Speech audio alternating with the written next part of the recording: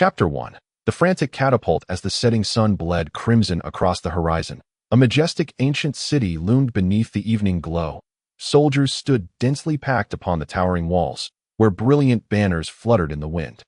Their vibrant colors rippling with a resonant flutter. Beyond the city walls, an unending expanse of military encampments stretched into the distance, their tents rising and falling like the tides of the sea. A formidable array of black-armored cavalry patrolled the periphery of the encampments, their imposing presence rivaling that of the ancient city fortified by its lofty walls. As dusk descended, the dimming light posed a disadvantage to the attacking forces, rendering the atmosphere tense yet momentarily stagnant on the towering walls. Amidst the throng of soldiers, a group of generals clad in resplendent armor surrounded an elderly man standing atop the battlements, gazing down at the encampment below. The old man wore a voluminous black robe, his hands clasped behind his back.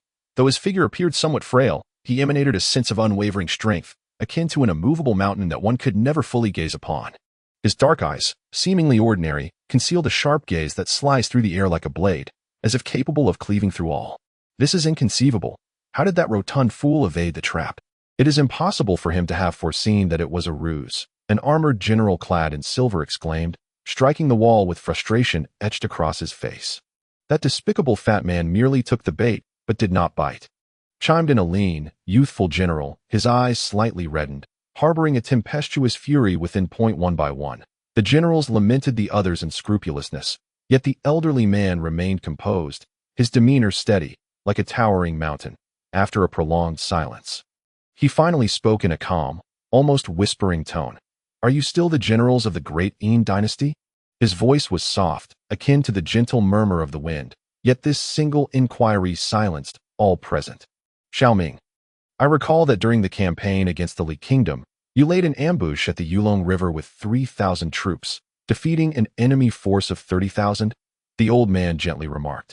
"Indeed," the silver-armored general replied, bowing, though his eyes, resembling brass bells, revealed no pride, only a shade of shame. "In Rome, if memory serves, you are a scion of a prestigious family, having joined the military at 15, though you were only 15 then. You led a small contingent to deceive the gates of Longqing City, laying the groundwork for the army's conquest of the city." The old man's gaze shifted to the young general, who bowed in response, his expression mirroring that of Xiao Ming, filled with embarrassment. "Shi Xiuhao, I raised you personally. I remember, on the Ma Huayu plain, you utilized a desperate strategy to defeat 100,000 troops of Shenanguo with merely 10,000 men." The old man recounted, each word delivered as if narrating tales to his descendants. Yet, the generals appeared as though chastised, their faces painted with shame. "You are all legends. Even in the past, every renowned general of each dynasty was no more than this," the old man stated softly. "Yet now, you cower." "Marshal," at the old man's words, the generals' faces flushed with a fierce battle intent. "Tell me, what do you fear?" "Fear that rotund man. Fear that fool who has nearly lost to each of you." The old man smiled gently. "Prepare for battle. Dawn will herald the true beginning. Pan Shiguan, the 1,000-year-old stronghold, with you. That fat man shall not breach it." The old man's words, though calm, ignited a spark of resolve within the hearts of those present. At the far end of the encampment, a nondescript tent stood, old enough to emit a musty odor, a place where only captives were confined in the Great Bin dynasty. Yet, peering through the gaps of the tent revealed a stout, honest-looking man poring over a stack of battle reports at a table, clad in drab armor. The dim candlelight made it difficult to discern its metallic sheen. "Fortunately, I set my plans in motion beforehand. Otherwise, I would have been a captive by now," the stout man muttered through gritted teeth. Then, seemingly struck by a thought, he broke into a foolish grin, setting the reports aside and murmuring, "But, with an army of 100,000, they must be suffering, shouldn't they?" His tone shifted abruptly as he continued. "What of a 1,000-year-old ancient city? I have schemed for this moment for 2 years. You have lost, ha." The stout man contemplated for a moment before producing a golden tiger talisman from his bosom, adorned with the image of a giant wielding a massive axe, its visage fierce and intimidating. "Dawn will bring the assault." The tiger talisman glimmered faintly in the candlelight, and in that moment, the giant seemed to come alive, exuding an air of enigma. Amidst the tumult of war, one side was the formidable ancient city, its walls manned by soldiers divided into 2 tiers. The front tier continuously hurled stones and boiling oil, while the outer tier unleashed a torrent of arrows, creating a rain of death that sent a chilling shiver down one's spine. On the other side, an incessant wave of soldiers surged toward the ancient city, their momentum crashing against the walls like a tsunami.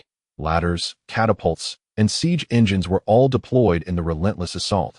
Both sides were resolute in their intent to annihilate one another. One side boasted a sturdy fortress and 50,000 troops, while the other commanded 200,000 soldiers. In terms of sheer numbers, the stout man held the advantage, yet beneath the protective embrace of the ancient city, such an advantage was rendered moot, placing the stout man at a distinct disadvantage, for he faced a century-old bastion, a fortress that had never been breached. The ground beneath the walls had transformed into a crimson expanse, blood flowing like a stream across the pockmarked earth.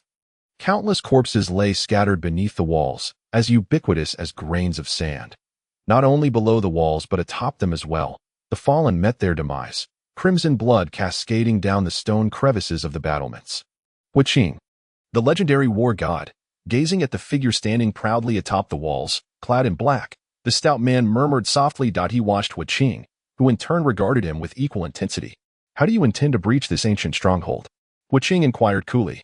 The walls of Panshiguan stood unyielding, towering into the skies. Even with 50,000 troops defending it, a frontal assault would be impossible. Even with 500,000 men, attempting a flanking maneuver from behind was an even greater folly. This stronghold was firmly wedged between Elephant Trunk Mountain and Sharp Peak Mountain, two towering summits that pierced the clouds, with winding paths that could lead to a fatal fall with but a single misstep. Ghost fear was how the local hunters described these fearsome peaks, indicating just how treacherous they truly were. Of course, passage was not entirely impossible, but only under circumstances of minimal forces. For an army to traverse such terrain was nearly an insurmountable task, requiring months, if not a year, to move 10,000 troops through. Months, a year. By then, all would be over. What talk of breaching a stronghold could there be? Gazing at the indistinct silhouette of Qing, the stout man suddenly chuckled lightly. "Old fox, I know what you are contemplating. Yet this time you have miscalculated. 2 years ago, when you cornered me into a rabbit's plight, I left 1,000 troops here." Clutching the tiger talisman, the stout man commanded his deputy to intensify the siege's efforts. Although the defenders atop the walls were perplexed by the stout man's reckless assault, they fought with all their might to hold the line. Meanwhile, the stout man's forces suffered staggering casualties. The fray of battle had ignited a fervor in both sides. Their eyes glazed with fury, yet the stalemate persisted. At last, a cacophony of slaughter echoed from the rear of Hulaguan, the sounds growing louder until they resembled the roaring of a surging river. Chaos erupted atop the walls. "Here they come. Zhao Tsang, give the order to throw all our forces into the fray." Upon witnessing this spectacle, the stout man raised the tiger talisman high, akin to a proud rooster. Victory was within his grasp, facing the war god, the very man who had bested him 10 times before. Had it not been for the stout man's unyielding spirit, he would have long succumbed to despair. At last, the stout man could foresee a complete triumph over that cunning old fox. How could he not be elated? In this moment, the stout man could vividly imagine the expressions of Qing and the very generals who had once hunted him like a frightened chicken. But just then, a sudden whoosh pierced the air, and the stout man furrowed his brow, glancing skyward. Upon doing so, his eyes widened in shock, for a colossal boulder hurtled toward him. Damn it! Gazing at the colossal boulder, the corpulent man holding the tiger talisman was left utterly speechless. The distance that the catapult from the great Yin dynasty could hurl a projectile was merely 500 zhong, yet he stood a full 1,000 zhong away from the city wall. However, there was no time to evade. He abruptly raised his left hand and extended his middle finger, exhaling a few words slowly. Chapter 2. The Tragedy of the Fat Man. The rotund figure slowly opened his eyes, his squinting gaze transforming into a straight line as it swept across the room. But soon enough, that line magnified suddenly. His neck stretched out, and his eyes nearly bulged out of their sockets. What is this? A birdman with wings. Beside his window, less than 5 zhong from his body, sat a resplendent golden cage. The cage was exquisitely crafted, so meticulously refined that every wire seemed to have been polished with care. Within the cage was a small girl, a foot tall, sporting 6 pairs of translucent, gossamer wings and elongated ears. Indeed, she was a girl, a petite, porcelain-skinned child. The corpulent man rubbed his eyes vigorously, then sighed in despair. Cursing, "This is just an illusion. undoubtedly a delusion brought on by my injuries. Otherwise, how could a birdman possibly exist? He lamented his own misfortune. Despite having taken refuge far enough away, he was still struck by that catapult, which had consumed a potion granting it unyielding strength. Yet, it was fortunate that he survived the impact of a boulder weighing hundreds of pounds, which, when launched, descended with the force of several thousand pounds.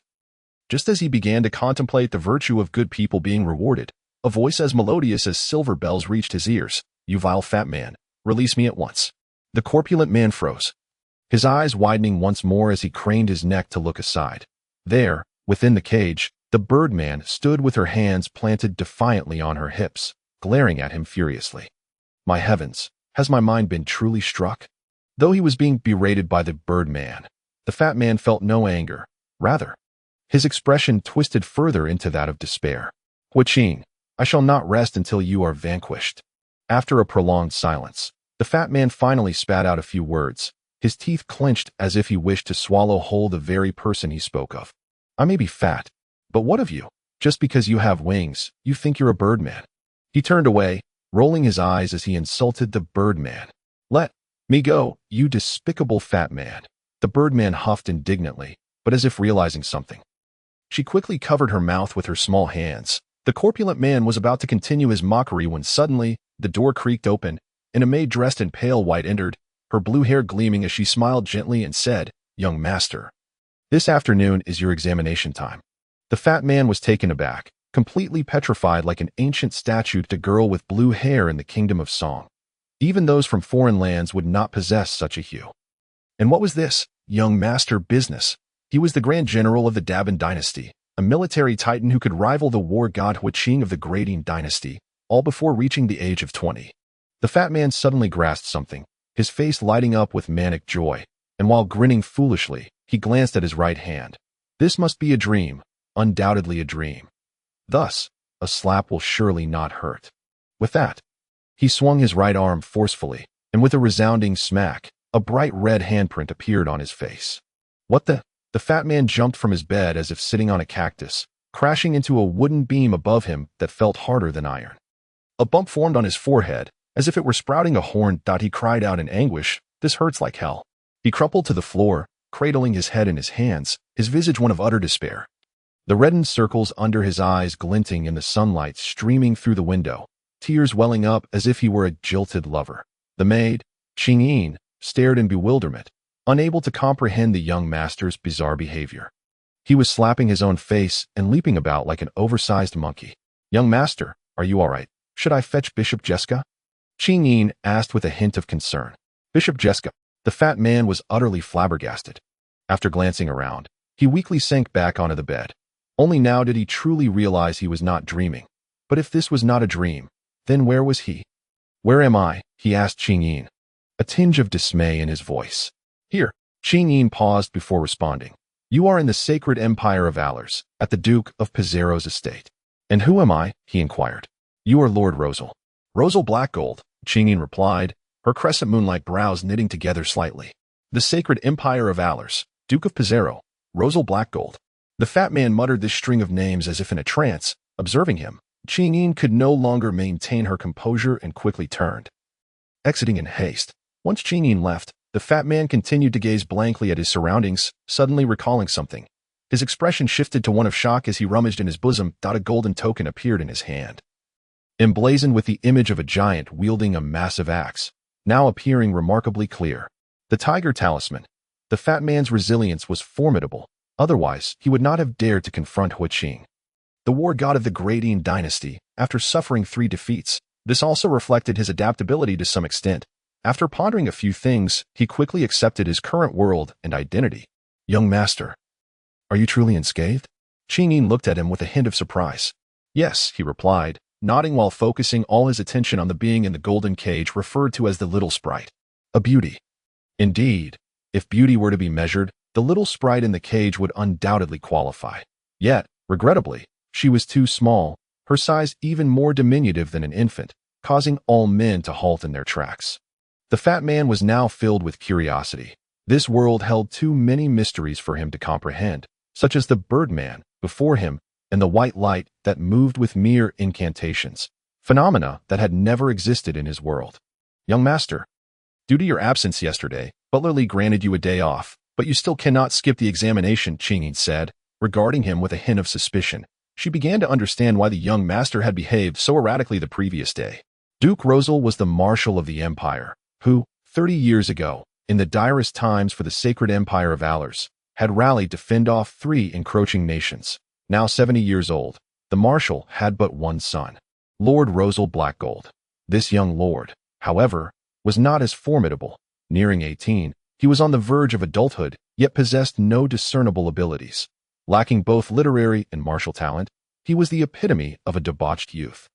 And even among such youths, he fell short. At least those debauched fellows knew to acquire some flashy skills to impress the ladies. But this young master knew nothing as for military strategy. There was even less hope. Could one expect a fat man incapable of charming women to grasp military tactics? Yet, ironically, the examination he was supposed to take was precisely on military strategy.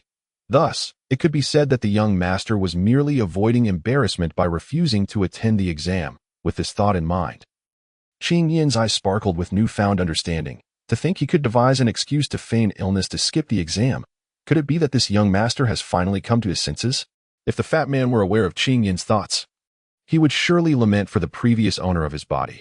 To be deemed enlightened merely for feigning illness to skip an exam was truly foolish. Young master, what about today? Qingyin bit her lip lightly, seeming to ponder for a moment before directing her question at him. Before she could finish, she froze, her sapphire-like eyes reflecting a look of surprise. The fat man's pudgy finger had been bitten by the little sprite in the golden cage. No matter how much he cursed, the little sprite would not release her grip. Birdman, let go, or I shall pluck your wings. The fat man's face flushed with anger. He had only intended to tease the Birdman, out of curiosity. Yet he had not anticipated being bitten. The pain was excruciating. After a considerable struggle, he finally managed to retract his finger, cursing the Birdman once more before turning to Qingyin, asking, "What is it? Should we still request leave today?" Qingyin inquired. "Yes. Why not? Just say that my illness has not yet subsided, and that I require a few more days of rest." The fat man replied directly. In his previous life, although he had risen to the rank of general, it was purely due to his desire for a better life that in accordance with the thoughts of the rotund individual. It was his belief that if the Grand General amassed sufficient military achievements to the extent of overshadowing the sovereign, he would be rewarded with the title of an alien king. A king, indeed, a true noble. At that point, he would want for nothing. Moreover, the most crucial aspect was the cessation of labor. One must realize that even the emperor toils day and night managing state affairs, perpetually anxious about the threat of usurpation. In stark contrast, these kings would be wholly unburdened by such concerns.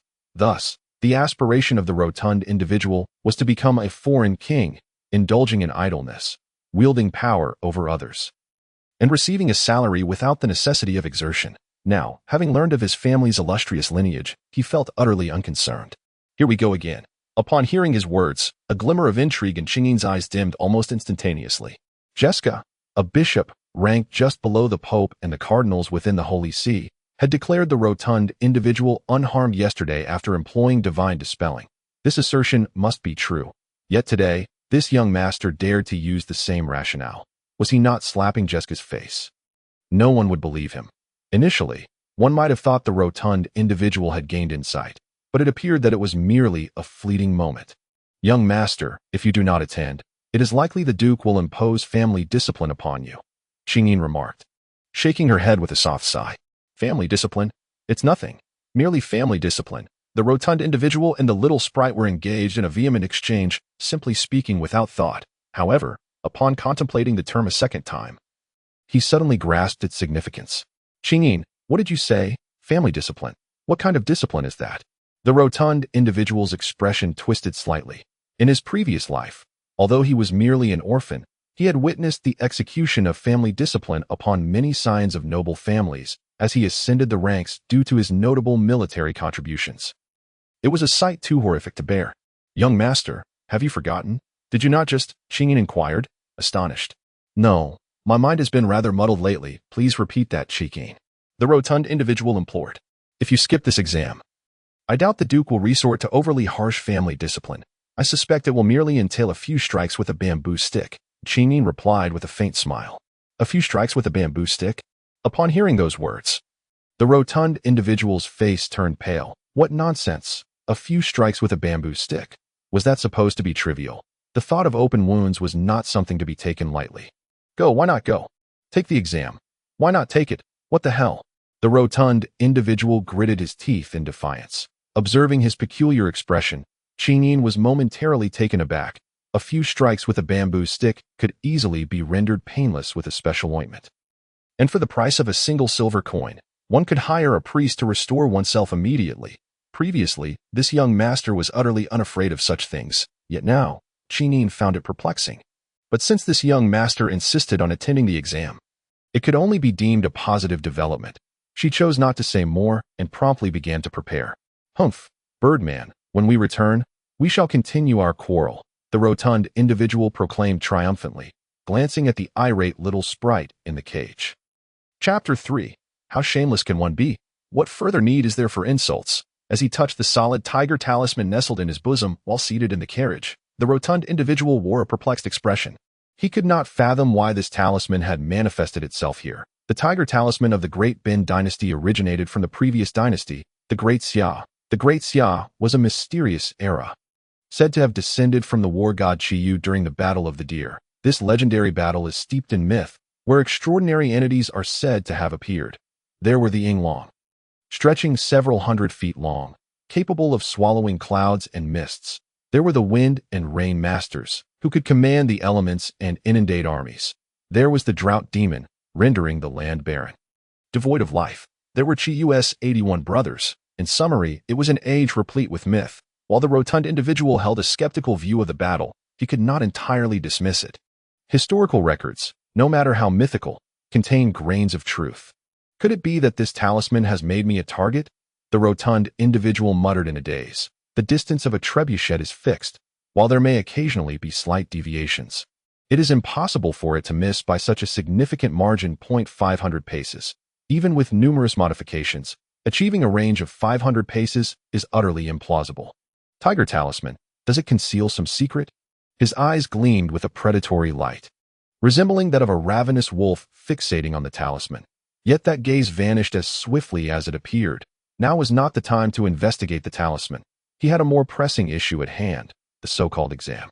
In the capital of the Allers Empire, a carriage symbolizes status. Only nobles and those with military merit are permitted to ride in one. Typically, family crests adorn the exterior of the carriage. For instance, the carriage in which the rotund individual currently reclined displayed a fierce blood lion emblem. The lion Roselle, a title of respect for the empire's Grand Marshal, Roselle. The rotund individual reclined comfortably within the carriage, according to Qingyin. The entire Roselle family possessed but this one carriage, as neither the old duke nor the count had ever ridden in one. For soldiers, riding in a carriage is utterly disgraceful.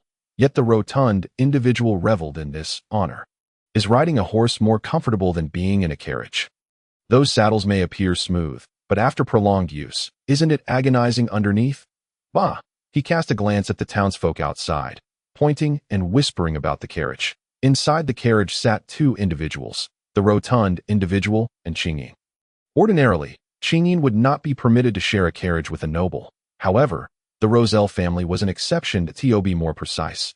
Qingyin was the adopted daughter of Roselle, the rotund individual's father, were it not for Qingyin's stubborn insistence on remaining a mere maid. Her status within the duke's residence would likely surpass that of the rotund individual, for Qingyin was a prodigy, an unequivocal genius, possessing extraordinary magical talent and military acumen that far surpassed her peers.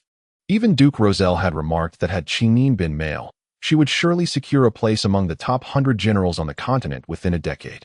Young master, during the exam, simply follow my instructions. Qingyin gently placed her hands on her pale floral dress.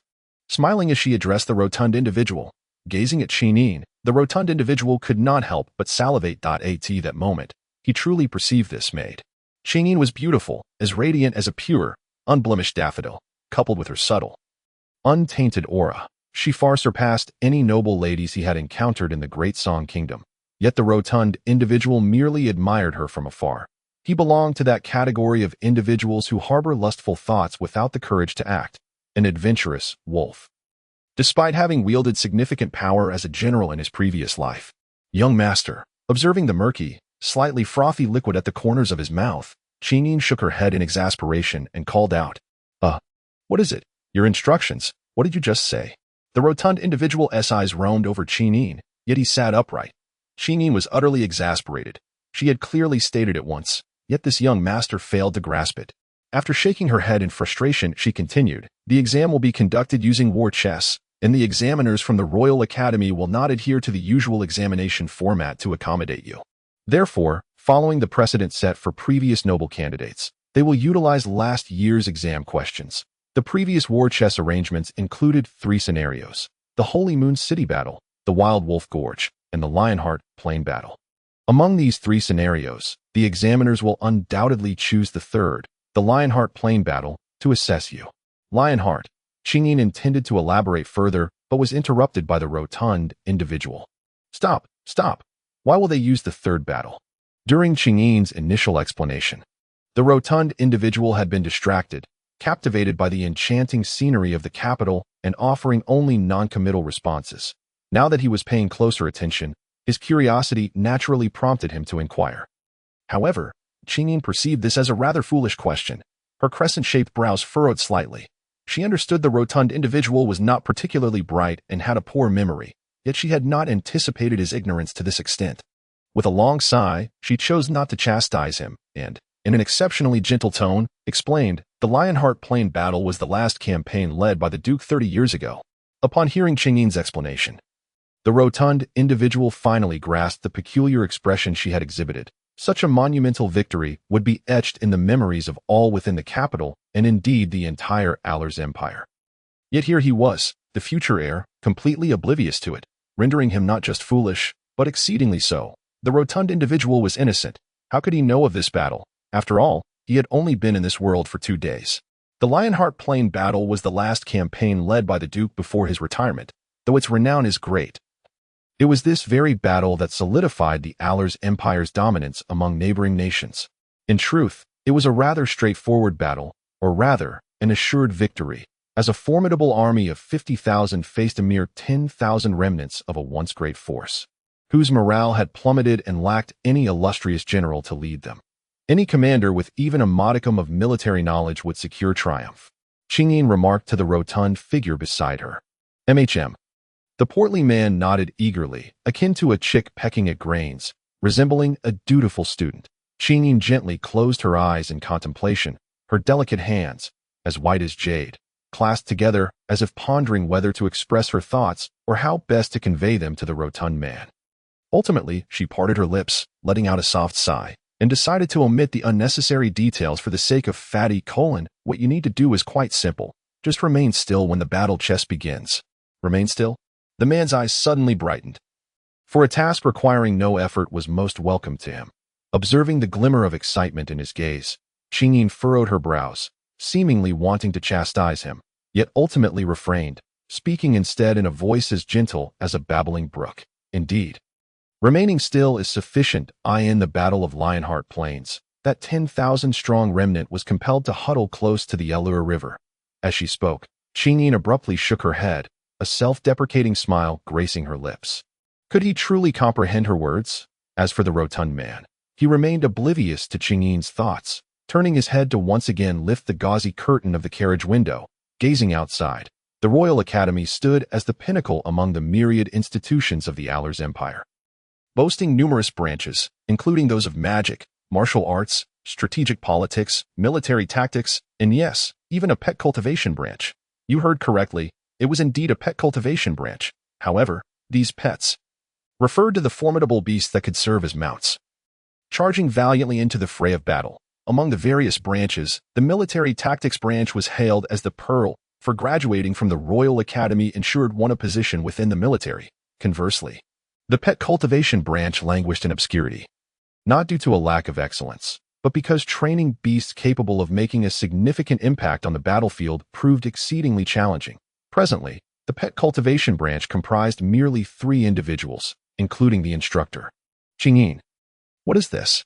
After disembarking from the carriage and casting a sweeping glance at the opulent gates of the Royal Academy, The rotund man's gaze fell upon a stone tablet positioned before the entrance.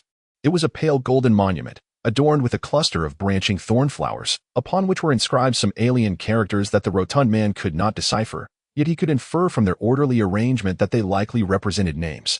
Young master, have you truly forgotten even this? Qingyin inquired in astonishment, directing her gaze at him. The rotund man simply smiled brightly. He had not forgotten, for he had never encountered it before. This is the list of renowned generals of the Star Moon continent.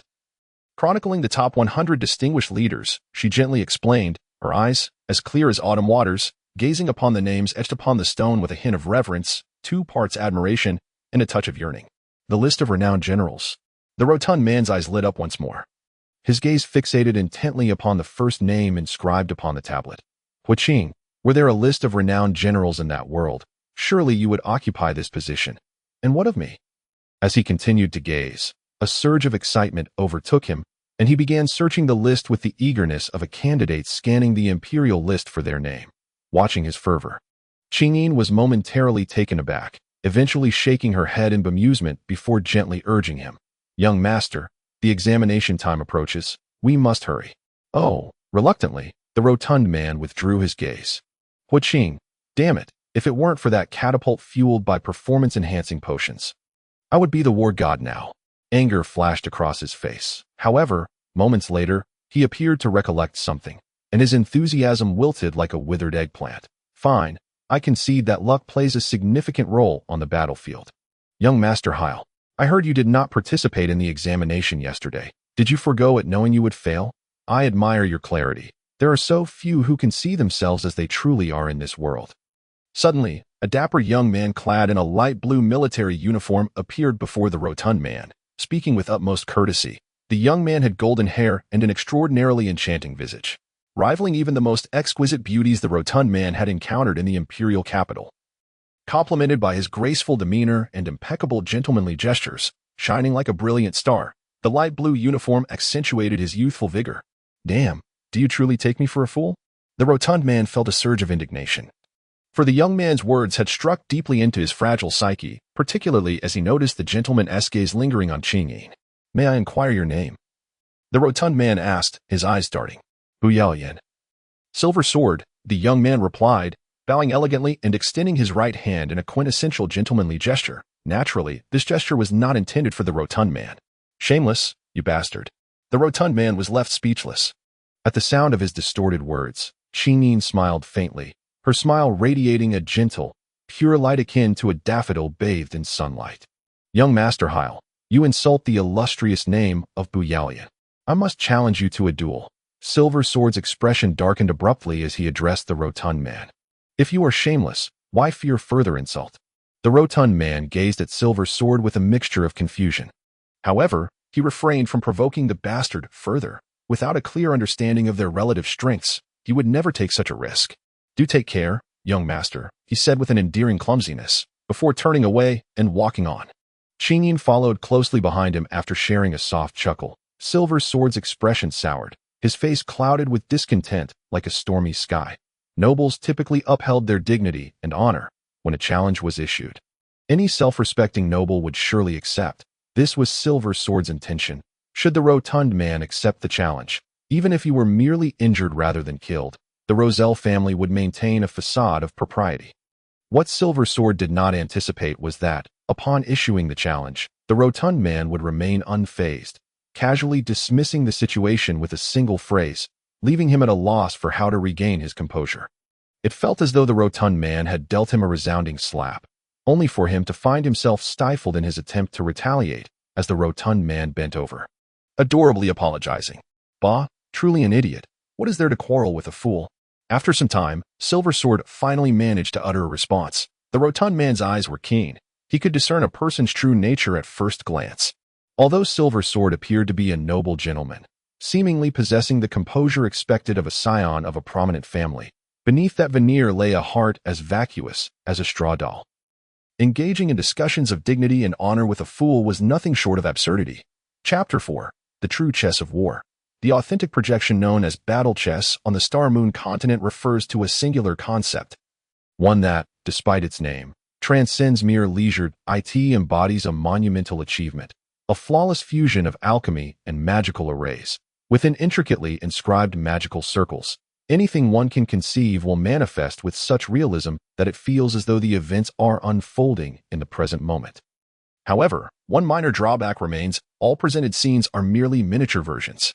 For instance, on the azure magical circle now lay an expansive, boundless plain, bordered on one side by a winding river that meandered forward, and on the other by a surrounding mountain range, almost encasing the plain entirely. Every detail was strikingly real. Within the confines of this spacious chamber, one could even hear the gentle whispers of the breeze, reminiscent of a maiden's soft weeping, mingling with the roaring rush of the river, and occasionally, the distant echoes of war horses neighing. Along the edge of the plain, near the mountains, the formidable forces of Duke Rosel's Aller's empire were densely encamped, their towering tents stretching for miles, while on the opposite side, the beleaguered coalition of the three kingdoms was huddled tightly, pressed against the banks of the Elur River. This was the Battle of Lionheart Plains. The rotund man's eyes widened in astonishment. This was the first time he had witnessed such a vivid scene outside the battlefield, and for the endearing rotund man, it was nothing short of surreal. 4 individuals stood before the magical array. 2 middle-aged examiners donned in light purple military uniforms adorned with insignia, a wizened mage in a yellow robe, and finally, 2 middle-aged examiners stood before him. One was a robust figure, reminiscent of an iron tower, bearing a scar as long as a finger between his thick, dark eyebrows, exuding an aura of formidable ferocity. The other, of average stature and fair complexion, harbored a hint of shadowed gloom in his brow. The elderly wizard, whose hair was streaked with gray, embodied the weariness of wisdom, yet possessed an unassuming simplicity that inspired a profound sense of reliability. It felt as though no challenge could remain insurmountable in the presence of such a sage. The aged magician grasped a pale, hexagonal staff in one hand while holding a thick tome of spells in the other, his arms outstretched, enveloped in a halo that mirrored the colors of the magical array surrounding him. "Hey, Jean. Your task this time revolves around the Battle of Lionheart Plains. Do you have any questions?" asked the fair-skinned examiner, wielding a universally recognized swan feather quill in one hand, while the other cradled a thin wooden board upon which lay a sparse sheet of paper inscribed with a few numbers. "No," the chubby candidate replied, shaking his head, his complete focus now on the strategic game pieces before him, scrutinizing every detail. Observing the nonchalant response from the chubby candidate, the fair-skinned examiner slightly furrowed his brow, the shadows of worry intensifying between his eyes. "You need to move to the right side of the magical array. This examiner, Hall, will be your opponent," the fair-skinned examiner stated coldly, directing his words toward the chubby candidate. The chubby candidate nodded, then instinctively took 2 small steps, positioning himself within a small magical array. Flanking the magical array were 2 smaller formations, designated for the opposing sides during the match. The array where the chubby candidate stood represented the 50,000 troops led by his grandfather, Duke Rosel, while the opposite side depicted the remnants of the 3 kingdoms. "Hey, Jean. You are mistaken. It is to the right," the fair-skinned examiner remarked, his brow knitting further as he addressed the chubby candidate, emphasizing the last 2 words as if fearful he would not be heard. "Right. I am standing correctly to me. This appears to be the right side," the chubby candidate replied, a look of innocence on his face. Taking a deep breath, the fair-skinned examiner glanced at the position where the chubby candidate had stood before speaking again. "Very well. Then move to the left." The magical array was shaped like a hexagram, thus from the examiner's perspective, the side representing the remnants of the 3 kingdoms was to the right, while that of Duke Rosel's forces was to the left. However, from the chubby candidate's previous position, it appeared entirely reversed. Though the fair-skinned examiner's expression soured, his tone remained composed. "Left side." The chubby candidate seemed to struggle with his sense of direction. After pondering briefly, he remained unmoved, as steadfast as a pillar. "Hey, Jean, I said left. Are you truly unable to distinguish between left and right?" The fair-skinned examiner's voice deepened, now tinged with a hint of frustration. "It is the left, from the examiner's perspective." "This is indeed the left side." The chubby candidate maintained his innocent demeanor, as if he bore a great injustice. At that moment, the fair-skinned examiner finally understood. It was not that the chubby candidate was incapable of discerning left from right. His expression darkened to a near-drenched gloom, but then an odd smile crept onto his lips, as if he had come to a sudden realization. "Hey, Jean, please move to the other side, that is, the side of the magical array closer to the Elur River," the fair-skinned examiner said with a smile directed at the chubby candidate. Elua River. The chubby candidate's brows knitted tightly together. It was only then that he truly grasped that the middle-aged examiner intended for him to command the remnants of the three kingdoms. Damn, am I a fool? Sending an idiot to lead the remnants of the three kingdoms is simply asking for trouble. The chubby candidate thought, his eyes darting towards Qing Yin, seeking understanding that moment. He noticed Qing Yin's crescent-shaped brows furrowing in confusion, as if she too did not comprehend the situation. Qing Yin's analysis had been correct. The chubby candidate had previously resolved this in his mind.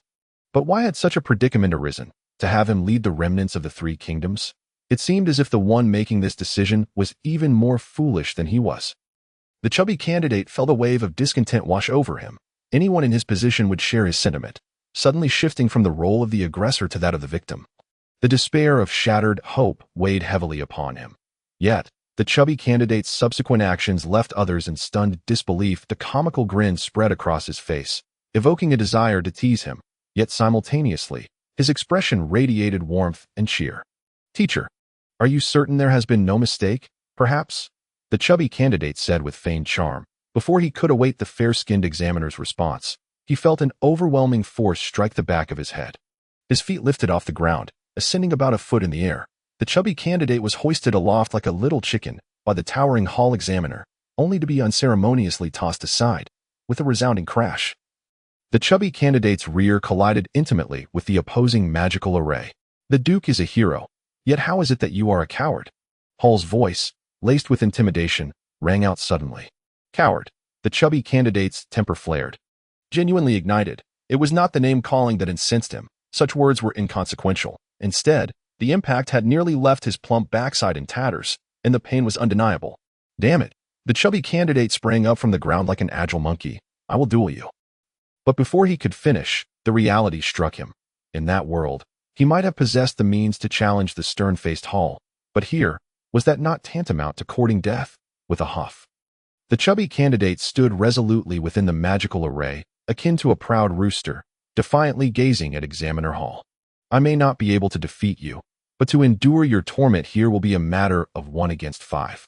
I have faced 1,000 against 10,000 before. Why should I fear this battle of 10,000 against 5? His fists clenched tightly, yet tears involuntarily streamed down his cheeks, the sting of his rear still fresh in his mind. The chubby candidate shamelessly sought support, yearning for recommendations. Chapter 5. The White Flag in Truth. The notion of vanquishing Hall was merely a fleeting thought for the chubby candidate. He had indeed faced 1,000 against 10,000. But that 1,000 comprised the divine armored cavalry trained by him, and he had triumphed over the 10,000 infantry through ambush tactics. Yet now, the chubby candidate found himself bereft of resources, commanding only the remnants of the three kingdoms.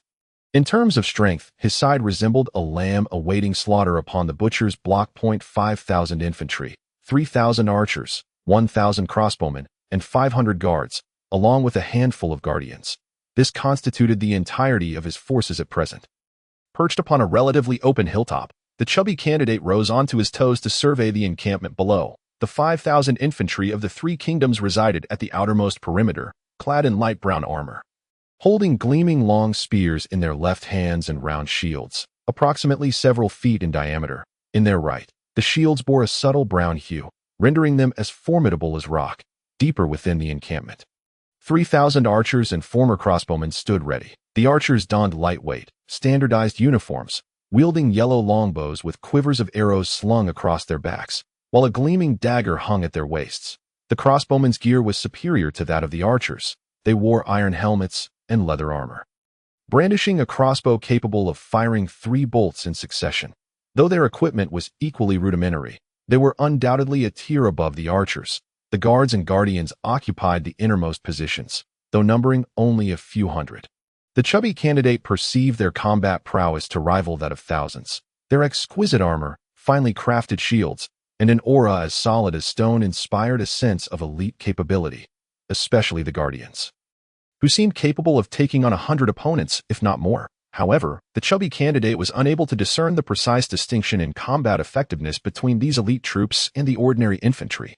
This, then, constituted the entirety of his cards that in his previous life, The chubby candidate had a penchant for assessing combat strength through the lens of resources prior to making decisions. Now, it appeared that his resources were sorely limited. And more critically, he possessed little understanding of these assets. Ignorance of troops proved a tragic flaw for a commander poised for battle. The chubby candidate was acutely aware of his misfortune. With a furrowed brow, he sat despondently upon the small hill, surveying the encampment below. A cacophony of crashing waves echoed in his ears. The waters of the Elua River surged loudly, as if beckoning him ominously.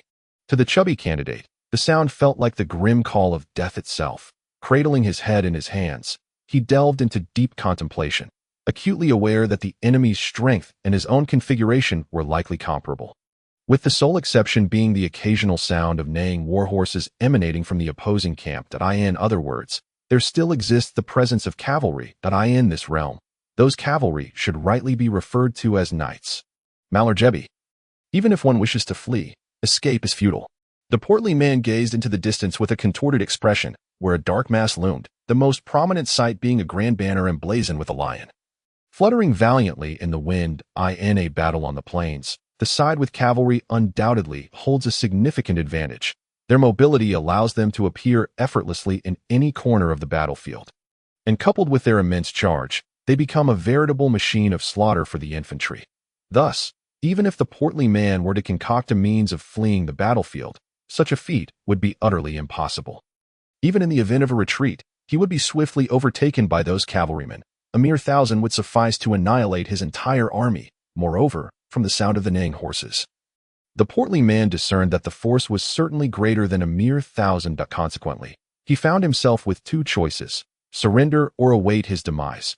While the game of war is indeed a magnificent alchemy and a manifestation of magical arrays, it is not devoid of flaws. Although it is realistic, both the soldiers and the subordinate officers exist as mere puppets, mechanically following the portly man's commands. Thus, on this battlefield, only two individuals are truly real: the portly man himself and the examiner Hall across the field. For both the portly man and Hall, everything is genuine, whether pierced by a spear or struck by a blade. The sensation of pain, though it inflicts no harm upon their bodies, resonates profoundly within their spirits. Even the feeling of death's embrace is starkly authentic. You come here. Sitting atop the hill, the portly man endured a moment of agony before seemingly having an epiphany. His eyes suddenly gleamed as he called out to the guardian stationed 10 meters away. A guardian clad in heavy armor, wielding a silver, hefty sword like a bastion, approached the portly man. You go, the portly man whispered discreetly. Hall, meanwhile, stood atop a hill considerably higher than the one occupied by the portly man, backed by the Hans Mountain, granting him this advantageous position. My Lord Duke, would it not be wise to allow the young master entry into the Royal Academy? Why cling so stubbornly to your convictions? Is it merely for the honor of the Roselle family? Hall gazed distantly at the remnants of the three kingdoms, shaking his head. The situation was one of certain doom. Anyone commanding those remnants would face inevitable destruction. Ordinarily, the logical progression would have the portly man commanding the Lionheart army. Regardless, even if he stood motionless like a pillar, he could force the under-resourced remnants to their demise. Thus, the portly man would seamlessly transition into the military academy, subsequently idling for several years, and upon graduation, leveraging his family's influence to secure a respectable military position with a substantial salary. However, this expected course was now utterly disrupted by a mere utterance from Duke Roselle. Those nobles may send their family's refuse to the Royal Academy, but I, Roselle, shall never do so. Should one day the Black Gold command an army, or even a legion, it would spell disaster for the Allers Empire. Say, grandfather, I shall fulfill my duty to send him for examination. But as a marshal, I cannot wager the fate of the empire. Duke Roselle spoke with unwavering resolve, imbued with a hint of arrogance. What grounds exist to assert that the portly man, upon entering the military academy, would one day lead an army or a legion? Were such words spoken by another, they would be met with derision throughout the empire. Yet, these words came from the principal Duke Roselle, the grandson of a grand marshal. The son of a commander of a legion, even if deemed a fool or an imbecile, would likely wield significant military power in time. Hall shook his head, choosing to abandon further contemplation, as prolonged thought proved arduous for his simple mind. General, the commander of the opposing Three Kingdoms coalition has sent a box. A soldier suddenly appeared before Hall, addressing him. A box. Hall's thick, dark brows knitted tightly. At this moment, that young master, the portly man, would dare send him a gift? What could possibly be inside? Open it, Paul replied coolly. The box was black, and as the soldier opened it, Paul was momentarily taken aback. Inside lay a white flag, quietly resting within the confines of the box. Strikingly conspicuous. A white flag. Paul's thoughts briefly faltered before he rapidly regained composure. He could scarcely believe that the box contained a white flag. His expression darkened, eyes ablaze with fury, erupting in a fit of rage. This is a game of strategy, not a battlefield. No one will perish. Yet that fat fool dares to surrender. If he would so readily yield in a game of strategy, what might he do on an actual battlefield? It seemed that the portly man would surrender his entire army without a second thought. Did he not comprehend the meaning of a soldier's honor, of a nation's dignity? At that moment, Paul finally grasped why Duke Roselle had been so merciless in his decision. A swell of anger surged within Hall. Should this portly man ever join the military, even as an ordinary soldier, he would bring unimaginable harm to the forces. One must understand that at times, a soldier's cowardice can lead to the collapse of an entire army. Relay the order, prepare the entire army. We shall launch an assault in 3 hours. Hall's expression was grim, his forehead etched with tension. He resolved to abandon the notion of allowing the portly man a glorious retirement, intending instead to thoroughly incapacitate him. The sounds of neighing steeds and the thunderous clatter of hooves grew increasingly pronounced in the portly man's ears, akin to the rumble of distant thunder, even overpowering the tumult of the river's waves. What the hell? Is it not permissible to surrender? Am I not allowed to opt out? The portly man scowled, observing the distant army's incessant maneuvers, akin to ants in disarray. Since victory seemed unattainable, he pondered that conceding might be the wisest course, to avoid the risk of an errant arrow striking him as if launched from a catapult. He envisioned a painless exit from this strategic engagement, where painless meant experiencing no injury whatsoever. Yet, Hall appeared unwilling to grant him that opportunity. You play the role of the novice while I take on the seasoned veteran. Let us see who can bring the other to ruin. The portly man cursed vehemently, then sat down, his small eyes beginning to dart about. The distant military movements became increasingly frenetic. Amidst the sounds of the steeds, one could even discern the ominous undertones of an approaching tide. A relentless surge of sound, wave upon wave, and there sat the portly man atop the hill, his gaze whirring ever faster. Chapter 6. Military formation within the magical array. Paul commanded the troops with fervent precision. Rows and lines forming as soldiers moved orderly to their designated positions, though they appeared scarcely larger than ants from the vantage of the magical array. The trajectories of their movements clearly illustrated how meticulously organized the army led by the Duke of Lionheart had been in years past. 2 hours had elapsed, and the formations emerged distinctly within the magical array, infantry at the forefront, spears in their right hands, shields in their left, mirroring the infantry of the remnants of the three kingdoms. The only discernible difference being the gleaming silver armor adorning them. While simple, the armor reflected a sharp, blade-like brilliance under the sun. Behind them stood the archers and crossbowmen, alongside guardians clad in armor from head to toe. Resembling fortifications, a total of 30 formations, akin to layers of glue, firmly ensnared the remnants of the three kingdoms, leaving no dead angles, no room for escape. The tightness of their arrangement suggested that not even a fly could possibly elude capture. It seems Hall is genuinely furious, the fair-skinned middle-aged instructor remarked with a smile while deftly guiding a quill across a sheet of white paper. The shadows on his face lightening as if rays of sunlight were breaking through a dense cloud cover. Upon hearing the instructor's words, Qingyin's lips moved slightly, revealing her pearly teeth as she exhaled deeply, her demeanor shifting to one of ease. "Instructor, was this order issued by the Duke?" she inquired, momentarily closing her eyes as she addressed the fair-skinned middle-aged instructor. The instructor paused, his quill halting abruptly, the sudden silence ringing clear. The glimmer of sunlight that had just appeared on his face vanished in an instant. "General Tsongfeng, should I address you as such?" Qingyin gracefully placed her delicate hands atop her floral dress, a smile reminiscent of a daffodil gracing her features. The middle-aged instructor suddenly chuckled, his previously stormy expression softening in an instant, to deduce the entirety of the situation from the slightest clue. It seems the Duke was not mistaken. It is a pity, however, that if that portly man possessed even half your capability. The middle-aged instructor sighed softly, his gaze drifting back to the magical array, his expression becoming increasingly complex. Disappointment and solitude, a myriad of complex emotions intertwined, shrouded the countenance with a deepening gloom. Yet, it was not long before the expression of the officer Tsongfeng, as mentioned by Qingyin, suddenly froze, if only for a fleeting moment. His eyes, sharp and piercing, were fixed intently on the magic circle, their gaze flickering with uncertainty. But one thing was unmistakable. Something extraordinary was unfolding within that arcane formation. As Songfing remained transfixed, like a statue, Qingyin's usual composure dissipated, her eyes, resembling autumn waters, turned towards the magic circle. The azure depths of her gaze, akin to gemstones, now harbored a trace of bewilderment. She could not fathom what event could incite such astonishment in Songfing, a general once renowned alongside Count Heil. When her eyes fell upon the battlefield, they too became immobilized, her porcelain-like eyelids scarcely fluttering. Within the magic circle, the remnants of the three kingdoms, like a swarm of ants, were assembling, their numbers converging towards the most fortified section of Commander Hall's 50,000-strong army, to attack, and to select the strongest point of resistance. That fool. Songfing uttered slowly, his already somber expression threatening to spill over with despair. Words failed him in adequately describing that fool. Idiot seemed a lofty appraisal. Imbecile, perhaps still too generous. Dunce. None could truly encapsulate the essence of that fool. Even if he maintained the current military formation without alteration, he would surely achieve a more favorable outcome than what was unfolding. Yet, the fool had chosen the most foolish of strategies, an assault, and on the very heart of the enemy's might. You must protect me at all costs, regardless of the changes that may arise outside. Even if the entire formation collapses, you must steadfastly remain by my side. I am the very center of this formation. Should I fall, you will all become the culprits.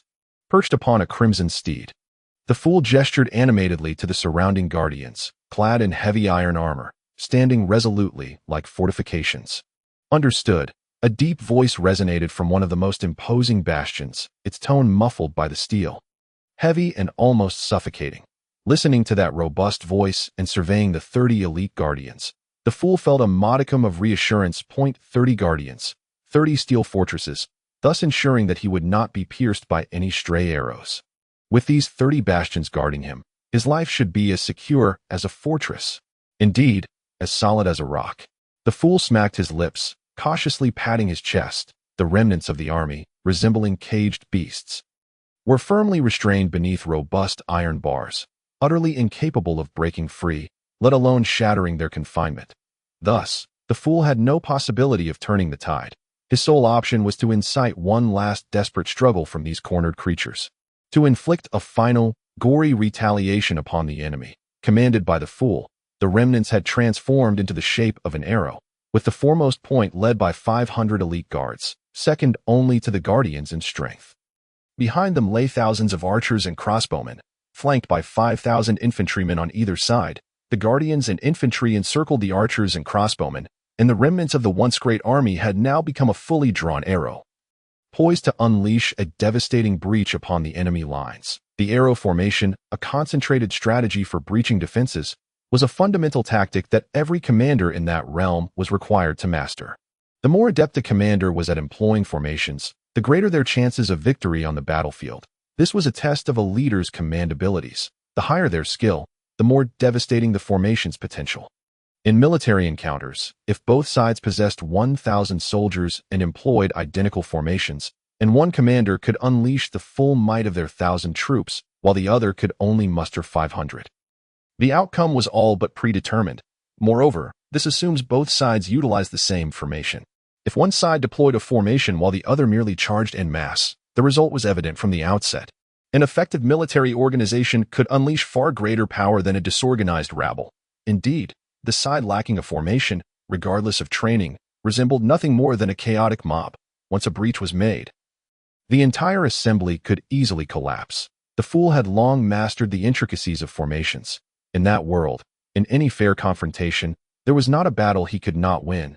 Yet, true to his nature, he would never opt for a straightforward confrontation until the very last moment, though this did not diminish his expertise in military formations. In his pursuit of mastery, the fool had exerted immense effort. The tomes detailing formations were dog-eared and battered from his relentless study, and he had traversed the residences of numerous esteemed commanders, even reviving one on the brink of death who was well-versed in cavalry tactics. The end result was that the fool's prowess in military formations surpassed even those venerable commanders. The arrow formation, a fundamental tactic, was one he could wield effectively, enabling him to breach the enemy's center even against threefold their number. Chapter 7. The charge. Commander Hall was no fool. after 10 years in the military. Rising from the ranks of the lowliest soldier to the esteemed title of iron-blooded commander, he had earned his baronial status through countless battles. He understood the role of cavalry well. His supposed error, as claimed by the fool, was not born of ignorance or showmanship that in truth. He was adhering to the strategy devised by Duke Lionheart. Faced with a mere 10,000 remnants, lacking any capable commander, it was all but a foregone conclusion that the 50,000 strong would prevail. The primary concern was, rather, the cost of dismantling this fragmented force. Naturally, Duke Lionheart hoped to subdue the remnants without expending any troops. Thus, the cavalry was positioned at the forefront, their charge, regardless of its true might, often evoking a sense of impending storm, a visceral shock to the spirit. The greater this shock, the more it would demoralize the enemy, especially when confronting the dispirited remnants of the three kingdoms. At Lionheart Plain, the Duke had leveraged the impressive display of cavalry to drive the morale of the remnants to rock bottom. Facing the long, staggered lines of cavalry, the remnants nearly crumbled without a fight.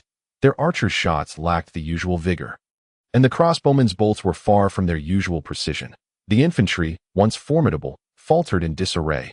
That battle, solely due to the cavalry's charge, nearly led to the complete collapse of the remnants, had it not been for the elite guardians and defenders. The conflict could have concluded in mere minutes. Commander Hall was not ignorant of cavalry tactics. Rather, he was overly fixated on the classic strategies laid down by Duke Lionheart. This fixation presented the fool with an opportunity. As the orange flag waved, the sound of arrows slicing through the air rapidly spread through the arrow formation, a torrential downpour of projectiles descending upon the cavalry. The darkened sky of arrows created a terrifying canopy. The impact was no less daunting than that of the cavalry's charge. Watching the storm of arrows descend upon the cavalry, the fool beamed, a sinister smile curling at the corners of his mouth. Meanwhile, at the rear of the formation, Commander Hall regarded the deluge of arrows with a dismissive scoff. While the cavalry's armor might not have been as impenetrable as anticipated, it was certainly not vulnerable to arrows. Perhaps a few fortunate shots would strike down one or two riders, but the majority would remain unscathed in mere moments. The charging cavalry would trample the fool's infantry. Yet, only a breath's time passed before a resounding rumble echoed across the battlefield, the sound unmistakably that of cavalry armor colliding violently with the ground. It was not a solitary sound. The cacophony of thundering impacts signified the fall of hundreds, if not thousands, of cavalrymen. Hall's eyes narrowed, fixated on the formation, his brow furrowing as his fists clenched tightly. The portly figure, that contemptible rotundity, commanded his archers with aims not directed at the cavalry, but rather at the steeds beneath them.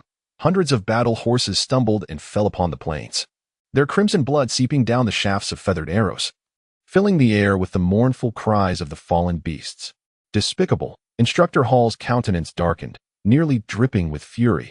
Had the rotund figure stood before him at that moment, he would have struck him down without hesitation. The remaining cavalry continued their charge, the sound of hooves upon the dry grass still resonating, yet lacking the former grandeur. More critically, the archers among the rotund man's ranks had completed their second volley.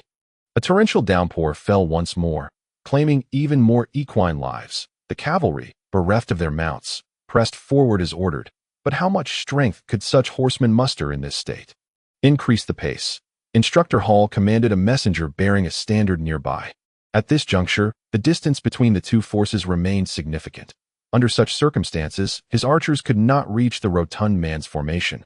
Thus he could only strive to close the gap, outside the chessboard. Is this strategy also your teaching? Instructor Tsongfeng regarded Chinin with surprise, never anticipating that the initial clash would tilt in favor of the rotund figure. He understood Hall's temperament well and knew precisely why Hall had erred. A straightforward and valiant man, he could not fathom the intricate deceptions of warfare.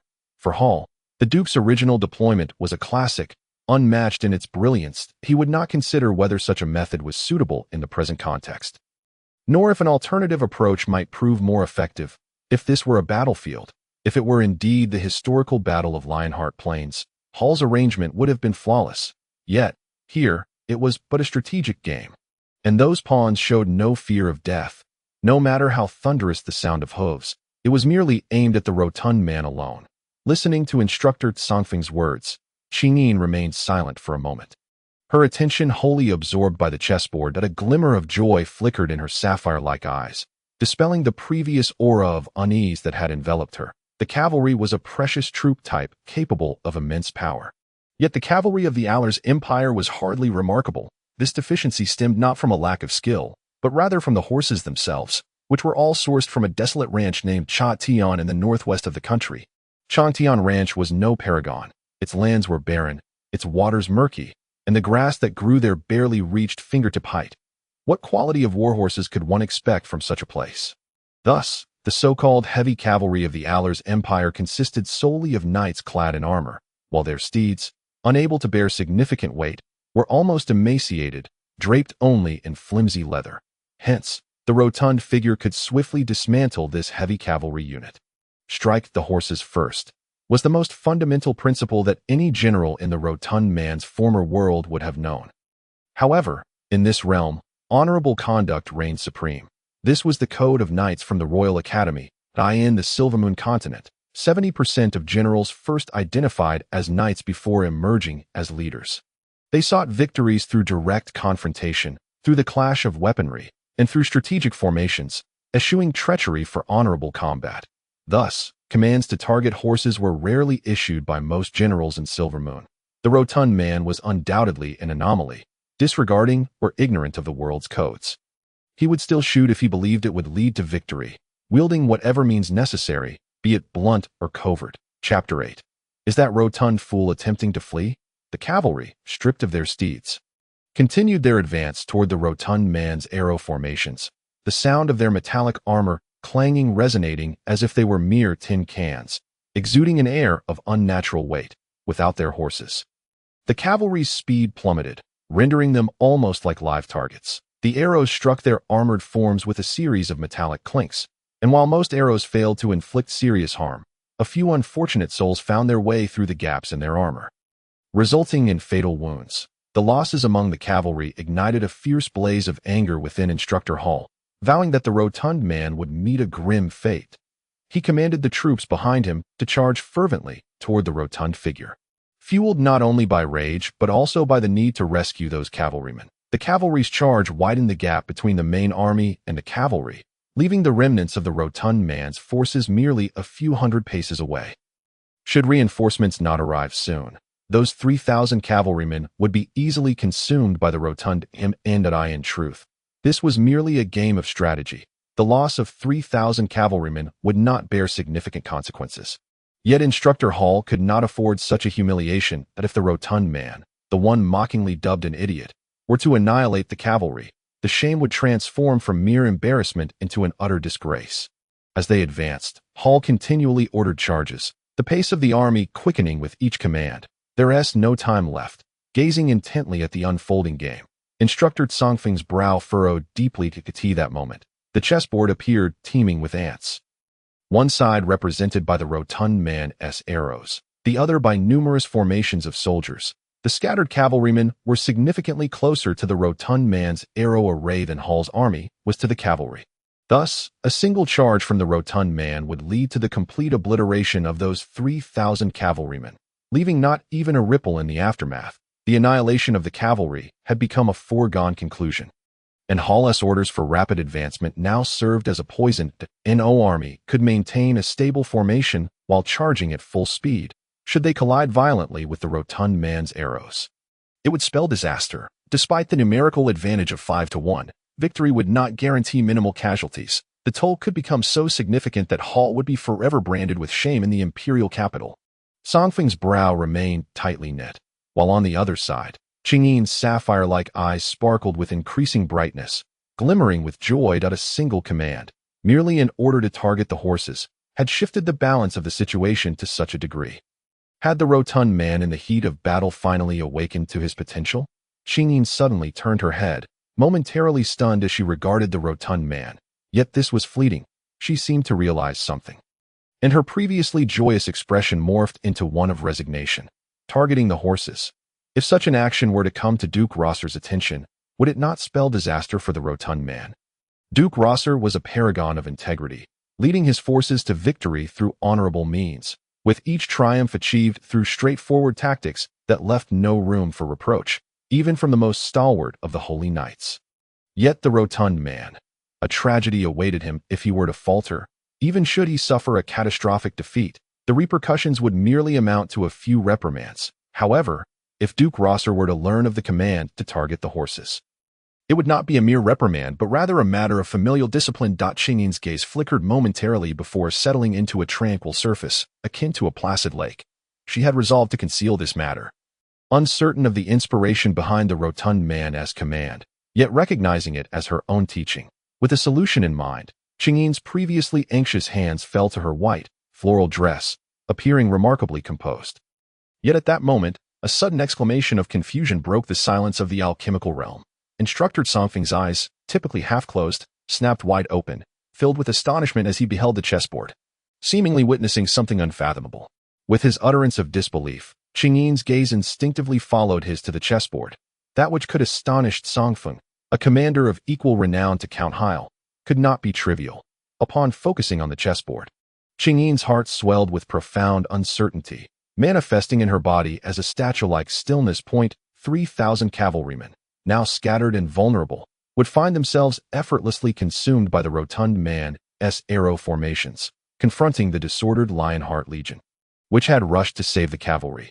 Even with the rotund man's poor command skills, the outcome would still yield significant losses for the opposing force. Such a result would suffice to secure the rotund man's admission to the Royal Academy, marking a miracle in his name.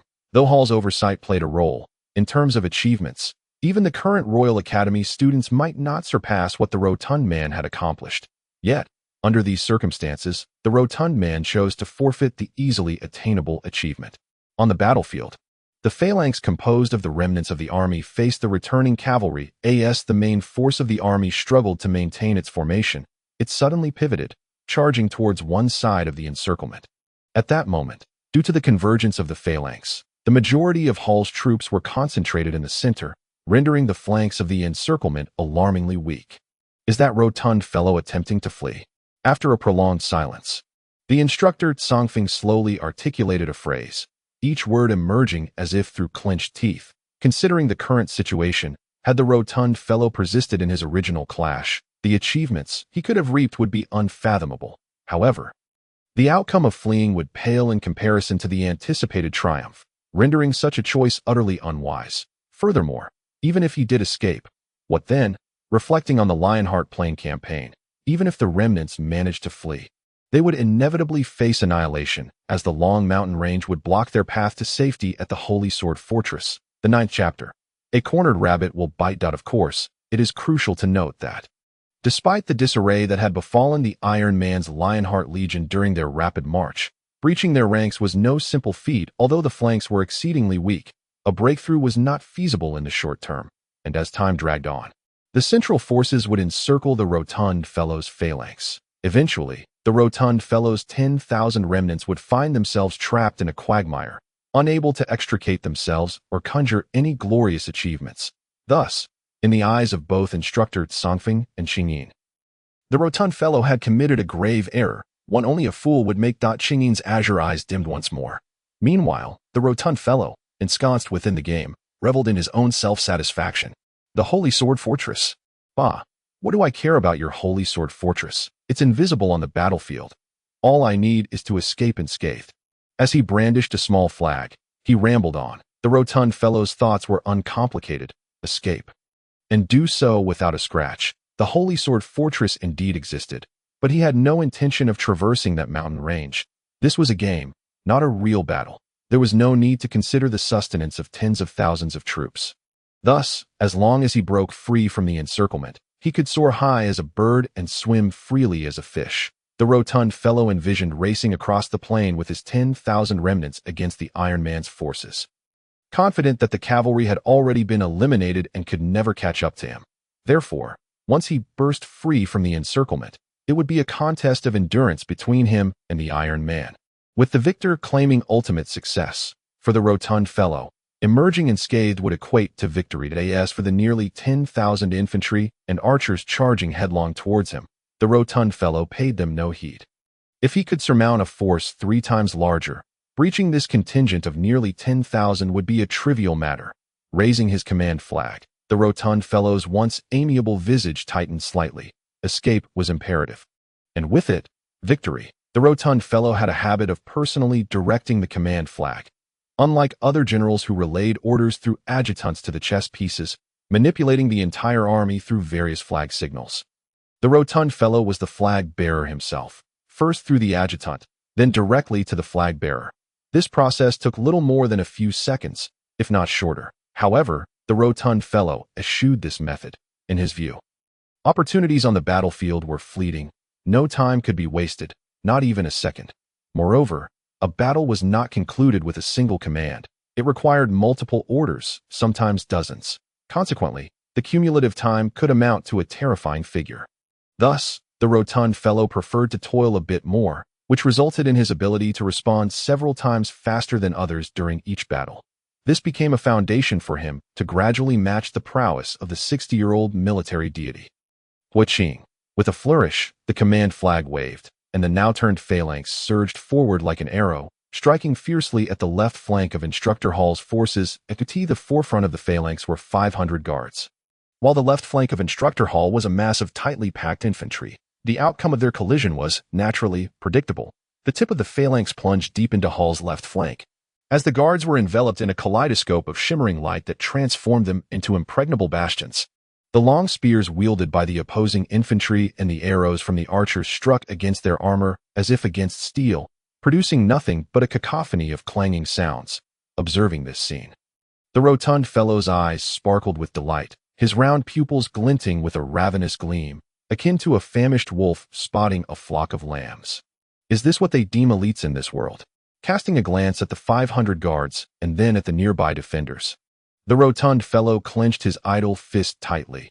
Arrows darkened the sky like ominous clouds. The sounds of their flight amalgamated into a torrent that suffocated the entire battlefield for the moment. The rotund fellow held the upper hand, as the 500 guards penetrated the enemy formation like wolves among sheep, slaughtering indiscriminately, coupled with the suppression from the rotund fellow's archers and crossbowmen. His 10,000 remnants swiftly infiltrated the enemy ranks. Yet, penetration did not equate to immediate breakthrough. Upon receiving the command to hold fast from Instructor Hall, the 10,000 began a frenzied assault on the rotund fellow's phalanx. The battle cries surged like waves, each crescendoing louder than the last, while the clash of weapons resonated as a thunderous tide between heaven and earth. As time progressed, the rotund fellow's 10,000 remnants had breached more than half of Hall's left flank formation. If they could maintain their momentum, it would not be long before the rotund fellow successfully executed his escape, or, in his own words, achieved a breakout. However, the scales of victory could not forever tilt in the rotund fellow's favor.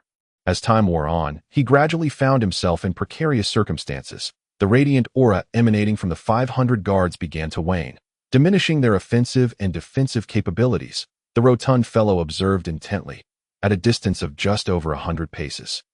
One guard, while wielding a massive sword, was struck by 5 long spears simultaneously. The green glow shielded against 4 of the spears, yet one pierced through, embedding itself within the guard's armor. The injured guard swung his sword fiercely, severing the spear, yet the brown tip remained lodged within his body.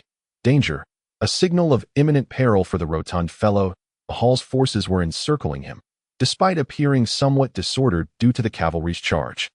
They had begun to regain their composure after a period of adjustment. Although the formation still bore the marks of haste, the reality was that it was gradually drawing the rotund fellow into a dire predicament. If the 50,000 troops converged, he would find himself ensnared in a quagmire, facing foes multiple times his number, compounded by the guards and defenders at the center. Who could fathom how long the rotund fellow could endure? Thus, he had but one chance: to break through Hall's left flank of 10,000 troops before they could successfully encircle him. Both sides were locked in a fervent struggle, although Hall's 10,000 had suffered significant casualties. They clung tenaciously to the rotund fellow's phalanx. As the sharpness of the phalanx dulled, the scales began to tilt, gradually favoring Instructor Hall. Should the rotund fellow fail to devise a strategy at this critical juncture, his fate was sealed. Yet, at that moment, the rotund fellow remained remarkably composed. His demeanor transformed entirely, exuding an indescribable calm. His expressionless face, once endearing, now bore no trace of emotion. His thick lips sharpened into distinct angles. As precise as the tip of a dagger, cold, as frigid as the depths of winter, his small eyes sparkled with a lethal glint, concealing a murderous intent that would deter even the most skilled assassins. This was a strange expression. Any acquaintance from his past life witnessing the rotund fellow in such a state would comprehend that he was about to unleash his fury. The rotund fellow seldom resorted to such extremes. But if driven into a corner, anyone seeking his life would be the first to suffer. In their initial 3 encounters, the rotund fellow had faced defeat at the hands of Huiqing, and rather humiliatingly at that. Yet Huiqing had not emerged unscathed. Each time the rotund fellow bled, a tooth of Huiqing's would shatter. A cornered rabbit will bite, let alone the rotund fellow. Chapter 10. 6-Star Combat Power. The rotund fellow suddenly raised his right hand high, executing a series of rapid movements that were nearly too swift for the eye to follow. The corpulent commander, in a mere instant, issued a staggering array of 7 or 8 covert orders, and yet his commands showed no sign of ceasing. His left hand remained poised, his gaze, cold and indifferent, fixed upon the battlefield ahead. Absorbing every detail within his line of sight, with eyes keenly attuned to every direction and ears alert to all sounds, it was hard to believe that anyone could surpass the effectiveness of the rotund commander. Immediately following his directives, the formation of the spearhead began to shift with remarkable rapidity. The entire unit operated like a finely tuned machine, with the soldiers' movements astonishingly swift. In a breathtaking display, one infantryman, who had just thrust forward his gleaming spear, found the tip of his weapon mere inches from piercing the enemy's garments, an instant away from inflicting a grievous wound. Yet, inexplicably, he abandoned the attack and darted to the left. Conversely, another soldier, positioned slightly behind the front line, suddenly surged forward, only to be met by a powerful arrow. Even more astonishing were the archers stationed at the heart of the spearhead formation, who, contrary to conventional tactics, advanced to the forefront, brandishing daggers to engage in close combat, with infantry wielding spears and shields. That a series of unbelievable occurrences unfolded upon the battlefield. Yet amidst this chaos, the speed of the spearhead's maneuvers intensified. Indeed, the spectacle was extraordinary, not only within the ranks of the spearhead but mirrored on the opposite side as well. As the commander's orders reverberated, the forces encircling his left flank began reconfiguring their formations. This was not merely a matter of individual combat, but a collective strategy at play. Previously, no matter how sharp the spearhead's tip, it became increasingly ensnared within the ranks of Instructor Hall's 10,000 soldiers after breaching a significant distance. To thwart the commander's breakout, all soldiers converged desperately upon the spearhead's apex, resembling a mass of thick, viscous glue, effectively immobilizing him. However, with the spearhead's acceleration, it became apparent that the opposing forces amassed at the front were dwindling. Whether divided between the flanks or obliterated, the unfolding events indicated that this spearhead formation was indeed capable of breaking through. That on the periphery, both Qingyin and Instructor Songfeng were left in stunned silence. Although the rapidity of the spearhead's operations was near imperceptible, its fluidity rendered even the most intricate magical arrays pale in comparison. More significantly, as the spearhead accelerated, the once formidable enemy forces, akin to a quagmire, began to dissipate layer by layer. From the perspective of the battlefield, this disappearance resembled the thinning of delicate parchment, but within the context of the formation, it signified a dramatic reversal, plagued by profound confusion. Instructor Songfeng refrained from further inquiries, for the outcome on the battlefield spoke volumes. Strategies and commands could be taught, yet the art of commanding a formation could not be imparted. Effective command required adaptability to circumstances and timing. Unless Qingyin were at the commander's side, mere mechanical memorization would never suffice to achieve such mastery. Moreover, the combat effectiveness exhibited by the rotund commander had evidently surpassed the 5-star threshold. The ability to adapt to the environment and timing, to grasp the overall situation and analyze the battlefield, to anticipate sudden changes, and to effectively utilize various troop types. All these elements combined define the caliber of a general capable of orchestrating formations at a stellar level. If one were to assess the commander's intentions to escape, it was clear that the spearhead, under the direction of the rotund figure within the strategic game, could indeed achieve a 5 or even 6-star rating. How is this possible? Instructor Songfeng's brow furrowed deeper with concern. His astonishment stemmed not only from the commander's newfound combat prowess, but also from the realization that, given such command over the spearhead, the rotund figure could have initially relied solely on his remaining troops to breach Instructor Hall's central forces. Though ultimately unable to defeat the 50,000 soldiers, such an exploit would have been nothing short of miraculous, a feat worthy of heralding the commander as a rising star among military leaders. Yet, he chose to abandon this opportunity, a decision that defied comprehension. To label him a fool would be unjust, for the unfolding display of combat power on the battlefield was undeniable. He, deem him a genius, would also be misleading, as he squandered a monumental opportunity, applying his seemingly genius, tactical acumen merely to facilitate an escape. At that moment, the calculating instructor Tsongfeng found himself grappling with an intellectual impasse. It was a stark contrast to his previous experiences managing the tactics of hundreds of thousands of troops. Beside him, Qingyin instinctively clutched her floral dress, her eyes sparkling with the brilliance of the moon. Her passion for military strategy surpassed even her fascination with the dazzling world of magic. In that instant, she calculated the star rating of the spearhead formation, 6 stars, surpassing her own capabilities. If the Duke had once claimed that this would position her among the continent's top military figures, what then could be said of the rotund commander? How should one quantify his prowess? Unlike Instructor Tsongfeng, whose mind was clouded with confusion and uncertainty, Qingyin felt an overwhelming sense of joy.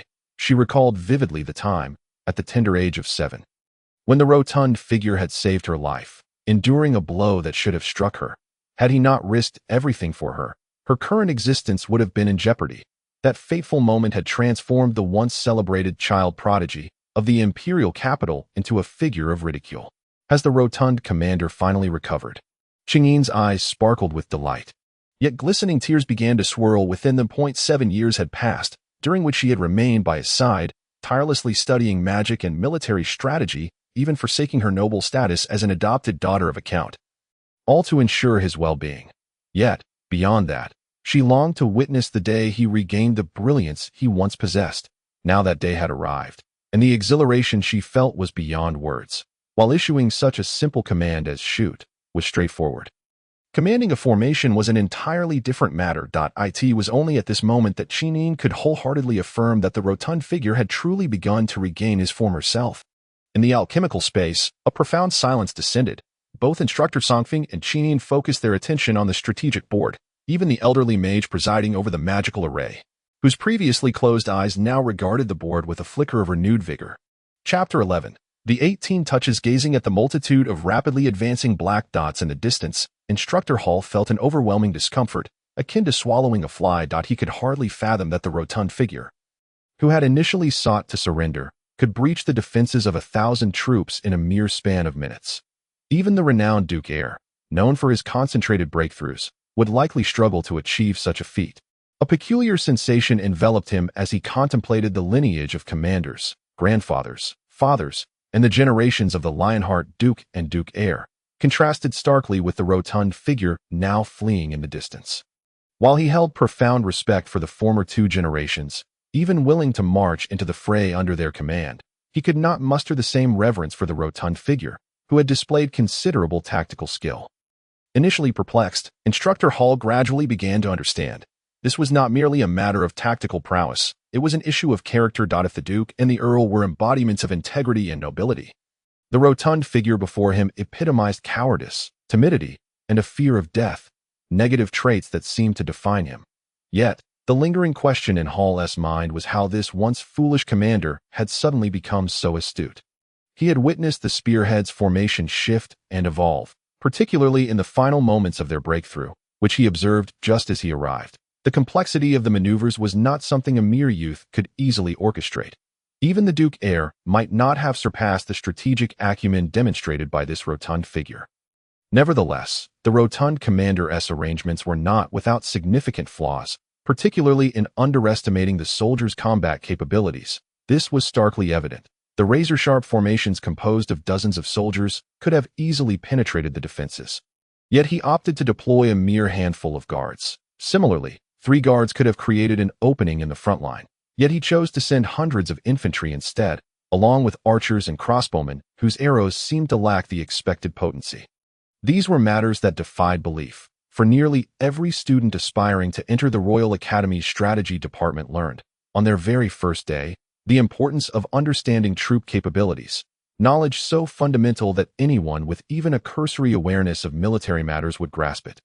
How could one reconcile the image of a tactical genius commanding a formation with that of a fool merely relying on instinct? Instructor Hall found it impossible to merge the two personas.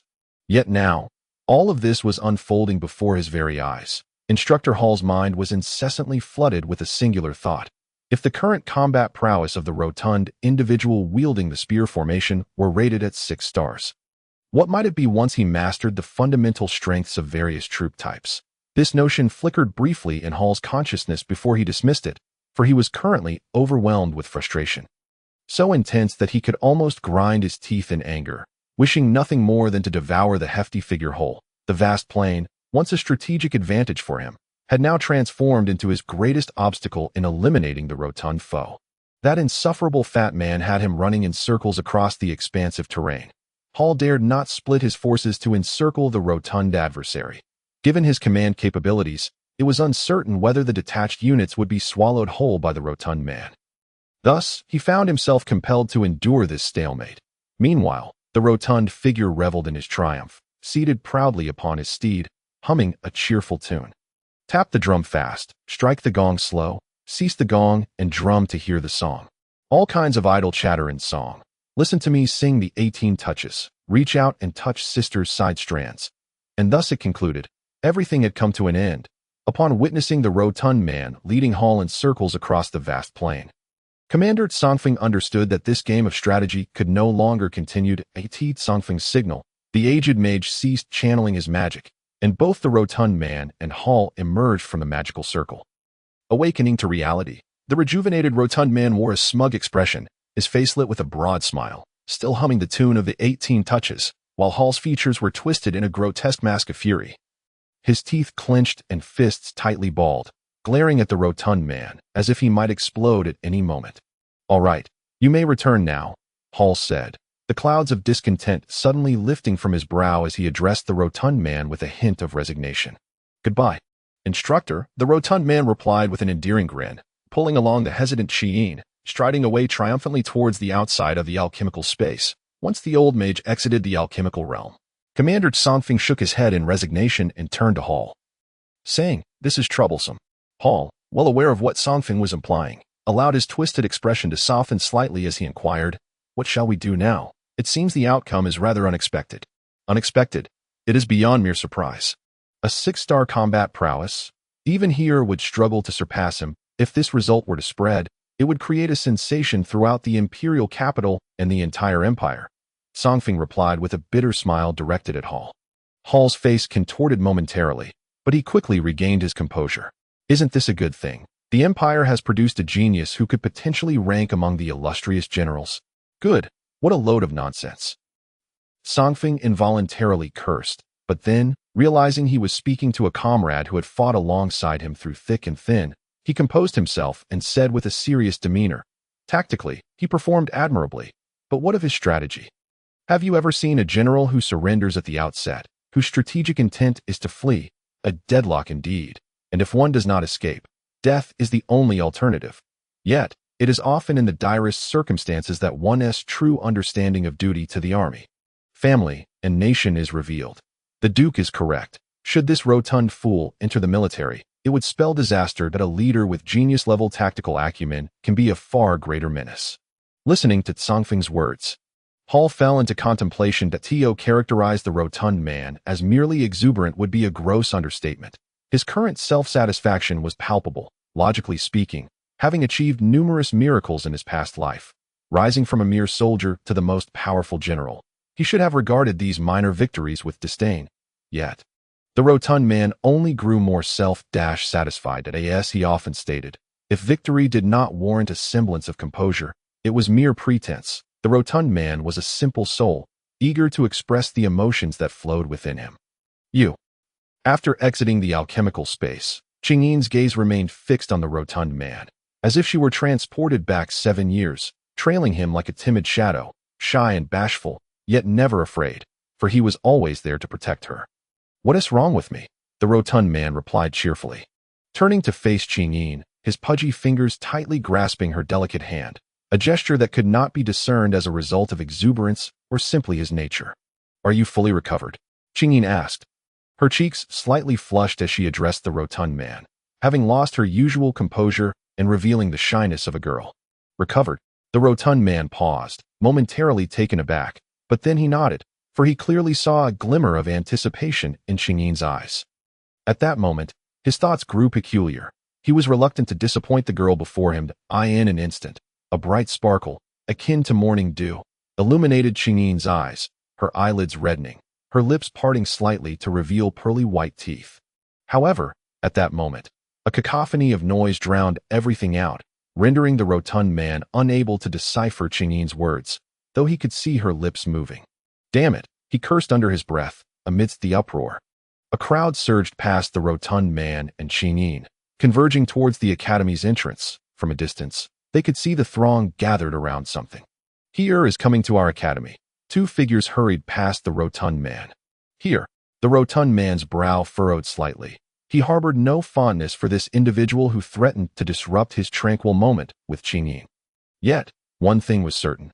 This so-called hero was no ordinary individual, as evidenced by the excitement and fervor etched on the faces of those rushing by as most of the crowd gathered at the academy entrance. The noise diminished somewhat. The rotund man leaned closer to Qingyin, whispering, "Who is here?" Surprised by his ignorance, Qingyin looked at him with wide eyes and replied, "Here is the only war king of the Aralos Empire." War king? The rotund man rolled his eyes. Instinct told him that a war king must be formidable, but he could not fathom the extent of that power. Chapter 12. The war king's command. Observing the rotund man's bewildered expression, Qingyin patiently elaborated. Warriors who train in fighting spirit are categorized into 7 ranks. From highest to lowest: War King, Saint Warrior, Sky Warrior, Earth Warrior, Advanced Warrior, Intermediate Warrior, and Low-Level Warrior. Despite Qingyin's explanation, the rotund man still struggled to comprehend the ranking system. After a moment's hesitation, he blinked and inquired, "What about the guards and protectors? What ranks are they?" Guards fall under the low-level warrior category, while protectors are classified as intermediate warriors. 1 Intermediate warrior is equivalent to 100 ordinary warriors who have not trained in fighting spirit. Qingyin clarified in a different manner. One protector can match 100 ordinary warriors. The rotund man's eyes widened in astonishment as he mentally calculated the implications. And what of the war king? What level can he attain? Eagerly, he pressed Qingyin for answers, his squinty eyes shimmering with a predatory gleam, akin to a wolf on the hunt. The war king, that approaches the realm of myth. A war king is said to be able to traverse through thousands of soldiers effortlessly. Of course, historically, war kings, Qingyin explained, her gaze shifting towards here, her eyes remaining remarkably clear and devoid of the reverence that others displayed at that moment. However, the rotund man disregarded Qingyin's subsequent words, his expression becoming fervent and fierce. Thousands of soldiers. If he were to become a war king, what would he have to fear? Surely, his life would be as secure as a fortress. Qingyin, let us go. I want to see here. And if possible, the rotund man was evidently eager, seizing Qingyin's hands and pushing towards the throng. Not particularly tall, he was quickly engulfed by the crowd upon entering, and without any means to assert himself. He found it nearly impossible to greet the war king amidst the jostling masses. Fortunately, Qingyin had chosen to remain outside. Otherwise, he would have been rendered utterly helpless as he was tossed about like a wave among the diverse crowd. A sinister smile crept onto the rotund man's face, reminiscent of darkness long concealed, sending a chill down the spine. His right hand mischievously reached towards a handsome young man with striking blue features nearby. Employing a tactic reminiscent of his childhood street fights, the monkey steals the peach. Ah! A sudden cry of distress pierced the air. In that instant, the young man's expression shifted to one of fury and pain. Tears welling in his eyes from the unexpected assault, the young man's gaze was fixated upon a frilier youth to his left. Initially, the young lad appeared bewildered, but upon seeing the blue-haired young man clutching his groin as if he were a girl enduring a violent assault, tears glistening in his eyes, he erupted into laughter. The sound of his mocking and audacious laughter incited immediate ire in the blue-haired youth, who, disregarding his pain, swung a hand at the young lad. Cursing vehemently, I'll make you stop laughing. I'll make you pay for your sneak attack. The slapped young man pressed his right hand firmly against his cheek, through which faintly visible crimson fingerprints could be discerned. Fury, akin to a volcanic eruption, etched itself across his face, as he questioned in confusion, "When did I sneak attack you? What are you talking about?" The blue-haired youth fell momentarily silent, unable to refute the subtle implications of his words. It was then that he sensed something amiss, but before he could articulate a defense, the young lad's fist collided with his in that instant. The fury of both young men ignited, initially manifesting as a brawl reminiscent of street thugs, but soon escalating into a clash of energies. Given the crowd's density, avoiding collateral damage was utterly impossible. In a heartbeat, an overwhelming wave of rage surged through the throng.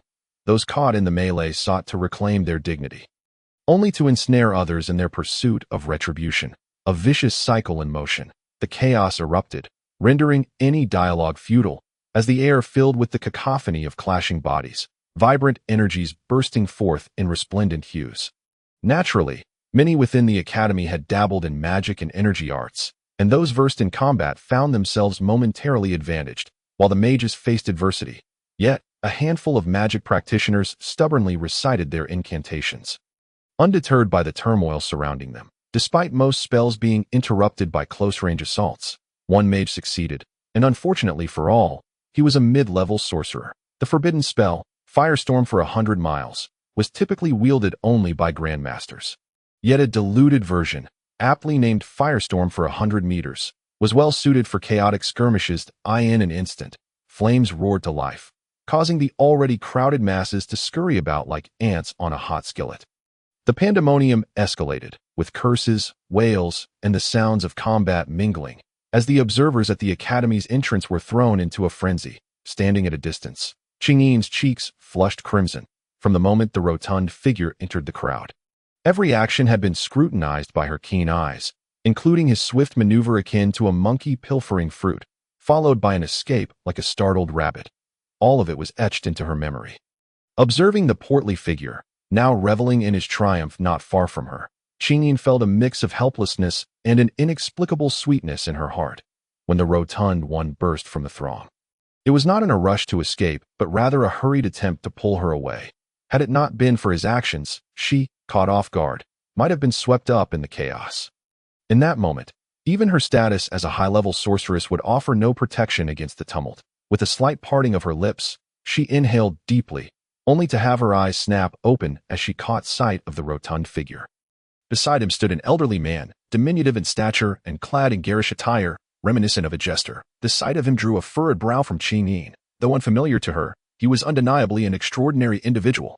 Sorcerers engage in meditation, granting them heightened sensory perceptions. So for a high-level sorceress to notice someone so close meant he was no ordinary figure.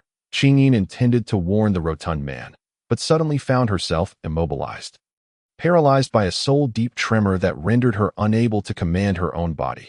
Gazing back at the elderly man, she noticed him making a face at her before turning his attention back to the rotund figure. "Old man." The rotund figure, squinting with amusement, suddenly realized the peculiar old man standing before him, who was so short that he had to look down to meet his gaze. "Young man, one must be kind-hearted," the jester-like elder remarked, shaking his head while circling around the rotund figure, seemingly assessing him. The rotund man scrutinized the elder in return, satisfied that he posed no threat, and then boldly declared, "Old man, if you want to stay cool, go somewhere else and don't interrupt my view of the experts." "Experts?" The jester-like elder paused, seemingly taken aback, before comprehension dawned, and he remarked incredulously, "You've caused such a ruckus just to see experts?"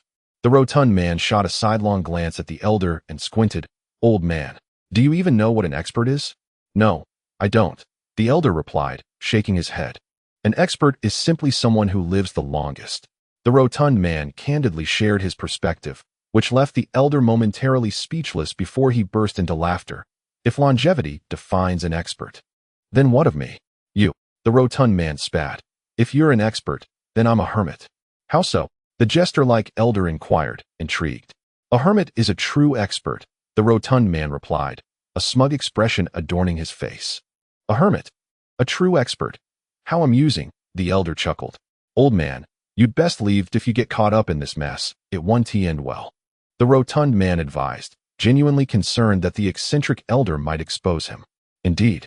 However, I have a gift for you, the jester-like elder said, producing an object from his robes and forcefully pressing it into the rotund man's embrace. It was then that the rotund man realized the weight of the situation.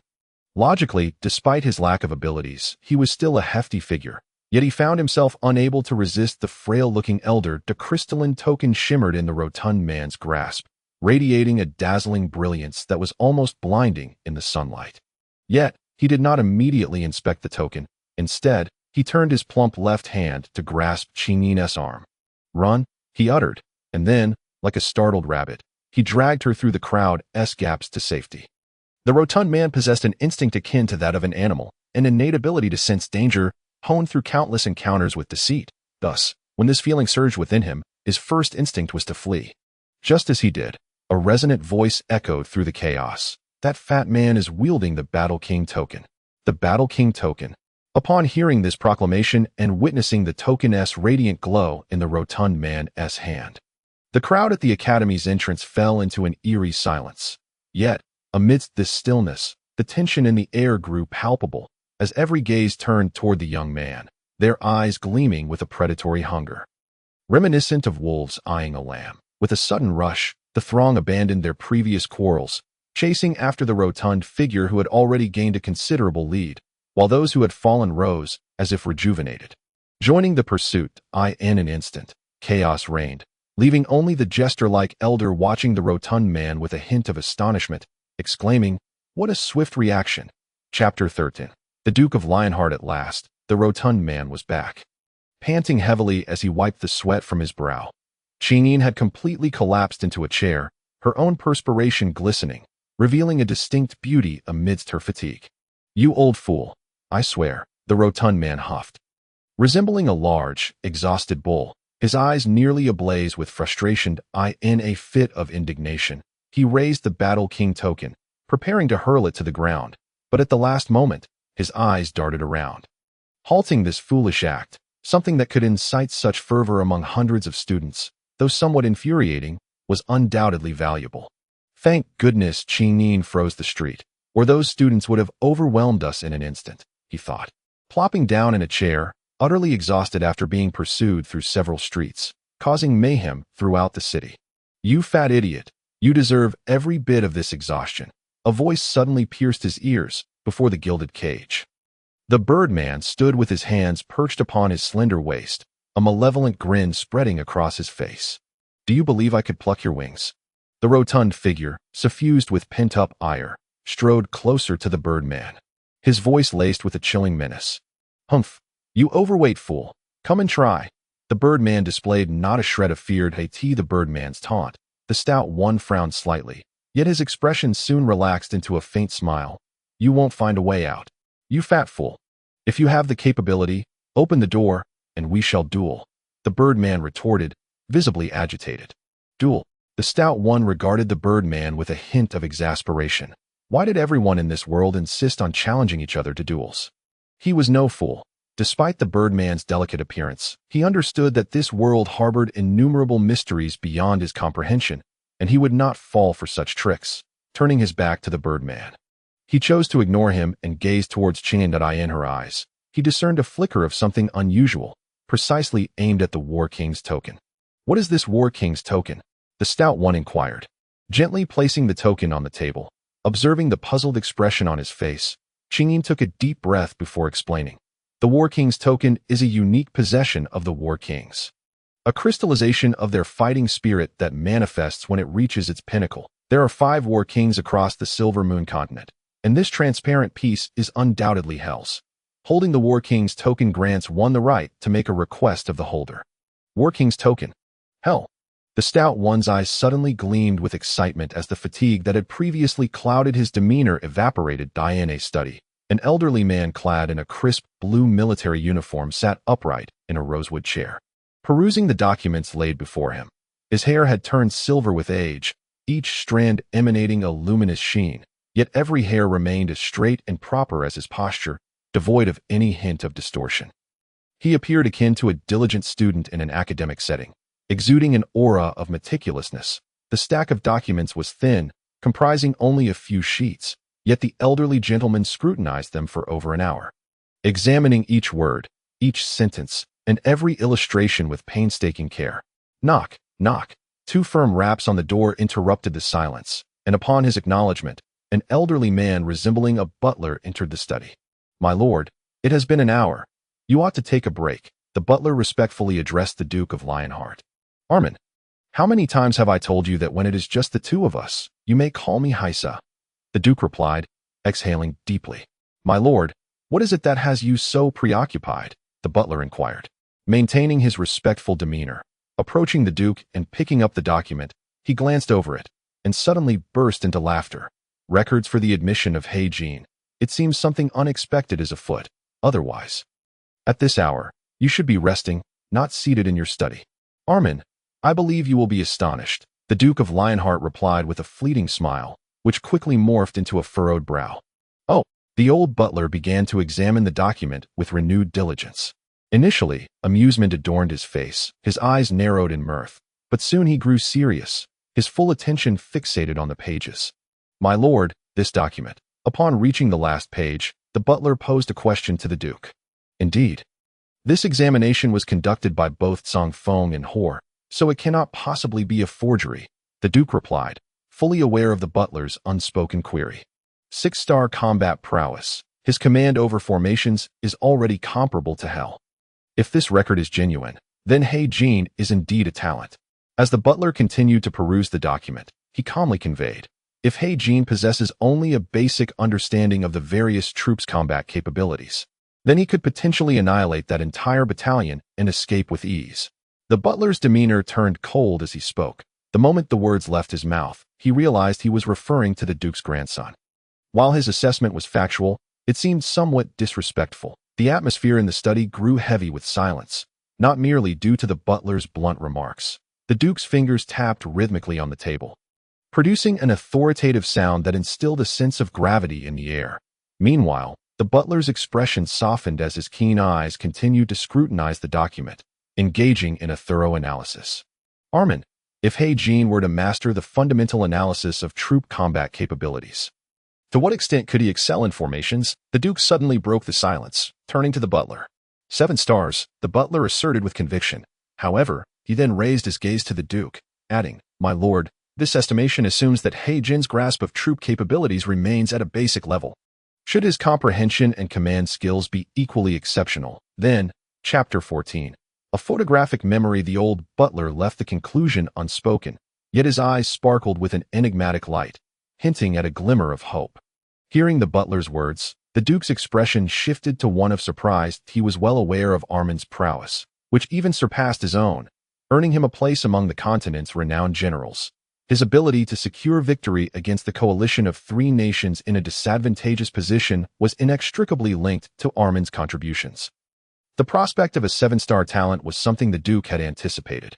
However, the butler's unfinished thought left him not only astonished, but also alarmed. If even Armin could not accurately gauge He Jin's true potential, what sort of genius was He Jin, truly? Silence enveloped the study once more, akin to a forest shrouded in night. The Duke furrowed his brow, beginning to seriously contemplate matters of undeniable significance. He Jin was regarded as a fool. A consensus within the imperial capital that in 7 years, there had been no indication of his genius. Indeed, any random scion of the nobility could easily overshadow him. Yet now, during the Royal Academy's entrance examination, he had exhibited abilities rivaling those of a prodigy. Was this a miracle, or was there something more profound at play? The Duke found himself puzzled, unable to fathom that the stout figure before him was, in fact, a person of another world, capable of matching the military gods. As his thoughts turned, the Duke recalled the incident from 7 years prior, when, in a bid to rescue Qingyin, He Jin had suffered a severe blow to the head, rendering him dazed and dim-witted. He had been unable to cultivate fighting spirit or magic, and even struggled to comprehend children's literature. This recollection tightened the grip of his fingers upon the table, leaving an imprint of his fingertip upon the sturdy surface. Had it not been for those 3 scoundrels, He Jin could have maintained his brilliance and would now be among the ranks of the most promising talents. A flicker of anger danced in the Duke's eyes. Observing the Duke, the old butler shook his head slightly, eyeing the Rossel family. Hey, Jean was the sole heir, a precious gem. Yet, this gem had turned into a fool 7 years ago. As an aging man, helplessly watching his grandson deteriorate, unable to seek vengeance while enduring the anguish of loss, who could bear such a fate? However, now that the black gold has returned to normalcy, the Duke's fury can be unleashed in its entirety. This pent-up wrath, which has simmered for 7 years and might have lingered for a lifetime, would erupt with the ferocity of molten lava if it were to explode. Before long, the Duke seemed to have recalled something, and the trace of anger in his eyes receded like a receding tide, leaving no trace behind. Yet, his brow furrowed tightly. Observing Roselle, the expression of the Lionheart Duke was not lost on Armand, who couldn't help but smile wryly, then turned his gaze to the document in his hand. On the white paper, densely filled with black characters, 2 striking red slashes stood out glaringly. Within it were recorded 2 matters highly detrimental to the black gold. The first was the act of shooting horses, a taboo. On the Silver Moon continent, every knight takes pride in victories achieved through uprightness, nobility, and honorable combat. Underhanded tactics are scorned by all knights, just as in a duel.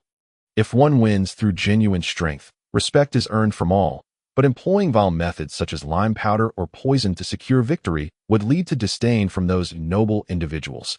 The second matter was the fact that black gold, despite having the opportunity to expand its gains, chose to flee. For the Duke of Roselle, a rigid and upright marshal, either of these actions was absolutely intolerable. Thus, it was certain that the rotund figure would face dire consequences before the Duke could chart his future. Black gold must first endure punishment. Such punishment was likely something no one would wish to accept. Armand, help me. The Duke was about to speak when hurried footsteps interrupted him. My Lord Duke, the old steward, it's terrible. The Duke's residence is surrounded by people from the Royal Academy, and some nobles have rushed over upon hearing the news. A servant, unable to wipe the beads of sweat trickling down his forehead, spoke to the 2 men. What? Roselle slammed the table and stood up, roaring like a lion that had been wronged. When did the Duke's residence become prey to be butchered by others? At that moment, it was Armand who regained a semblance of clarity, addressing the servant. What is the reason? Those from the Royal Academy are after some War King's decree, claiming it is in the possession of young Master Black Gold. The servant replied hastily. The War King's decree, Black Gold. Roselle and Armand exchanged bewildered glances. The War King's decree was known to all. Securing this decree meant the right to make a request of the War King. Although it was merely a right of request, there had never been a precedent on the continent where the War King refused a request made by someone holding the decree. This implied that possessing the War King's decree granted a 90% chance of fulfilling a wish, be it murder, wealth, power, or even the annihilation of a nation. It was not beyond possibility that, of course, the nations referred to here were those small principalities, scattered over merely a few hundred miles, with populations of only tens of thousands. A shared perplexity arose in the hearts of Roselle and Armand. How had black gold come into possession of the War King's decree? Such an item should neither be possible nor appropriate for black gold to hold. I will seek out black gold. Armand, you deal with those at the door if necessary. Do not hesitate to employ extreme measures. The Duke's residence has remained silent for too long. Some have already forgotten that a formidable general resides here, capable of sweeping away the coalition forces, Roselle said in a low voice. Armand nodded, then exited with the servant. Is it a blessing or a curse? Gazing at Armand's departing figure, the Lionheart Duke murmured to himself. Everything that transpired outside, through the servant's words, the rotund figure had learned in great detail. Yet, he bore no awareness of being the root cause of the trouble that he simply requested Chinin to bring him a book and began to study earnestly. The History of the Silver Moon Continent, a tome as thick as a brick, one that few were willing to peruse. This book chronicled the history of the Silver Moon Continent over millennia, the rise and fall of each nation, the existence of every race, the battles between nations, and so forth. It was essentially an encyclopedia. Although comprehensive, it was seldom read by anyone except for those bespectacled scholars that, on one hand, those who grew up on the Silver Moon Continent were already well acquainted with the matters at hand, rendering the book unnecessary. On the other hand, the sheer volume of the tome rendered it daunting. Completing it would likely require a year or 2, making it an impractical endeavor. Yet, the rotund figure read with great diligence. his serious demeanor almost convincing one that he held a profound tome of magical theory or an immensely powerful combat technique. Observing him, Qingyin placed a freshly poured, invigorating drink beside him and shook her head. Even she found it perplexing that he would expend such effort on a history book, one deemed utterly useless. Even if he intended to fill the 7-year gap and understand the current landscape of the Silver Moon continent. Such earnestness seemed excessive. Qingyin was somewhat bewildered, yet the rotund figure had already begun to murmur questions. Qingyin, how exactly did the Magic Dynasty meet its demise? The book states that it fell due to the Chancellor's misrule. And the struggle for power between the monarchy and the Chancellery led to the nation's decline, allowing the Fey's Empire to seize the opportunity. But how could that be? Even a dying camel is larger than a horse. Even if the Magic Dynasty had reached a state of ruin, it still possessed over 10,000 mages. Based on my prior understanding of mages, if all those mages cast spells simultaneously, they could easily level the Fey's Empire. Listening to the rotund figure's words, Qingyin found herself momentarily stunned. The Magic Dynasty, a glorious realm 2,000 years ago, had nearly occupied 70% of the Silver Moon continent, while the remaining 20% of barren land was in the hands of the Beastmen. And 10% was divided among a few small nations, with the Fey's Empire being the largest among them. Historical records indicated that due to power struggles between the Chancellor and the 19th Emperor of the Magic Dynasty, internal strife severely weakened the nation, allowing the Fey's Empire to unite with the remaining small nations to obliterate the Magic Dynasty. This was the general account found in history books. Yet, Qingyin distinctly remembered that the historical texts did not mention anything about the Magic Dynasty having over 10,000 mages remaining. Where had the rotund figure obtained this information? Qingyin tilted her head, her cheeks slightly flushed as she glanced at the passage the rotund figure had turned to, only to be taken aback. There was no mention of 10,000 mages in that section detailing the downfall of the Magic Dynasty. Black gold? Where did you learn that the Magic Dynasty had over 10,000 mages remaining? Qingyin asked the rotund figure, puzzled. Here, the Magic Dynasty had fallen, its might reduced to less than 1/10 of its former glory. Yet, what is inspiring, what will forever be remembered, is that even in its decline, the Magic Dynasty continued to fight valiantly against the Beastmen, the starlight illuminating the skies, and on that barren land, new celestial maps emerged. The rotund figure's chubby finger lightly traced a line of text in the book. That was the sole, glorious record from the Magic Dynasty's decline. Staring at that line of text, Qingyin remained unclear, for it too did not mention anything about 10,000 mages, until the rotund figure spoke a crucial sentence. I recall that during the Magic Dynasty's peak, it should have possessed around 130,000 mages. The ratio of mages to commoners had reached 1 to 100. The reference to the celestial map here had only been mentioned once before, which was when the first emperor of the Magic Dynasty, Emperor Tanshan, commanded thousands of mages to form the most powerful magical formation in the history of the Silver Moon continent, the Celestial Magic Array. Based on this latter theory, to arrange the Celestial Magic Array would require a significantly large number of mages, certainly in the tens of thousands, since the previous account limited it to less than 1/10. It could only mean there were around 10,000. The rotund figure analyzed while flipping through the book with a rustling sound. 2 examples separated by dozens of pages were being synthesized in his mind. Looking at the rotund figure, Qingyin had already forgotten his analysis and questions. She was solely pondering one issue. How could he so swiftly and clearly find what he sought within dozens of pages of text? A photographic memory? No, it's not merely that. He has managed to firmly remember all the most crucial parts. Qingyin murmured to herself. Chapter 15. The turtle sage. The tranquil room was filled with the rustling sound of pages turning, while Qingyin's autumn-like eyes seemed to freeze in place, and a little sprite curled up, sweetly slumbering in its cage. The rotund figure, undeterred, continued to delve into the brick-like history tome, tirelessly analyzing and judging. In search of an answered sum, the chronicles may appear as nothing more than a feudal tome, yet for the corpulent individual, it signifies an opportunity to grasp the myriad of differences between this world and another, as well as to uncover countless truths that may elude others throughout their entire lives. The sordidness of politics, the treachery of war. Although certain truths have been eradicated by the victors of history, through careful analysis and discernment, one can still unearth subtle hints that lead to the revelation of obscure truths, from which one can learn. The corpulent individual possesses a rare gift, a fact evident to anyone who spends a modicum of time in his company. However, what is more apparent is that his accomplishments are not solely the result of this talent, but rather a testament to his relentless diligence, determination, and tenacity, qualities that seemingly do not align with his character, meld perfectly with him.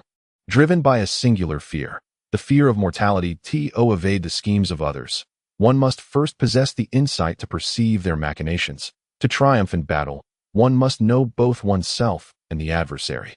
According to the corpulent individual's rather skewed theory, knowing oneself and the enemy entails not only understanding the quantitative and qualitative strengths of both forces, but also discerning the opponent's strategic intentions and tactical movements.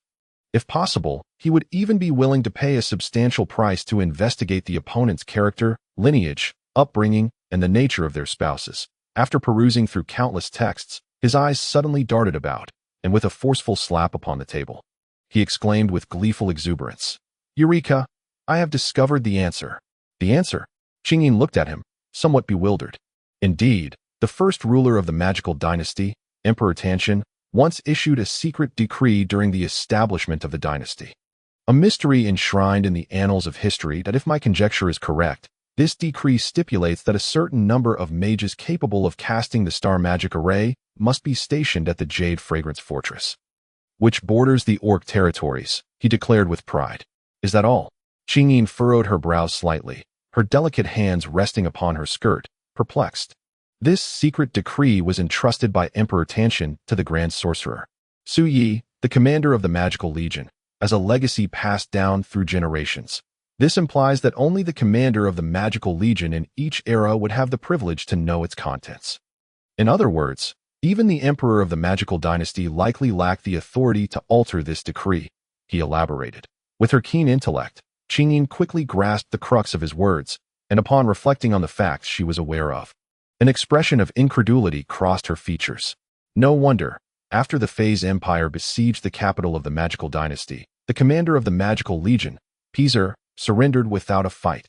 The historical records state that Pizer, moved by the plight of the dynasty, refused to subject the populace to further suffering, thus yielding without resistance. Perhaps it was more to guard against the orcs. Her thoughts raced. Qingyin, what do you suppose caused Emperor Tanshan to harbor such trepidation towards the orcs that he left behind over 10,000 mages for defense? The corpulent individual cast a sidelong glance at the records and then inquired of Qingyin with a furrowed brow. I do not know. Qingyin shook her head gently, her lips parting slightly as she spoke. Should the historical texts bear no answers, it would remain an enigma, an unsolvable mystery. The corpulent individual closed his eyes momentarily, his thoughts whirling in search of an answer from the facts at hand. Yet no conclusion emerged despite his fervent contemplation. That moment, a delicate voice chimed in. I know. He opened his eyes and turned towards the source of the voice, where the bird person stood, arms crossed, leaning forward slightly, wearing an expression that implied, You seek my knowledge. Observing the standoff between the little sprite and the corpulent individual, Qingyin shook her head in resignation that it seemed fate had conspired to bring them together. Then, she turned her gaze back to the corpulent individual, curious to see how he would react. After all, it was merely an issue rooted in history, and whether or not the answer was known had become inconsequential. The Magical Legion had vanished, and the historical accounts of the orcs had been diminished by human incursions into their chieftain strongholds. In truth, if the orcs possessed something that instilled such fear in the Magical Dynasty, it had long since faded into obscurity. Thus, even though the question was a riddle, there was little need to dwell on it further. Meanwhile, the sprite's eager expression, as if pleading for knowledge, was irksome.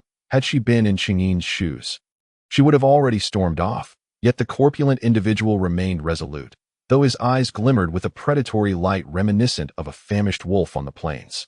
You have 10 seconds to divulge your secret. Should you refuse, I shall take it upon myself to remove your wings, he declared menacingly, his gaze as steadfast as the most unyielding stone, suggesting he was quite serious this time. I shall not tell you. The little sprite huffed, puffing her cheeks, though a fleeting, barely perceptible smile graced her lips. The corpulent individual's eyes began to twirl, and he approached the gilded cage, a mischievous grin spreading across his face.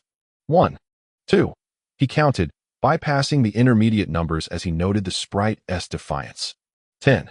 With that, he abruptly lifted the cage and began to swing it vigorously. The intensity of the motion made it seem as though he wielded not a cage containing the sprite, but rather a brick that could be wielded at will. Qingyin stared in astonishment at the antics of the corpulent individual. "You are shameless." The sprite, barely able to grasp the cage amidst its violent movements, managed to stutter a few words, caught off guard as he skipped the intermediate counts. The sprite was clearly in distress, her complexion turning a deep shade of purple, her gem-like eyes sparkling with tears, yet she clung desperately to the gilded bars of the cage. "I offer you another chance. Will you speak or remain silent?" Wiping the beads of sweat from his brow, the corpulent individual panted as he addressed the sprite, who was now nearly frothing at the mouth. "You, fatso, this princess will not let this go." The sprite, disoriented, flailed about, her face contorting in distress. With a resounding clang, she collided with the bars of the cage. Collapsing onto the ground, to an ordinary observer, the thin metal strands would appear merely as a thicker line, but for the sprite, it was a formidable barrier. The bright red bump formed on her forehead. And though the collision had roused her from stupor, she was hardly pleased. "You wretched fatso. You bully me. Woo-woo." She covered the swelling on her forehead with her tiny hands, tears beginning to cascade down her cheeks. Her adorable, pitiful demeanor evoked genuine sympathy from even Qingyin, who could not help but show signs of affection. However, the corpulent individual remained unfazed. "I consider myself quite benevolent. I shall grant you another 10 seconds. 1. As the corpulent individual continued his count, the sprite gazed at him with the trepidation typically reserved for encountering a ravenous wolf. "Hey Jin." Qingyin suddenly interjected, pulling the corpulent individual aside, and gently urged the sprite, "Come. Tell your elder sister." Looking at the affable Qingyin, the sprite cast a sidelong glance at the corpulent individual before whispering. "The elder of the elves once mentioned that thousands of years ago, there was a commander among the orc tribes who, in alliance with their shamans, created a sacrificial technique akin to the star magic array, a technique capable of easily annihilating a fortress." "What?" Qingyin gasped in astonishment. The sprite's revelations had not been documented in history, nor even hinted at in the records. Orc shamans, while akin to human mages, were significantly inferior in comparison. This disparity was a key reason why humans could contend with orcs on equal footing. Orcs were born warriors, their robust physiques far surpassing that of ordinary human fighters. Yet their shamans, despite possessing some remarkable powers, could not compare to true mages. The notion that orcs could devise a sacrificial technique rivaling the star magic array was astonishing. At this juncture, both Qingyin and the corpulent individual comprehended why Emperor Tanshan had deemed it necessary to station a multitude of mages. The star magic array represented the last line of defense against orc incursions. Qingyin felt as though a weight had been lifted from her chest, her breathing becoming slightly more strained. The fall of the magical dynasty was shortly followed by the disappearance of the star magic array from history. Should the Orcish sacrificial technique still exist, it would pose a catastrophic threat to humanity. Fortunately, the sprite added, according to the elder, the Orcish sacrificial technique was lost after the commander passed away. Listening to the words of the little sprite, the rotund man suddenly sensed something amiss. The shamanic arts of the orcs had been lost after the demise of that commander. Yet, the magical dynasty had endured for centuries, as had the magical legions. How could the orcs possibly exist for such an extended duration? Before the rotund man could voice his inquiry, the little sprite promptly interjected. The commander's name was Turtle Sage. Chapter 16, Wildfire Town, Turtle Sage. The rotund man flipped through the historical tome in his hands, yet he could not find any trace of this legendary figure. In history, this orc had left behind not even the faintest hint of his existence. Although the rotund man was persistent, he was not one to stubbornly pursue a dead end. Unable to uncover the object of his curiosity, he relinquished his search and turned his attention to other matters. Grain by grain, the sand builds a tower. Drop by drop, a clear spring transforms into a mighty river. In that world, the rotund man was indeed a master of politics and military strategy. Should he thoroughly comprehend this historical account, he would stand shoulder to shoulder with the cunning old foxes at the pinnacle of this realm. This was the very foundation upon which the rotund man could establish himself in this world. Seated beside the table, Qingyin observed the rotund man with a hint of crimson on her cheeks. She suddenly realized that while he was not particularly handsome, merely average in appearance, There was a unique charm about him when he was earnest. However, this tranquility did not last long. Before long, a rhythmic knock, knock echoed from the door, reminiscent of the sound of war drums on the battlefield, just as the rotund man was struck by a moment of clarity regarding a complex military problem. Those two knocks abruptly shattered his train of thought. "Which scoundrel?" he muttered in frustration. Yet, before he could finish his sentence, Qingyin hastily tugged at his sleeve, shaking her head with a pained expression to guarantee her urging. The rotund man instinctively fell silent. His intuition warned him of impending danger in that moment. Qingyin took a few steps forward and opened the door. Standing there was none other than Duke Roselle. Duke Roselle's countenance was somber, his eyes glinting with a stormy intensity. Upon seeing the Duke, the rotund man was momentarily taken aback, though he had yet to meet the Duke in this new life. Qingyin's respectful demeanor made it clear who stood before him. "Grandfather, you have arrived." The rotund man's formerly rigid expression underwent a complete transformation, and he obsequiously addressed Duke Roselle. "Was that remark yours?" Duke Roselle entered the room with a darkened expression, pacing lightly as he inquired. "No." It was. The rotund man instinctively sought a scapegoat, but in a flash, he realized there was none to be found. There was no way he could implicate Qingyin, nor could he blame the little sprite, whose voice did not match. Thus, he opted for a candid admission. However, the rotund man was quick to recover, smiling ingratiatingly as he said, "I had no idea it was you, esteemed grandfather. If I had known it was you visiting, how could I have possibly uttered such words?" Listening to the rotund man's words and witnessing his obsequious grin, Qingyin felt an uncomfortable shiver run down her spine, as if she were covered in goosebumps. Such acts of childishness were unbecoming of someone who was now barely considered an adult. Yet, curiously, the old gentleman's expression softened, perhaps recalling past memories or reflecting on the rotund man's struggles over the years. Duke Roselle took a few steps forward, approaching the rotund man, and his gaze fell upon the tome titled Chronicles of the Silver Moon Continent, resting on the table. "Are you reading this book?" Duke Roselle inquired with a hint of indifference. Lifting the hefty volume and beginning to peruse its contents, the rotund man remained silent, well aware of the Duke's temperament. Who knew whether this venerable gentleman would react like others who had chastised young noblemen for neglecting their studies in favor of so-called leisure reading? At this moment, even Qingyin could not gauge the Duke's thoughts. She studied his expression intently, her lips parting slightly as if prepared to defend the rotund man. After a few minutes, the old gentleman slowly closed the book with a resounding thud, slamming it down upon the table. The sound reverberated like thunder, leaving both the rotund man and Qingyin momentarily dazed, while the little sprite, who had been peacefully napping, jolted awake, eyes wide with alarm as she scanned the surroundings. "This is troublesome." The rotund man's face turned a shade of green as he regained his composure, while Qingyin, beside him, opened her mouth in surprise. "Good." Duke Roselle, fixated on the rotund man, suddenly uttered a single word, laden with significance, yet also imbued with a sense of relief. The rotund man felt slightly bewildered, as did Qingyin that moment. The old gentleman gradually seated himself at the table and addressed the rotund man. "Are you familiar with a plant called the illusory spirit flower?" The illusory spirit flower. The rotund man's expression transformed into one of confusion, while inwardly he scoffed at the absurdity of knowing such a thing. Meanwhile, Qingyin, after a moment of contemplation, allowed the corners of her sharply defined lips to curve upwards in a subtle smile. She had grasped the old gentleman's intent. The illusory spirit flower is an extraordinarily beautiful plant, blooming with a splendor that rivals the most resplendent rainbows in the sky. However, its flowering period is fleeting, wilting in the blink of an eye, the old gentleman explained, drawing a deep breath as he spoke to the rotund man. Hearing the old gentleman's words, the rotund man suddenly understood. "I was initially concerned that your performance at the academy was akin to the illusory spirit flower's short bloom, but I can now affirm that it is not the case. You have done exceptionally well." The old gentleman caressed the Chronicles of the Silver Moon Continent before continuing. "It is often said that historical accounts are of little value, yet that is a misconception. Within this tome lies a wealth of inspiration and unforgettable tales, such as the legendary hero Hugo of the Delta Empire, who, knowing full well he would face death, gallantly led 300 cavalry against the 30,000 troops of the Dragon Radiance Empire to protect the capital. That is the essence of a true knight.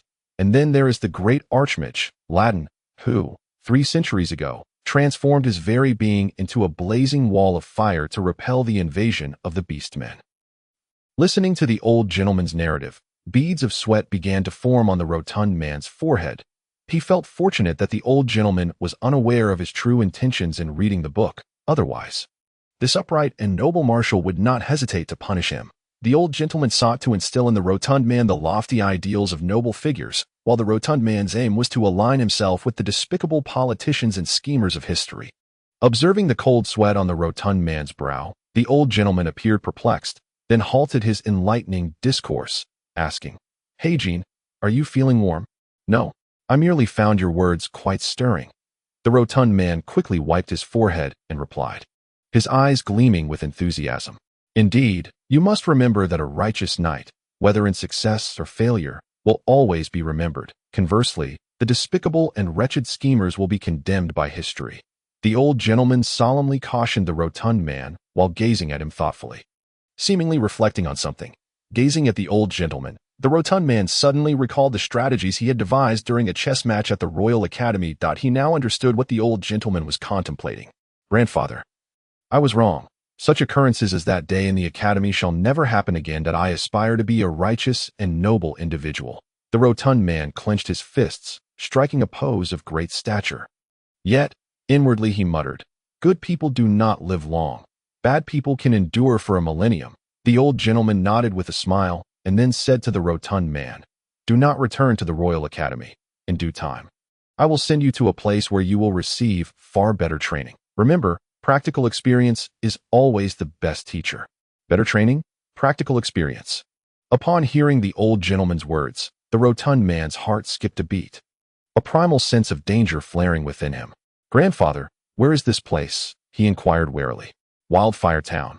Once you reach adulthood, you will be granted a title and land, and Wildfire Town has been my plan all along," the old gentleman replied with a smile.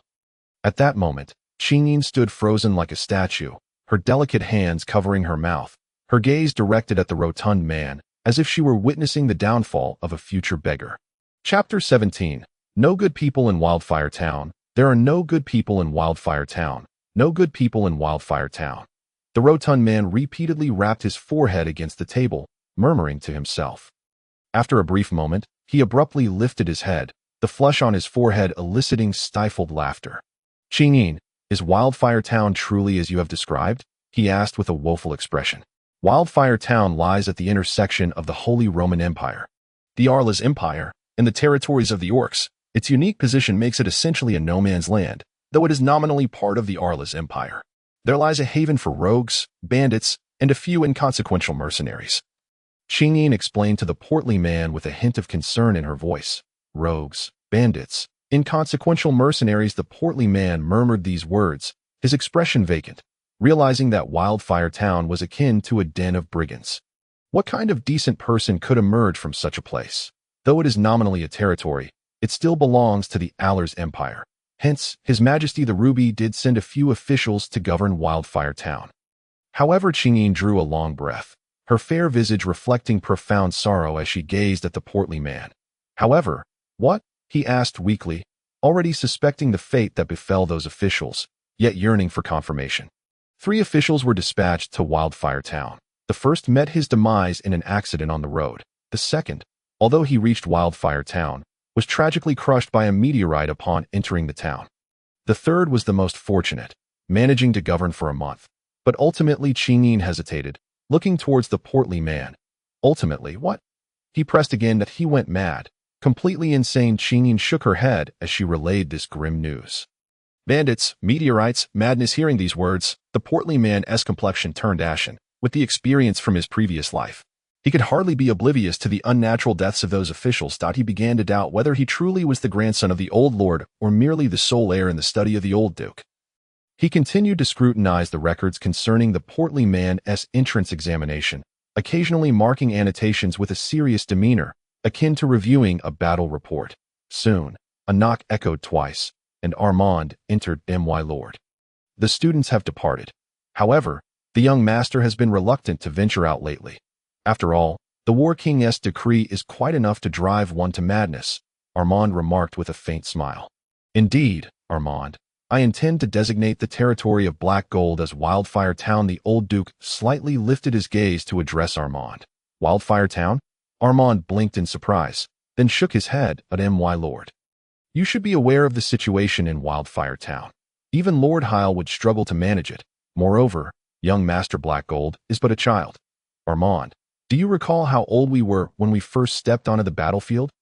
The old Duke gently set down the documents in his hands, a faint smile gracing his lips. 19.by that time, the Empire was already in tatters, teetering on the brink, leaving us with no choice. Armand seemed to reminisce, smiling as he spoke to the old Duke. Indeed, 19. At 19, we were already risking our lives on the battlefield, but so, why should Black Gold not govern a mere town? The old Duke countered. Hearing his words, Armand understood the underlying message and shook his head. My lord, times have changed. Furthermore, even when we were 19, we would likely find ourselves at a loss in the face of the current Wildfire Town. At Armand's words, the old Duke suddenly chuckled. Armand, a fledgling eagle that has not weathered the storms will never soar high. Over these 7 years, Black Gold has accrued far too many debts. Thus, he must endure trials harsher than others to hone his abilities. Even in failure, there lies opportunity, does it not? Armand smiled, finally grasping the true intention of the Lionheart Duke, perhaps from the very beginning. The old Duke had never expected Black Gold to manage Wildfire Town. However, for Black Gold, it represented an indispensable trial. My lord, what do you intend to prepare for young Master Black Gold's journey? Armand inquired that a few guards should suffice. The old Duke replied nonchalantly. This statement left the astute Armand momentarily speechless. That I would rather not go. Is this management? It is tantamount to a death sentence. The portly man gazed despairingly at the sky. Beside him, Qingyin fell silent, contemplating the lack of funds, soldiers, or even more than a handful of basic guards. Not even the current Earl Hyle would wear a frown if he were to venture to Wildfire Town under such circumstances. The sky was a canvas of desolation, with naught but a vast expanse of blue devoid of embellishment. As he beheld the heavens, the portly man grew increasingly morose. What could a few guards accomplish? He feared that before he even reached Wildfire Town, he would be overwhelmed by bands of robbers. The more he pondered, the darker his countenance became. Why had misfortune pursued him relentlessly since his arrival in this world? A strategic game, forced into the role of the oppressed. Now, to Wildfire Town, he was destined for demise. The dream of living a life of leisure shattered like a soap bubble. I want to live. I want to enjoy life, the portly man mumbled absent-mindedly. Suddenly a spark igniting in his eyes. Qingyin, do you know where the War King Hyle resides? He abruptly turned to her. I do. Qingyin gazed at him with hopeful anticipation, though this hope was short-lived. Regardless, preserving my life must take precedence. The portly man muttered to himself that a carriage bearing the lion emblem ambled along a winding, uneven road, driven by a frail old man whose face bore deep wrinkles. Evoking a sense of weariness, the old man gently held the reins, occasionally glancing into the carriage with a warm smile. At last, Black Gold has recovered, he murmured with a smile, his gaze reflecting an unusual tenderness. Qingyin, who was that old man? Why was he the one driving last time? The portly man asked his companion. I'm not sure, but I hear he came along with the Countess. Qingyin replied. The Countess? My mother? The portly man mumbled, his expression darkening. For the Countess, as mentioned by Qingyin, had long since departed from this world. That in his previous life, he had been an orphan, and though he had found a family in this world, it remained incomplete, for Hyle's wife, his current mother, had left this world 5 years prior. Although he had risen to the rank of general in his previous life, he was still merely in his 20s. A young man, even with a second chance at life, wished to mend past regrets. Observing the portly man's somber demeanor, Qingyin's face, as radiant as the moon, also betrayed a trace of sorrow. The Countess had been such a kind and gentle woman, yet Black Gold, if possible, please refrain from discussing this matter in the future, Qingyin suddenly suggested. Why? He asked, puzzled. It is a taboo. Perhaps one day when you achieve recognition on the list of famous generals, the Duke will share it with you. Qingyin tightened her lips as she spoke, sensing that there must be something hidden within her words. The portly man chose not to press further. The list of famous generals, he scoffed internally. He had resolved to uncover the truth behind this matter. Qingyin, could you tell me about my mother? He asked sincerely. The Countess was a remarkably kind person. In my childhood memories, regardless of whether she faced commoners or nobles, even those pitiable slaves, Her face always wore a gentle smile, Qingyin reminisced, her expression imbued with longing, as if she were describing a celestial angel. The portly man listened intently, absorbing every word, striving to envision the visage of his mother. As he listened, a sincere and endearing smile adorned his face, emanating warmth from within. The carriage's soundproofing was inadequate, allowing the old man outside to hear every word exchanged within. The old man suddenly chuckled, his laughter filled with joy. Yet, moments later, his demeanor shifted to one of coldness, as if a chilling thought had crossed his mind. His gnarled hands clenched tightly, and a radiant golden aura flickered to life, causing the reins to turn to ashes. Little C.I. Black Gold has recovered, yet he remains frail. That I shall watch over him for a while, the old man softly uttered. Chapter 18. This is clearly a threat. The carriage adorned with the lion emblem came to a halt at the foot of a towering mountain, its peaks soaring toward the clouds, evoking images of a colossal being supporting the heavens and the earth.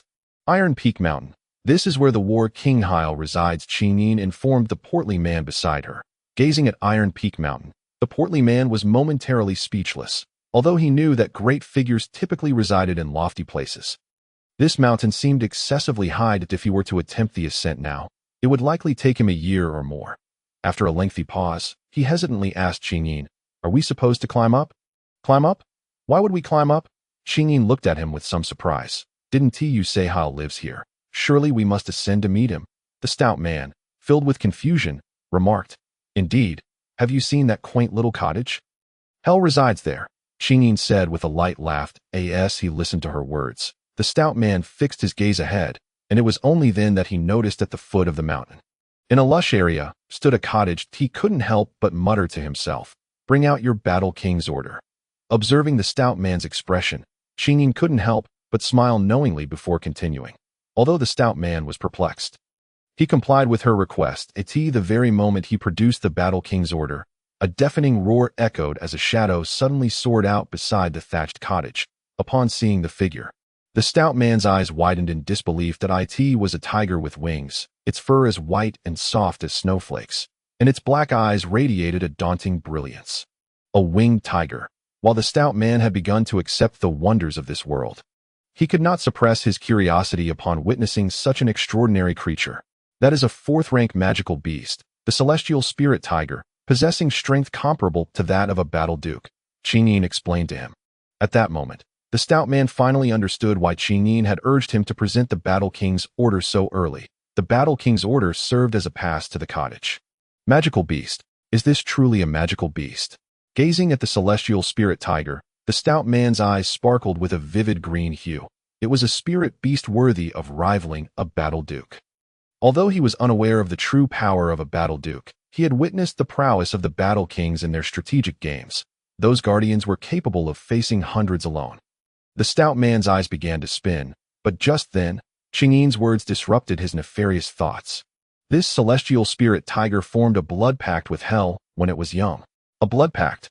Upon hearing Qingyin's words, the stout man's demeanor wilted like a frost-bitten eggplant. That a blood pact is an agreement that binds two beings to share life. Historical records from the Silver Moon continent narrate that such pacts are the most profound of all contracts. Once signed, they cannot be undone. Isn't it just a celestial spirit tiger? I'll definitely obtain a higher-ranked magical beast in due time. The stout man thought resentfully. The roar of the tiger seemed to alert the occupant of the cottage. Suddenly, the slightly decayed wooden door creaked open. Two figures emerged slowly. The first was a middle-aged man clad in black, his short, jet-black hair giving him an air of vitality. However, his expression was one of chilling frost, reminiscent of a long-standing glacier. Following him was a diminutive old man with a shock of white hair, dressed in a riot of colors and wearing a jester's hat, appearing comically absurd. "You." The stout man was momentarily dumbfounded at the sight of the two, for the old man was none other than the jester who had forcefully bestowed upon him the battle king's order. Hee. The jester's expression instantly transformed into a beaming smile upon seeing the stout man. Though the jester's demeanor appeared kind, the stout man felt a sense of unease, as if a cunning fox were fixating on him. Qingyin, upon seeing the jester, was briefly taken aback but quickly regained her composure. Respectfully addressing the middle-aged man, "Greetings, Senior Hell." Hell nodded slightly, speaking in a detached tone. Yet, The coldness of his voice sent shivers down one's spine, as if one had plunged into a realm of ice. Brother, is he the one you mentioned? Hel turned to inquire of the jester beside him. Yes, indeed. I had anticipated he would arrive after receiving the Battle King's order. Yet here he is only now, the jester replied with a smile. The stout man's anger surged at the jester's words. How dare he say such things? If not for the jester's meddling, he wouldn't have been chased around in a panic the previous day. However, the stout man understood that without the jester's intervention, he might not have had this opportunity. But wait, did Hel just refer to this old man as brother? The stout man stared in disbelief at the jester. Could one cultivate fighting spirit with such a physique? Wouldn't he be easily swatted aside before anyone else? Listening to the jester's words, Hel turned his gaze to the stout man and asked, Are you willing to become my apprentice? Apprentice. The stout man was momentarily taken aback. But Qingyin, as if struck by lightning, stood still in shock. When she regained her senses, she hurriedly tugged at the stout man's sleeve, her gem-like eyes blinking rapidly, seemingly signaling him. Are there benefits? The stout man instinctively inquired of Hel. Benefits? At the stout man's question, Hel's already frosty demeanor turned even colder. Meanwhile, the jester beamed even more broadly. Haikjin, quickly agree. You must know that Senior Hel never takes apprentices. Even the 7th prince was denied when he sought to apprentice under him, Qingyin quietly urged. Hearing her words, the stout man's eyes widened, sparkling with newfound clarity. Yet, upon noticing the jester's sly smile, that brightness quickly dimmed. He felt a renewed sense of danger. I refuse, the stout man resolutely replied to Hel. You refuse. Hel's expression darkened. The jester, however, laughed heartily. Qingyin was left speechless, never expecting the stout man to decline so decisively. To become an apprentice of a Battle King was an immense honor, not to mention the opportunity to learn the Battle King's fighting spirit and experience, something every noble knight dreams of. What a predicament, the jester said with a grin directed at Hel. Upon hearing the jester's words, Hel's expression suddenly stiffened, but then he seemed to think of something and relaxed. Whether you want to or not, you will become my disciple. Do you think you can simply come to Iron Peak Mountain and leave at your leisure? Hel spoke coldly to the stout man. At Hel's words, the stout man became increasingly convinced that accepting his apprenticeship would lead to disaster. Just then, a buzzing sound filled the air as a crystalline glow suddenly emanated from Hel's right hand, which he gently swiped across a nearby massive boulder. With a thunderous crash, the boulder shattered into countless pieces. Witnessing this, the stout man mentally cursed Hel's entire lineage. It was clear this was a threat. Chapter 19. The Dignity of the Strong. Well then, they want him to be an apprentice when he doesn't want to. Is there any justice in this? However, looking at the shattered boulder, the stout man touched his body and, in an instant, his expression shifted from resolute to one of obsequiousness. Master Hel, would it be all right if I return to prepare an apprenticeship gift? That won't be necessary, Hel replied coolly, and the crystalline glow in his hand vanished in an instant. Your body is far too weak. You shall stay here with me for a time. Hel suddenly shifted his tone, addressing the stout man. Damn it. The stout man's expression darkened. He had initially hoped to find an excuse to return to the Duke's residence, but Hel was not giving him a single opportunity. Can I refuse with this Battle King's order? The stout man protested in a final struggle. Hel coldly examined the Battle King's order and, with another surge of fighting spirit, shattered it into dust. Touching the ashes that remained, the stout man felt tears welling up in his eyes. This was the nature of the strong. All notions of dignity and credibility were cast aside. Return and inform Duke Lionheart that in 5 months, I shall return him a grandson with the strength of a war baron. Hel instructed Qingyin and the old coachman. Grandpa Osman, do you think the young master will be all right? Qingyin asked the old coachman, peering anxiously at the stout man waving a white handkerchief in the distance. Miss Qingyin, do not worry. Hel and Peaceman would never bring harm to the young master. The old coachman reassured her with a smile. Hearing the old coachman's words, Qingyin's heart, which had been hanging in suspense, finally eased somewhat. Yet, she was not entirely at ease. Shaking her head, she returned to the carriage. Preoccupied with worry for the stout man, Qingyin had lost her usual composure and did not catch the old coachman's words clearly, even overlooking the name Peaceman. Battle King Hel, Archmage Peaceman. It seems that Haikjin is truly in for it now. The old coachman chuckled, gazing at the winding path ascending before him. The stout man swallowed hard. Climbing to the mountaintop. Do they really think I'm a hero? As the image of the towering iron peak flashed in his mind, the stout man's anger flared. That peak must be several thousand meters high, and the terrain was treacherous. A single misstep could result in a catastrophic fall, let alone reaching the summit. Even an elite soldier would struggle to ascend. Your body is far too weak. First, you must train, and only then can you cultivate fighting spirit. Those were Hell's exact words. That a single sentence had sealed the stout man's fate. Do not provoke me, for I will unleash my full might. The rotund man grumbled with exasperation. Before he could finish his tirade, a sudden roar echoed through the air as the celestial tiger bared its gaping maw, its ivory teeth gleaming like razor blades. All right, I'll go. He quickly ceased his curses, flashing a sheepish grin at the fearsome creature, then commenced his laborious ascent up the mountain, step by step. I will ensure that the celestial tiger follows you. It has long been deprived of bloodshed. The latter part of Hell's original statement. Rage simmered within the rotund man's heart, yet he found himself utterly powerless. After all, Hell was far superior to him, the disparity akin to that between an ant and an elephant. Damn it! I refuse to believe I cannot reach the summit. He suddenly clenched his jaw defiantly. In a previous life, as an orphan, he had once traversed the barren desert for 3 days and nights in search of a rare plant. What was there to fear now? At the foot of the mountain, Hell furrowed his brow slightly as he observed the small, struggling figure ascending laboriously, and turned to the elderly clown beside him, inquiring, "Why did you choose him?" "There are things you cannot see, but that does not mean they do not exist," the elderly clown replied nonchalantly. However, he soon astonished everyone with his next words, previously serious. The clown's face suddenly broke into a cunning grin as he turned to Hell and said, "Let us make a wager.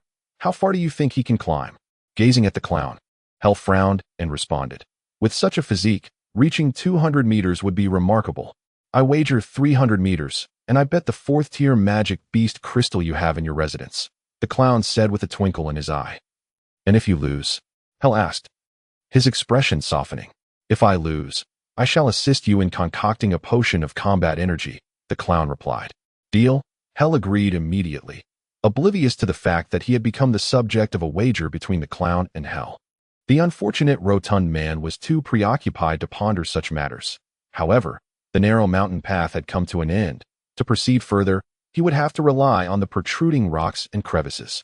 Huff, huff, he panted heavily, realizing that his body was indeed as weak as Hell had claimed.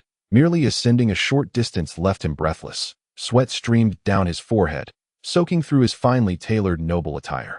Casting a glance down at the two figures observing him, a surge of determination rose within him.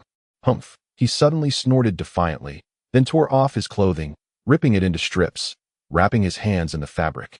He grasped the first protruding rock.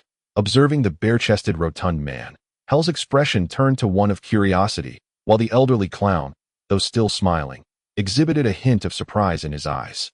A child of nobility knows such things. Hell shook his head in disbelief. The name Taishanfeng alone suggested the formidable hardness of the rocks atop the mountain. Moreover, due to the erosion from wind and rain, much of the stone was jagged and sharp, as lethal as any blade. Thus, experienced climbers would wrap cloth around their hands before attempting to ascend. This was a simple truth, yet for a child of nobility, it was anything but mundane. Typically, noble children either learned combat energy early on to facilitate their climbs or avoided such perilous endeavors altogether. As they were considered treasures by their families and seldom subjected to such trials, the rotund man's actions had clearly defied the expectations of both onlookers. What astonished them further was how adeptly he moved, as if he had meticulously planned each grip and foothold, leaving no room for error. "Are you reconsidering your wager?" The elderly clown smiled at Hell, observing the perspiring figure. "Reconsider? Why would I, even if he knows these techniques? His stamina is utterly insufficient," Hell replied with candor. How high had he climbed?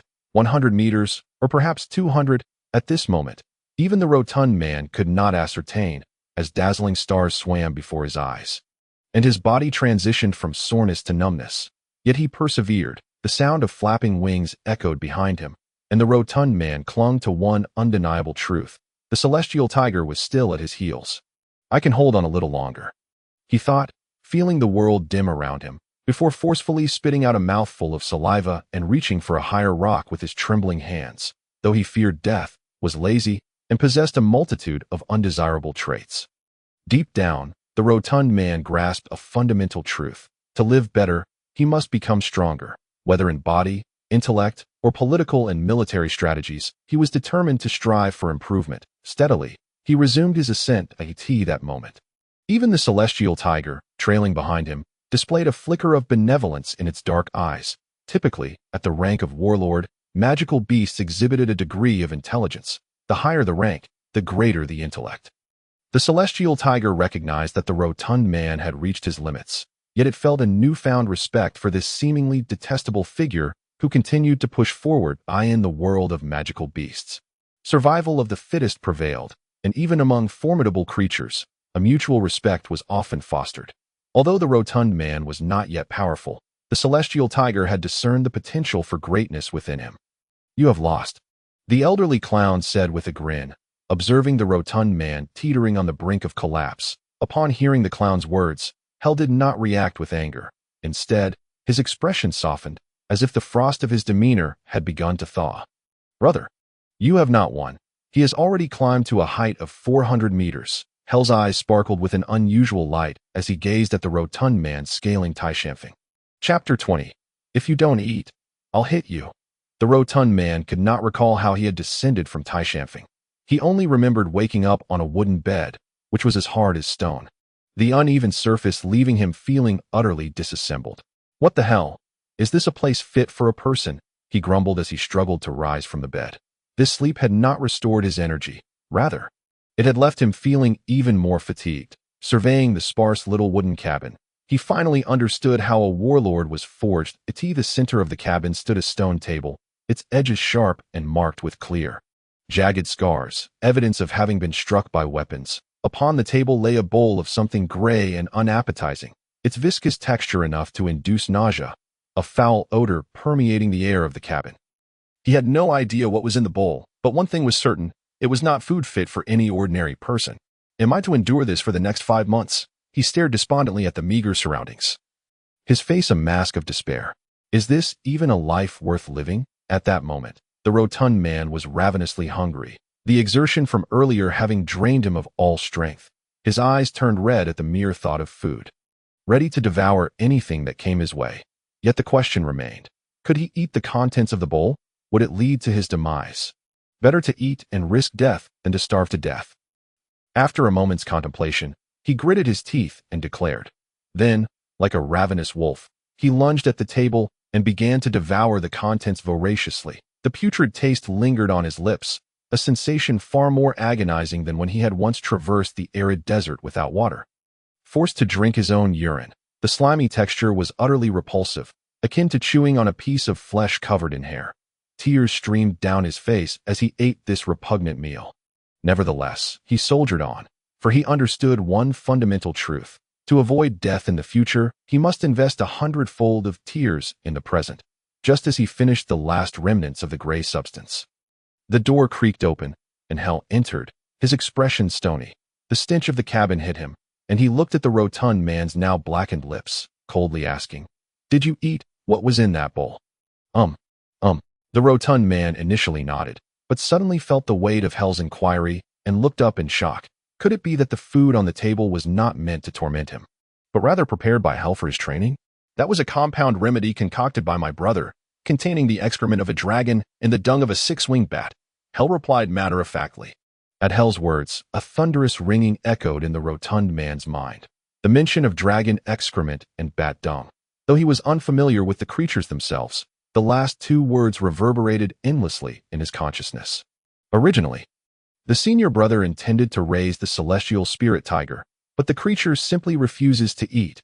As he gazed at the portly figure, a tinge of pity flickered in Hell's eyes. The rotund man's face turned a shade of dark blue, his lips slowly moving as if trying to articulate something. His eyes were ablaze with fury. How could something that even the celestial spirit tiger would not consume be placed on the table? Especially at a time when he was most famished. It was a trap, undoubtedly a trap. "I will take my revenge," the stout man silently vowed within himself. "All right, once you have satisfied your hunger, we shall commence today's training." A height of 500 meters. Hell stated expressionlessly to the portly man. Observing the swaying figure of the stout man on the Iron Mountain peak, the old clown still wore a cheerful smile. He really ate it. Hell, asked the old clown in a cold tone. This is quite normal, you see. Some individuals, despite their profound fear of death, possess an inner strength that surpasses anyone else's willpower to achieve the most perilous moments. They often unleash their full potential. The Chancellor of the Starry Moon Empire once remarked that for an official to engage in corruption effectively, he must possess abilities that exceed those of an honest official. Similarly, to live a better life, one must be more resilient than those who fear not death, the old clown said with a gentle smile directed at Hell. Your concocted compound medicine has now fetched a price of 1,000 gold coins on the black market. There are bounties for anyone who can eliminate that revolting odor, with rewards reaching 5,000 gold coins. Hell's brow furrowed slightly as he addressed the old clown. I won't do it. The old clown immediately dismissed. That stout fellow is rather fortunate. He consumed a meal worth 1,000 gold coins, and he may never experience such a lavish lunch again. Hell spoke in a low voice. Will you partake? If so, I will provide it to you free of charge. The old clown gazed at Hell with a grin. I will not eat it. Hell retorted coldly. At the foot of the mountain, the stout man remained oblivious to the conversation between Hell and the old clown. He was solely focused on ascending while plotting his revenge against the old clown. From the moment he encountered the old clown, he had been at a disadvantage, continuously outsmarted. Suffering losses without retaliation was utterly incompatible with the stout man's character.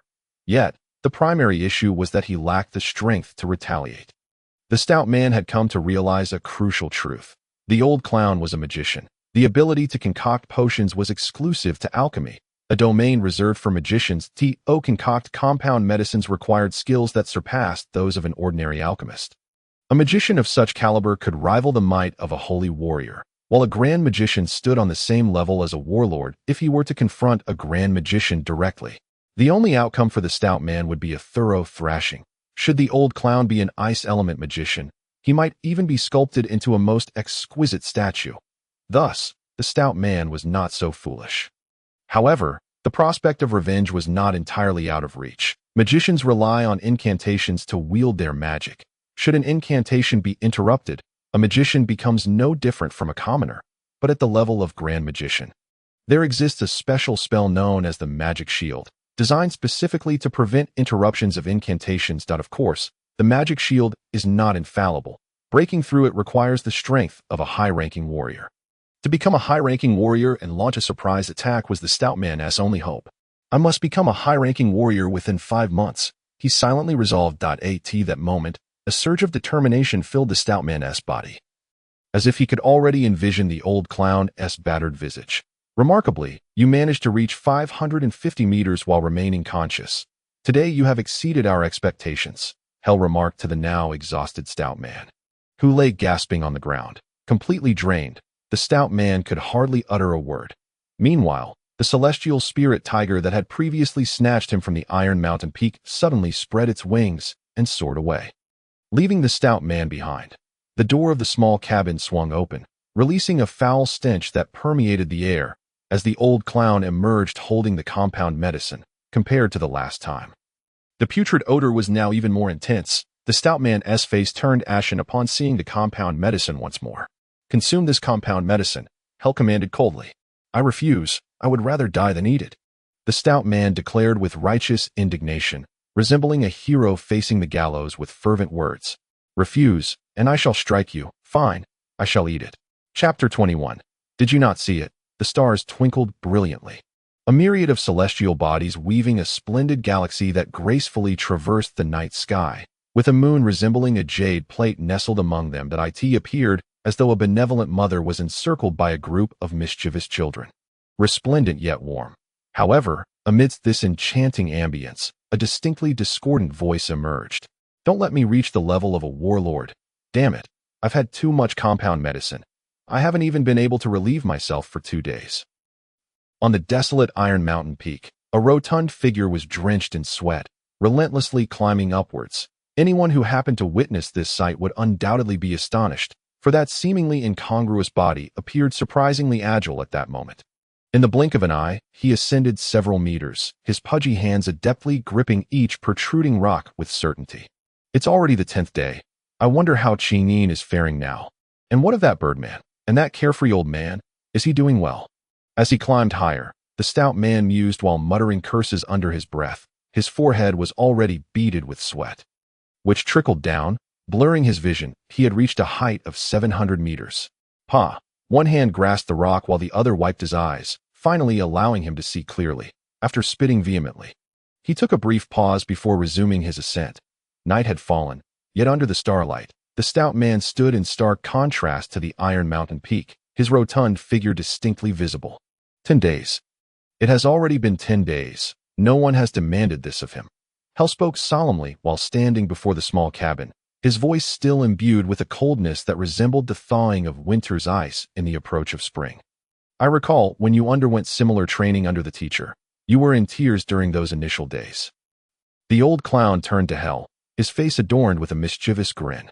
Humph, I was merely 16 then. Hell scoffed. The old clown remained silent, yet his smile grew ever brighter, prodded by the old clown's taunts.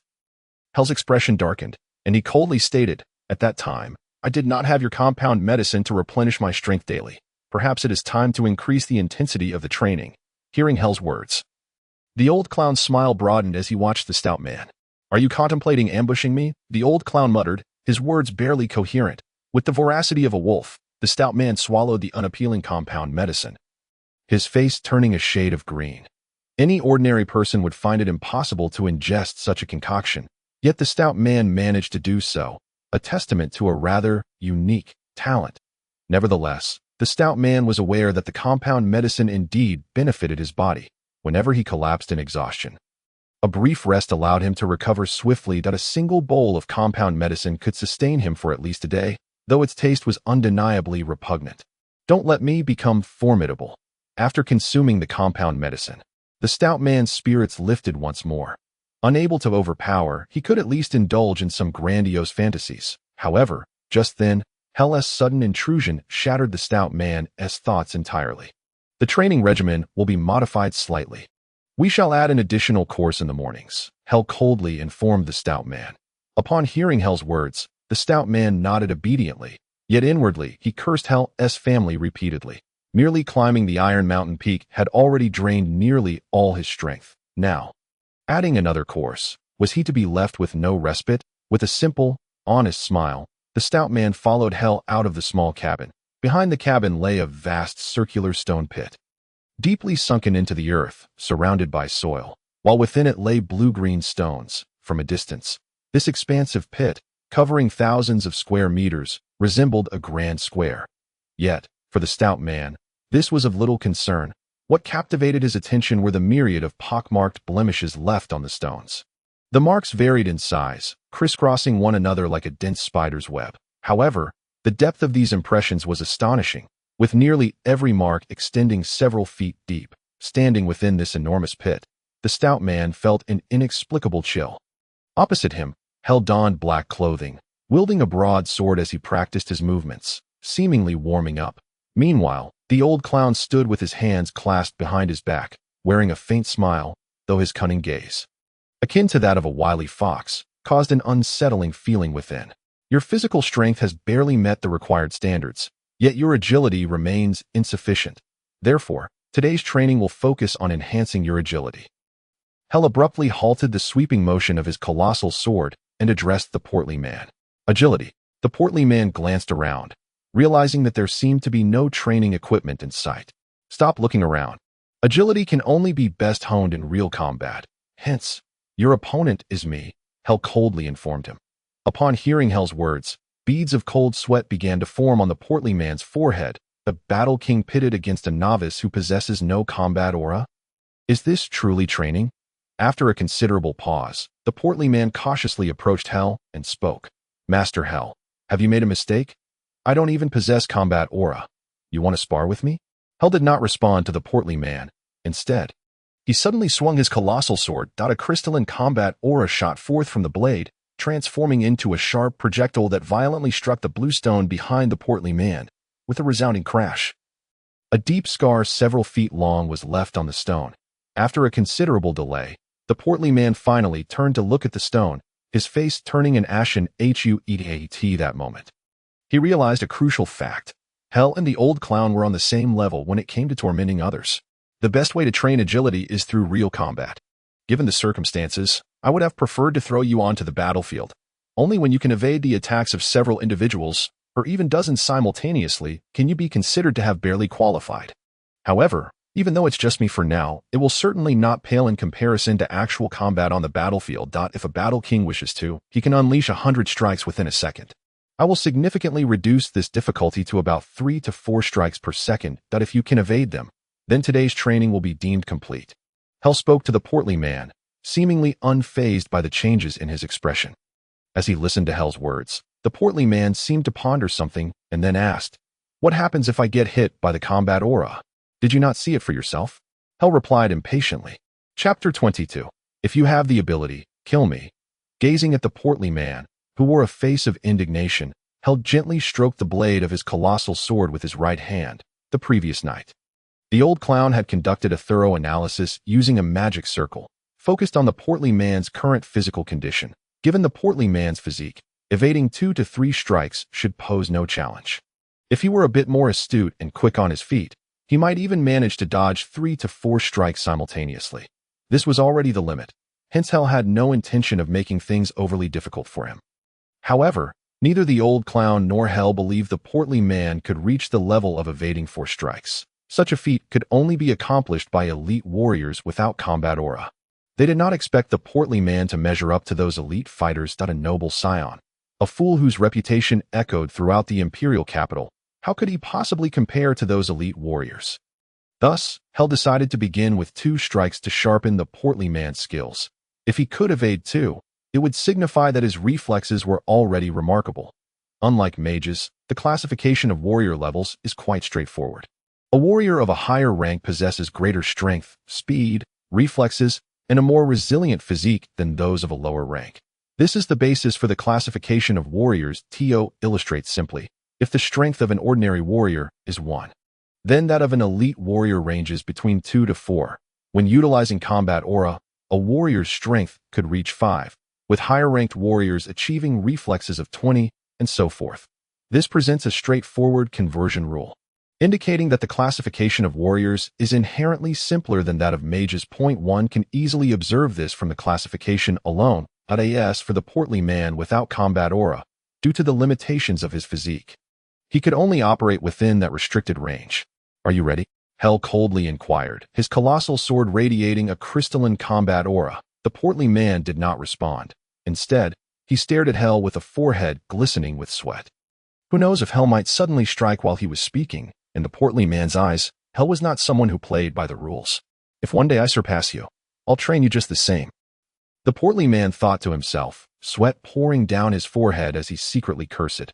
Noticing the portly man's silence, Hell's frostbitten expression softened slightly. In truth, as the portly man had suspected, Hell originally intended to teach him a lesson. Having faced countless masters and endured numerous ambushes, Hell had come to understand one fundamental principle: never trust others. Perhaps in the moment of exchanging nightly pleasantries, an ambush might occur, or maybe at the instant of greeting, a blade would already be poised at your throat. Therefore, to survive, one must adhere to a rule. The moment you ascertain that someone is your enemy, eliminate them without granting them a sliver of opportunity. In this regard, it seemed the portly man was doing quite well. The old clown perched above the pit watched the portly man with a glint of amusement in his eyes, as if eagerly anticipating his blunder. With a sudden whoosh, 2 streams of crystalline sword energy shot towards the portly man without warning. The sword energy shimmered in a crescent shape, one targeting the portly man's left leg, while the other veered slightly to the right, aiming at a sensitive area below. Faced with the 2 streaks of sword energy, the portly man's complexion turned ashen. Wasn't his teacher a battle king? Did a battle king resort to such underhanded tactics? Damn it! The portly man silently cursed, his face darkening as he shifted to the right. Yet his speed was inadequate. Although he managed to evade both streams, one narrowly grazed his body. Damn it! Gazing at the torn fabric caused by the crystalline sword energy, the portly man cursed, though this curse was directed at himself rather than Hell. In his previous life, while the portly man often employed cunning tactics, he had also found himself forced onto the battlefield on numerous occasions. Each time, he faced assaults from dozens of adversaries and somehow managed to survive. Later, Having learned from experience, he specifically trained with a battalion of elite archers to enhance his evasion skills, that To put it simply. This training aimed to prevent him from being struck by others on the battlefield. The archers in that battalion were exceptional marksmen, capable of hitting the bullseye from 100 paces away. And for them, hitting a moving target was child's play. Some had even reached the level where they could strike a fly in mid-flight. The arrows used by the elite archers lacked sharp tips. They were merely coated with white powder. If they struck the portly man, a white mark would appear on his clothing. During the initial stages of training, the portly man found himself in a dire state, his clothing riddled with white spots, and his face a patchwork of bruises, often resulting in a complete hit. Even when he managed to avoid being hit, it was merely due to sheer luck. After each training session, he would emerge looking like a jester. However, as the training progressed, under the influence of his unyielding spirit and fear of death, the portly man gradually learned to evade those arrows. Ultimately, he reached a point where he could evade the attacks of dozens of elite archers. This was why he could repeatedly escape from the battlefield. That in terms of combat prowess, the portly man might only possess slightly above average abilities. However, when it came to fleeing, he was unmatched. Yet now, all of the portly man's experience seemed to have vanished, as he struggled to evade even a mere 2 strikes. Of course, he understood that this was entirely due to the mismatch between his current physique and his past experiences. To put it simply, his reflexes remained, yet his body could not keep pace, lacking the necessary training. Pathetic, Hell coldly remarked to the portly man, showing no mercy despite his evasion of 2 strikes. Above the pit, the old clown maintained a cheerful demeanor, yet a glimmer of schadenfreude flickered in his gaze. The portly man seethed with unexpressed rage, teetering on the brink of madness. Days of humiliation had pushed him to the edge. His eyes suddenly turned crimson, and he defiantly raised his middle finger at Hell. "If you have the ability, kill me." Observing the portly man's gesture, the old clown was momentarily taken aback. To provoke Hell was tantamount to courting death. Meanwhile, Hell remained as frigid as ever, his expression reminiscent of an ancient glacier, evoking thoughts of an eternal ice mountain. Upon closer inspection, a series of faint, crackling sounds emanated from Hell's mouth. Chapter 23. I acknowledge you can kill me. The wind picked up, howling through the pit with a chilling ferocity. The cold air, upon contact with the skin, penetrated to the very marrow.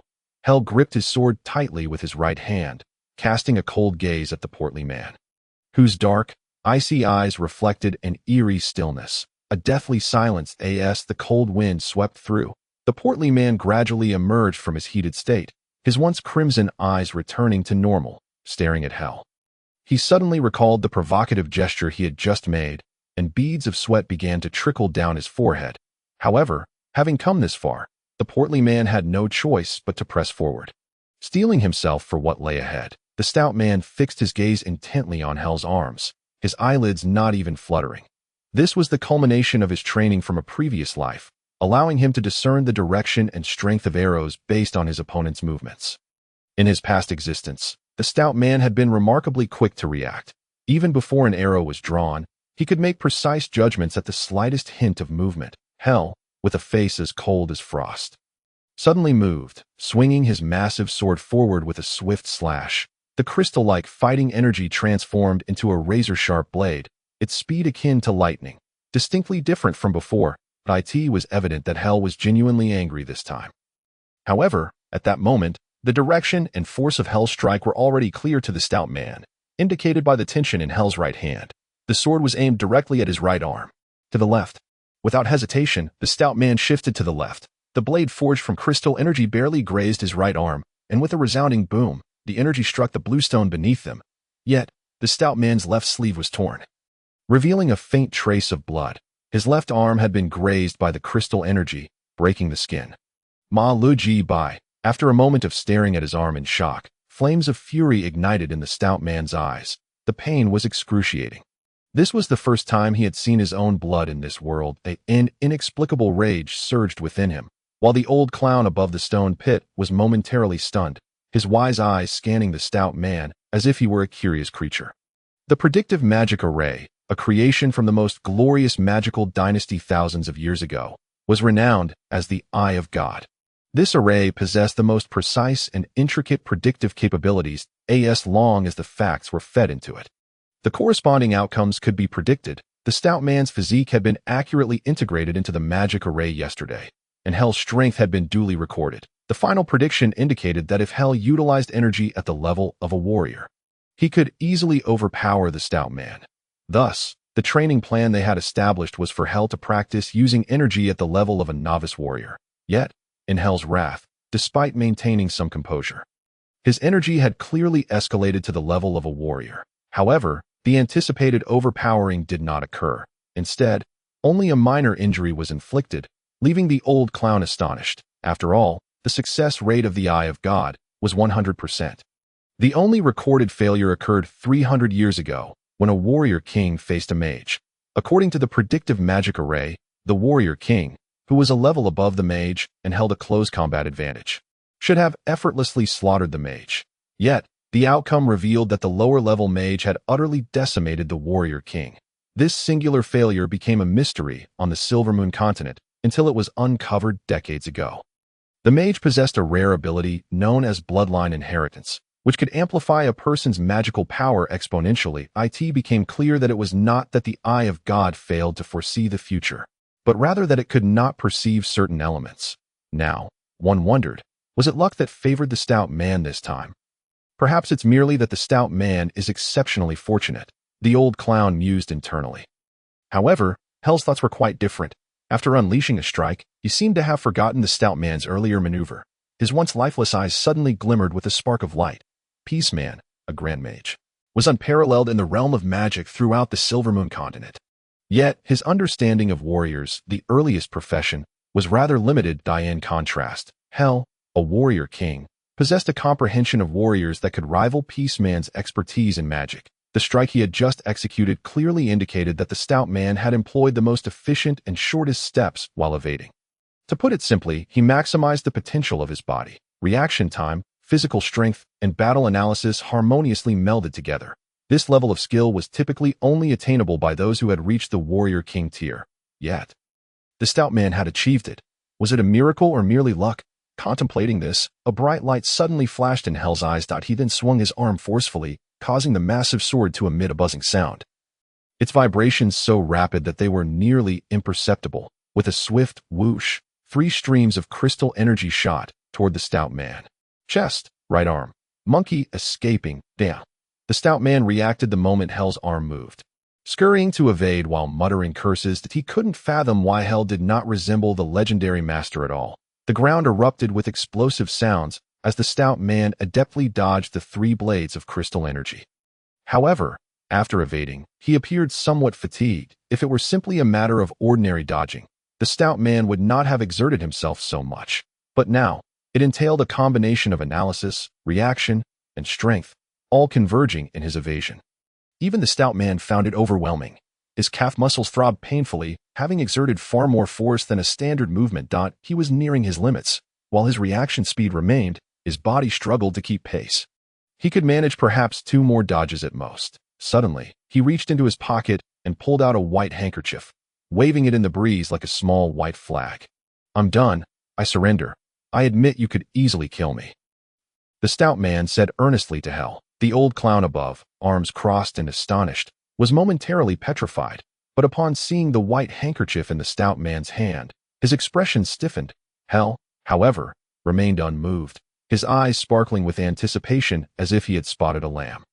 Without uttering a word, he swung his massive sword once more, the crystal energy forming webs of blades throughout the pit. 4 strikes. 6 strikes. The stout man, resembling a clumsy penguin, clumsily engaged in a tap dance, all the while exclaiming, "This isn't fair. Is there no justice left?" Chapter 24. The radiance of the tiger amulet beneath the towering Iron Mountain peak. A rotund figure appeared at dusk. Today, the stout man had chosen not to ascend the peak. Not due to a lack of effort, but rather sheer exhaustion.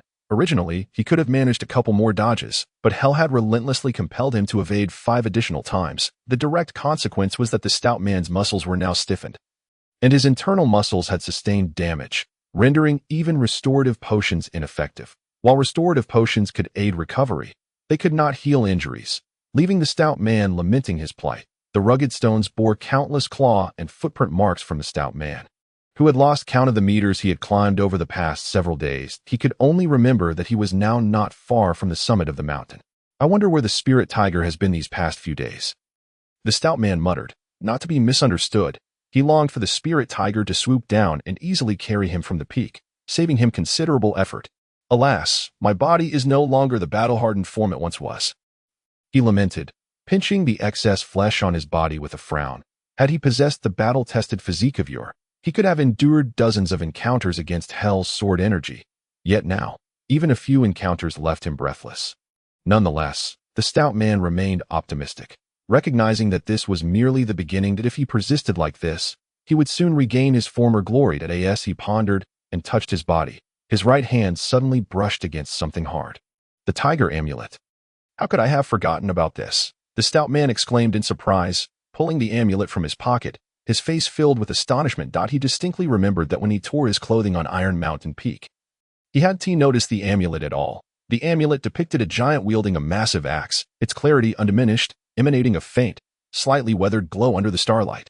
This amulet, the stout man suddenly recalled some accounts of artifacts from the history of the Silvermoon continent. According to legend, when the Silvermoon continent was first formed, there existed deities. It was said that the god of light guided illumination, the god of night brought the veil of darkness, and the water god nurtured life with water. These deities possessed the tools they used to create the world. The god of light split heaven and earth with the sword of light. The god of night shielded the night sky with the shield of night. And the water god created the first beings from the spring water flowing from the vessel of life. These tools were known as artifacts, each possessing unique and extraordinary effects. Certainly, this is merely a legend. In fact, throughout the history of the Silvermoon continent, no one has ever witnessed such artifacts, and even the historical records spanning thousands of years have never documented their existence. Could this possibly be a divine artifact? The plump man hesitated to utter. According to the history of the Silvermoon continent, one typically resonates with magical equipment through blood. As he gazed at the tiger talisman, he murmured to himself that he yearned to experiment, yet he was engulfed in doubt. With a pained expression, he thought, blood. Oh, that requires a wound to obtain. Doesn't he it? Gripping the tiger talisman, he fidgeted for quite a while. Finally, a flicker of determination crossed his face. With great caution, he found a sharp little stick nearby and jabbed it at his finger. The stick was indeed very sharp, piercing his finger and leaving a tiny puncture wound. At that moment, the plump man wore an expression of deep sorrow. Damn it! He angrily hurled the stick away and smeared the almost imperceptible crimson droplet that had just emerged onto the tiger talisman. The blood left a faint red mark on the talisman, and in that instant, the plump man grew even more despondent, for there was not a hint of effect. His drop of blood had gone to waste. However, just as despair gripped him, a flash of red light suddenly flickered across the tiger talisman, only to vanish in an instant. This scene was clearly captured in his eyes. The plump man's gaze suddenly radiated a vivid green hue. Despite his ignorance of what had transpired, he was certain that his actions had borne fruit. He began to meticulously examine the tiger talisman, his eyes scanning it incessantly. Yet, to his bewilderment, aside from the previous bloodstain, he found no other signs of alteration. Staring agog at the talisman, his face once again reflected his indignation. The plump man was truly enraged. If it weren't for this talisman, he might still be reveling in that other world. If it weren't for this talisman, he wouldn't have had to endure the pain of the stick. With a swift motion, he decided to throw the talisman with all his might. Originally upright, the talisman was mostly obscured by his chubby hands. Yet at the moment he raised his hand, it flipped entirely over. At that moment, a rather unremarkable red dot caught his eye. Beneath the giant holding the axe, a deeply indented pattern was visible on the talisman. And just at the giant's ankles, there appeared a faint reddish, as if it were a starting point. After staring in disbelief for a long moment, the plump man did not retract the talisman. Instead, he slammed it forcefully onto the ground and stomped on it with all his strength twice. A drop of blood is merely a red. How much blood do I need to fill the entire pattern? His eyes blazed with fury. While others might consider a drop of blood the limit, he believed it would take at least a barrel of blood to fill that giant. Why? Why must it be a giant? Could it not be an ordinary person?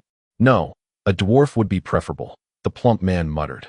Under the starry night, at the foot of Iron Mountain, a chubby figure was relentlessly prodding himself with a stick.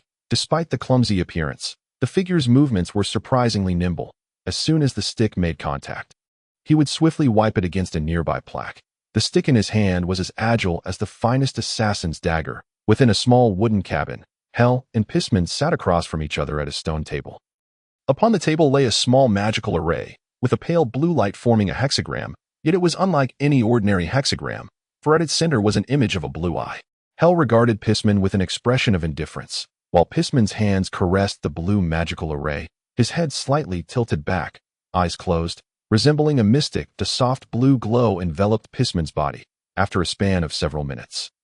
As the pale blue light gradually dissipated, Pisman slowly opened his eyes. The result of the divination? Hel inquired coolly. Failure. There is almost no chance of success, Pisman replied, shaking his head slightly. Are you certain? Hel maintained his placid demeanor, but his tone bore a hint of skepticism. Hearing Hel's words, Pisman chuckled lightly. Do you not trust the eye of God?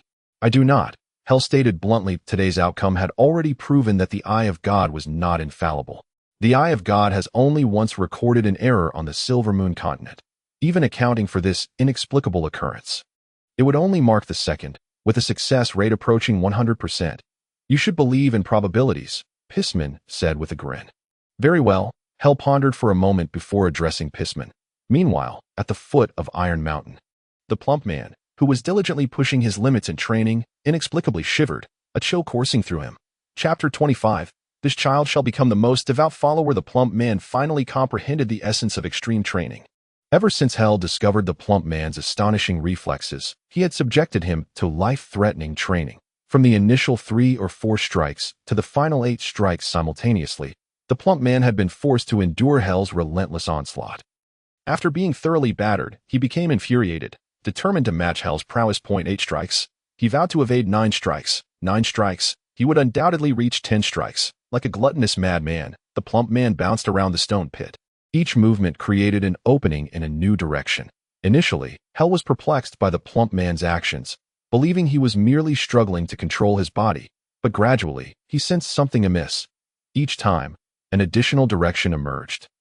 Was that a lack of control? No, it was clearly a provocation. The eventual consequence of the plump man's actions was that in a fit of rage, Hel unleashed the reflexes of a battle king.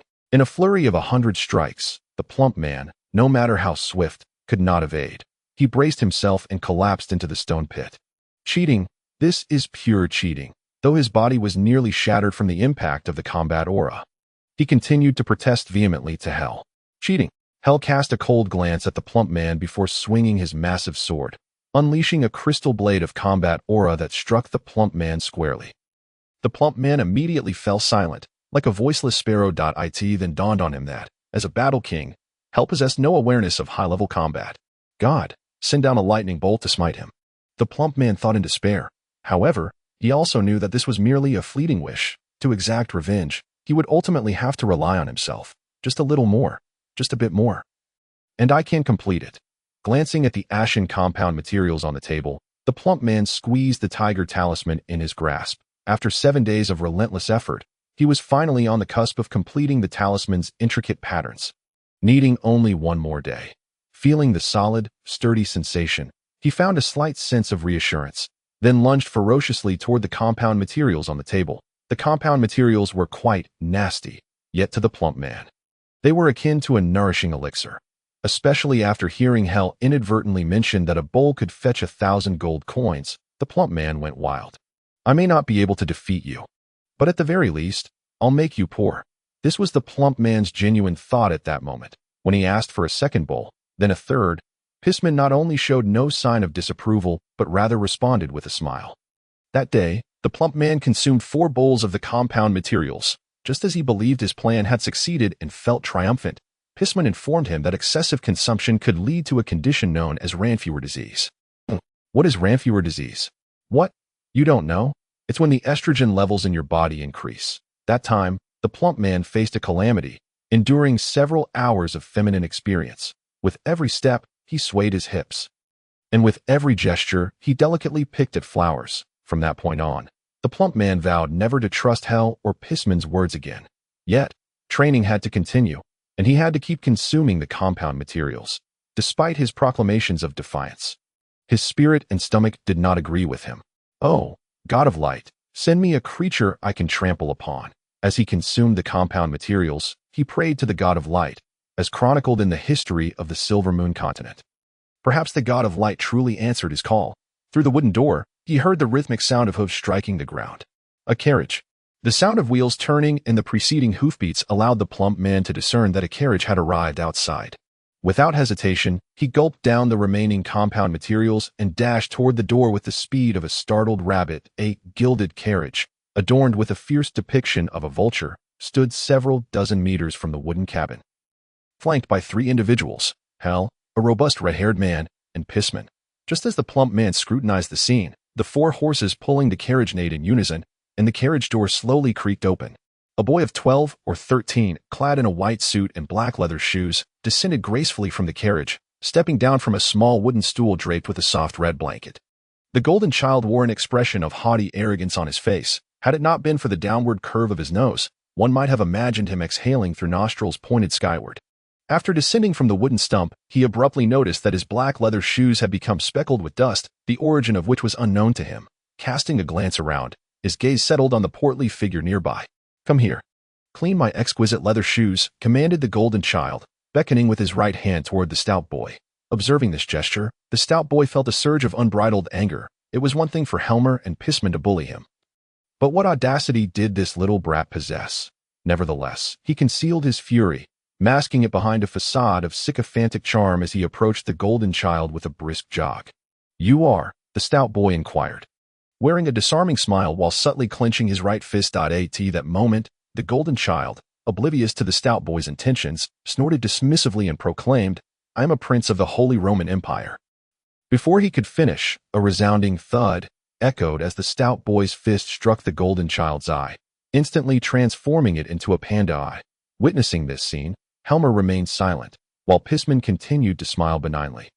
Seemingly indifferent as for the furious coachman, his eyes glimmered with a vicious light directed at the stout boy. Had it not been for Helmer and Pissman's presence, he would have lunged at him without hesitation. "You dare strike me!"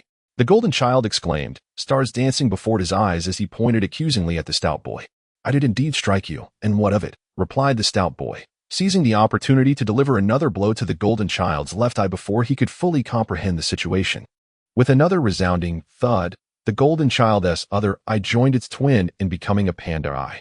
"Fool!" the stout boy sneered, raising his middle finger in contempt. The coachman, now thoroughly enraged, radiated a fierce, fiery aura, his eyes burning red as he advanced toward the stout boy. Yet, at that moment, a cold snort from Helmer extinguished the coachman's fiery wrath like a bucket of cold water. The coachman's breathing grew heavy, as if all his fury had surged into his nostrils. After a moment, his once crimson eyes gradually returned to their normal state. "Helmer, the War King, are you truly going to stand idly by while a prince of the Holy Roman Empire is assaulted?" the coachman demanded, indignation lacing his voice. "His beating is a result of his own weakness," Helmer replied coldly. "Weakness? The 10th prince is a mid-level magician. Had it not been for that stout boy's sneak attack." The coachman's fist clenched tightly, emitting a series of creaking sounds. Helmer regarded the coachman with a dispassionate glance before resuming his silence. A mid-level magician? The stout boy suddenly grasped the gravity of the situation.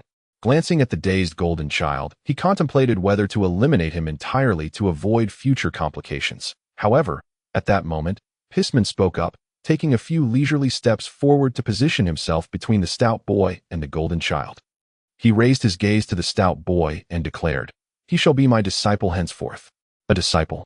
The stout boy gaped at the golden child, utterly bewildered.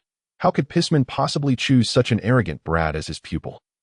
Logically, Pissman should not be inclined toward such a choice. "I challenge you to a duel," the golden child seethed, his fury palpable, as though he wished to devour the stout boy whole. "A duel?" The stout boy's brows knitted tightly together. "Yet another duel. Very well. You shall have your duel. Let it take place 1 month from now." Pissman mused for a moment before flashing a sly smile at the stout boy. The stout boy, who had just been taken aback by Pissman's words, now grinned wickedly at the mention of a month's time. "A month? Oh, divine light. In that month, this child shall become your most fervent believer." Chapter 26. Hundreds of magical circles. What constitutes a genius? A genius is someone who far surpasses the ordinary. At the age of 12, a mid-level magician is akin to a dazzling star in the realm of magic. The very thought of the arrogant golden child filled the stout boy with disdain. A 12-year-old prodigy. If he did not subdue this child now, what might the future hold? Although the stout boy was unafraid, he was resolutely committed to quelling threats at their inception. He would not dig himself a pit and neglect to fill it. Taking a deep breath, the stout boy surveyed. The seal has been activated, but the power is insufficient. A level 3 formation cannot be unlocked. A sudden buzzing sound resonated in the rotund man's ears. Insufficient power. Level 3 formation? The man's brows furrowed tightly. A level 3 formation. Could it be that the magical arrays here are classified by rank? After a moment of contemplation, he clenched his teeth and reached out toward another green magical array beside him. With a thunderous crash, golden lightning erupted instantaneously, and he could faintly feel his right hand going numb, devoid of any sensation. The seal has been activated, but the power is insufficient. A level 5 formation cannot be unlocked. Listening to the disembodied voice, the rotund man finally grasped the entirety of the magical array's intricacies. The various magical arrays, both large and small, were bound by restrictions. Without sufficient power, none of them could be unraveled. Surely a level 1 magical array can be unlocked. Gazing at the scattered hundreds of magical arrays, the man stood in a daze for a spell before exhaling the words, "Oh no." With hundreds of magical arrays before him, which could possibly be the level 1 array? Did it mean he had to test them one by one? Chapter 27. The path of military slaughter. The thunderous roars echoed continuously within the magical array's space as the rotund man gritted his teeth and recklessly approached the magical arrays. His not overly large eyes were already bloodshot, ignited by a fierce rage. The seal has been activated, but the power is insufficient.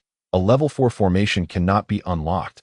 The seal has been activated, but the power is insufficient. A level 9 formation cannot be unlocked. The seal has been activated. The gathered voices lingered in the air, refusing to dissipate. Which one is the level 1? Suddenly halting. The rotund man noticed his hands swollen like bowls, dark as the purest charcoal. Having tested over 30 formations, he had yet to unlock a single one, nor had he found even a hint of a pattern. Arrays of varying sizes and colors seemed to follow no discernible rules. Judging the levels of the arrays by size led to the disheartening result of being struck by lightning when he touched a palm-sized array, leaving him trembling uncontrollably. As for judging by color, that was even more confounding. Arrays of the same color could differ immensely in rank, ranging from level 3 to level 8, or even be of the same tier. The rotund man was utterly unable to discern any patterns. While treasure hunters sweat, why do I shed tears?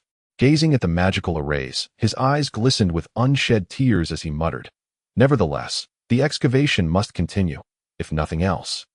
His insatiable curiosity was enough to propel him forward in madness. With wide, round eyes, he surveyed the magical arrays, ultimately setting his sights on a deep red magical array nearby. Dozens of intricate beams formed a small magical array roughly the size of a grinding wheel. With the curving lines resembling some mysterious symbol, the rotund man boldly approached the deep red magical array, aware that caution was futile in this situation. Only by daring to be struck by lightning could he hope to achieve his goal.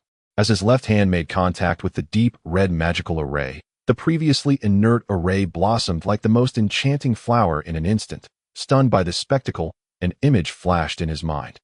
He recalled having once touched a white magical array, which at first was enveloped by auspicious clouds, emanating a faint, sacred aura.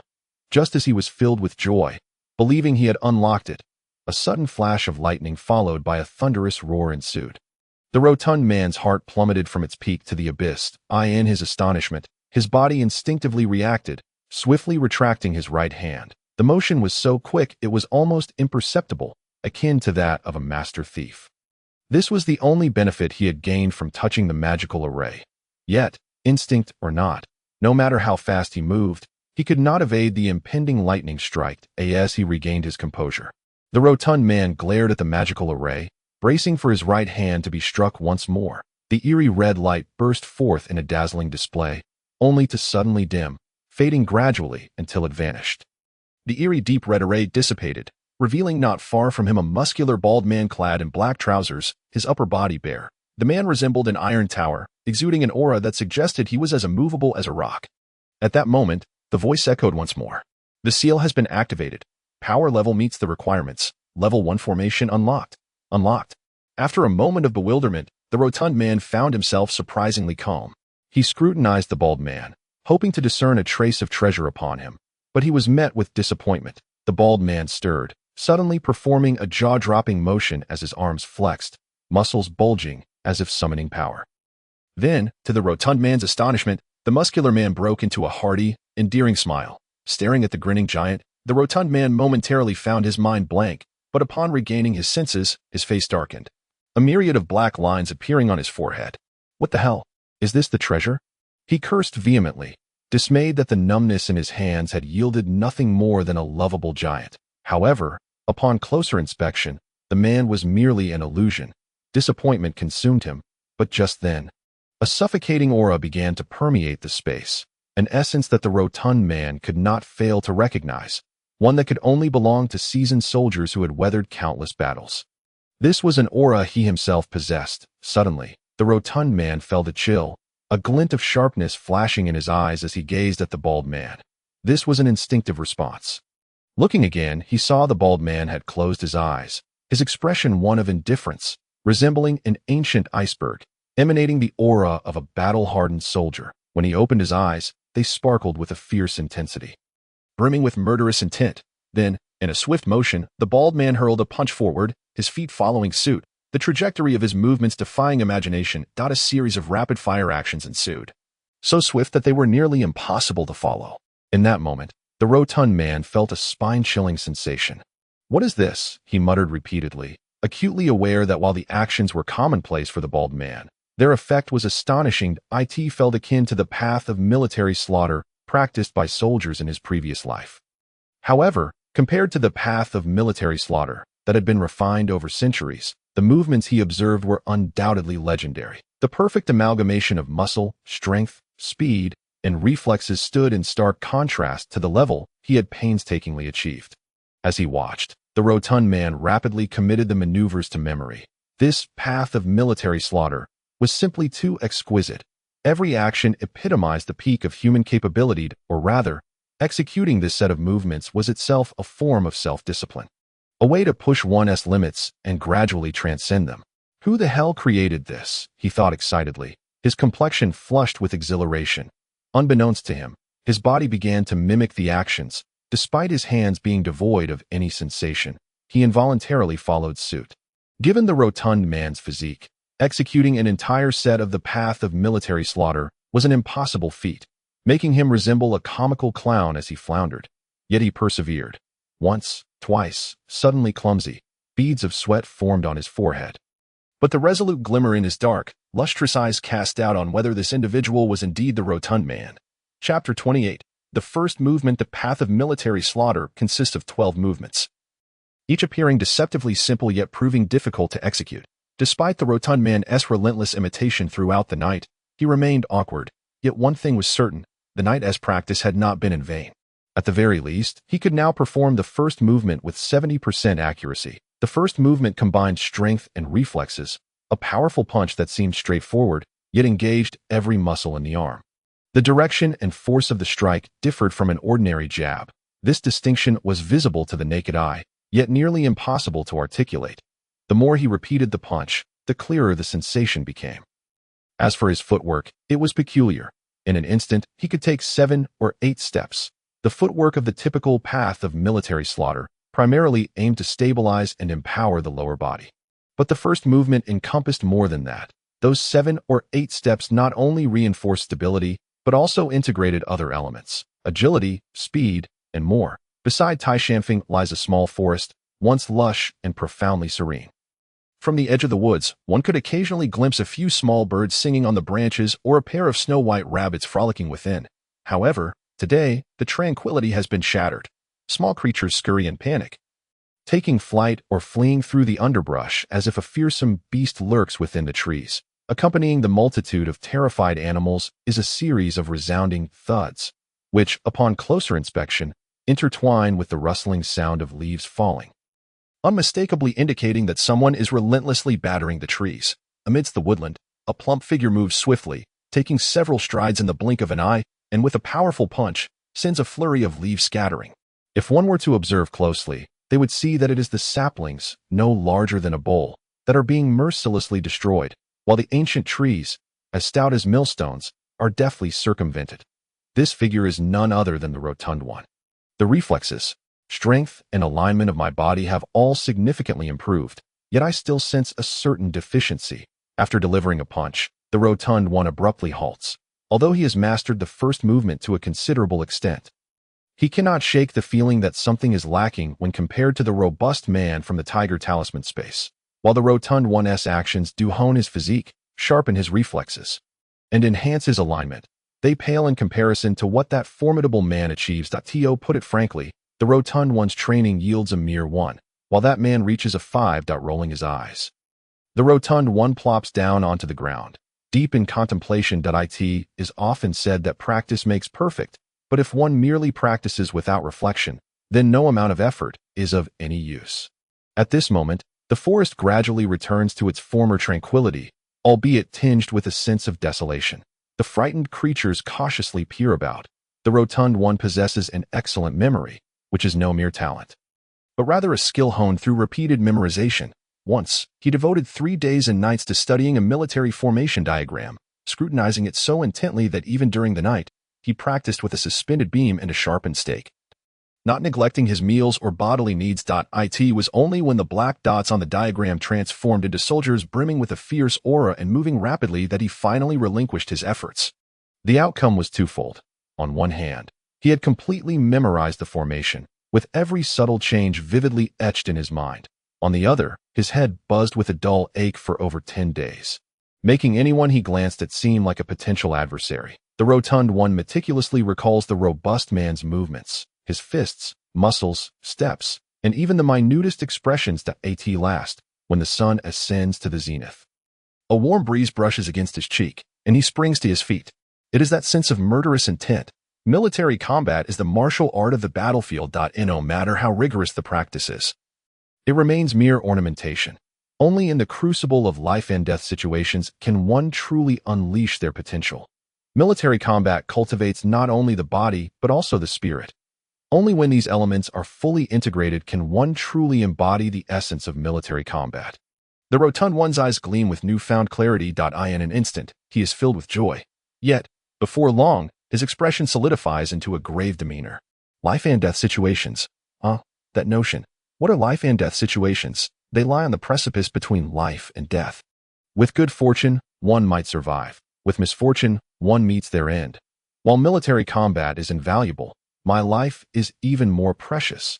Just then, a voice abruptly resonates throughout the forest, cold as hail, jolting the rotund one back to reality.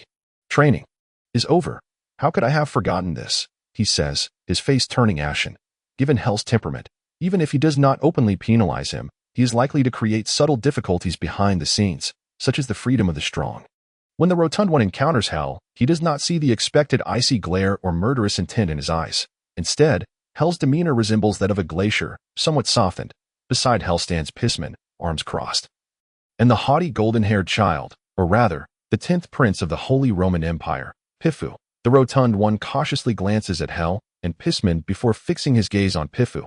Today, Pifu's attire differs from the usual. He dons a gray magical robe that tightly envelopes his slender frame, and beneath it, he sports pointed magical shoes, with a bronze magical emblem adorning his chest. However, the rotund one pays little heed to these details, for his attention is captured by the magical staff in Pifu's hand, a staff of pure gold, intricately engraved with elaborate patterns, topped with a sapphire radiating a cerulean glow. Faint wisps of mist swirl around the sapphire, captivating the rotund one's gaze, turning his eyes a deep shade of red. Although he possesses no innate talent for magic, his affinity for gold surpasses that of anyone else. The staff is unmistakably crafted from gold. One would expect the grandson of a dignified duke to have an abundance of such treasures. Yet, alas, the rotund one has a benevolent grandfather who sent him to Wildfire Town without provisions, without funds, and with only a handful of guards, leaving him to resort to thuggery as he contemplates how to seize that magical staff. A cold snort erupts from Hell's nostrils, jolting him from his thoughts. Master Hell, the rotund one quickly regains his composure, donning a sycophantic smile as he gazes at Hell.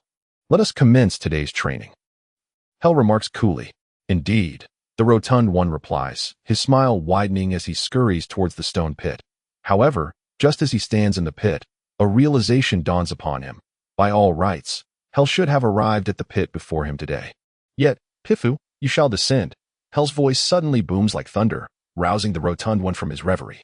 Pifu, that golden child, What nonsense is this? He is but a junior mage. The Rotund One's countenance darkens in an instant. Although Hell is harsh with the Rotund One, it is merely a fade.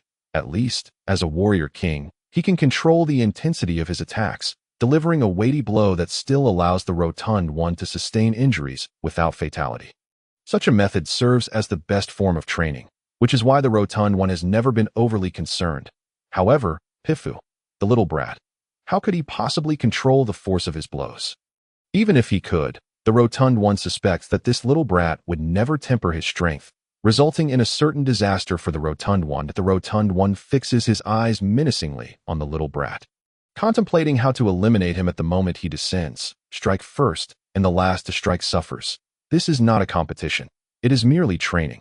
Therefore, Black Gold, you must refrain from attacking while your opponent casts a spell. You can only evade. Additionally, Pifu, you may only use the intermediate magic, Ice Roar. Pisman remarks with a sly smile directed at both of them. The Rotund One stands there, as if struck by lightning, dumbfounded. Refrain from attacking and only evade.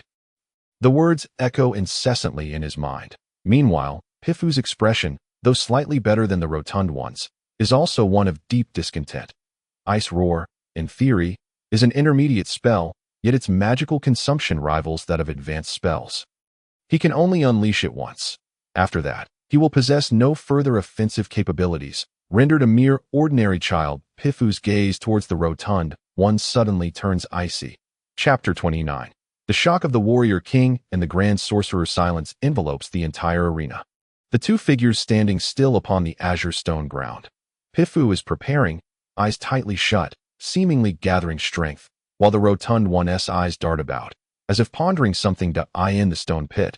Pisman maintains his characteristic smile, occasionally revealing a glimmer of cunning in his gaze. Hell, by contrast, wears an expression of indifference, the two forming a stark contrast. Hell's lips move slightly as he turns to Pisman and inquires, can Black Gold evade Pifu's Ice Roar? Almost impossible. Although Ice Roar is an intermediate spell, its power rivals that of advanced spells. If this magic is successfully unleashed, even a Baron-level warrior would find it impossible to evade. Pisman replies with a smile. Hell remains silent, regarding Pisman with a look of intrigue. Do you not think that having them train against one another is the best choice?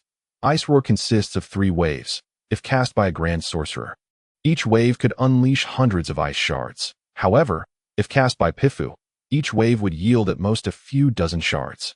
Moreover, the variance in the timing of dozens of hailstones being launched is akin to a battleground where numerous elite warriors simultaneously assault their target. For Heijin, this undoubtedly serves as an exceptional form of training. On the other hand, the magical energy consumed by Ice Roar is immensely substantial. Given Pifu's current level of magical power, the very act of casting it poses a significant challenge. However, it is indisputable that this considerable expenditure of magic will catalyze a substantial enhancement in Pifu's magical prowess. This is a unique method of magical advancement. Pisman gradually articulated towards Hel. As he spoke. Pisman's gaze frequently darted towards the plump figure and Pifu, his eyes reflecting a sagacity befitting a grand archmage. Considering Heijin's physique, he will manage to evade at most 2 waves of Ice Roar's onslaught. For Pifu, enduring 3 waves would deplete all his magical energy. Thus their mutual training represents the optimal method of practice, and indeed the most rapid path to improvement. Heijin may face some hardship, yet he must learn to confront a sorcerer capable of casting spells. Pisman continued with a measured tone.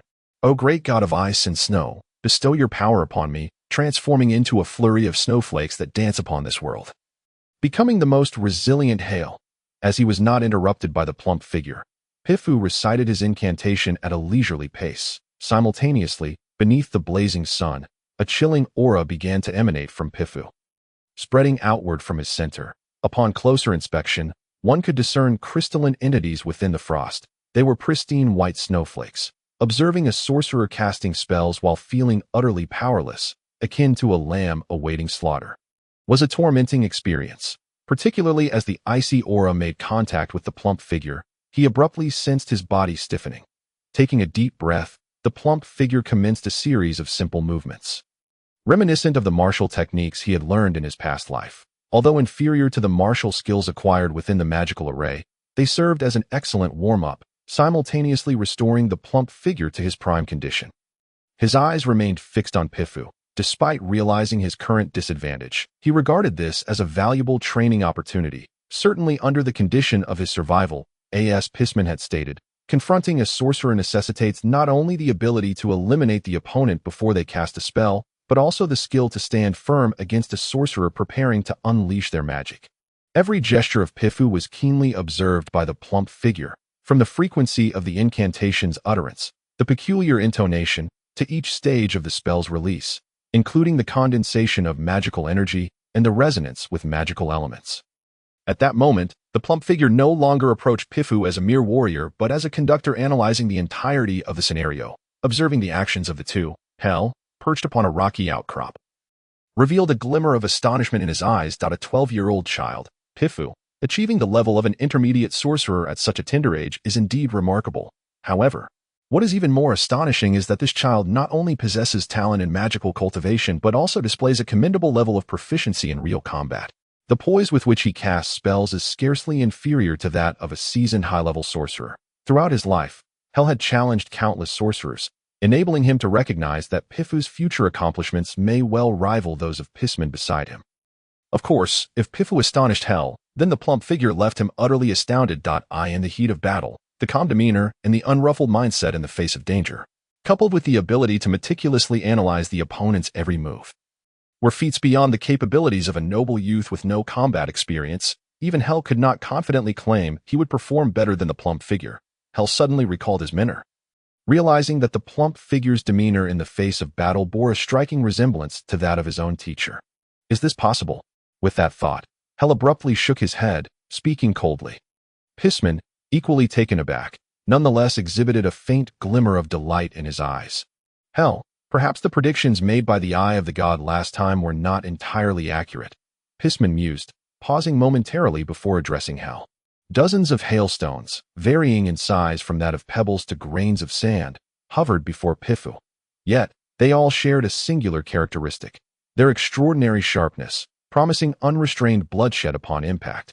Pifu gently waved his wand, casting a disdainful glance at the plump figure, whose complexion appeared somewhat pallid, a clear indication of the toll exacted by the excessive expenditure of magical energy. You shall pay the price for all your actions, Pifu remarked coolly, maintaining his tone of scorn. By this time, the plump figure was drenched in perspiration. After executing a series of martial techniques, the icy aura that should have rendered him stiff and numb had been entirely dispelled. He had never felt his body in such optimal condition. That set of martial techniques proves effective. Observing the swarm of hailstones, the plump figure was devoid of any lingering trepidation. The martial techniques learned within the magical array had filled him with confidence. Even he was taken aback by the fact that after a brief respite and executing a set of martial techniques, his body could recover to its former prowess. This could be considered yet another method of transcending one's limits. The plump figure muttered, "Kid, I'm going to take you down." He defiantly raised his middle finger towards Pifu. If one cannot strike during the incantation, then once the spell is cast, ice roar. The plump figure's provocation was met with Pifu's most ferocious assault. Dozens of hailstones shot towards the plump figure in an erratic barrage, akin to a volley of arrows, sending shivers down the spine merely by observation. Faced with the onslaught of hailstones, the plump figure began to evade, moving with the agility of a nimble monkey, defying expectations of what a plump individual could achieve. Thud, thud, thud. The hailstones that the plump figure dodged collided violently with the bluestone, shattering upon impact. Observing the plump figure emerge unscathed, Pifu's eyes blazed with fury. Yet, before long, that anger dissipated, and he regained his earlier composure. Hail as swords, snowflakes as blades, pierced through all. Pifu's youthful voice resonated once more. The second segment of the Ice Roar incantation heralded the onset of the second wave of attacks. In the rocky pit, did you see that just now? Hell, momentarily taken aback, inquired of Pisman in a hushed tone. Indeed, if I had not witnessed that scene, would you believe that a person devoid of fighting energy could possess reflexes akin to an intermediate warrior, merely relying on their physique? Pisman's smile remained, albeit tinged with a rueful twist. In this exchange, the two individuals atop the pinnacle of Silvermoon Continent, one a warlord, the other a grand archmage, found themselves enveloped in a prolonged silence. The plump figure's evasive maneuvers appeared straightforward, yet the reflexes displayed were undeniably comparable to those of an intermediate warrior wielding fighting energy. Is it truly feasible for a body devoid of fighting energy to achieve such prowess? Chapter 30. After all, he is just a child. The blue hailstones shimmered brilliantly under the sunlight, crystalline and exquisite. Yet, at that moment, they transformed into deadly instruments of murder. The second wave increased in number by 50% compared to the first, and the speed at which they were launched surpassed that of their predecessors, rendering them mere indistinct shadows. However, for the plump figure, evading this second wave was no daunting task. Among the hailstones, he darted about. Akin to a dancer on the tip of a needle, his movements, while not particularly graceful, nevertheless conveyed a sense of ease at this juncture. It was evident to all that Pisman's prescribed training regimen had encountered a flaw. Such training merely served to continuously enhance Pifu's magical capacity. As for the plump figure, effortlessly executing a dozen movements could hardly constitute effective training, even if one were to amalgamate strength, speed, and reflexes into a singular action. It would still fail to provide the plump figure with substantial advancement. The plump figure reveled in his success, taunting Pifu with a stream of provocations, which, to put it nicely, constituted a form of retaliation. To put it bluntly, it was mere ostentation at this moment. Pifu was striving to maintain his composure, yet the bloodshot eyes betrayed his nearing threshold of rage in the rocky pit.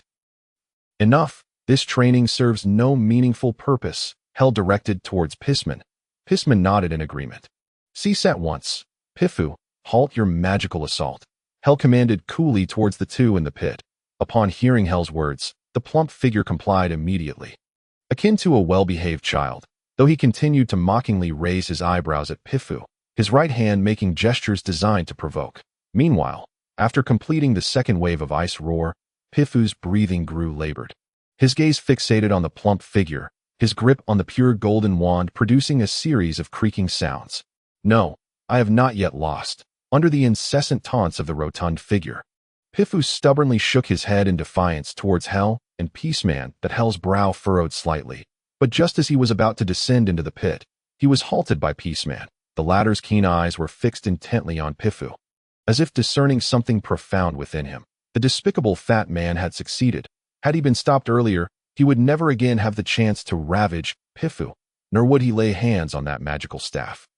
But now, the fat man grinned at Pifu, yet gradually his smile became rigid. He sensed a looming danger, reminiscent of his first encounter with Peaceman when the latter had thrust the War King's decree into his embrace. This time, however, the peril was magnified manifold. Pifu's body underwent a sudden transformation, as faint crimson patterns began to spread across his skin, curling and twisting in a manner that stirred unease within the observer. Those patterns were astonishingly beautiful, akin to the decorative curves etched upon the most ancient of murals, captivating all who beheld them. That a breeze arose, a chilling wind accompanying the spread of patterns upon Pifu's skin. Howling ominously, the air grew colder, and faint layers of frost could be seen radiating outward from Pifu, while snowflakes began to drift down, thick and plentiful, rivaling the coldest of winter days. Witnessing this scene, the fat man's eyes widened in horror, his mind racing with dread. How could he not realize that this mysterious and splendid display was merely the prelude to an impending storm? What the hell? The fat man muttered, astonished that Pifu could possess hidden strength. Was he truly playing the part of a pig to eat the tiger? The bloodline inheritance, the legendary bloodline inheritance. So, the royal family of the Holy Roman Empire is of that lineage. Peaceman remarked coolly.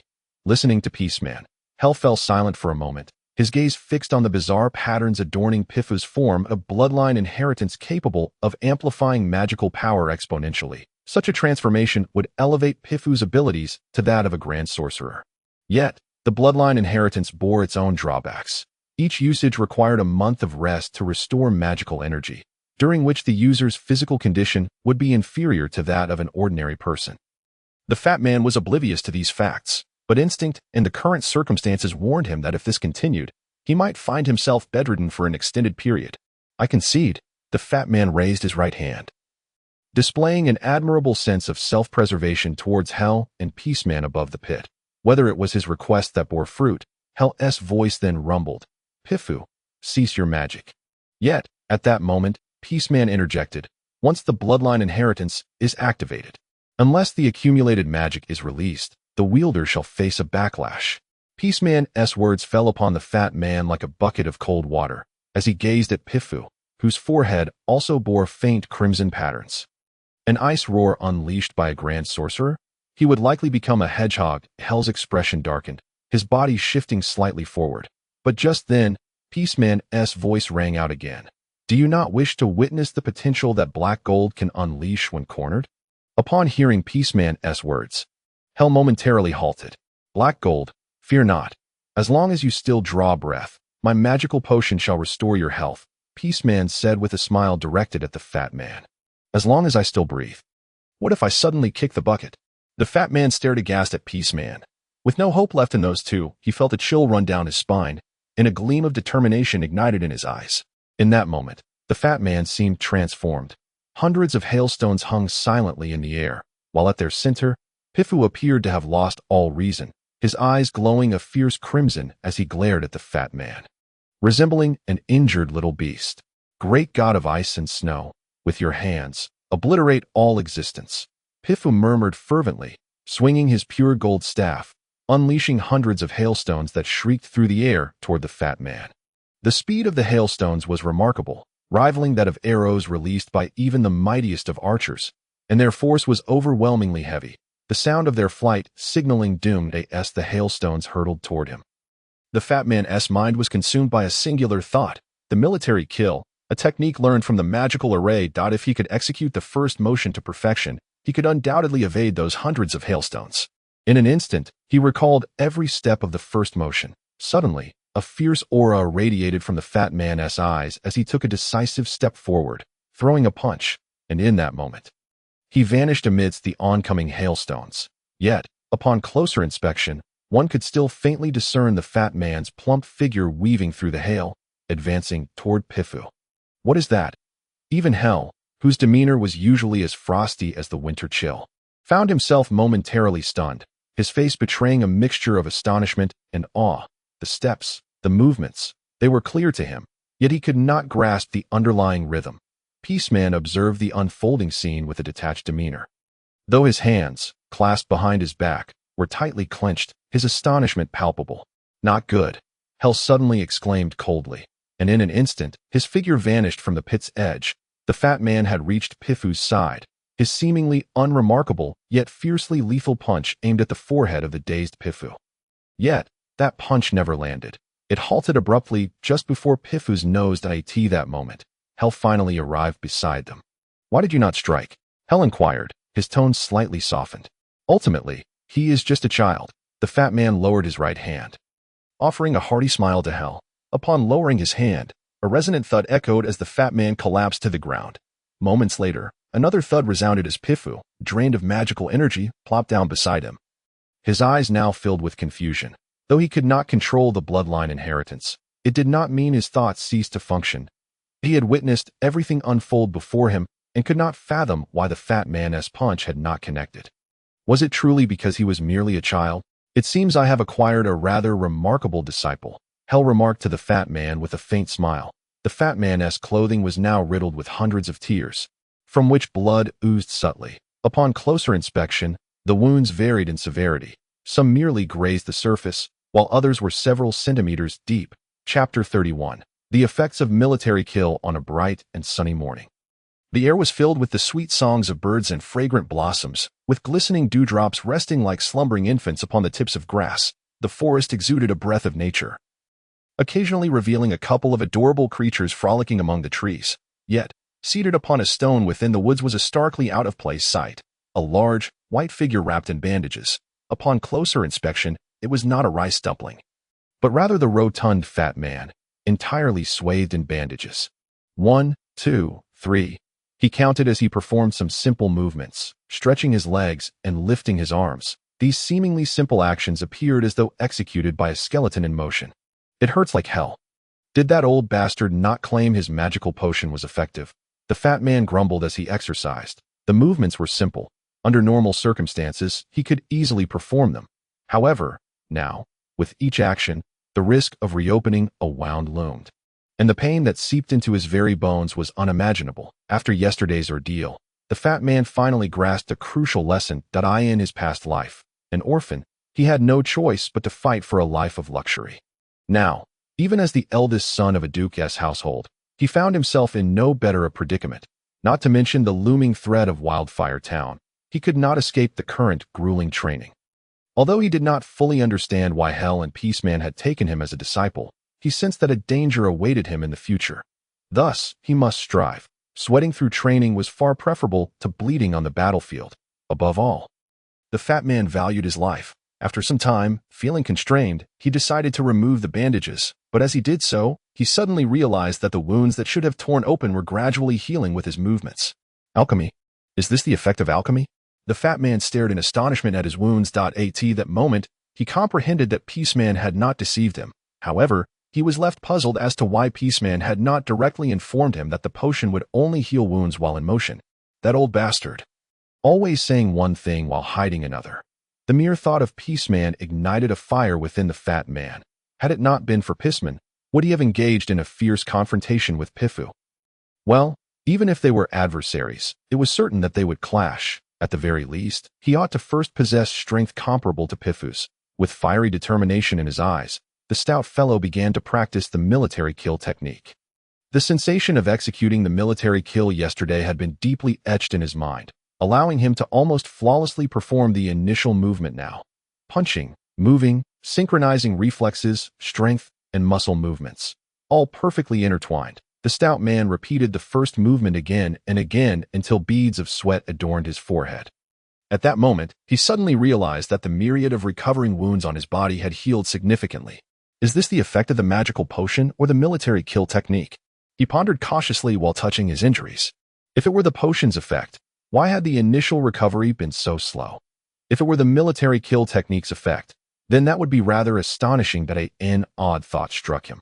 If he continuously employed the military kill technique in combat, could he not become an indestructible cockroach? Moreover, if he were to organize a troop utilizing this military kill technique, the stout man couldn't help but recall the ecclesiastical night order chronicled in the history of the Silver Moon continent.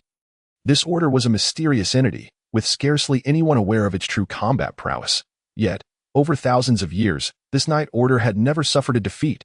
Historians have speculated that each knight was accompanied by a priest, which was the fundamental reason for the order's illustrious achievements. If the military kill technique could indeed yield such results, could it not mean that he too could create an army with accompanying priests?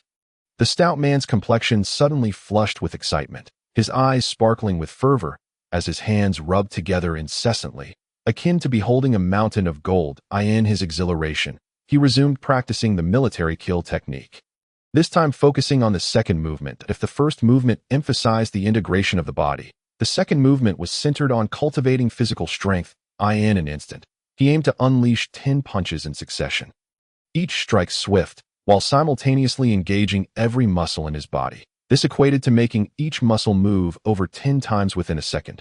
An unimaginable level of training. It was believed that even a warrior endowed with fighting spirit would struggle to achieve 10 punches in a second. The rigorous intensity of physical training was the essence of this military kill technique. The stout man toiled to hone his physique. The implications for his future development were beyond comprehension. Why are some individuals considered geniuses in learning fighting spirit? It is because their physical constitution is superior. Fighting spirit is essentially a means to amplify a person's physical attributes infinitely. If a person's strength is 1, upon mastering fighting spirit and becoming a warrior, their strength could reach 5 or even 6. That if a person's strength is 2, their potential could rise to 10 or 12. The stronger the constitution, the greater the explosive power after learning fighting spirit. Higher levels of fighting spirit correspond to greater strength. This is indisputable. The elevation of fighting spirit levels can lead to exponential growth in one's power. In the previous example, a person with a strength of 1 could, upon reaching the warrior level, achieve a strength of 20. Thus, the level of fighting spirit is deemed crucial in determining victory. However, what if a person's foundational strength reached 5? Theoretically, such a feat would be impossible. Yet for the stout man at present, it was entirely plausible. The military kill technique could indeed facilitate this. Furthermore, with continuous refinement, his physical constitution would only grow stronger. enhancing the effectiveness of his fighting spirit in the future. As the stout man practiced, the tranquility of the forest was shattered by his raucous activity, yet he remained blissfully unaware of being the source of disruption, fervently continuing his training. He was determined to survive and thrive. As dawn broke, the stout man, weary, trudged along the winding path leading to the small cabin. Halfway through, a thought struck him, and he erupted into a tirade. You scoundrel! Didn't you say you would only use warrior-level strength? How dare you unleash Duke-level power? His clothing bore numerous jagged scars, remnants of scuffles, clearly visible. Fortunately, Her had exercised commendable control over his strength. Beneath the fabric's tears, bruises were faintly visible, yet there was no bleeding. Nonetheless, it still hurt, being mercilessly beaten daily. Who could endure such torment? It was somewhat the stout man's fault. As he practiced the military kill technique more frequently, his physique had grown increasingly robust, naturally prompting her to escalate the training intensity. After over a month of observing the stout man, Her had gradually come to understand one thing: to elicit the stout man's true prowess, one must be unrelenting.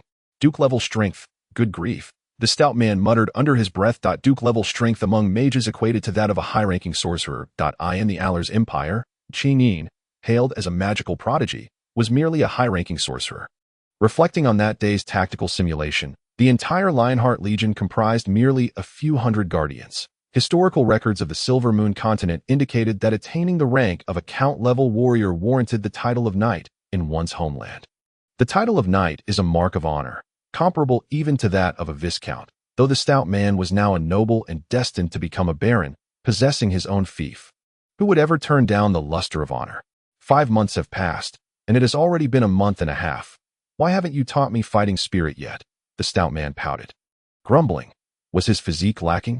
Surely, even the elite warriors could not compare.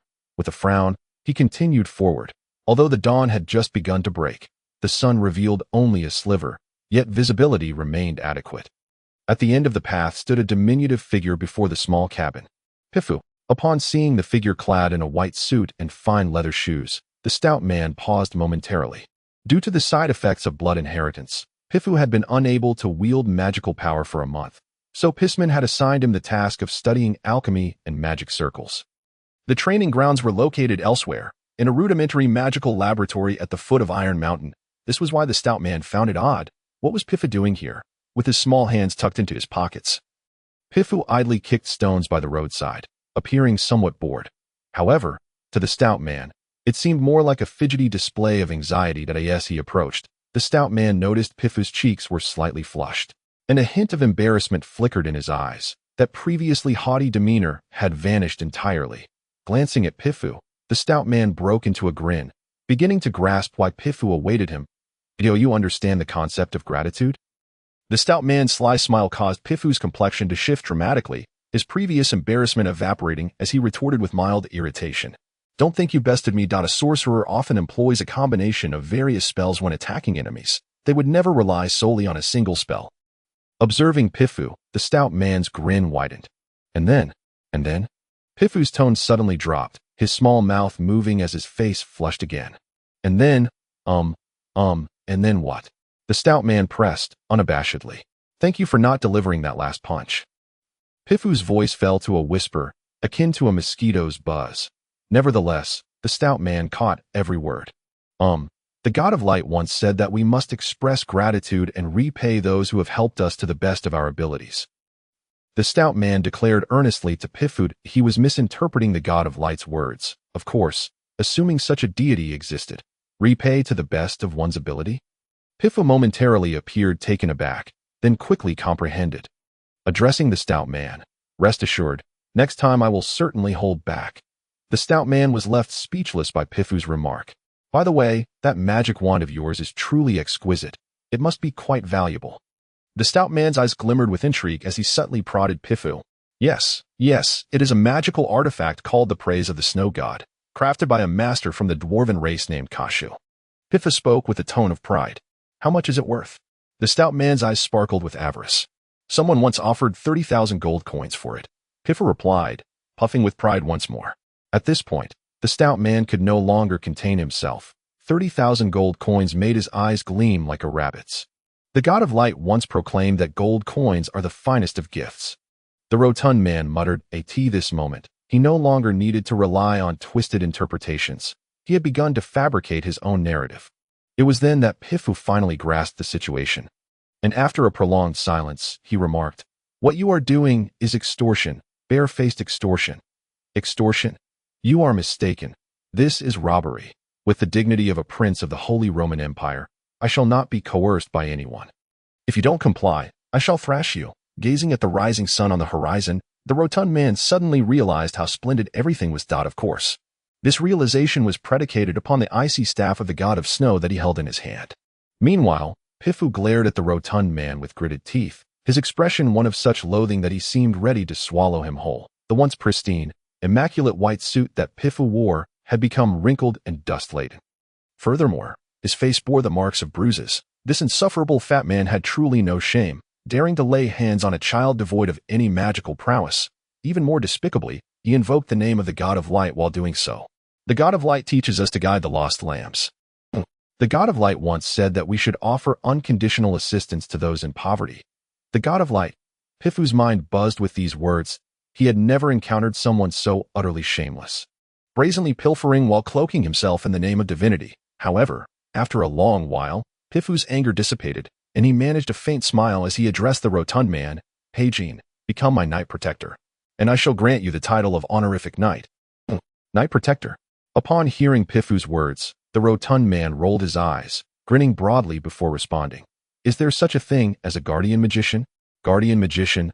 Observing the rotund man's wolfish grin, Pifu felt an ominous foreboding.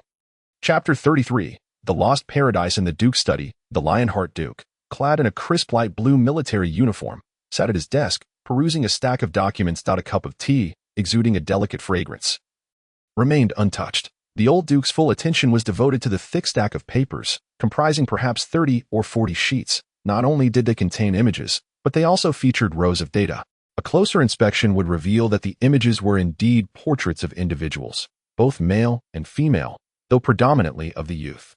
Hoger, level, intermediate warrior, chi level, silver chi. Chi type, flame chi, capable of inflicting burns upon the enemy.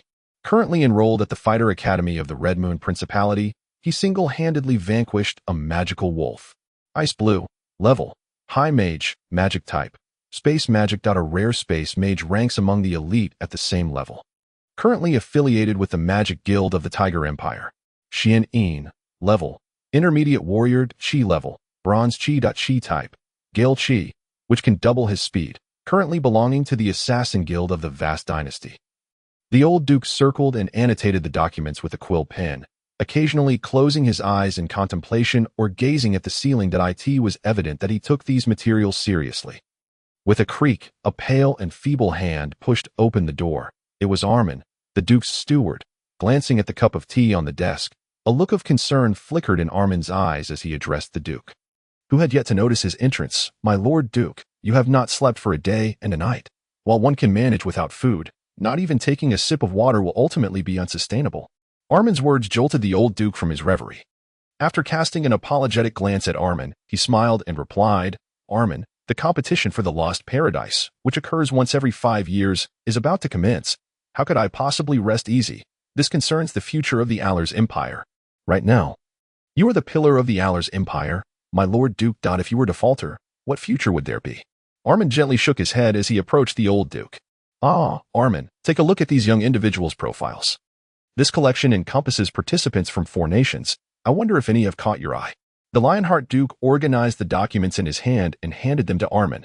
After a resigned shake of his head, Armin began to peruse the information. The room fell into a heavy silence as the old Duke finally felt the pangs of thirst. However, instead of gulping down the specially brewed, invigorating tea, he sipped it in accordance with the refined manners of nobility. Meanwhile, Armin quickly flipped through the documents, and it was clear that none of the profiles appealed to him. He only paused to scrutinize a couple that stood out slightly. After a moment, Armin's gaze finally settled on the last document. Bu Yalian, level, high warrior, chi level, gold chi, chi type, lightning chi, capable of channeling lightning into weapons to induce paralysis upon contact. Highly intelligent. At 18, he served as the squad leader of the Iron Blood Squad in the Xuanwu Legion, and during a fierce battle against the Vast Dynasty, He annihilated an entire enemy squad in a jungle skirmish. Currently affiliated with the Royal Academy. A squad typically comprises 10 members, and a team consists of 2 squads, totaling 30 individuals. To single-handedly defeat an entire squad is quite an impressive feat, Armin remarked softly, although his tone carried an undertone of condescension. Oh, to single-handedly vanquish an entire team is merely commendable. The old Duke suddenly chuckled, though his tone seemed more like a challenge to Armin. If my memory serves me right. Following the last defeat of the tripartite coalition, the agreement stipulated that only the Black Iron Legion could be stationed at the Allah's Empire's borders. That legion, Humph, consists of nearly a third of its soldiers being slaves. As for the Xuanwu Legion, it ranks 5th among the legions of the Empire. To defeat those slaves with the elite warriors of the Xuanwu Legion hardly seems worthy of pride. Nevertheless, for a young individual, this is indeed no small accomplishment, Armin stated lightly, swiftly moving past that page. His gaze then scanned a couple more pages before landing on the final one. There, a blue-clad youth appeared, his face a mask of indifference, as if someone owed him 800 gold coins. Yet, his eyes conveyed a chilling intensity, instilling a sense of dread merely through his image. Xingmu, level, high warrior, chi level, silver chi. Chi type, ice chi. The chi he unleashes can transform into ice, freezing his opponents. The last sheet bore no mention of Xingmu's kingdom, yet concluded with a line that encapsulated everything. Ranked 197th on the potential list. Ranked 197th on the potential list. Upon seeing that line, Armin's expression shifted slightly. Although he had not entered the potential list in his youth due to the need for anonymity, he was well aware of the formidable individuals listed there, akin to the renowned generals. This list encompasses the 200 individuals most likely to ascend to the ranks of celebrated generals. The Silver Moon continent is vast, home to hundreds of races, with numerous nations among the human populace alone. Millions of young people vie for a place on the potential list, making such an achievement exceedingly rare. Moreover, once one enters the potential list, they become coveted by various nations. This young man is extraordinary. If nothing unforeseen occurs, he will undoubtedly emerge victorious in the end, Armin stated with a hint of detachment. He refrained from making overly optimistic predictions, recognizing that the battlefield is ever-changing, where a minor misstep or stroke of fortune could alter everything. The old Duke smiled faintly, then, with curiosity, inquired of Armin, what if Heijin were to participate? Heijin? Armin hesitated, briefly closing his eyes before replying. Unpredictable. The simulation conducted by the Royal Academy provides no reliable calculations. Furthermore, with just over a month left, it is unlikely that Heijin can reach the level of an intermediate warrior. Sending a novice warrior to the Lost Paradise is tantamount to sending them to their doom. Armin, besides the fixed quotas sent by each empire to the Lost Paradise, let us not forget that every duke and mage also has a designated quota. Perhaps, the old Duke began, but then shook his head, leaving his thought unfinished, aside from the few individuals aware of the last simulation. Everyone else regarded the rotund man as a fool. In the Lost Paradise, mere strength does not guarantee survival. I intend to let Chinin participate as well, the old Duke suddenly declared, turning to Armin with deliberation. Chinin. She is merely a girl. Armin pondered briefly before responding to the Duke. Girls possess their own strengths and dreams. Centuries ago, the valiant warrior Mu Shui was also a girl, was she not? The old Duke countered. Chapter 34. The melancholy of Pisman. In the early morning, a slender yet upright figure darted back and forth within the stone pit, moving with remarkable speed, traversing dozens of steps in the blink of an eye. The peculiar rhythm of his footfalls rendered him nearly invisible to the eye. Suddenly, a chilling command of kill echoed sharply as the figure unleashed a powerful right punch. It seemed to tear through the very fabric of the air, sending ripples across the otherwise colorless atmosphere, akin to disturbances on a tranquil lake. If such mastery could be achieved in practice, one could only wonder what heights could be reached in the heat of battle. The power of a war king is simply unfathomable. The figure was none other than Hell. After delivering his punch, Hell paused, a flicker of perplexity illuminating his cold gaze, before he closed his eyes, seemingly lost in contemplation. Just then, a voice laced with mirth broke the silence. Pisman, hands clasped behind his back, took a couple of leisurely steps forward, a sly grin adorning his face. Why not seek out that lad? It is apparent that you struggle to grasp that movement. Hell cast a silent glance at Pisman, then replied, I typically refrain from prying into matters others choose not to discuss. You could threaten him. I suspect that under duress, he might divulge the information you seek with remarkable ease. Pisman's expression brightened with the thought. Hell surveyed Pisman briefly, saying nothing. After a moment of contemplation, he shifted the topic, stating, "This movement can refine the body inch by inch, allowing one's fundamental physique to expand infinitely." As he spoke, excitement glimmered in Hell's eyes. Otherwise, why would a war king secretly begin to practice it? Pisman chuckled softly, his tone mischievous. Hell appeared to disregard Pisman's remarks entirely, continuing, "I can only manifest 20% of the original movement's effectiveness." Observing Hell, Pisman fell silent this time.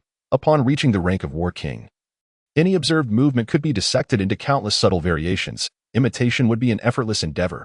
Yet, Hell could merely achieve a fraction of that potential. An air of stillness enveloped them, with neither Hell nor Pisman uttering a word. Suddenly, a roar resonated from above, and a white dot gradually grew larger. The snowy wings of a celestial tiger showcased their strength as it descended, each flap producing a resonant whoosh. The long-absent celestial tiger clutched a white envelope in its mouth, adorned with a bizarre magical emblem. The creature, brimming with excitement, accelerated as it approached the stone pit, transforming into a streak of white light and leaping into Hell's embrace. The furry head nuzzled against Hell's chest, exuding a profound affection. A barely perceptible smile flickered across Hell's lips, though it vanished almost instantly. After gently stroking the celestial tiger's head, Hell retrieved the envelope from its mouth. Upon opening it, he found a letter and 2 purple magical cards. At that moment, Pisman had inexplicably appeared before Hell. After reading the letter, Hell shook his head in resignation and passed it to Pisman. Upon glancing at the contents of the letter, Pisman's expression shifted abruptly, and he erupted into a tirade. "Those 2 old scoundrels have moved up the opening date of the Lost Paradise by 2 months. To be precise, there are only 43 days remaining." Hell interjected calmly, "Is there any possibility for Black Gold to reach the advanced warrior level within 43 days? Pisman pondered aloud, directing his query at Hell. "Virtually none," Hell replied, shaking his head. Listening to Hell's words, Pisman inhaled deeply and then chuckled wryly. "It seems I have lost this round." "I have always been curious as to why you initially chose Black Gold," Hell inquired of Pisman. "Do you believe that chubby fellow resembles me in my youth?" Pisman replied with a light-hearted smile. Hell froze, resembling a statue. All right. Although I intend to forfeit that wager, I still support Black Gold's journey to the Lost Paradise. It represents both a trial and an opportunity for him. I shall commence teaching Black Gold some fundamentals of magic circles and alchemy starting today." Pisman suddenly smiled slightly and took a few steps forward with his hands behind his back. Yet, it was evident to all that this great sorcerer's figure was tinged with a hint of melancholy. "What is the Lost Paradise?" the chubby fellow asked, his expression peculiar as he observed Pfeiffer, who was diligently etching a magic circle into the soil. "It is a secret between the Allers Empire and 3 other nations. It is said that within the Lost Paradise, there exists a multitude of magical beasts, each one a formidable creature of high rank." Pfeiffer meticulously sketched straight lines in the soft earth. "High-ranking magical beasts." The chubby fellow's eyes suddenly glimmered with excitement, but then, as if recalling something, his expression dimmed, and he smiled ominously at Pfeiffer. "Are not all magical beasts endowed with tremendous destructive power?" "Indeed." Pfeiffer abruptly sensed something amiss in the chubby fellow's tone and quickly clarified, "Within the Lost Paradise, the physical abilities of those magical beasts are significantly diminished, roughly aligning them with the capabilities of intermediate or advanced warriors." Once more, the chubby fellow's eyes shone brightly. The blood packed with the celestial tiger weighed heavily on his mind. However, he soon found himself frowning in hesitation. Advanced warrior. It seemed he could currently only reach the intermediate warrior level. When assessing danger, the chubby fellow instinctively maximized his calculations. It is said that when the Lost Paradise opens, the 4 nations, including the Allers Empire, send their elite youths into its depths. This serves both to capture high-ranking magical beasts and as a test of national strength. The elite participants may choose to operate alone, collaborate, or even form small teams. The Lost Paradise will only reopen when 5 individuals remain. Pfeiffer explained to the chubby fellow. "It is rumored that the Allers Empire always ranks last," Pfeiffer added, shifting his tone meaningfully towards the chubby fellow. Chapter 35. The black iron chi earned through sacrifice. The chubby fellow could not help but feel envious of the Lost Paradise. If he could possess a magical beast akin to the celestial tiger, no, even one of a lower tier, merely comparable to a sky warrior, He could wield power over anyone he chose. Of course, Pissman and Hell were not included in this equation. However, though envious, the chubby fellow was no fool. While the magical beasts in the Lost Paradise were indeed weakened, they still boasted the prowess of intermediate and advanced warriors. Oh, if the chubby fellow were to persist in honing his military skills. It would take him years to attain such physical fortitude. Awareness of one's limitations is crucial. This understanding enabled him to navigate life steadily in his past life, gradually pulling down renowned generals and cornering Huiqing. The spirit of adventure, that grand ideal, was best left to others. Preserving his own life took precedence. Reflecting on Pfeiffer, a wicked smile crept across the chubby fellow's lips. Although this prince of the Roman Holy Empire was decidedly arrogant, his talent and magic was truly unparalleled, and his diligence bore no resemblance to that of a typical prince, reminding the chubby fellow of himself. All right, the chubby fellow admitted to his own cunning. Under the guise of the so-called light god's subtle persuasion and a carrot-and-stick approach, Pfeiffer had agreed to become the first guardian mage in the history of Silvermoon Continent, a record destined to be chronicled in the history of Silvermoon Continent. One day, the 10th prince of the Roman Empire, a mid-level mage with extraordinary magical aptitude, Pfeiffer, pledged to the Allers Empire's noble and righteous knight, Russell Blackgold, that he would protect him for life, while the chubby fellow indulged in these fanciful thoughts. A sudden, cold cough broke through his reverie, like a bucket of icy water dousing him completely. Master Hell, shall we commence training? Seeing Hell's icy expression, the chubby fellow hurried over, a broad grin on his face. This shameless fellow inwardly berated himself, yet his demeanor resembled that of the most devout follower of the light god standing before their deity. In this past month, your physical training has progressed well. Today, I shall teach you about Qi. Hell cast a frosty glance at the chubby fellow and spoke. Upon gazing at Hell, the chubby fellow felt a sense of trepidation that he sensed that today, Hell was somewhat different from before, though still bearing that icy countenance. There was an indescribable emotion woven within. This is an ominous sign, the chubby fellow thought to himself. On the continent of Silvermoon, there exist various types of fighting energy, akin to the magic wielded by sorcerers. There is flame energy imbued with the essence of fire, and space energy capable of tearing through dimensions. Within the realm of fighting energy, there are also distinctions in rank, with the highest being crystal, followed by gold, silver, bronze, and black iron. Hell explained to the plump individual, his tone as indifferent as ever, yet his detailed approach unmistakably marked him as an exceptional teacher. Upon hearing Hell's words, the plump man's eyes instantly sparkled with excitement. Wasn't Hell himself utilizing crystal tier fighting energy? Though both are flame energies, one could be of gold rank, while another might be silver rank. For instance, the Lan Xiangwei family from the Kangming dynasty practices silver tier flame energy, known as purple flame energy, whereas the commander of the Phoenix Legion from the Allers Empire wields gold tier flame energy, known as blazing inferno. Generally speaking, the higher the rank of fighting energy, the more likely one is to ascend to the status of a high-tier warrior, Hell reiterated to the plump man. At that moment, the latter was too mesmerized to pay heed to anything else, his eyes gleaming with a verdant light, crystal fighting energy igniting a constellation of stars within his gaze. However, Hell remained unconcerned with the plump man's reaction, continuing to speak on his own. Yet, the classification of ranks is not absolute. The most crucial factor lies in one's own comprehension and refinement. There have been individuals who cultivated silver fighting energy to the level of a holy warrior. Master Hell, may we commence? The plump man inquired, adopting a most obedient demeanor. Yes, today you shall first examine this. Memorize the contents within, Hell stated, producing a somewhat weathered, yellowed piece of paper that bore the weight of time.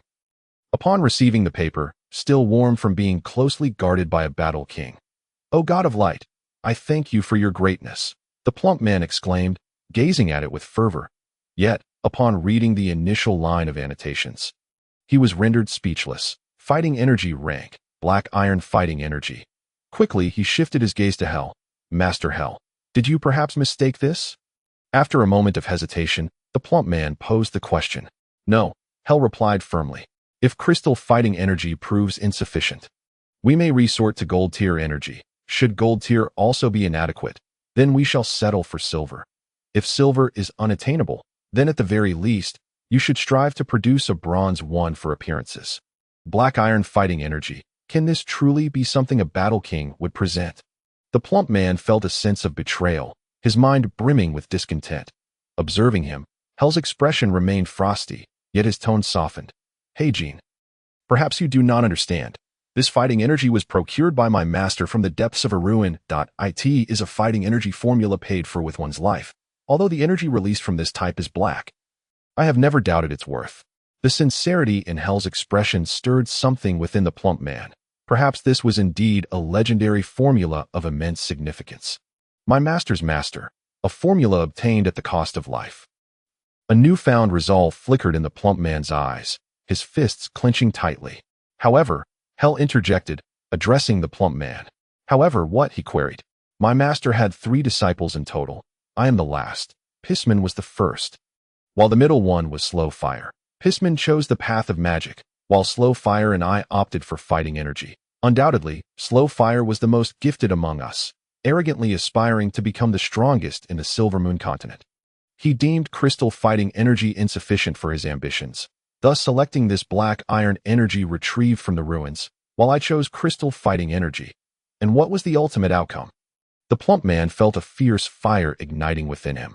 The conclusion was that I ascended to the rank of Battle King, while Slow Fire could only reach the level of a high-tier warrior and could progress no further. Hell stated leisurely. Yet I believe you can certainly achieve it. You will fulfill my master's wish. Hell remarked softly.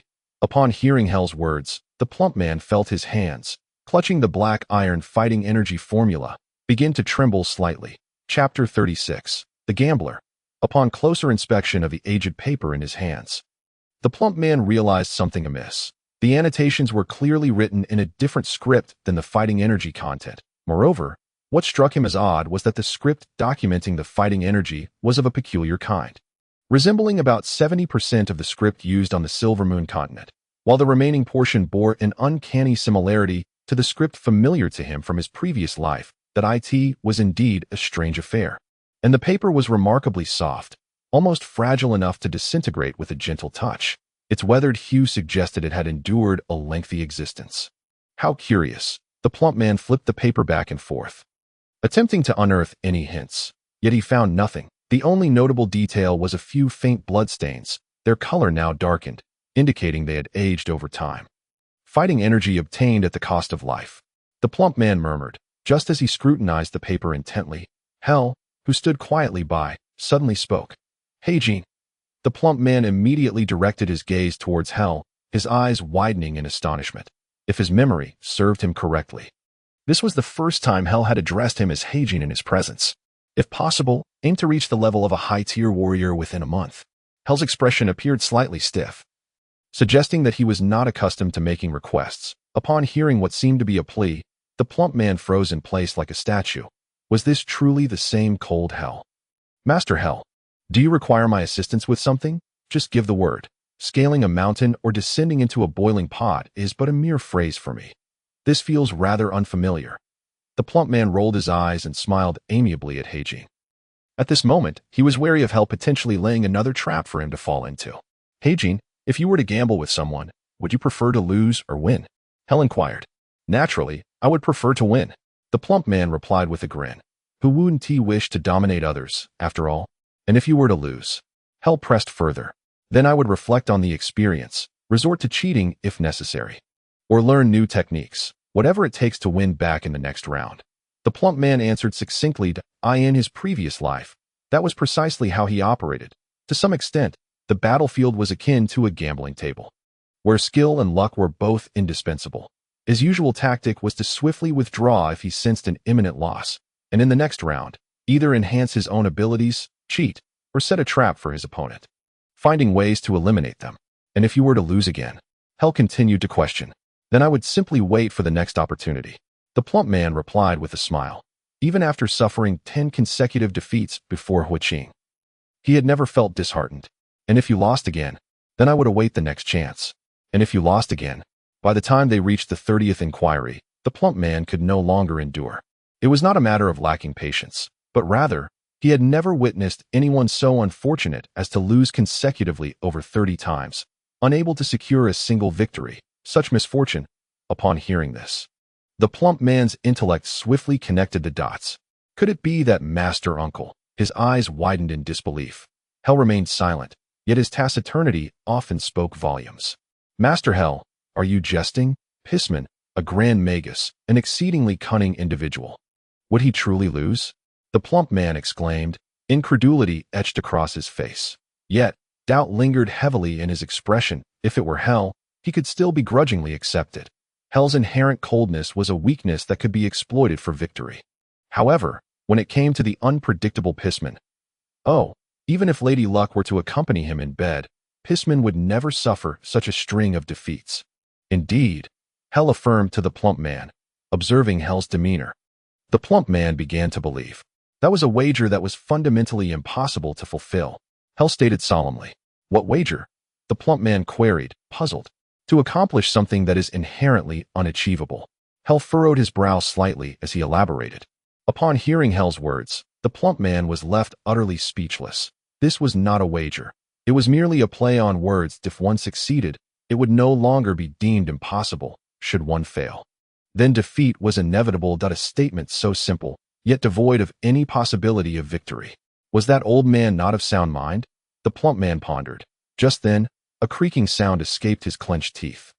If the old man were indeed lacking in intellect, why did he treat him like a cat toying with a mouse? It all stems from me that I sustained grave injuries at one point, and only a specific compound potion blessed by the god of light could heal me. However, that potion's formula was only known to 2 mages residing in the Lost Paradise. Those 2 mages just so happened to be. For my sake, my senior brother was even willing to kneel before them. Unbeknownst to him, Hell had begun to elaborate more than usual.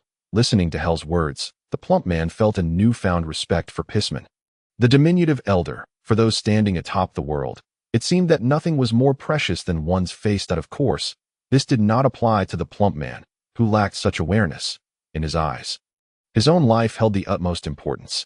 The 2 sorcerers did not overly torment my senior brother. However, they compelled him to establish such a wager, which, for him, was an ordeal more unbearable than death. Hell remarked to the rotund figure beside him. Upon hearing Hell's words, the stout man was rendered speechless. Pisman was a gambler, a quintessential one at that, and those 2 sorcerers were hardly virtuous themselves. Their connection with Pisman was purely that of gambling companions. Yet, it was peculiar that those sorcerers had never triumphed over Pisman before, but ever since this wager was made, Pisman had not tasted victory again. For a gambler, this might be the most excruciating predicament imaginable. It was akin to a person harboring a yearning for something, yet failing every single time they endeavored to attain it, never once succeeding. That feeling of frustration could, at times, be even more harrowing than death. What if I were to encounter such a situation on the battlefield? The stout man pondered, then spat disdainfully upon the ground twice. Bah! I am invincible.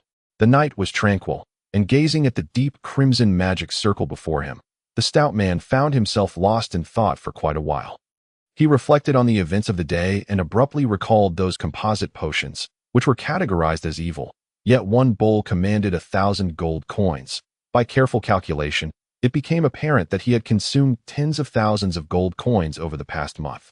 Although sorcerers were indifferent to wealth, tens of thousands of gold coins equated to the total revenue of a small lordship over 3 years. Well, the stout man was indeed one who understood gratitude. Chapter 37. The 12th move. The pale green magic circle radiated a gentle glow, within which faintly visible green shoots were burgeoning, growing from mere sprouts to over 1 meter in length. Lush and vibrant, exuding an air of vitality. The restriction has been lifted. This is a secondary magic circle, with a power level of 2. The stout man, with his charred and swollen hand resembling that of a pig's trotter, rubbed his nose, his expression one of deep frustration. Each time he was struck by lightning, he wondered when this torment would cease. Moreover, this time was worse than the last. Previously, he had endured over 30 strikes before the restriction was lifted. Yet this time, he had been struck over 50 times before discovering this secondary formation. That it seemed the goddess of fortune was drifting further from him. What is that? The stout man furrowed his brow tightly. The previous apparition had been a robust man demonstrating military kills, but this time, before him appeared a phantom scroll, adorned with several symbols he could not comprehend, resembling a chaotic scrawl. What the hell? A celestial script? The stout man's forehead was lined with sweat. He understood that this realm was profound, But surely it need not be to such an extent. There were 6 symbols in total. The first resembled a cluster of flames blazing fiercely, beneath which was inscribed a line in characters that seemed both familiar yet utterly foreign to him, while he recognized that the script was akin to that of his own world. It bore a simplicity far removed from the complex characters he knew, reminiscent of an ancient script from millennia past. Fire. By intuition alone, he could barely discern a single character. The second symbol depicted a jagged, zigzagging bolt of lightning, while the third illustrated a hexagonal hailstone. 6 symbols in total. If he concentrated, he might discern their meanings. What are these things? He mumbled as he scrutinized the symbols. The phantasm had come to a complete halt, and he was unable to decipher their significance based solely on these images. Nevertheless, he instinctively felt that they were related to magic, and more importantly, that they were exceedingly challenging to replicate. What appeared as a straight line abruptly curved at certain points, creating a semblance of a curve, yet with deep recesses interspersed. Perhaps I should consult Pisman, he murmured, his expression one of exasperation. These symbols were beyond his comprehension, and thus, to him, they were akin to a mere distraction. There were certainly more secondary magic circles remaining, but should he continue to unravel them, each unsuccessful attempt at deciphering a magic circle, aside from the 3 largest, would result in the others shifting positions autonomously. If he wished to solve them, he would have to start anew, enduring further lightning strikes. The stout man could not guarantee that his already swollen hand, resembling a pig-esque trotter, would withstand the onslaught of lightning strikes that lay ahead. The military kills technique proved effective. Upon exiting the tiger talisman space, dawn broke, and the stout man once again ventured into the forest to practice the military kills technique. After executing several movements, his hand, which had swollen like a pig-esque trotter, began to return to normal. This was the restorative effect of the military kills technique. The recovery was entirely contingent upon his proficiency with the technique. The more he practiced, the more pronounced the restorative effects became. Presently, the stout man had mastered the 11th movement, and with one more, he would fully complete this set of military kills. The initial 11 movements, whether for strength training, reflex enhancement, or flexibility, were all aimed at bolstering his foundational physical condition, yet each session of refinement yielded only incremental progress. Although he was making strides, the stout man felt that the pace of improvement was somewhat sluggish. Nevertheless, he was acutely aware that the strengthening of foundational physicality was entirely different from the enhancement of fighting energy. The increase in foundational training would manifest as a substantial multiplier effect once he commenced cultivating fighting energy. Thus, despite the slow progress, he persisted in his daily training. The 11th one. After repeating the newly acquired 11th movement dozens of times, the stout man began to attempt the 12th movement. The 12th movement was deceptively simple, akin to a form of martial arts he was familiar with, characterized by a gathering posture. However, this gathering posture diverged significantly from the ordinary, as it seamlessly integrated all preceding movements that appeared remarkably straightforward. Yet it required the coordination of every muscle in his body, melding every ounce of strength, reflex, and flexibility into a singular whole point. One could say that this movement possessed the greatest intensity among the 12. Its essence lay in a gathering motion, contrasting starkly with the explosive nature of the previous 11 movements. If one attempted to perform this gathering movement with an outward, explosive energy, it would result in a complete physical breakdown. The fusion of 2 extremes posed an immense challenge, fraught with risk. A single misstep could render the stout man permanently disabled. Contemplating the final movement, the stout man found himself hesitating. His youth stretched before him, and he did not even possess a genuine girlfriend. He did not wish to perish, to give up, or to persevere. He was caught in a mental battle. Ultimately, he resolved to proceed. Cautiously, he began to execute the gathering posture.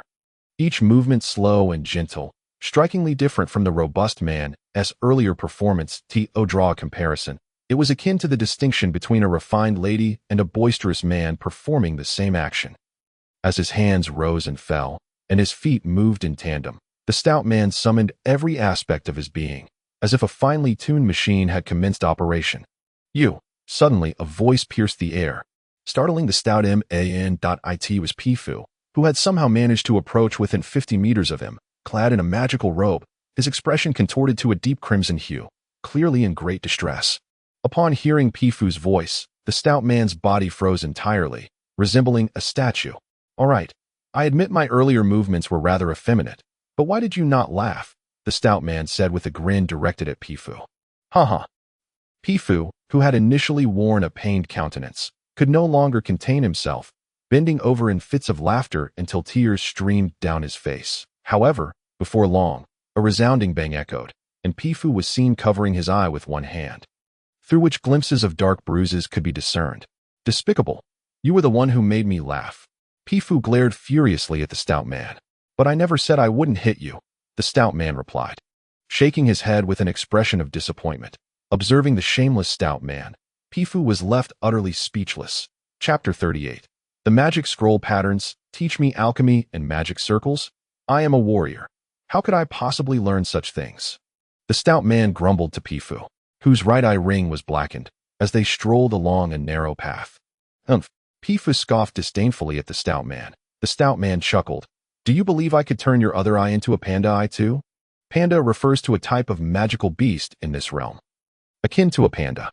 Hearing the stout man's words, Pifu fell silent, casting an angry glance at him before responding. Theoretically, it is indeed of no use for a warrior to learn alchemy and magic circles, as warriors lack the magical power to activate them. However, this is not absolute. If one possesses a sufficient quantity of magic stones, a warrior can also utilize alchemy and magic circles. Magic stones. What are those? The stout man inquired. Curiosity piqued as if gazing at a simpleton. Pifu cast a couple of glances at the rotund man, but he then produced a red mineral the size of a fingernail from his bosom, exuding a palpable warmth. This is a fire-type magic stone, Pifu declared, extending the fiery gem toward the stout fellow. How much is this magic stone worth? The rotund man inquired, his eyes shimmering with excitement. In his perspective, anything of value could simply be measured in gold. Though this fire-type magic stone is merely a flawed specimen, it is still worth 100 gold coins, Pifu informed him. 100 gold coins. The rotund man was momentarily taken aback. Staring incredulously at the magic stone in his hand, he distinctly recalled that 30 years prior in the annals of Silvermoon Continent, a copper coin could purchase a loaf of bread, and a silver coin would exchange for a barrel of fine wine. As for a gold coin, that was sufficient for a person to live comfortably for an entire month. Such a magic stone cannot even replenish the energy needed for the most basic magic array, Pifu said, a hint of pride lacing his voice, clearly relishing his identity as a magician. What purpose does this magic stone serve? The rotund man asked, rolling his eyes at Pifu. For warriors utilizing magic arrays and alchemy, the magic stone may indeed seem superfluous. However, for magicians, it is exceedingly precious. Typically, magic stones are used by magicians for meditation. During meditation, the magical energy within the stone automatically transfers into the magician's body, enhancing their magical capacity. Besides meditation, using magic stones is another method for magicians to expand their magical prowess, Pifu explained, his gaze reflecting a semblance of condescension, as if addressing a fool. The rotund man comprehended at last. If a warrior were to use a magic stone for crafting magic arrays and alchemy, it would be a one-time consumable. Yet, if a magician were to utilize it, it could permanently augment their magical limits. For any magician, the ability to increase their magical capacity was invaluable. The rotund man then pondered another question. Pifu, if one were to possess a sufficient quantity of magic stones, would it not be easy to attain the realm of a grand magus? He posited. In theory, yes. However, in practice, it is nearly impossible. A magician requires not only magical energy to advance, but also the corresponding mental strength. The relationship between mental strength and magical energy is akin to that of a vessel and the water it contains. If one's mental strength only reaches the capacity of a bowl, then the overflow of magical energy could lead to a catastrophic collapse, Pifu elaborated. The growth of mental strength can only be achieved through meditation. If one's mental strength is sufficiently robust, it will undergo a qualitative transformation. For instance, a novice magician possesses mental strength akin to a bowl, while an intermediate magician's mental strength may reach the capacity of a barrel. This delineates the boundary. However, magical energy does not adhere to the same rules. It is possible for mental strength to reach the capacity of a barrel, while magical energy remains at the level of a bowl. Most magicians find themselves in such a predicament. Compared to magical energy, the rate of growth for mental strength during meditation is significantly faster. Thus, magic stones are held in such high regard, Pifu continued. not allowing the rotund man a chance to interject. Listening to Pifu's words, the rotund man finally grasped the concept entirely. All right, please return that magic stone to me. Magic stone? What magic stone? The one you were just holding. If you falsely accuse me of taking your magic stone again, I shall strike you. In a rudimentary alchemy chamber, if one could truly call it that, there existed none of the diverse alchemical instruments the rotund man had envisioned, nor even some basic materials. What adorned the walls and floor were merely various intricate patterns. Some were magic arrays, others were formulas for potion synthesis, and the remaining illustrations left the rotund man perplexed. They bore an uncanny resemblance to the symbols he had encountered in the tiger symbol space. Yet, in comparison, the patterns within the secondary array of the tiger symbol space were considerably more complex. Almost several times over, Peaceman stood with hands clasped before the wall etched with the peculiar pattern, quietly murmuring to himself. Portal of lightning. The rotund man could faintly discern these words. Master Peaceman is the most exceptional magician I have ever encountered. Have you seen those magic arrays and potion synthesis formulas? Only a fraction of them is recorded in magic tomes. The majority are entirely new to me. Pifu gazed at the wall with wide eyes, a fervent glimmer igniting within them. In that moment, Pifu appeared transformed, his eyes reflecting an almost fanatic admiration akin to the rotund man discovering gold. Ah, magic tomes. Surely they are mere tricks to deceive, the rotund man scoffed. Rolling his eyes in his belief, widely recognized things could hardly be genuine. True treasures were reserved for oneself. Pifu, incensed by the rotund man's words, displayed a fury that rivaled the indignation he felt when the rotund man had previously insulted him. What do you know? What I have beheld are ancient magic tomes and the notes of renowned magicians, each a unique edition, some even incomplete. Pifu's eyes blazed as he shook his fists in frustration, nearly ready to engage in a brawl with the rotund man. Unique editions? Incomplete texts. The rotund man disregarded Pifu, instead fixating on the etchings on the wall that if Pifu's claims held any truth, then this alchemy chamber. Oh, it could be a veritable treasure trove that he recalled the time he had been willing to exchange a merit that could secure a noble title for a scroll from the Royal Library's military collection. The rotund man pursed his lips, contemplating whether he could devise a means to document everything within this alchemy chamber and sell it.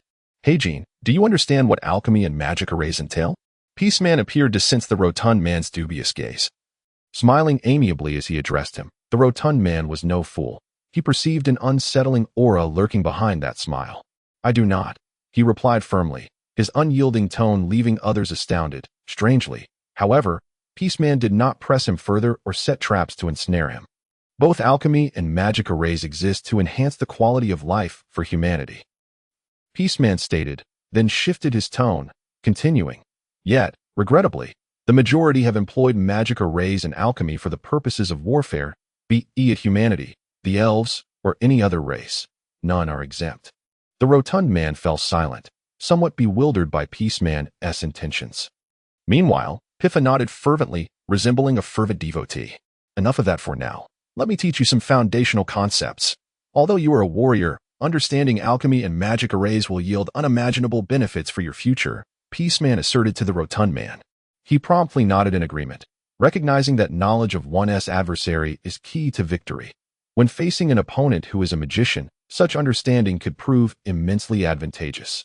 Alchemy is divided into two primary branches. The first is pharmacology, which you may have some familiarity with, as the compound medicines you consume belong to pharmacology, albeit a more advanced form. The second branch pertains to puppetry, where certain alchemists can amalgamate various materials, infusing them with magical energy to create puppets, powerful tools for combat.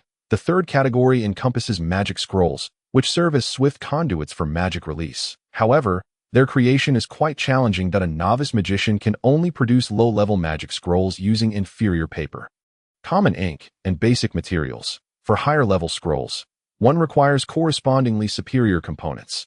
Yet, none of this poses the greatest challenge. The utmost difficulty lies in the patterns inscribed within the magic scrolls, according to divine principles. These patterns must be fixed and cannot deviate by even a thread.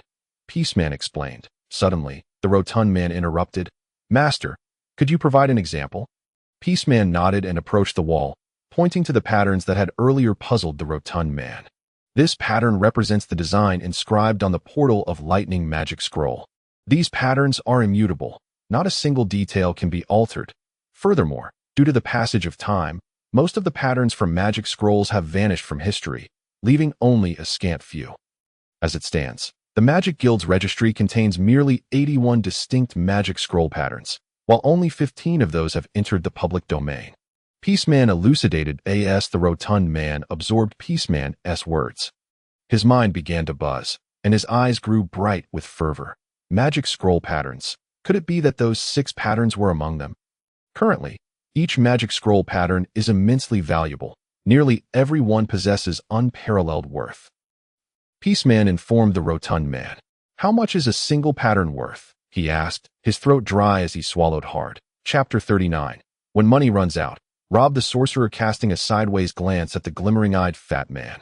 Peaceman slowly addressed him, saying, the price of magical scroll designs varies according to their level.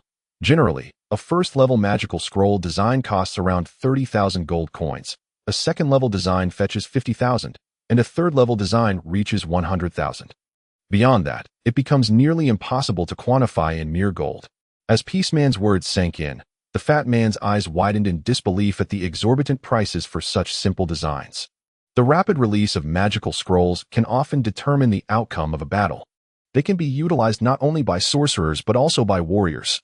Furthermore, magical scrolls possess infinite replicability. As long as one has sufficient materials, a single design can yield countless scrolls. For instance, a lightning spell scroll can be sold for 10 gold coins, and after deducting production and material costs, one could still net a profit of 3 gold coins. Imagine 100, 1,000, or even 10,000. Pifu spoke dismissively to the fat man. Hearing Pifu's words, the fat man shot him a kind glance, as if to say, did he really need such an explanation? Did he truly take him for a fool? The fat man's well-meaning gaze suddenly sparked a realization in Pifu, and after a couple of awkward coughs, he promptly shut his mouth. Master Peaceman, can't magical scroll designs be imitated? Simple designs should be relatively easy to learn, right? The fat man said earnestly to Peaceman. His inquiry was not without merit. He understood that mastering the source of wealth would far outweigh the benefits of a one-time sale. Imitate. Have you never heard that magical scroll designs cannot be replicated? I begin to doubt your noble lineage. Peaceman shook his head, casting a peculiar glance at the fat man before continuing. Once a magical scroll is successfully crafted, a special magical paper is typically added. This magical paper can obscure the design of the scroll, and if someone forcefully attempts to remove it, the entire scroll will be utterly destroyed. As he spoke, Peaceman produced a pale blue magical scroll from seemingly nowhere, unfurled it, and tugged at the top layer of blue membrane. With a resounding boom, the entire scroll ignited in an instant. Just like this, observing Peaceman's actions, the fat man's eyes nearly bulged out of his head. Wasn't that magical scroll akin to money? Admittedly, he conceded Peaceman's wealth, but surely this was an extravagant way to demonstrate it. Sorcerers, when money runs out, just rob the sorcerers. An idea for financial gain flickered in the fat man's mind. Well, that concludes today's lesson. This is the most fundamental yet crucial knowledge. Only by understanding these principles can you respond appropriately when faced with an opponent's actions. Peaceman gently cleared his throat and directed his attention back to the fat man. Yet, at that moment, the fat man was fixated on the magical scroll designs adorning the wall. He acknowledged his desire to transcribe those designs, but he was even more eager to ascertain whether the designs obtained from the tiger's symbol space resembled those of magical scrolls. Master Peaceman, I once saw a design in my grandfather's study that closely resembles those magical scroll designs. Could you take a look and see if it is indeed a magical scroll design? The fat man cautiously inquired of Peaceman. Oh, draw it for me to see. Peaceman replied with keen interest, casting an intrigued glance at the fat man and at Peaceman. The fat man now exuded an air of mystery, although a hint of skepticism lingered in his eyes. Magical scroll designs were either the most common and ordinary patterns passed down through the ages, or those discovered in perilous forbidden places that a design obtained from a study. Surely, it must be a rather commonplace magical scroll design. Meanwhile, Pifu curled his lip in disdain, his nostrils flared. He had seen countless rare fragments documenting magical scroll designs, and none contained anything of significance. Could one truly expect to uncover an unprecedented design from a study? As for the fat man, he had already scurried to find a sharp stone and began meticulously engraving. His remarkable memory allowed him to commit the design to memory after just a few glances. However, translating that memory into a physical representation proved far more challenging. The design's complexity often led him to feel dissatisfied after drawing a line, prompting him to start over. This resulted in Peaceman's skepticism growing stronger, while Pifu regarded the fat man with a look of sheer incredulity. Although the fat man's technique appeared clumsy, with each successive attempt, he gradually improved his engraving. Observing the fat man's progress, not only did Peaceman's eyes reflect a glimmer of approval, but even Pifu regarded him with a hint of astonishment. For a novice to achieve such a level of skill could only be described as genius. Of course, the fat man was, in essence, a prodigy. "I've finished." The fat man wiped the sweat from his brow, his eyes brimming with anticipation as he turned to Peaceman. His gaze sparkled with the glimmer of gold coins. After inspecting the somewhat awkward design, Peaceman remained silent for a moment, while Pifu shook his head repeatedly. While each magical scroll design is unique, the fundamental strokes and basic line work share certain similarities. However, your rendition. Peaceman's words fell like a bucket of cold water, extinguishing the fat man's dreams of wealth. Yet, he remained undeterred. "Master Peaceman, could you perhaps assist in creating one? Let's see how it turns out," the fat man implored earnestly. "Impossible. That falls within the realm of basic magical theory, which cannot be overturned." Pifu defended the tenets of magic he revered. However, before he could finish, the fat man's fierce, wolf-like gaze silenced him, rendering him as meek as a frightened rabbit. "Very well, let me show you the process of crafting a magical scroll." Peaceman replied with a grin, his hands clasped behind his back. As the fat man observed Peaceman, he suddenly realized that this usually unflinching archmage was treating him with unexpected kindness today. But as Peaceman turned away, the fat man sensed a flicker of melancholy emanating from him, a subtle sadness concealed within. Without uttering a word, the fat man watched intently. The purple paper was laid flat on the ground, and a pale blue star dusted the feather quill with a gentle glow. In contrast to the fat man, Peaceman's engraving reached a level of perfection. Each line flowed seamlessly, curving as if naturally formed. Devoid of any roughness or hindrance, Peaceman operated like the most precise magical apparatus, crafting the most flawless lines. No, even surpassing the capabilities of magical instruments. "This is a money-making machine." The fat man's eyes glistened red. Akin to a rabbit's, the design that had seemed exceedingly complex to the fat man was completed by Peaceman in mere minutes. "Is there no discrepancy?" Peaceman inquired with a smile, looking towards the fat man. "None. None at all." The fat man nodded vigorously, much like a chick pecking at grains. "This old scoundrel, oh no." This esteemed archmage had rendered a design identical to that from the tiger symbol space. Such was the power of mastery. Pifa gazed at Peaceman with unabashed admiration. "Next comes the infusion of magical energy," Peaceman stated, and then a pale blue luminescence erupted in his hands, flowing steadily into the purple magical scroll. Chapter 40. The white, sacred light. The pale blue light intertwined gracefully with the lines of the magical scroll, exuding an air of elegance and mystery. Peaceman's face maintained a gentle smile, one that suggested he was merely toying with a trinket. Indeed, the magical scroll inscribed with the fat man's provided design appeared to Peaceman as nothing more than a plaything, setting aside the reality of the design being fictitious, even if it were genuine. It would hardly warrant the attention of a grand archmage such as himself. In truth, few things related to magic could truly pique his interest these days. Observe, if this is a genuine magical design. Infusing it with magical energy should trigger a resonance within the scroll. Typically, one would witness the emergence of a blue, holy light of the water element. Pifu pointed at the magical scroll as he spoke to the fat man. The fat man's brow furrowed tightly, his expression one of profound disappointment. Why now? Even his stubbornness was waning. After the magical energy was infused, the scroll merely emitted a blue glow from its design, seemingly failing to elicit any of the anticipated resonance. "All right, I concede that I've been duped by the god of light," the fat man muttered in a voice tinged with despair.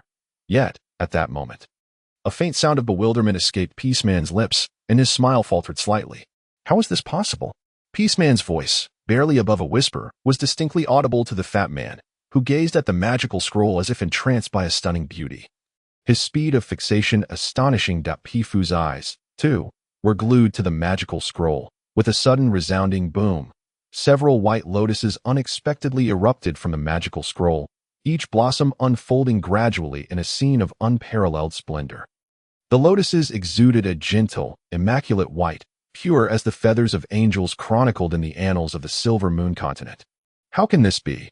Is that truly the sacred light of the white elemental energy? It cannot be. The tales of such divine light only existed during the era of the Magic Dynasty. Gazing at the column of white light, Pifu murmured to himself, turning his attention to Peaceman. He noticed the pale, yet nimble hands gripping the ends of the scroll beginning to tremble slightly, while a glimmer of astonished delight shone in his wise eyes. Meanwhile, the rotund man's heart felt as heavy as a mountain. Grounded in reality. I told you, anything from the tiger token space is bound to be extraordinary. The fat man chuckled, his foolish grin inviting a desire to kick him. After a moment, the white lotuses dissipated. Looking once more at the magical scroll, he observed that the fiery pattern upon it shimmered with waves of crimson light. This scroll, gazing at the magical scroll in his hand, Peaceman's eyes sparkled with excitement. Then, without warning, he thrust his hand forward, smashing the scroll against the wall. With a resounding bang, the scroll transformed into a fiery red blaze that struck the wall fiercely, igniting into a roaring inferno. The flames illuminated the entire alchemical chamber as waves of heat surged through the confined space, scorching as fiercely as the blazing sun. This magical pattern possesses only the complexity of a mid-level design, yet this scroll rivals the fireball spell cast by a high-level mage. No, its temperature exceeds even that of a fireball. This utterly overturns the principles of magic. Peaceman, encased within a pale white light shield, remarked with astonishment mid-sentence. He sensed something amiss. No one responded to him. Not even the slightest sound of breathing could be heard outside the alchemical chamber. That old rascal. I knew he was about to unleash something disastrous. The fat man inhaled deeply and turned to Pifu. However, Pifu's face was flushed, his eyes gleaming with the fervor of someone who had glimpsed a rare treasure. Yet felt it slipping away. He glared at the fat man. Why did you pull me? That magical scroll. At that moment, Pifu was utterly captivated by the scroll, losing all semblance of reason, without a word. The fat man struck Pifu squarely in the face. With a dull thud, Pifu, clutching one eye, froze in shock. That old fool has gone mad, and you followed suit. If it weren't for me, you'd be dead in there. The fat man said, shaken, watching Peaceman's hand rise. The fat man felt his heart race. The old man showed no sign of hesitation. Thankfully, he had reacted quickly, dragging Pifu out during their escape. Otherwise, both would have suffocated in the alchemical chamber. Yet, despite his swift action, the onslaught of heat from the chamber soon had beads of sweat trickling down his forehead.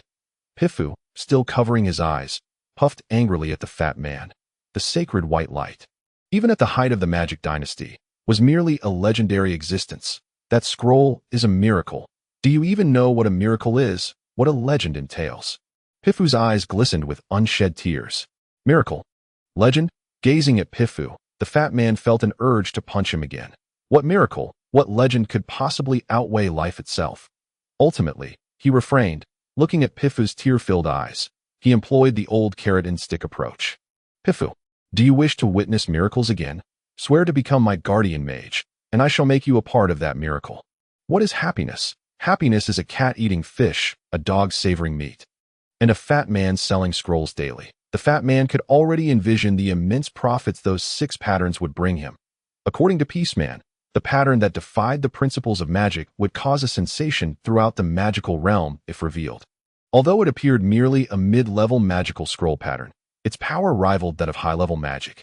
Often, groundbreaking results are akin to miracles. This miracle, the Magical Guild would undoubtedly pay a handsome price for the designs. Thus, the fat man resolved to sell the first magical scroll, of course, at the right time and place. Firstly, this magical scroll posed no threat to him. Secondly, he had already amassed sufficient profit from it. The fat man was no fool. He understood how to handle such matters to maximize his gains. To put it simply, this scroll was equivalent to the weapons he traded with the barbarians in that world. The barbaric smelting techniques were woefully outdated, and lacking iron ore, they needed to trade with the Great Bin dynasty for these resources. The Great Bin dynasty was a relatively rational regime, having imposed a ban on iron, strictly prohibiting the circulation of smelting techniques and iron ore. Yet, some individuals, blinded by profit, sought to exploit the situation, and the fat man was one of them. Nevertheless, the fat man was cunning, always offering the most inferior iron ore and outdated smelting techniques, reaping exorbitant profits while gaining a stellar reputation. The Celestial Emperor will commend the Grand General of the Du Fu, was a saying that circulated among the barbarians. However, during a conflict between the barbarians and the Great Bin dynasty, the barbarians suddenly discovered that all their weapons were of substandard quality, resulting in a near-total annihilation of their forces. Since then, when raising children on the grasslands, the barbarians would invariably say, "Children of the grasslands should fear nothing." However, upon encountering the fat man, they must run as far as possible. This fellow is 1,000 times greedier than the most avaricious wolf king, and 1,000 times more despicable. A moment's hesitation could lead to them being flayed alive. Chapter 41. Advanced Warrior. The fat man's life seemed to have settled into a routine. Mornings spent honing his military killing techniques in the woods. Afternoons dedicated to evasion practice, before eagerly rushing to Peaceman's alchemical chamber in pursuit of wealth. The fat man possessed an astonishing memory. In just 5 days, he had memorized the synthesis formulas and magical patterns within the alchemical chamber. While he had committed these to memory, true comprehension was still a distant goal.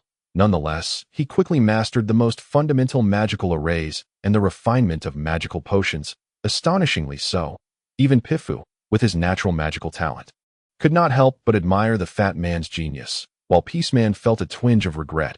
Had he known the fat man's magical aptitude was so exceptional, he would have encouraged him to study magic long ago.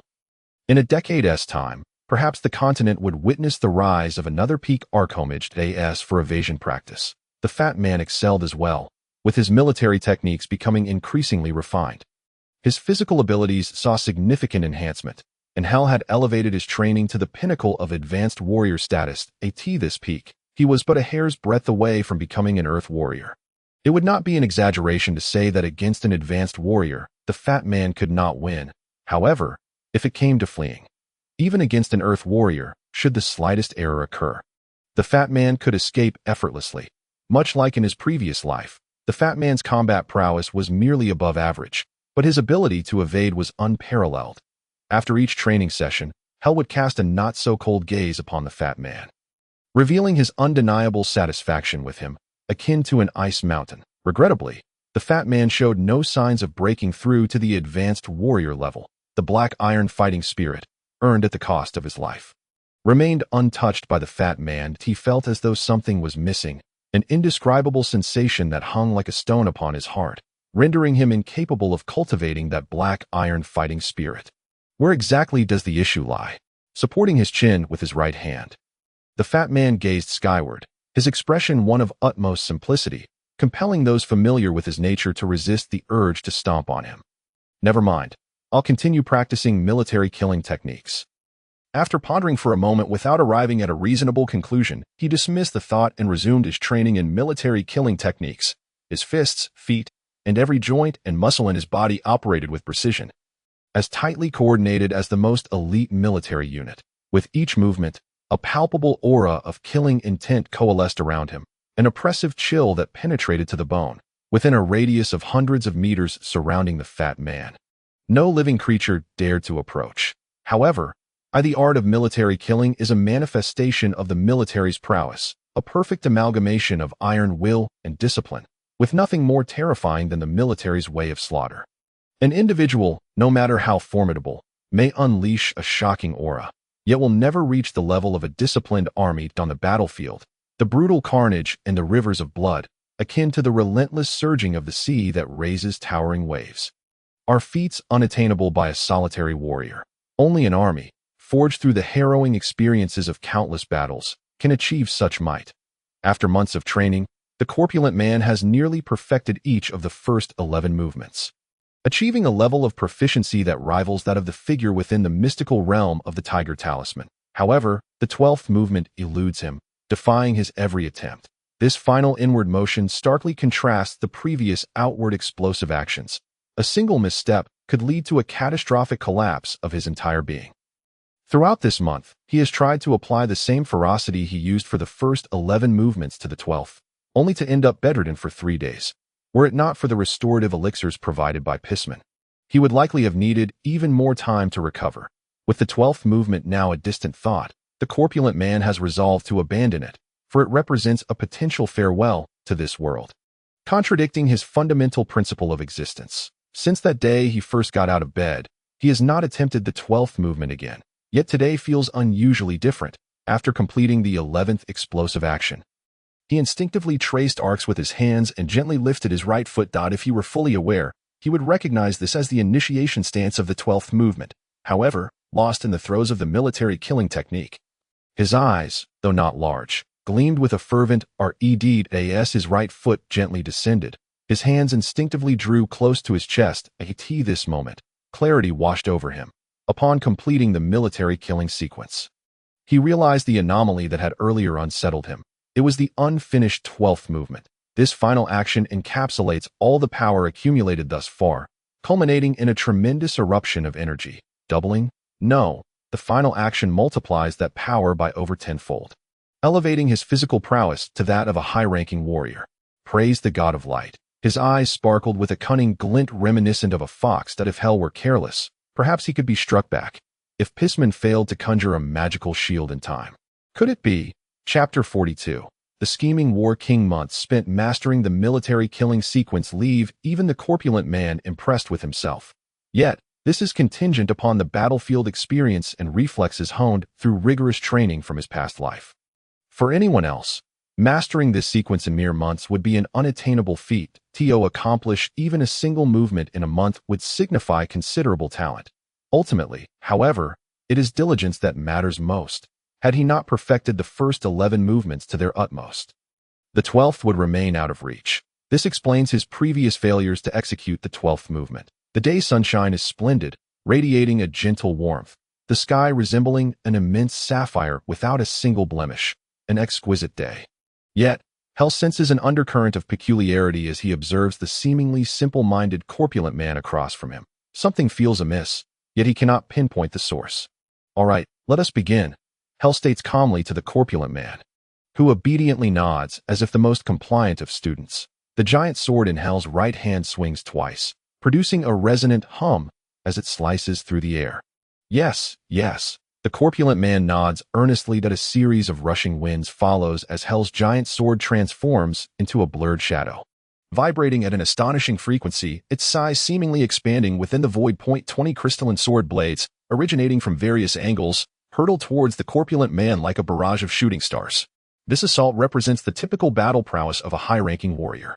In response to the onslaught of crystalline blades, the corpulent man reacts with remarkable agility. Prior to learning the military killing technique, he would mimic Hell's movements, adjusting the angles and curves of his arms. Now, however, he reacts based on the vibrations of Hell's sword. He has reached a point where he can sense the direction of the energy blades the moment Hell's sword quivers. The corpulent man dances between the crystalline blades, his rotund form narrowly evading each strike, nearly brushing against them. Watching the corpulent man evade, Hell furrows his brow. The near misses echo the reactions displayed by Black Gold 5 days prior, just yesterday. Black Gold had successfully dodged a full-force strike from a high-ranking warrior. Could he be fatigued from the past few days, causing his speed to diminish? Hell's thoughts drift in this direction. His concern is not unfounded when one is overly fatigued. They may only muster half their potential, or even less. As Hell contemplates this, his furrowed brow begins to ease. Regardless of how hard he trains, the corpulent man remains, after all, merely human. While Pisman's restorative concoctions can replenish his physical stamina, the essence of spirit cannot be so easily restored. As he shifts his position, Hell once again swings his giant sword, this time with markedly less force, both in number and intensity, and even the speed has diminished significantly. As a war king, Hell understands that the best approach for the corpulent man is to gradually ease his burden, that a complete rest would lead to a sudden collapse of his spirit due to prolonged strain. Only a gradual reduction would prevent harm. Another flurry of crystalline blades is unleashed, slicing through the air toward the corpulent man. Once again, he manages to evade them, but his dodging remains consistent with the previous round. The blades narrowly skim his body, with one or two tearing through his garments. Witnessing this, Hell grows increasingly confident in his assessment. However, due to preconceived notions and conventional reasoning, he fails to notice a crucial detail. The seemingly simple-minded corpulent man is drawing ever closer with each evasion. The plump figure Swinging his fist towards Hell, experienced a sudden and transformative surge of power, escalating to an astonishing degree, a tenfold increase in mere moments. In an instant, his fist struck Hell squarely on the right eye. A resounding thud echoed through the air, followed by a sharp whoosh as the hefty man was sent flying, akin to a kite severed from its string, crashing violently onto the stony ground. Meanwhile, Hell fared little better. His right eye began to show a faint bluish hue. Caught off guard, he found himself unable to summon his fighting spirit. Ha ha! The sound of raucous laughter reverberated through the stone pit. The chubby assailant, having created a crater in the rocky terrain, wore a beaming smile. Despite the blood trickling from the corner of his mouth, a testament to the instinctive retaliatory strike of a battle king that left him feeling as if his body had been shattered. Yet, the pain was overshadowed by his elation. Tears of joy streamed down his cheeks as he reveled in the fact that he had successfully ambushed a battle king, transforming him into a panda. Such a feat would undoubtedly send ripples throughout the Silver Moon continent. Gazing at the triumphant rotund figure, Hell's expression turned icy, exuding a chilling aura. However, in that fleeting moment, a realization struck him, freezing his demeanor as disbelief flickered in his eyes. That magnitude of force, that level of strength, is beyond what a mid-tier warrior could achieve. Could it be? The phrase high-level warrior suddenly materialized in Hell's mind. His gaze towards the plump man shifted, now imbued with astonishment. Impossible. No, it was no longer impossible. In a span of mere months, this rotund individual had accomplished what even battle kings and grand magisters could not, and he had done it solely through his own efforts. Logically, one would expect that ambushing Hell, particularly in such a way as to render a battle king into a panda, would result in the plump man receiving a sound thrashing. Yet, that was not the case. This was precisely part of the plump man's calculations. In his astonishment, Hell would never retaliate against him. Such is the cunning of human nature, an essential element of any battlefield confrontation. What on earth happened? A voice suddenly rang out from above the stone pit, revealing Peaceman, who wore a grave expression. Upon hearing the resounding crash of the plump man hitting the ground, he had rushed over. What he beheld was a striking scene.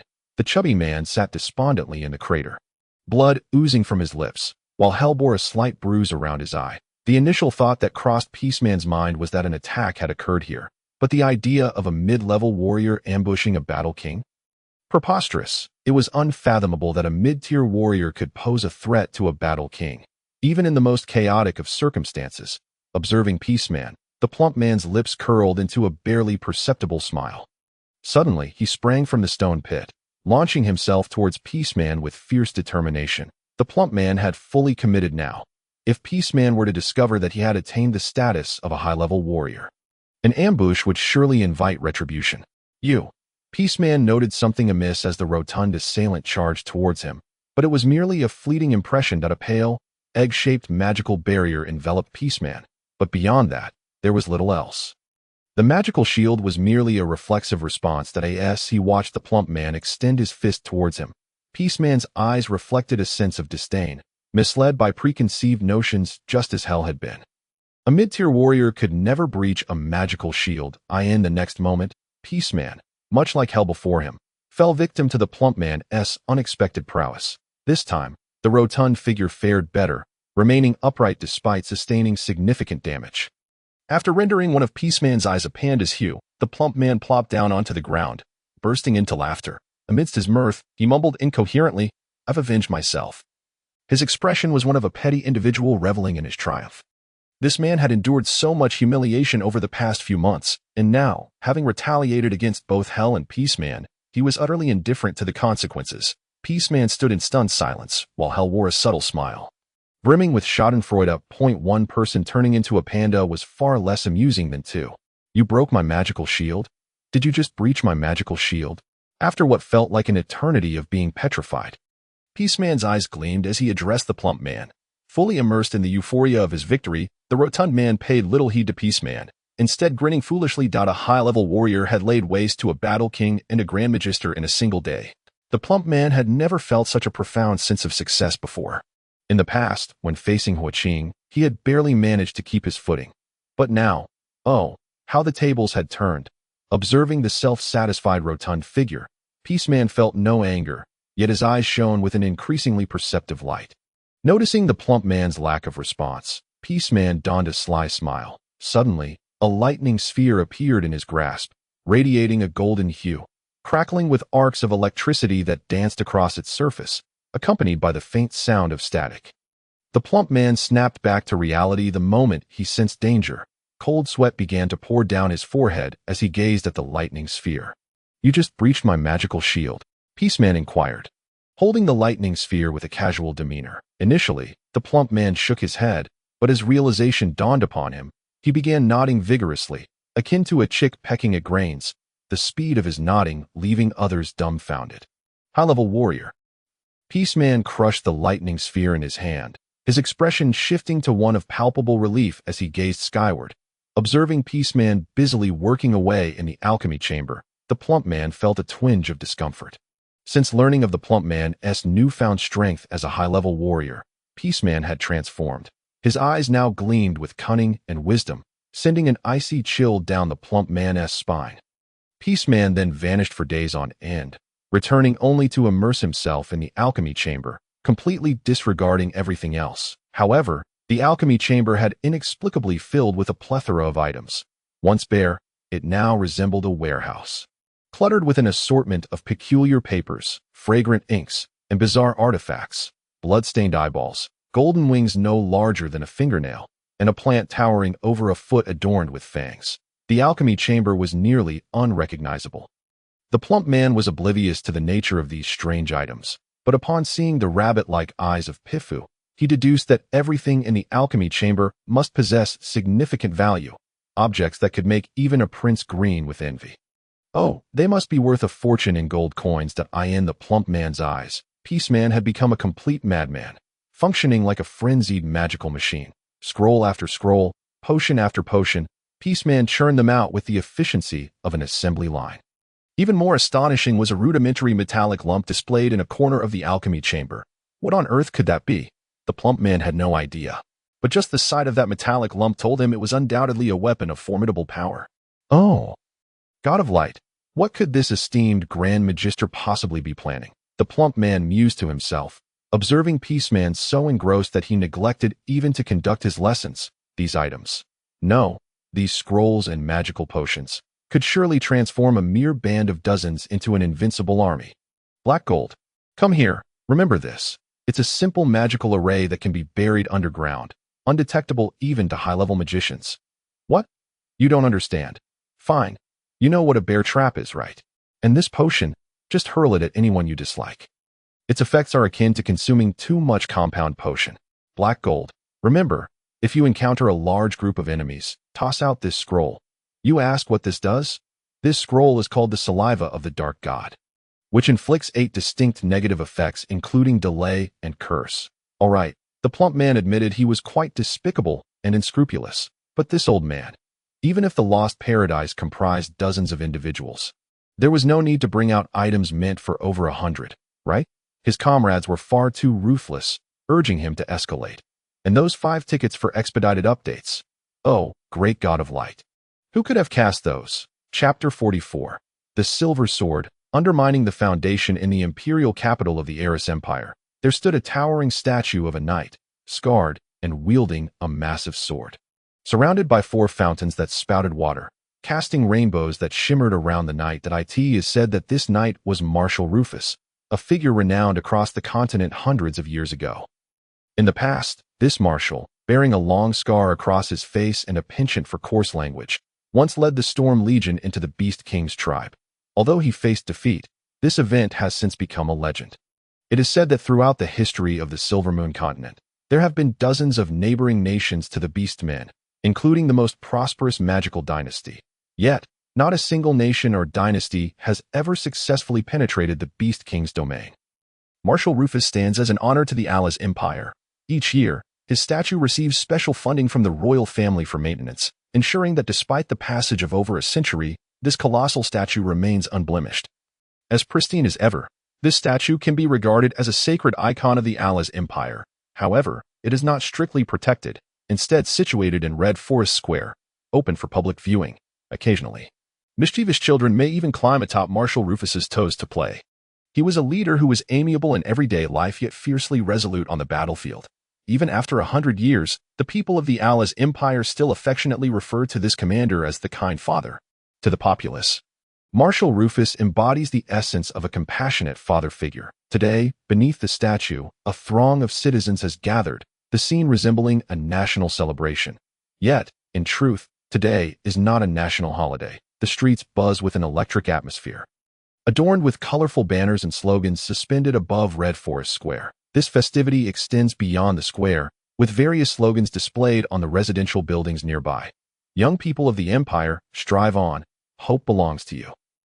The future of the Empire rests in your hands. Amid the sea of people, a striking line of polished black leather boots stands out, paired with light blue military uniforms reminiscent of the ocean. Presenting an impressive sight, these uniforms are worn by a group of young individuals, around 20 years of age, both male and female. The men stand tall and straight, exuding a vigorous spirit, while the few women present are equally impressive. There are 8 of them in total. Clearly the elite among their peers. At the forefront of the group stand 2 elderly figures, one clad in a red robe with white trim, crowned and holding a golden scepter, whose kind visage radiates warmth, reminiscent of a beloved grandfather. This is His Majesty, the ruby monarch of the Allah's Empire. In stark contrast, the other elder, dressed in a light blue military uniform, bears a stern expression. His upright posture and commanding presence render him even more formidable than the youthful soldiers beside him. His chest is adorned with a plethora of medals, their vibrant colors gleaming in the sunlight. Symbols of honor, he is the Marshal of the Allah's Empire, the Lionheart Duke. With a smile, the ruby monarch surveyed his people and, noticing the sky, suddenly raised his golden scepter high. At that moment, all sounds ceased. Cheers, discussions, even whistles fell silent. Young people, I trust you are aware of your destination, the Paradise Lost, a place that has shrouded the Allah's Empire in disgrace. The ruby monarch spoke with a tinge of melancholy directed towards the youth. For decades, no one has succeeded in erasing this stain. The Allah's Empire has always faltered at Paradise Lost. Not once has there been an exception. He paused momentarily before continuing. Can you tell me why? Is it that the youth of the Allah's Empire are forever inferior to others? Listening to the ruby monarch's words, most of the young faces reflected a mix of shame and exhilaration. If their predecessors had failed, yet they succeeded, what would that signify? It would mean honor, a cherished place in the heart of the ruby monarch, a promising future, and a significant standing in the eyes of the people. Indeed, those who achieve success at Paradise Lost would not only secure a bright future upon returning to their homeland but also gain privileges, some of which even the nobility lack. Moreover, they would be sought after by other nations at any cost. Decades ago, the Allah's Empire persevered through its most perilous times and defeated the allied forces of 3 nations. This time, you too shall restore the former glory of the Allah's Empire. May the God of Light bless you. The ruby monarch raised his scepter once more. The crowd erupted in cheers, their joyous clamor resonating throughout the imperial capital. The neatly aligned young soldiers suddenly raised their right hands, executing a precise military salute. These were the elite selected from the Royal Academy, representing its most formidable strength. Among them, the most striking figure was the young man on the far left, with starry brows and a handsome countenance, radiant like the stars. Bu Yaolian, Silver Sword. In the throngs of spectators, not only were there those who whistled in admiration, but a group of women also cast kind glances towards Silver Sword, including a shy young noblewoman and some exuberant ladies. At that moment, Bu Yaolian, Silver Sword, was undoubtedly the center of attention. However, he displayed none of the enthusiasm typical of him. His gaze was fixed on a spot several dozen meters away from the Lionheart Duke. There stood a carriage emblazoned with the iron bloodline insignia, the Duke's conveyance. Before it stood 2 figures, a white-haired old steward and a girl as sweet as a lily, Qingyin. Today, Qingyin appeared particularly different. Clad in a pure white magical robe, she looked like a noble angel. Her smile radiant. Silver Sword's eyes glistened with emotion, and after taking a deep breath, he made a bold move. Taking 2 steps forward, he suddenly knelt before the ruby monarch, his right hand resting over his heart, and declared, "Great Majesty, I hope you will permit a request. Should I achieve honor for the Allah's Empire, I wish for Miss Qingyin of the Duke's household to become my wife." His voice rang out clear and resolute. A wave of murmurs swept through the crowd, as those familiar with Qingyin turned their gazes toward her with kind expressions. The ruby monarch smiled gently, turning to look at the Lionheart Duke, whose face remained inscrutable, betraying no hint of an answer. Meanwhile, Qingyin's expression soured slightly. Though still composed, her smile appeared somewhat forced. In this formal setting, on the eve of their journey to Paradise Lost, Silver Sword's audacious proposal posed a dilemma. Should he indeed bring honor to the Empire, regardless of her personal feelings or the Duke's approval, Silver Sword would undoubtedly garner popular support. Hey Jean, a flash of realization struck Qingyin, recalling the influence of the chubby boy. She suddenly recognized that she was no longer the composed, highly talented girl, but rather a child in need of care. When did this day begin to take shape? As a radiant smile spread across her face. Akin to a pure lily in bloom, she appeared a goddess compared to the gaudy women of the imperial capital. Qingyin had found her answer. It was the moment the chubby boy regained his memory. Silver Sword, the god of light, says that one must strive for their own happiness. I believe that if you achieve honor for the Empire at Paradise Lost, you will win Miss Qingyin's favor, the Ruby Monarch said with a smile to Silver Sword. Suddenly, his expression shifted slightly as he addressed the gathered elite, proclaiming, I, Ruby, hereby promise that whoever brings honor to the Empire shall be bestowed the title of Knight of Honor. The crowd erupted in astonished gasps. The title of Knight of Honor had not been awarded in the Allah's Empire for many years. The last instances occurred when the Lionheart Duke triumphed over the allied forces of 3 nations, granting several generals the prestigious title. The eyes of the young people glimmered with excitement. The title of Knight of Honor held immense value in the Allah's Empire. Achoo! Upon receiving the purple magical card from Hell, the chubby boy felt a sudden chill sweep over him, involuntarily sneezing. Though he was unaware of the cause, his instincts told him something was amiss. This is the certificate for participating in Paradise Lost, Hell stated coolly to the chubby boy and Pifu. Chapter 45. The Snow Wolf. The howling wind roared in his ears as the surroundings transformed into a sea of clouds, white and wispy, obscuring all visibility. The rotund figure, perched upon the back of the celestial tiger, exuded an air of self-satisfaction that on the middle finger of his right hand gleamed a ring of pure gold, intricately engraved with exquisite magical patterns that emanated a subtle aura of mystery. This spatial ring, a rather simplistic term for what it was, functioned as a mobile repository that had been specially crafted by Peaceman for the portly man, who, when questioned about the materials needed for its creation, promptly chose pure gold. In his understanding, this ring imparted a sense of reliability. The spatial ring crafted by Peaceman was approximately half the size of an alchemical chamber, which he claimed was the utmost limit.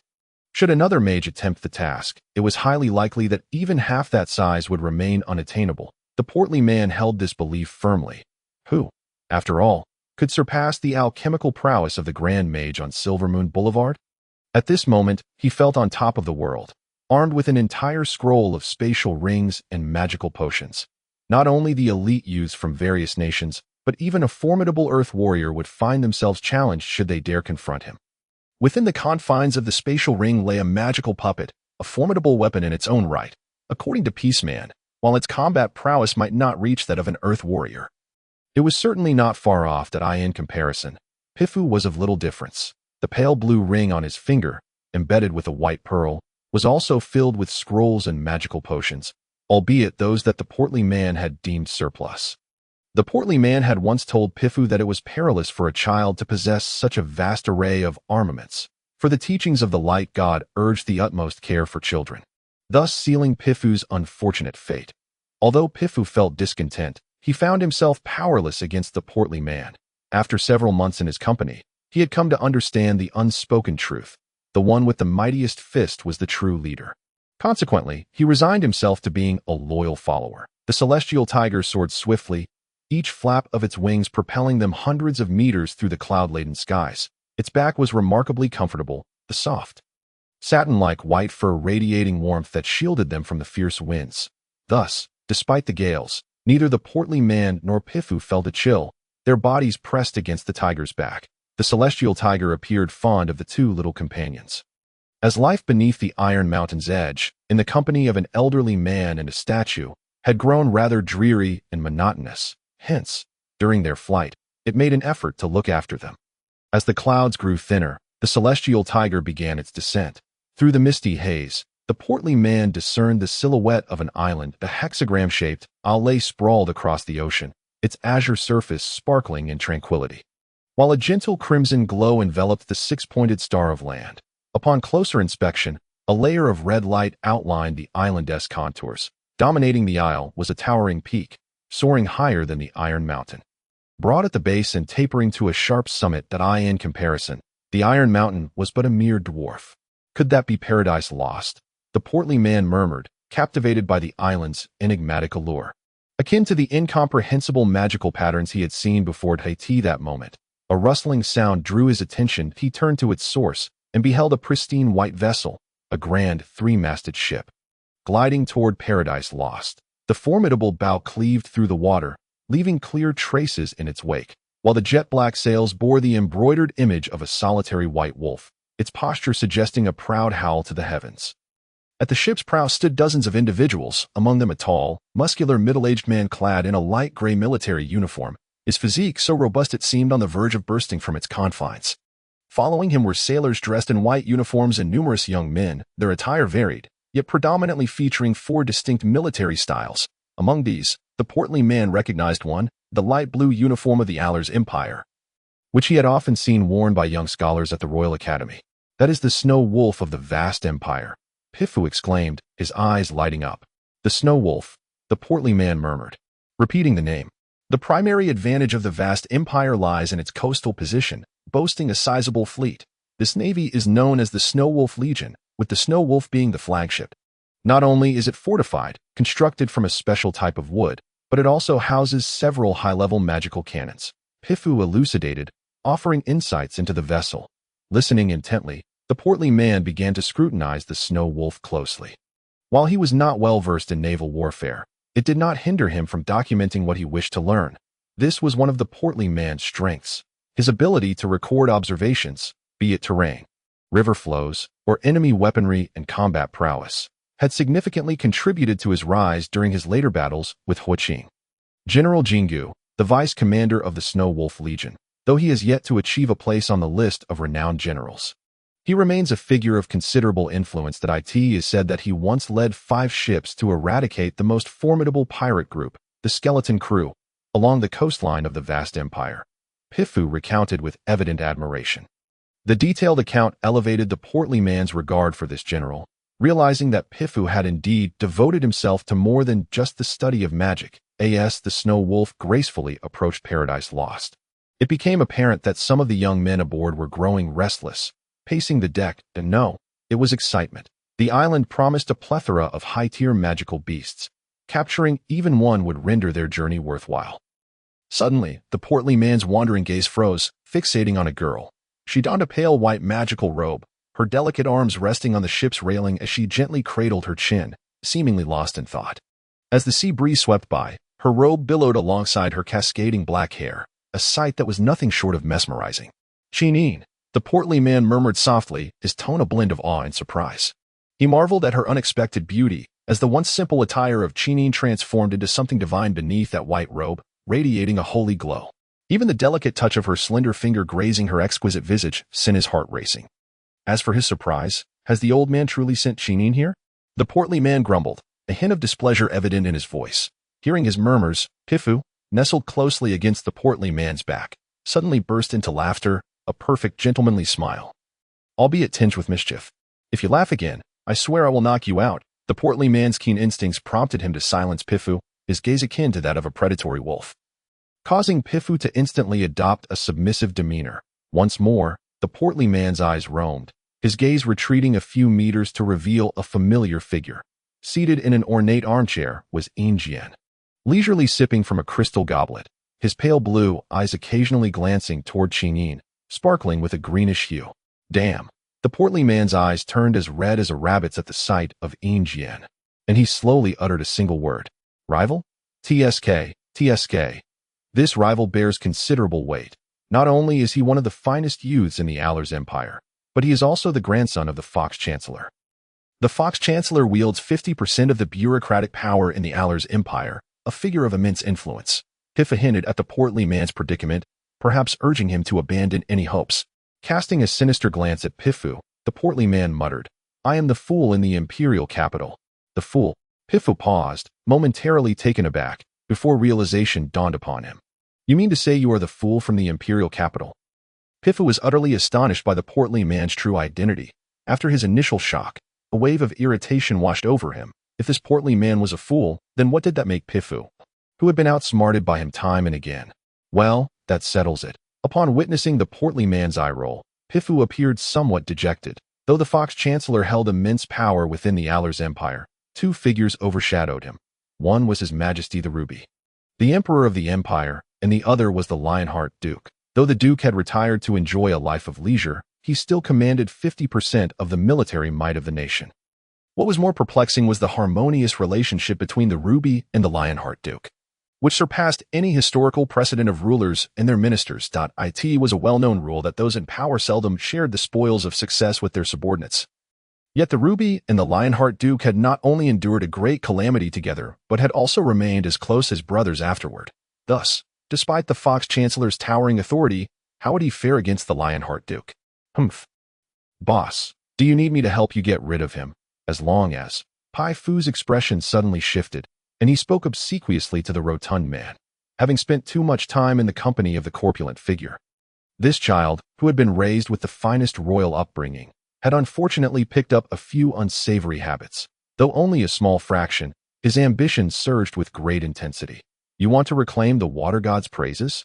Bah, not a chance. The rotund man bluntly cut off Pai Fu's words. His gaze returned to the silver sword, his eyes glinting with a chilling aura, akin to that of a specter. The Snow Wolf ship carved a straight path through the ocean, its pristine white hull appearing both resplendent and dazzling. Eventually, the Snow Wolf docked at a corner of the six-pointed star island, Paradise Lost, where a pier seemed to exist. The rotund man did not hurry towards Paradise Lost, compared to the Snow Wolf.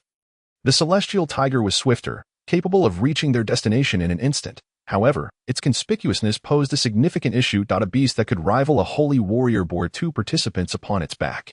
Well, if it were the rotund man, he would certainly eliminate those two individuals first. That would be foolishness, akin to being the first to stick one's neck out. Thus, the rotund man maintained a discreet distance between the celestial tiger and the Snow Wolf. The elite from the four nations have already entered Paradise Lost. Pai Fu informed the rotund man. Let us descend. As he spoke, the rotund man gently caressed the celestial tiger's satin-like fur. Then, the celestial tiger descended with a howl, conjuring white shadows in the air. The dock was no longer bustling as it once had been. The sailors aboard the ship had relaxed, either tidying up their belongings or lounging on the deck basking in the sun.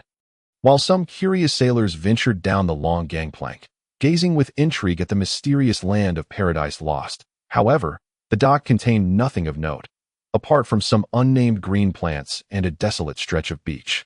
There was little else. The most striking features on the beach were two black pillars, between which lay a circular stone slab resembling a magical array. Circles of purple light spun continuously upon the magical array, marking the entrance to Paradise Lost. General, did you not enter Paradise Lost many years ago? Please tell us about your experiences within. A curious sailor led others in coaxing General Jingu, who stood before the entrance, seemingly lost in reminiscence. Ah, indeed. I was the only elite from the vast dynasty to enter Paradise Lost under my own identity, achieving 12th place at that. As General Jingu glanced at his rowdy subordinates, he grinned, his words flowing forth. 12th? How could the general have only achieved 12th place? The lean sailor at the forefront questioned Jingu incredulously. Bah, what do you think Paradise Lost is? It is filled with high-tier magical beasts. Though weakened, they are certainly not something an ordinary warrior could contend with. While one would not perish under the guardianship, a moment's inattention could result in losing an arm or leg. I still bear a scar from a fire-tailed wolf's bite on my arm. General Jingu rolled up his tightly fitted sleeve to display the clearly defined mark of the beast's fangs, causing the sailors to shrink back in alarm. Did you see the purple magical card they held? That card is not merely a ticket to enter Paradise Lost. It also displays their scores and rankings based on their achievements. Bah, why am I even telling you this? You pirates wouldn't understand. Every nation must have its own magical array for displaying such cards. I wonder how many promising individuals will emerge from this dynasty. That Star Shepherd seems to be one of them. General Jingu suddenly muttered to himself. Who is the Star Shepherd? The Star Shepherd. He is that one who looked as if his family had just died. Just as General Jingu spoke, he suddenly sensed an anomaly. The voice was one he had never heard before. Turning his head, he saw a rotund and endearing figure alongside an 11 or 12-year-old child, both eagerly awaiting his answer. Chapter 47. The helpless rotund man. You wish to enter Paradise Lost? What a joke. A seemingly inept rotund man accompanied by a child is simply courting death. Observing the duo, General Jingu's brows knitted tightly that a group of sailors erupted in jeers, some regarding the pair with skepticism, while others wore expressions of malicious delight. Kid, scoot back. This place is only for those elites. It is not a vacation spot. If you want to court death, at least choose a different place. Though unaware of what lay within Paradise Lost, the sailors had constructed a terrifying world in their imaginations based on General Jingu's descriptions that it was a realm they would not dare to tread, even after years of sailing the seas. Pai Fu glared angrily at the sailors. The disbelief of the sailors was an affront to the pride of this haughty prince. As for the rotund man, he was indifferent, relishing the notion that these sailors regarded him with even greater disdain. The lower their estimation of him, the more it would signify that the elites within Paradise Lost would dismiss him entirely. The art of feigning incompetence was one in which the rotund man had become adept. General Jingu. I hope to see you again when we return. The rotund man chuckled, addressing Jingu. He then pulled the fuming Pai Fu towards the magical array. In an instant, the enchanting purple light flickered, and the two vanished within the magical array. As the pair traversed the array, the sailors were left dumbfounded, each staring in astonishment at the array. Did they truly possess magical cards? They actually entered? A dark-skinned, burly sailor exclaimed in disbelief. Meanwhile, General Jingu's frown deepened at a seemingly harmless rotund man and a child. Could these two genuinely possess magical cards? Perhaps the sailors were unaware of the significance of the magical cards. But General Jingu understood all too well. Only intermediate warriors and above, or mages, were entitled to possess them, and they had to undergo rigorous selection. Jingu himself had triumphed over dozens to secure his entry into Paradise Lost. Damn it. Am I regressing? Is the world changing too rapidly, or am I simply falling behind the times? General Jingu grumbled. However, he held little faith in the rotund man and Pai Fu, faced with dozens of elites. Who would regard a seemingly defenseless rotund man and a child with any respect? Stupefied, the onlookers beheld the incredulous sight of the rotund man and Pai Fu. The two had not anticipated that upon crossing the magical array, they would find themselves amidst the very young elites who had entered before them. That a small plaza served as the exit of the magical array. Originally, in the plaza, these young elites had been engaged in animated discussions. But upon the appearance of the rotund man and Pai Fu, all eyes turned to the pair. What a ridiculous anomaly. A rotund man and a child had somehow managed to arrive in Paradise Lost. Which nation had lost its senses to send these two? Damn it. I thought I could go unnoticed. Much like the gaze of the young elites, the rotund man was left speechless. He had believed that entering last would allow him to avoid attention. But it seemed he had instead become the center of scrutiny. Young master. A melodious voice suddenly rang out, as delightful as the chime of wind bells, inducing a sense of comfort, clad in a white magical robe. Ching-Yin hurried towards them, her autumn-like eyes sparkling with delight. However, the robe was long, and as she quickened her pace, she risked stepping on its hem. Just as she was about to reach the rotund man, she stumbled and fell forward. With a radiant smile, the rotund man's expression shifted dramatically. He instinctively extended his hands to catch Ching-Yin. Yet, everything transpired too quickly that in that moment, his actions appeared clumsy. One hand encircled her slender waist, while the other inadvertently brushed against the magical emblem on her chest, and rather forcefully at that. Admittedly, this was the rotund man's first experience touching a woman's body in such a manner. In an instant, his previously animated expression became as stiff as that of a mummified corpse. Young master. Despite the inappropriate contact, Ching-Yin showed no anger. Her cheeks flushed with a bashful expression. Her rosy complexion captivated the attention of the young male students.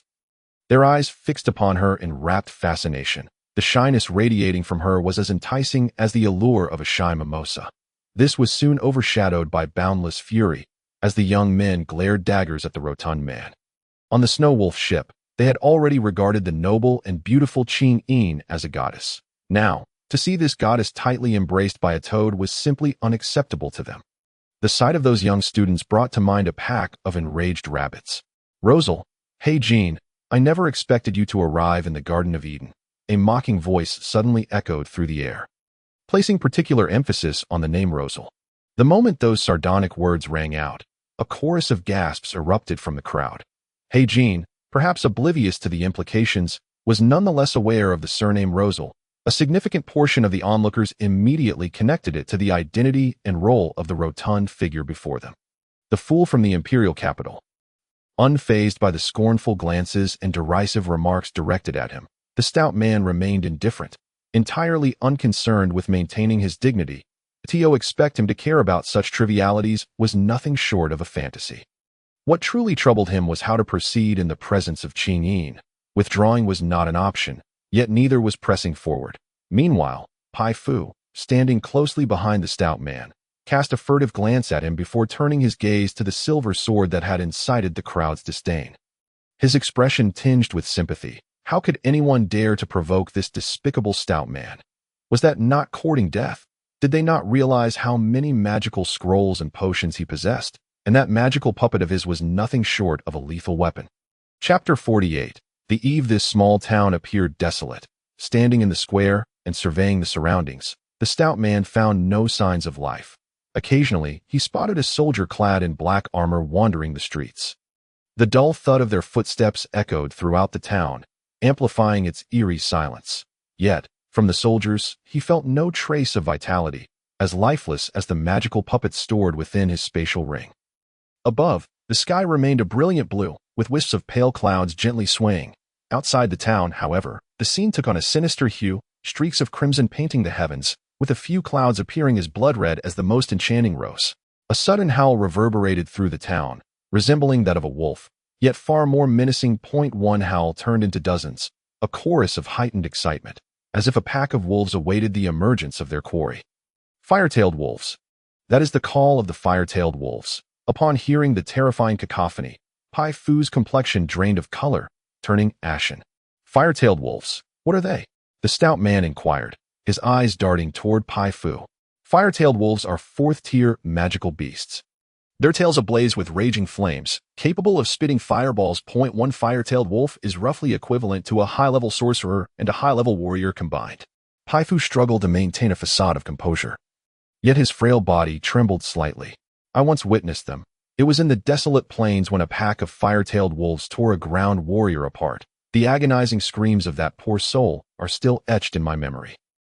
Pai Fu's eyes glazed over as he spoke. Rolling his eyes at Pai Fu, the stout man disregarded the gravity of the situation and, without a second thought, swung his fist toward Pai Fu's right eye. A resounding thud echoed as Pai Fu's eye turned a deep shade of bruised blue. Why did you hit me? Pai Fu exclaimed, momentarily stunned, fury flashing in his eyes. That was more reasonable, observing that Pai Fu's trembling had ceased and the terror had dissipated from his gaze. The stout man smiled mischievously. Upon seeing the stout man's smile, Pai Fu seemed to comprehend something, his anger fading as he directed a look of gratitude toward him. Meanwhile, Qing Yin, who stood close to the stout man, nodded slightly. The best way to combat fear is often to divert attention. Although the stout man's method was rather unscrupulous, was it truly necessary to strike so forcefully? Just look at Pai Fu's right eye. It was a pitiful sight. The square was filled with young elites, yet elite merely indicated that they possessed greater talent in the cultivation of magic and combat skills than the average individual. This talent was often rooted in noble lineage. With access to superior martial arts manuals and exceptional mentors, allowing them to surpass the common folk with ease that as for experience, they were often less knowledgeable than the downtrodden mercenaries. Thus, upon closer inspection, one might feel dizzy, not due to their vision, but because the bodies of these elites trembled lightly. Even the silver sword, once a captain who had led a team to eliminate a squad and stained with blood, appeared pale. However, not all were affected. Among the scattered groups of elites, some maintained their composure. Clearly having faced challenges before, the stout man's gaze ultimately settled on a young man, clad in a fitted gray outfit that accentuated his well-defined muscles without appearing cumbersome. His hair was a soft blue, reminiscent of the ocean, and his icy demeanor was akin to that of hell, while his eyes conveyed an exhilarating intensity. Within those eyes seemed to lie countless ice needles, ready to pierce anyone who dared to meet their gaze. Xing Mu. The name that General Jingu of the Songmang dynasty had mentioned flashed through the stout man's mind. Scanning the crowd, he surmised that this individual was the only one who matched Jingu's description. Xingmu stood alone in a corner of the square, leaning against the solitary large tree, its pale blue fruit evoking a chill. The so-called young elites appeared to be avoiding Xingmu, for a 10-meter radius around him was devoid of any other soul. The stout man scrutinized Xingmu, who, in turn, glanced at him from the corner of his eye. The stout man stirred something akin to ripples within Xingmu's normally tranquil heart. He could not fathom why, but he sensed that this seemingly harmless stout man was far more complex than he appeared. Their gazes subtly intertwined until two mages, clad in purple robes, broke the silence. One was tall and slender, resembling a walking stick, while the other was short and stout. Both possessed silver hair, yet their expressions were starkly different. The tall mage wore a grim, skeletal visage, while the stout mage sported a broad, benevolent smile, his eyes gleaming with a wisdom rivaling that of Pisman. The stout man recalled Qing Yi mentioning that purple robes were the emblem of a mage master. And it dawned on him that these seemingly unremarkable old men were indeed two mage masters. Esteemed young people, you possess robust bodies, keen intellects, and unparalleled skills. You stand far above the ordinary. What you lack now is merely an opportunity. An opportunity to showcase your talents. The gates of the Garden of Eden are hereby open to you. Those who have emerged from the Garden of Eden have reached the pinnacle of their lives, such as General Jingu of the Songmang dynasty, and others from the Red Moon Empire. The stout mage spoke gravely. Yet, the stout man could not shake the feeling that the stout mage was merely spinning tales. The flickering glimmers in his eyes danced with a frequency that defied belief. Moreover, his expression seemed off, and a memory of encountering Pisman suddenly resurfaced. It was not only the stout man who sensed the deception. Qing Yin's expression also betrayed a semblance of skepticism.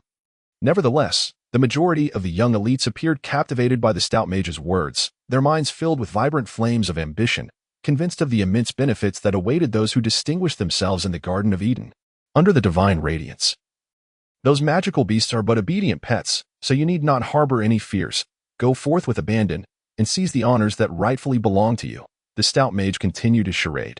Upon hearing these words, the young elite's earlier trepidation evaporated, replaced by fervor. The once terrifying howls had transformed into the pleas of eager pets, each one rolling up their sleeves, ready to embark on a bold venture. Observing their excitement, the stout mage wore a look of satisfaction, his face beaming with a kind smile. At that moment, the slender mage stepped forward, coolly addressing the assembly of young people. The magic cards you hold are not merely tickets for entry into the Garden of Eden. They also represent the potential for your achievements. All magic cards will be displayed directly on the magical array controlled by the Four Kingdoms. They will record not only your country of origin, but also the scores and rankings you obtain. Should you fail within the Garden of Eden, you will be eliminated, and your magic card will fade into obscurity. Through the magic cards, you will also be able to see the scores achieved by others. After surveying the crowd, the slender mage continued. Now, please inscribe your respective countries onto the magic cards. Your achievements will not only reflect your individual capabilities, but also represent your nation.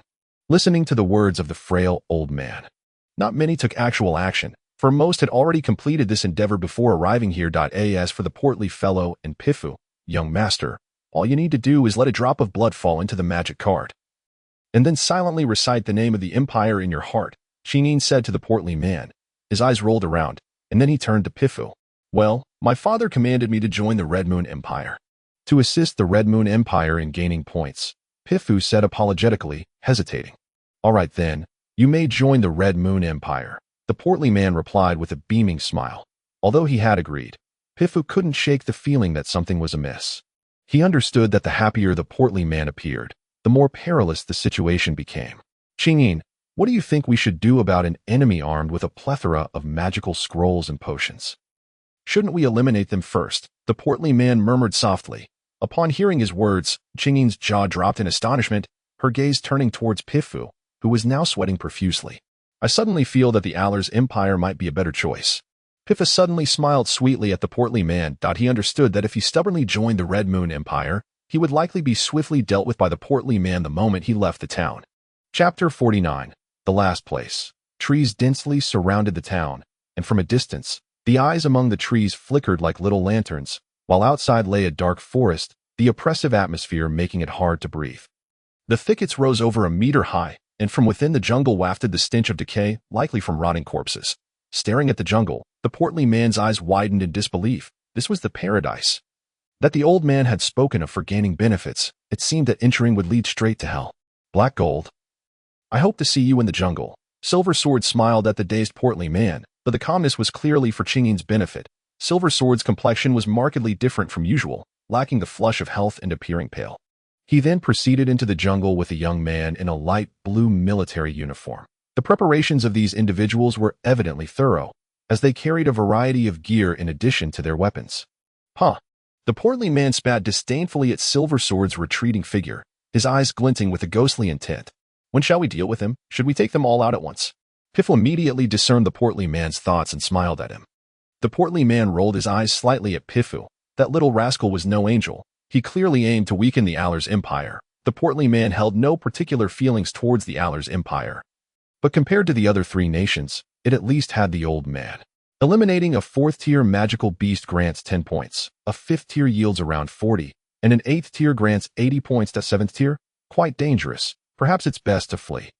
I've heard that only a few 7th tier beasts in the Lost Paradise possess the strength of Earth warriors. The portly man mumbled, his eyes darting around.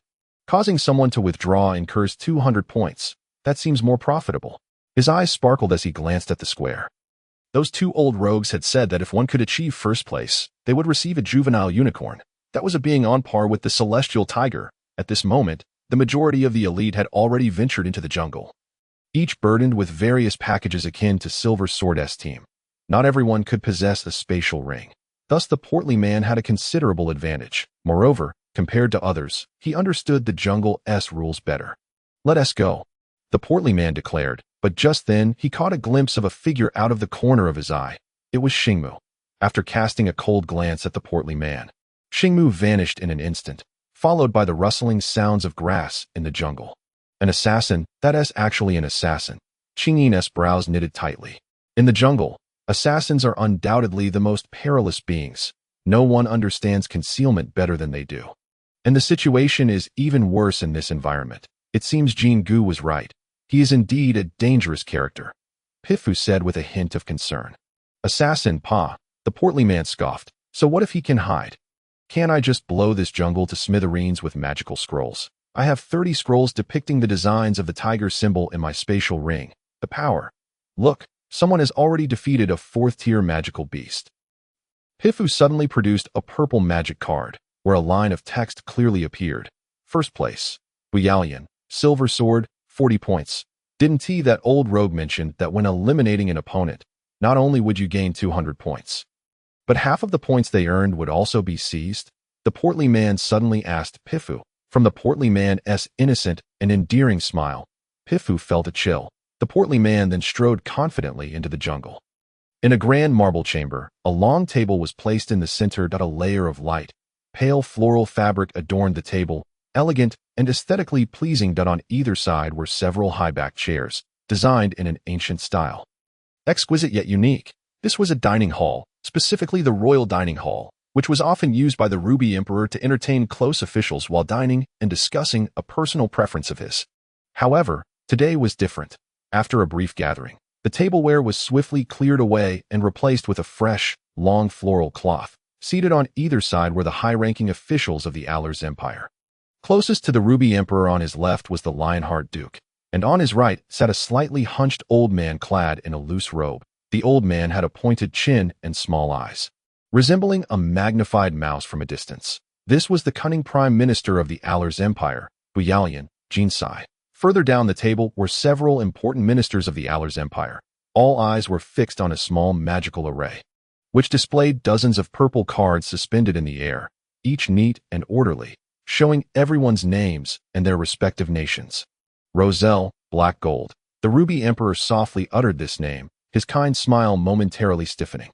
The ministers were left speechless. Was T. Black Gold known as the most notorious fool in the imperial capital? How could he possibly be in the Lost Paradise? My Lord Duke, could you elucidate this matter? Jinsai inquired, his eyes darting towards the old Duke in the light blue military uniform sitting upright across from him. The old duke had been momentarily taken aback upon seeing Black Gold's name, but regained his composure when Jinsai questioned him. Prime Minister, are you not aware that there are only 9 slots in the Allers Empire, if you count one holy warrior and the slots held by the sorcerer Fulos? That makes a total of 11 individuals. Those 11 are clearly displayed here, are they not? Each word from the old duke was crystal clear, leaving no opportunity for Jinsai to retort. However, Jinsai was no fool. After a brief smile, he responded, My Lord Duke, this reminds me of the Hell War King in the imperial capital that I asked for the remaining slots.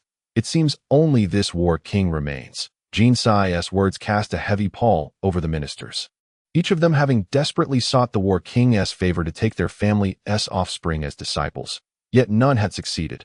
But now, the Hell War King had taken a fool as his disciple. It was impossible not to feel envious, as he was a renowned War King. Even the Ruby Emperor's expression grew more rigid. However, compared to the ministers, the Ruby Emperor's stiff countenance bore a hint of crimson. Just a single phrase had stirred the hearts of all present, and it was perfectly timed, the cunning Prime Minister. This only transpired a few months ago, initiated by the Hell War King's request. I am not particularly informed about it, the old duke replied with a faint smile. As for the ministers, their eyes grew even more envious. They had sought and sought, yet it was the Hell War King who had made the request. The disparity was simply too great. Of course, the old duke did not disclose that it was Hell who had left the portly man behind. Had he done so, the ministers would surely have turned into rabbits. As for the ministers' envy, the old duke paid it no mind and instead cast a sly glance at the Ruby Emperor. The Ruby Emperor, with a subtle glance at the old duke, smiled and remarked, Let us behold what delightful surprises the young elites of the Empire can unveil for us. 400. Bureolian Silversword has actually reached 400. How has he accomplished this? Suddenly, an elderly man with thinning hair interjected. 400, and it has only been a mere few minutes. The number of beasts slain has multiplied tenfold, exclaimed a middle-aged gentleman in a black suit, glancing in astonishment at the hourglass set upon the corner table. First place, gazing at the record on the magical card, Jinsai's rat-like face was adorned with a broad smile. It seemed that the high-priced advanced magical scrolls he had procured prior to the battle, specifically the God of Archery Scatter, were now yielding results. My Lord Duke, it appears your young master is gradually accumulating power. I am curious to see what level a mere 3 months of training can achieve. An intermediate warrior, perhaps, or merely a novice? I cannot imagine that King Hell would permit him to face certain death, Jinsai said with a smile towards the old duke. The faces of the assembled ministers bore faint smirks of derision, though they were restrained by the duke's presence. The sentiment was undeniably palpable. 3 months. Even a prodigy under the tutelage of a master like King Hell would scarcely reach the level of an intermediate warrior, let alone a fool. The old duke remained silent, merely smiling at the magical cards. At that moment, the portly figure occupied the last place. Pifu, move a bit faster. That old rascal claimed that once this magical array is set up, even a ground warrior cannot escape. Look at Qingyin. Well, even if you are merely an intermediate mage, you are still a man, are you not? Chapter 50. The Awakening of the God of Sleep. A deep crimson magical array was intricately engraved upon the stone slab. The profound markings roughly the length of a pinky finger, the lines crisscrossed like a densely woven spider's web. This complex magical array, upon observation of its intricate lines, revealed the formidable effects it possessed. Dizziness, bloodletting, corrosion, earth spikes. I recall Peaceman mentioning that this magical array has 5 effects, yet why does it seem one is missing? The portly man mumbled. The Trap of the Dark God is a level 3 magical array, featuring 5 effects. Aside from the 4 you just mentioned, there is also one involving a waterfall, Qingyin explained to the somewhat perplexed portly man. Ah, yes, the waterfall. When I see someone I dislike, I will knock them out and casually toss them in. Although those 2 old rascals claim there are guards present, they certainly won't die, but inflicting harm upon them should be feasible.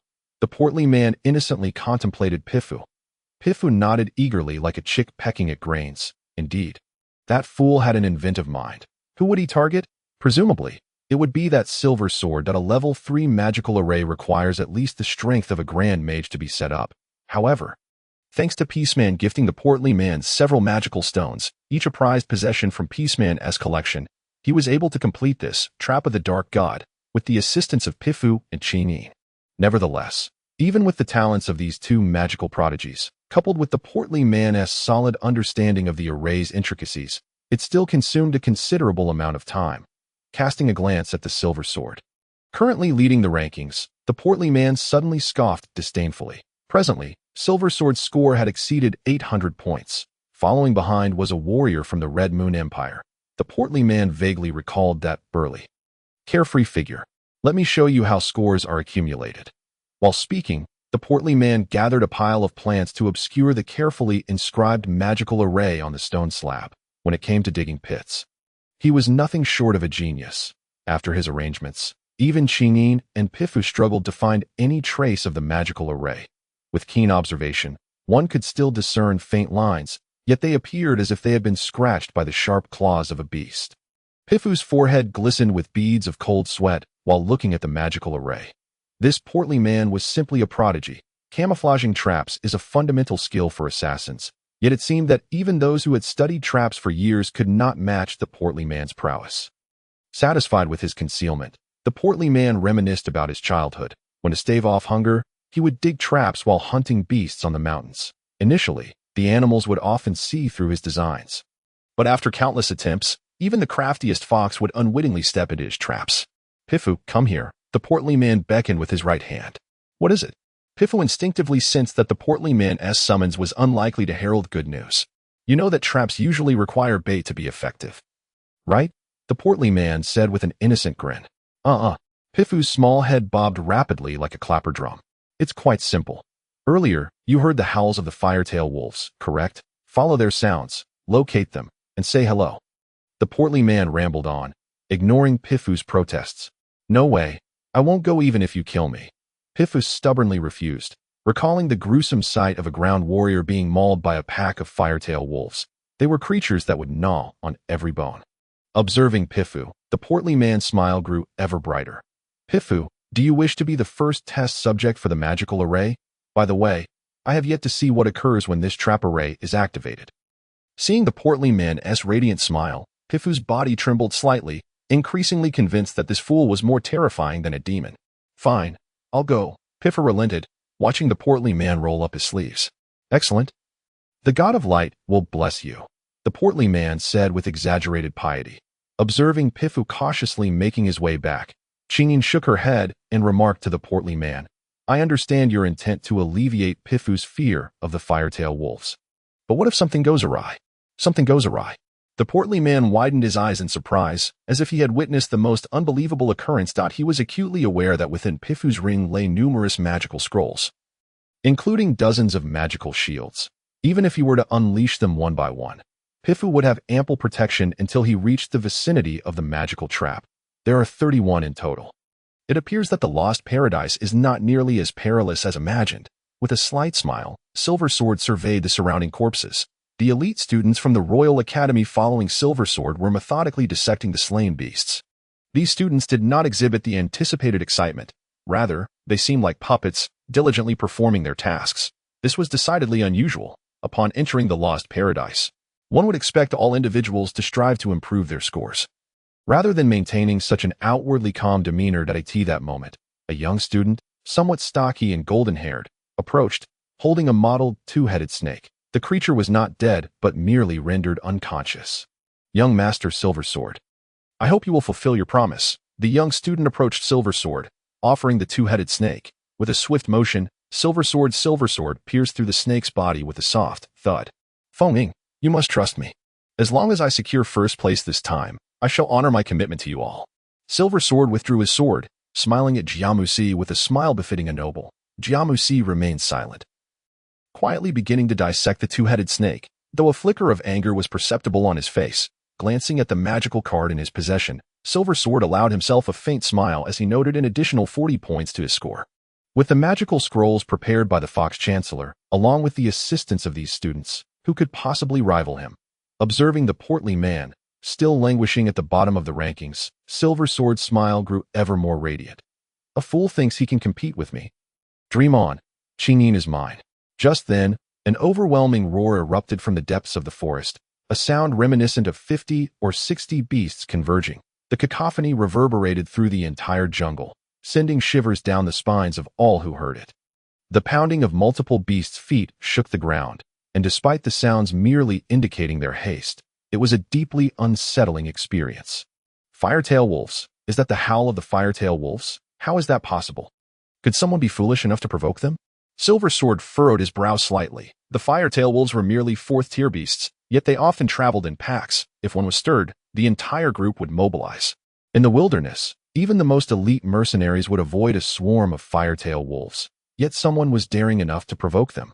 You rotund fool, I shall not rest until you are vanquished. Pifu exclaimed, recklessly hurling magic scrolls at himself as he dashed through the tall grass, his curses echoing in the air. Devoid of any semblance of royal composure, he resembled nothing more than a petty ruffian. Initially, he had merely intended to lure a few of the fire-tailed wolves lurking at the periphery with magic, but to his utter astonishment, after unleashing his spell, another scroll was sent hurtling towards the pack of wolves. This particular scroll bore an enchanting name, Awakening of the Dream God. It was a support magic scroll, designed to ignite the fervor of its wielder, plunging them into a heightened state of emotion. The potency of this scroll was formidable, possessing a collective effect. Awakening of the Dream God was a mid-tier scroll, a rare artifact likely crafted solely by Peaceman. Pifu had once vied with the rotund fellow for it, only to meet with dismal failure. Yet, he could scarcely fathom that the rotund one would trail him and employ such a scroll here. Help. Chapter 51. The outspoken bird. The royal dining hall was enveloped in a profound silence, punctuated only by faint breaths. However, it wasn't long before the atmosphere thickened with tension. Over 1,300 points. He has surpassed 1,300. An elderly man with sparse hair and missing teeth murmured. He was the Minister of Finance, Count Jean-Man. Upon hearing the Count's words, the assembled ministers displayed expressions of astonishment. 1,300 points meant that he had eradicated over 30 fourth-tier magical beasts within mere hours, although the beasts had been weakened. It was unlikely that even the most seasoned mercenaries could surpass what Silver Sword had accomplished. As praise echoed throughout, Jin's rodent-like visage broke into a beaming smile. Batio secures Silver Sword's recognition from the ministers and the esteemed Ruby Monarch. He had invested a substantial fortune. Hundreds of thousands of gold coins had been poured into this venture, supplemented by some underhanded tactics. It would be absurd if Silver Sword did not emerge victorious. The military might of the Allers Empire had long been under the control of the old Duke, a situation Jean found intolerable. Despite his efforts to court various generals, their power paled in comparison to that of the old Duke. Nevertheless, Jean was patient. He understood that he could not surpass the old Duke overnight. Thus, he set his sights on the next generation. If Silver Sword could excel in the Garden of Eden, he could seamlessly integrate him into the military. A promising young talent, coupled with the support of the bureaucratic system, could easily ascend to great heights. In 10 or even 20 years, once the older generation of generals had retired, it would be Silver Sword's dominion. Within the Allers Empire, only the old Duke's faction could rival Silver Sword's background, though regrettably, that faction was led by a fool. Duke, it seems that Master Black Gold is fortunate. At least he has not been expelled yet, Jean remarked, resting his hands casually on the armrests of his chair, exuding an air of leisure. The old Duke remained silent, his upright posture unwavering, merely smiling as he observed the purple magic cards. At that moment, the Ruby Monarch's smile faltered slightly as he inquired, "Who is this Pifu, and what is this holy shield?" As the words of the Ruby Monarch resonated, the ministers, who had been fixated on the standoff between the old Duke and the cunning Chancellor, shifted their attention to the magic cards. Gazing at the cards, their expressions froze in disbelief, mouths agape, while the Chancellor, after a brief moment of shock, displayed a visage of fury. One fire-tailed wolf after another fell into the dark god's trap. Once the first wolf triggered the magic circle, it swiftly transformed the surroundings into a pit of quicksand. The remaining wolves, startled awake, frantically sought refuge, yet the pit mercilessly dragged them down one by one. A waterfall. This is the effect of a waterfall. Observing the collapsing quicksand, even the rotund fellow was left speechless. It was astonishing. This phenomenon spanned nearly 50 meters. Fortunately, he reacted swiftly, lifting Pifu and Chingyin onto a tree, or else they would have surely succumbed to the trap. Pifu's complexion was ghastly pale, devoid of any color, and he glared at the rotund one with unrestrained anger. Chingyin, on the other hand, gazed at him in disbelief. the rotund fellow's displayed prowess could easily rival that of a mid-tier warrior, all without employing any fighting spirit. Pifu, the god of light shall commend you. Your points are continually rising. The rotund fellow suddenly glanced at the magic card in his hand, a broad grin spreading across his face. Pifu was momentarily taken aback, then turned to his own card. To his astonishment, his points skyrocketed, reaching an astounding 1,600. Staring at the soaring numbers, Pifu was rendered utterly immobile, and upon regaining his senses, cold sweat cascaded down his forehead. The outspoken bird, the outspoken bird, Pifu muttered in a frenzy. In that instant, he recalled the rotund fellow's warning about the perils of being the standout. He was now that very outspoken bird. 2004, as the final fire-tailed wolf was ensnared within the magic circle, Pifu's score plateaued at 2004. Meanwhile, Silver Sword's score languished at a mere 1003, with the second place barely reaching 800. Gazing at the soaring score, Pifu mentally cursed the rotund fellow's family. Surely, all eyes would be on him now. Whoever managed to eliminate him would ascend to the top of the leaderboard. That was a unicorn's offspring at stake. It would be impossible not to covet a unicorn. Yet Pifu understood deeply that he would bear the brunt of the blame, become the target of ire, while the spoils would undoubtedly belong to the rotund fellow. Pifu yearned to trample upon that cherubic face of his. Pifu, congratulations, Qingyin smiled gently at him. Despite her purity and intelligence, she remained oblivious to the underlying schemes, the treachery, and the filth. Pifu, we must proceed with the next task. I suspect many will soon come seeking you. The rotund fellow said with a sincere smile. Observing his expression, Pifu knew he was bound to face more misfortune. Can anyone tell me what is happening here? Silver Sword's right foot came down forcefully upon the carcass of a recently slain magical beast. The archery god Scatter, each chapter worth 3,000 gold coins, had cost him 4 scrolls. Consequently, he had spent over 10,000 gold coins for these points alone, coupled with the assistance of elite allies. He should have been firmly in first place. Yet now, within a mere 10 minutes, someone had completely overturned the score, although he had performed admirably and had amassed sufficient resources for future endeavors. The thought of that unicorn haunted him. The unicorn, a holy warrior-level beast, if he could obtain it, it would become an invincible asset in the future. After all, there were scarcely a handful of warlords on the entire Silvermoon continent. And below that rank, who could rival a holy warrior? Moreover, this unicorn was merely a cub. High-tier magical beasts retained their dignity, adhering to a philosophy that revered the strong, unless one could defeat them. Capturing high-tier magical beasts was nearly impossible, but cubs were different. With proper upbringing, one could garner their unwavering loyalty. Otherwise, the pet department of the Royal Academy would not be so sparsely populated. Taming a high-tier beast was a Herculean task. Kill for me. I must reclaim my points. Silver Sword suddenly declared, his eyes tinged with a hint of crimson as he addressed the group of students behind him. However, those students chose to remain silent. They were utterly exhausted. Hours of relentless slaughter had pushed their bodies to the brink. A few had even sustained injuries. Continuing further would certainly lead to collapse. While death was not a threat in the Garden of Eden, it did not mean they would not suffer grievous injuries. What are you all dawdling for? Do you wish for me to back down? Silver Sword, in a fit of rage, roared like a rabid dog. Silver Sword, you must understand, we have all reached our limits. Persisting will only be counterproductive. A young man named Jean inhaled deeply, addressing Silver Sword. I care not. If I do not secure first place, you shall not cease. Silver Sword retorted, his tone shifting to a chilling menace as he directed his gaze at Jean. Chapter 52. Who is the Lamb? Gazing at Silver Sword, the young man named Fengting clenched his fists, his face etched with fury, yet after a prolonged moment, his grip gradually relaxed, surrendering to a profound sense of helplessness. Silver Sword, I do not wish for my sister to suffer even the slightest harm. Otherwise, I will drag you down with me, even if it means descending into hell. The cold wind spoke to the Silver Sword with a chilling tone.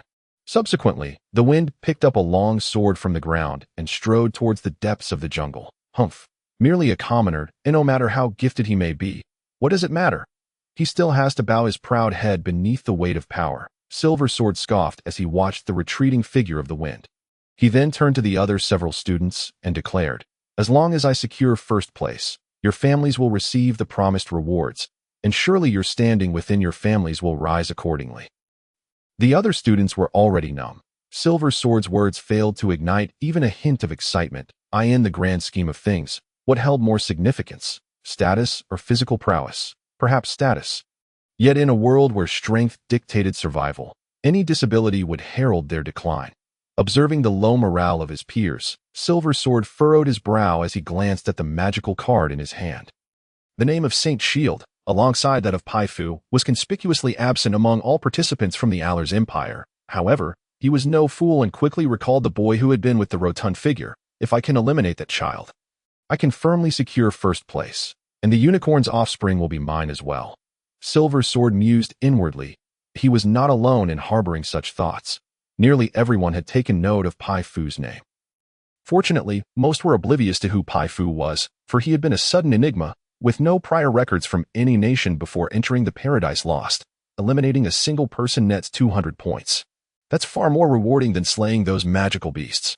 The rotund figure calculated with his fingers, pondering how to maximize his gains. Meanwhile, Pai Fu, seated on a nearby rock, puffed his cheeks in frustration, lamenting his decision to join the Allers Empire, realizing he had unwittingly become a pawn of the rotund figure.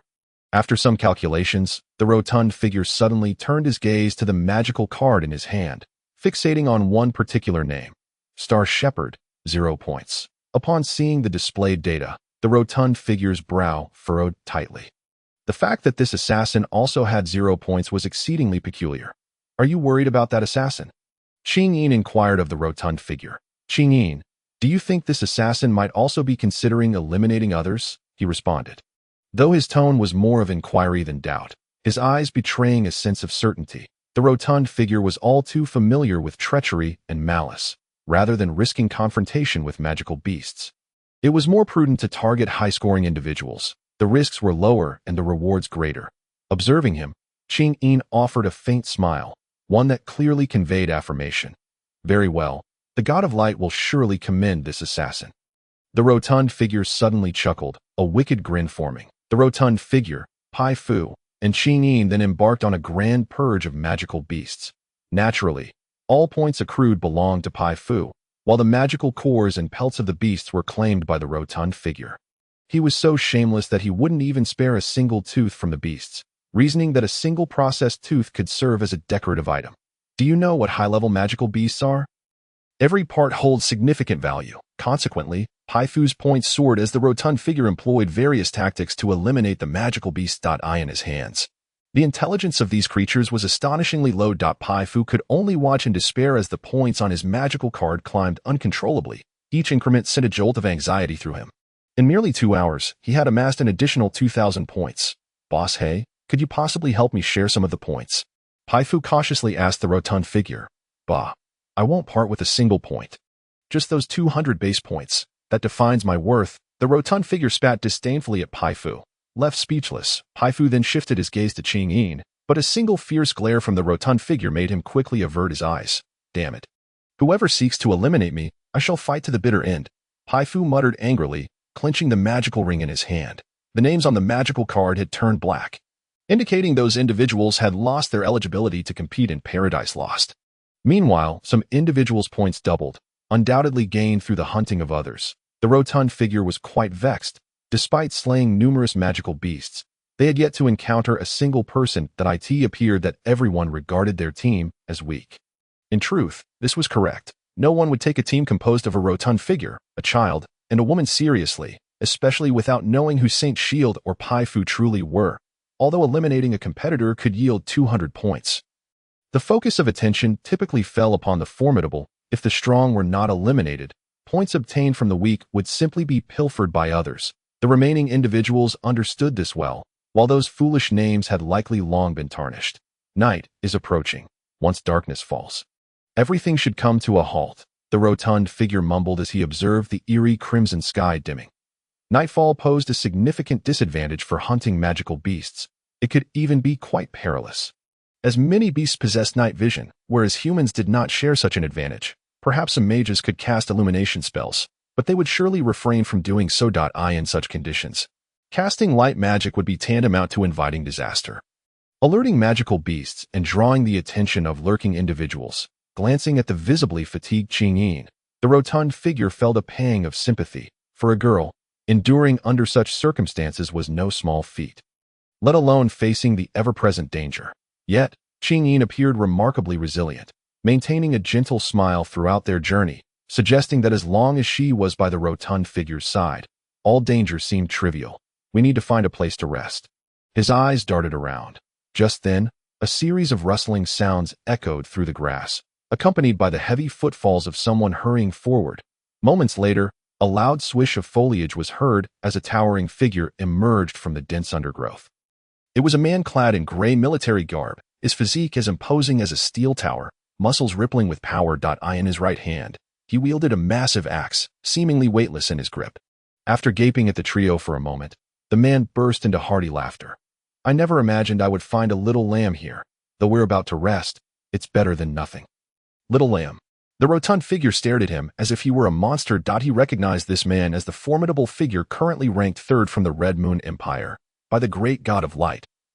This is clearly a plump sheep. The rotund figure's eyes gleamed with excitement as he glanced at Pai Fu, who was now overwhelmed with dread at the thought of yet another high-ranking adversary appearing before them. What the hell? Why are you here? Don't you know that fat guy is desperately seeking someone to fight? Pai Fu dusted himself off and slowly stood up, then elegantly reached for the spatial ring on his finger. Chapter 53. The Mage Tower. Gong Changyuan was the name of this towering figure, a rather peculiar name, yet his strength was undeniable. According to Qing Yin, Gong Changyuan had attained the pinnacle of advanced warrior status, and the special effect of his silver battle qi, amplified strength, was truly formidable. Coupled with the heavy axe weighing several hundred pounds, Gong Changyuan could rival even an advanced berserker. Berserkers were a rare breed on the Silver Moon continent, their unique abilities nearly matching Pai Fu's bloodline heritage. Bah! I let you provoke that fat guy. I let you provoke that fat guy. Pai Fu muttered angrily, stomping twice on Gong Changyuan's already dazed body as he watched the points on his magical card rapidly increase. Advanced warrior? Bah! Even a barrage of dozens of intermediate lightning magic scrolls would turn him to ashes.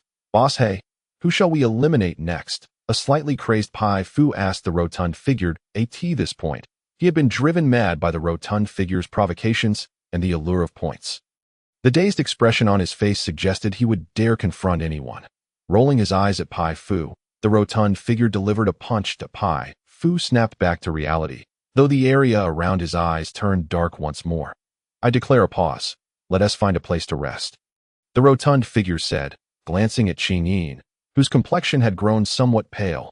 The night was eerily quiet, as if everything had fallen into a deep silence. Yet the ominous black-red sky appeared exceedingly strange. Amidst the stillness of the jungle, one could occasionally hear the rustling sounds of swift movements, and at times, a few pitiful cries for help would suddenly pierce the silence. While humanity had settled into repose, the monstrous beasts remained undeterred. For these creatures, it was the prime time for hunting. Casting a cursory glance at the dozen or so concealed magical arrays surrounding him, the portly fellow felt a profound sense of security, akin to resting under the protection of 1,000,000 soldiers. No, even more reassuring than that. Although these magical arrays paled in comparison to the traps set by the Dark God, when combined, their effects could bury even a mighty earth warrior without a trace. These seemingly simple magical formations left Qing Yin and Pai Fu utterly astounded. The formal magical curriculum they had studied had never taught them that arrays could be arranged in such a manner. Typically, the higher the rank of a magical array, the more formidable the effects it could unleash, which is why mages often pursued ever more advanced arrays. Yet, the portly individual was different. The amalgamation of these simple arrays in his hands produced a power so astonishing that it defied belief. This portly fellow is undoubtedly a prodigy, was Pai Fu's immediate reaction upon witnessing the design of the magical array, followed by a face that spoke of despair. The more despicable, lecherous, and powerful the portly man became, the more perilous his days ahead would be. The location where he laid down the magical arrays was relatively open and well concealed, hidden from prying eyes and spacious enough to accommodate the formations. Under the portly man's arrangement, the seemingly empty ground had transformed into an impregnable fortress. Any beast or individual attempting a surprise attack here would undoubtedly find themselves battered and bloodied, and even if they bled profusely, they would be unable to break through. The night was cold. Even in the Lost Paradise, however, the portly fellow had taken precautions, carrying not only the magical scrolls gifted by Pisman, but also a canvas tent purchased from a coastal town. Thus, he had no cause for concern about the chill of the night air. As he gazed at the peacefully slumbering Pifu and Xingyin, he withdrew a tattered piece of paper from his pocket, the remnants of the black iron fighting energy taught to him by hell. "Why do I always feel that this life-for-life black iron fighting energy is problematic?" he muttered. Scrutinizing the worn paper, the path of military slaughter had led him to a bottleneck. No matter how much he practiced, he could not expect any transformative results, only a gradual enhancement of his physique. However, breaking through was an impossibility. Thus, he shifted his focus to the prevalent fighting energy in the Silver Moon continent. He valued the life-for-life fighting energy spoken of by Hell, as he knew Hell would never deceive him.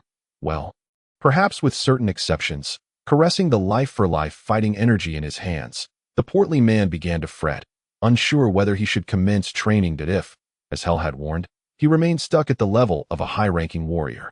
It would indeed be tragic. A chilling breeze began to blow, causing the portly man, now outside the tent, to shiver involuntarily, and he gently tucked the tattered paper back into his breast. In his line of sight appeared two pairs of blood-red eyes, those of a two-headed dog.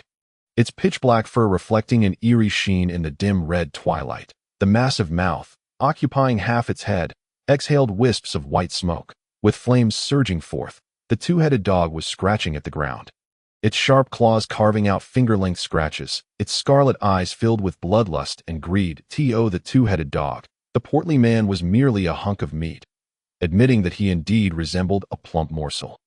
The portly man questioned whether the beast could truly take a bite. Cautiously surveying his surroundings and confirming that he was alone, he transformed in an instant into a nimble monkey, deftly evading the magical arrays. His movements ghost-like, leaving no trace behind, so swift that the two-headed dog was left in a daze. The path of military slaughter, upon closer inspection, revealed that every movement of the portly man was in perfect harmony with its principles. His crimson eyes radiated a fierce killing intent. Cold as frost, leaving onlookers speechless. After a day of inaction, the portly man finally struck, yet for him, it was merely a form of training, akin to the daily drills in the military. He understood that prolonged inactivity would lead to diminished skills. Sensing the killing aura surrounding him, as the two-headed dog beheld the portly man's fist hurtling toward its head, its blood-red eyes widened in terror, and with a howl, it turned to flee. "What the?" the portly man exclaimed, astonished at the retreating beast. Could it truly possess intelligence? Nevertheless, he pressed on, quickening his pace and launching a punch at the two-headed dog's skull. With a single blow, he rendered the creature unconscious.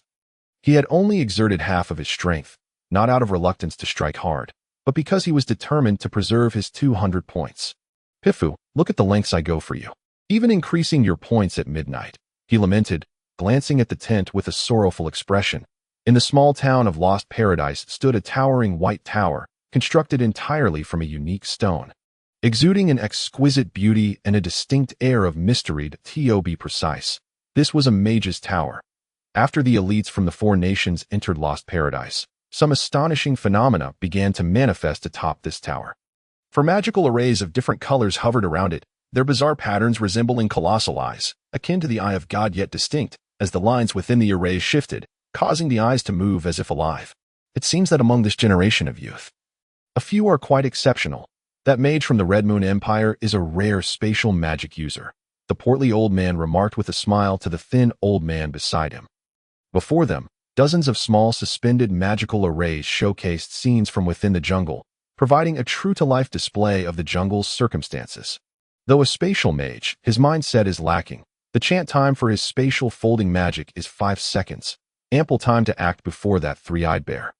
Yet when faced with the charging bear, he panicked and forgot his incantation. Had it not been for the support of his companion, the archer, he would have been obliterated.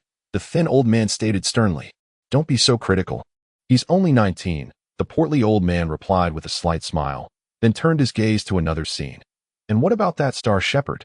Impressive. Without any external aids, he single-handedly defeated 8 4th-tier magical beasts and 1 5th-tier beast within an hour. Such prowess has never been witnessed in Lost Paradise," the thin old man remarked coldly.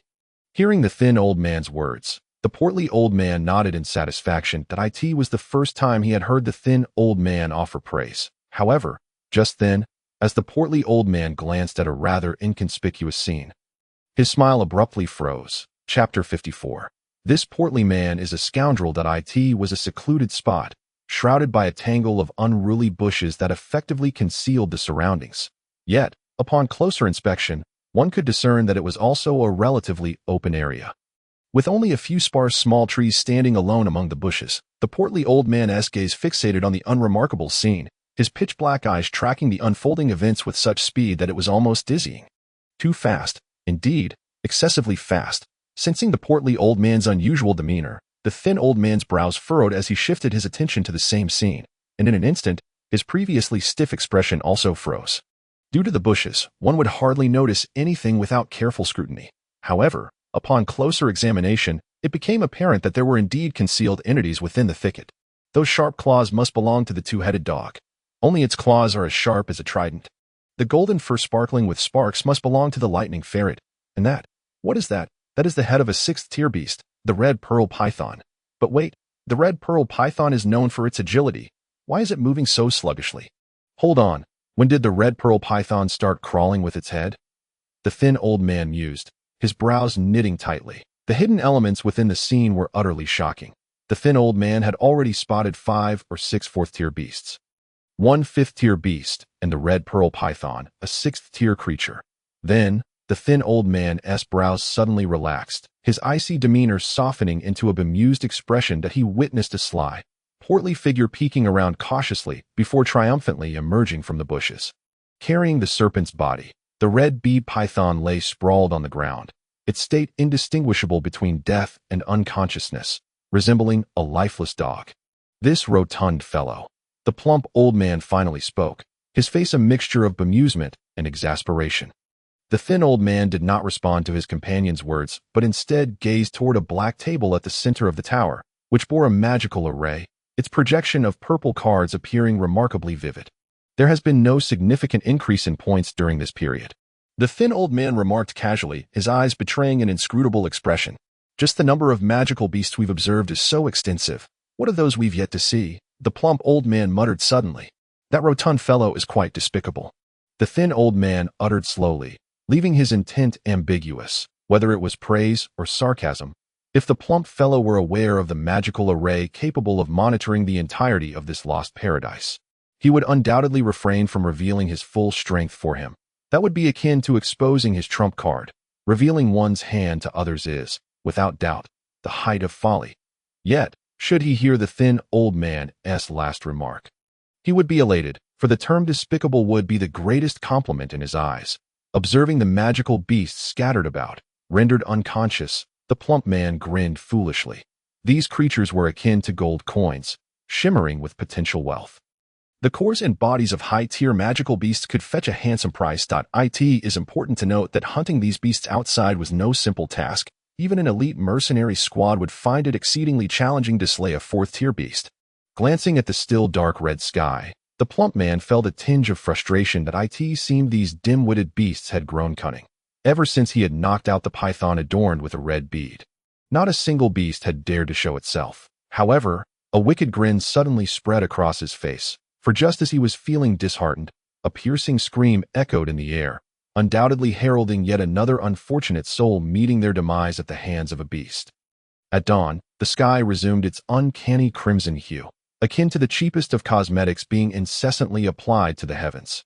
Yet, the air within this lost paradise transformed with the morning, the rancid stench dissipating with the gentle morning breeze. Unbeknownst to him, droplets of crystalline dew adorned the leaves of peculiar plants, casting a soft reddish glow against the backdrop of the sky, a sight of exquisite beauty. Pifu felt that he had slept soundly and comfortably. Never having experienced such tranquility, even in such perilous surroundings, within the royal confines, one was perpetually anxious. Indeed, from the moment of birth, his fate was sealed. Not only did he have to endure the repetitive learning of complex royal etiquette, impeccable gentlemanly conduct, and an array of daunting texts, but he also had to tirelessly practice magic hundreds, if not thousands, of times to bolster his standing.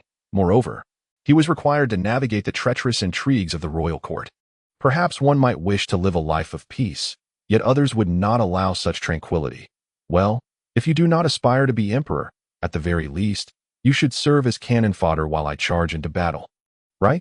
You choose not to assist? Fine, but I must ensure that I have at least 2 spies placed near you for my own peace of mind. This is the lament of being born into royalty, although it appears to elevate one above the common folk. It conceals a multitude of treachery and filth beneath the surface. Pifu had grown weary of such days. Thus, despite being bullied by the plump man daily, he felt a sense of security, grounded even amidst the dangers of this forsaken realm. Perhaps he resembles an older brother more than anyone else.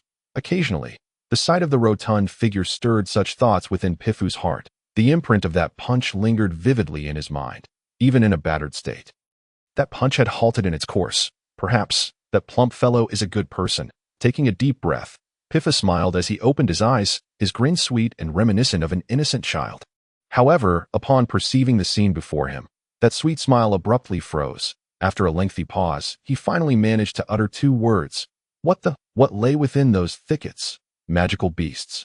Over 20 of them, and all incapacitated. Pifu could deduce the situation with a mere thought. Over 20 magical beasts, including a 6th tier one. Just how many points does that translate to? Gazing at the plump man still lost in slumber, Pifu felt tears welling as he mentally berated the rotund fellow's family repeatedly. Good person? Bah, that man is nothing but a rogue. Chapter 55, the fierce wolf looking at the more than 20 magical beasts. Qingyin, just awakening with a smile, rubbed her jewel-like eyes in astonishment, her mouth agape. Among these beasts, 19 were 4th tier, 2 5th tier, and 1 6th tier. Even weakened, a warrior of the earth would struggle against them. The energy available for combat is finite. Much like magical power, as it depletes, it diminishes further, making prolonged engagement impossible, unless someone has achieved the level of a high-tier warrior purely through physical prowess. A thought rapidly flitted through Qingyin's mind after a brief calculation. Yet, she soon chuckled softly. Could one truly rely solely on physicality? Though she had once harbored doubts about the plump man, that notion was fleeting. Observing the rotund figure sleeping soundly, drool glistening at the corner of his mouth. Could such an innocuous visage possibly vanquish so many magical beasts? Qingyin turned her gaze to the waking Pifu, who hesitated to divulge the rotund man's misdeeds, suddenly realizing that the plump man, who should have been deep in slumber, had opened his eyes, which glowed with an eerie green luminescence. It was I who did this. I incapacitated these magical beasts using a special magical scroll. Under the penetrating gaze of the plump man, Pifu, a noble of royal blood, a prince who valued honor above life itself, uttered his first lie. Seizing the moment while the plump man was distracted, Pifu shot a fierce glare at him before dutifully approaching the unconscious beasts, casting spell after spell upon their bodies. You're dazed now. You should have refrained from provoking that rotund fellow. Pifu mumbled as he unleashed the most ruthless magic upon the beasts. Unbeknownst to him, during this time, his magical prowess was surreptitiously and exponentially increasing. A spell that typically summoned only a handful of icicles now conjured over 20. Upon awakening, the plump man discovered that Pifu had thoroughly dealt with the magical beasts, but the sight was gruesome. For instance, the once lustrous golden fur of the lightning ferret had now become akin to a fishing net, its beauty utterly marred. What the hell? Can such magical beasts even be sold now? The plump man gaped at the sorry remains of the magical creatures, his expression darkening as he glared at Pifu. Pifu, in contrast, beamed sweetly, resembling a well-behaved child as he scampered to Qingyin's side, addressing her as sister with an endearing tone. Pifu's innate charm, with his golden locks and fair, handsome features, made him appear almost doll-like. Particularly when clad in his pristine white attire, he was the epitome of the ideal young lad. No woman could resist his allure, not even Qingyin. She smiled tenderly, holding Pifu's small hand with affection. Witnessing this scene, the plump man stood agape. This little rascal had learned such tricks, and showed signs of surpassing his mentor. What the? The plump man longed to extend his middle finger toward Pifu, but ultimately suppressed the urge, silently approaching the grim remains of the magical beast. In the plump man's eyes, everything held value. And even the seemingly worthless could be transformed into something of worth. A fishing net. What of it? That is called fashion, the shattered red bead. Do you not understand the beauty of imperfection? The number of participants on the magical card diminished steadily. Within a day, approximately a quarter had been eliminated. Most of those ousted were unfortunate souls, while the remaining individuals, though not all elite, demonstrated their capability to endure. Currently, Pifu held the top rank, his points nearing 8,000. Firmly securing first place. Following him was Silver Sword, with just over 3,000 points, and the scores below became increasingly average. The plump man showed no interest in those ranked higher. His focus remained fixed on the last three, who all held 0 points. Himself, Qingyin, and Xingmu. What are this despicable assassin's true intentions? The plump man murmured. Logically, Xingmu should have taken action by now, yet there was not a hint of movement. This was decidedly abnormal. Exceedingly so. Should we eliminate Xingmu first? A thought raced through the plump man's mind that he understood that Xingmu posed the greatest threat. He typically favored quelling threats in their infancy rather than awaiting their approach. However, he quickly dismissed the notion. If he were alone, he would boldly march forth, annihilating everything in his path, heading straight for Xingmu. But what of Qingyin and Pifu? It is not that the two individuals lack strength, but rather that the stout fellow is filled with apprehension. Within the realm of Paradise Lost, any situation could potentially arise, and he is reluctant to find himself in a scenario where Lady Luck chooses the wrong side.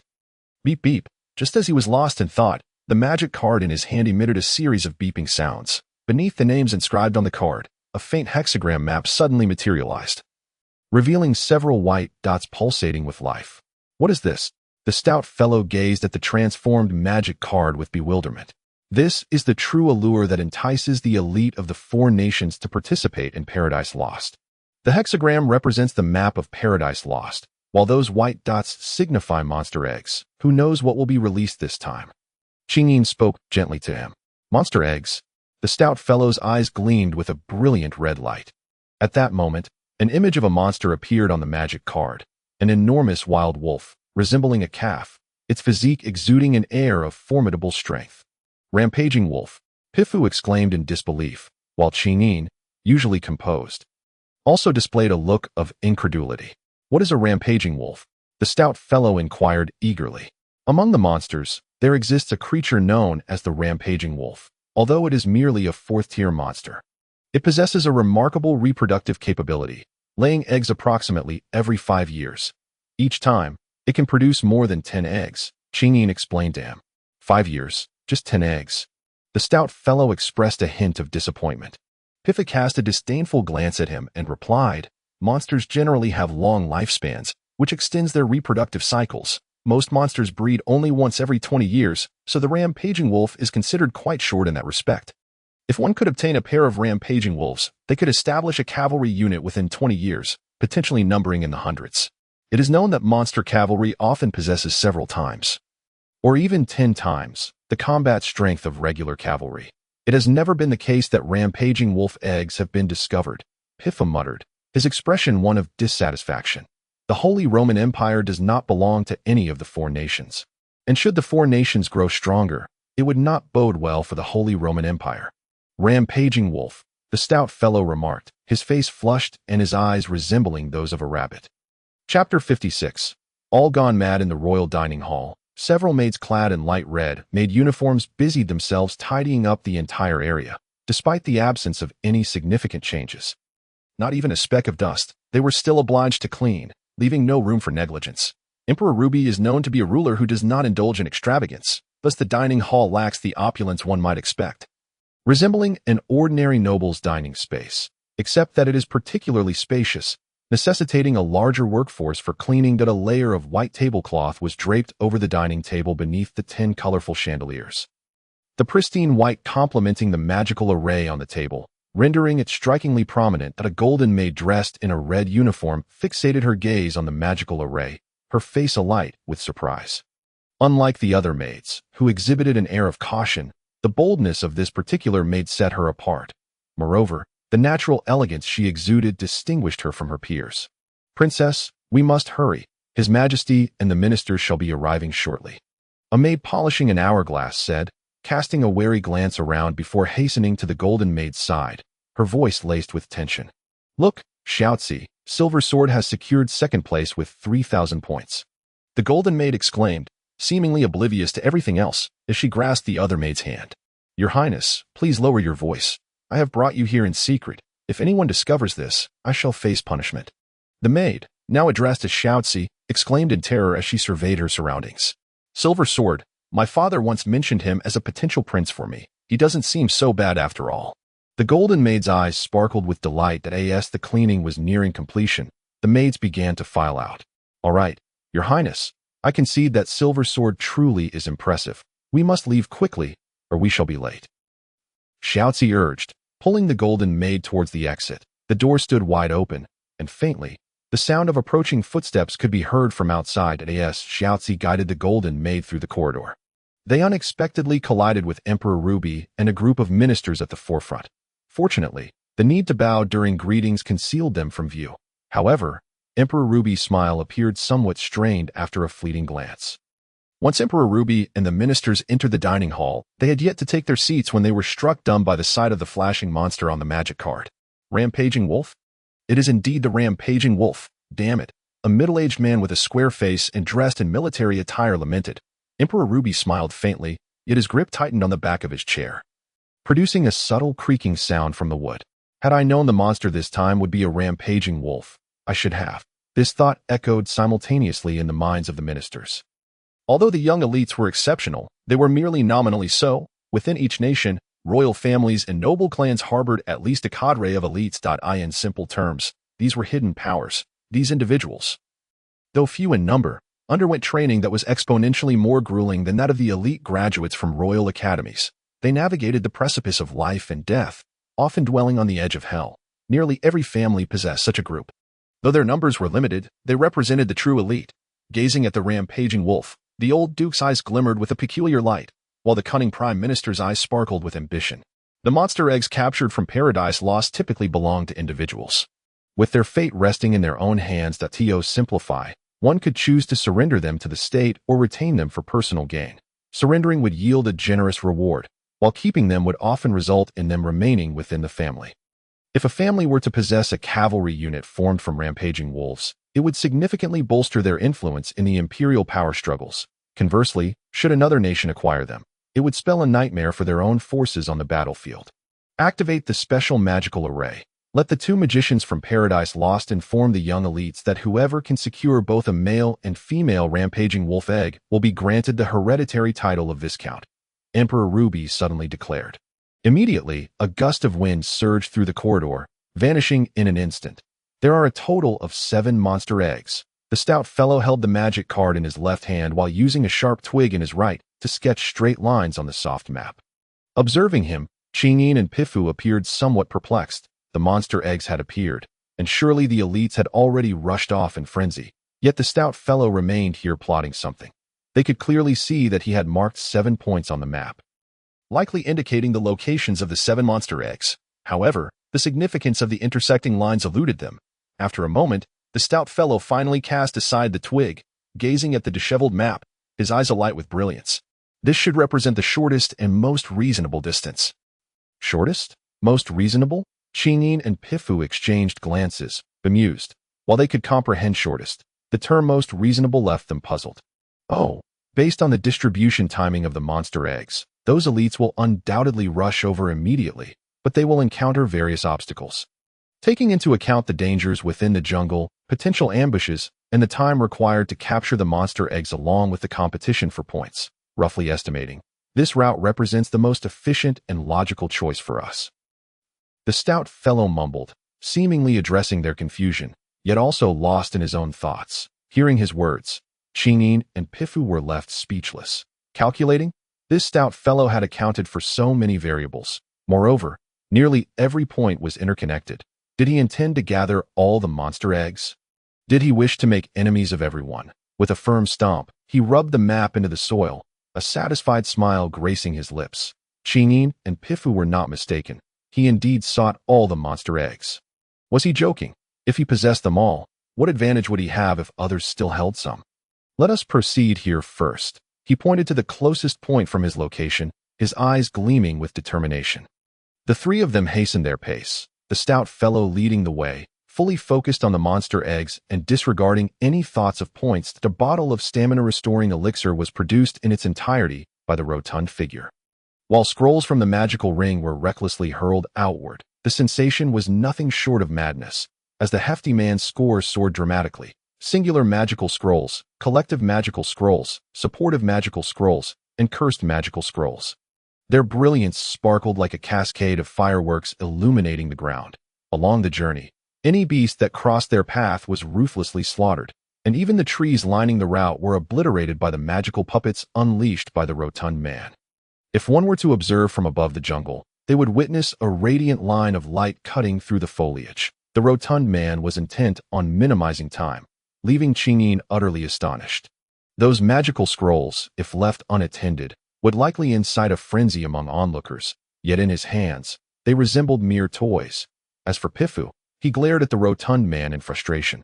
Although he possessed an abundance of resources, one could hardly justify such excessive use.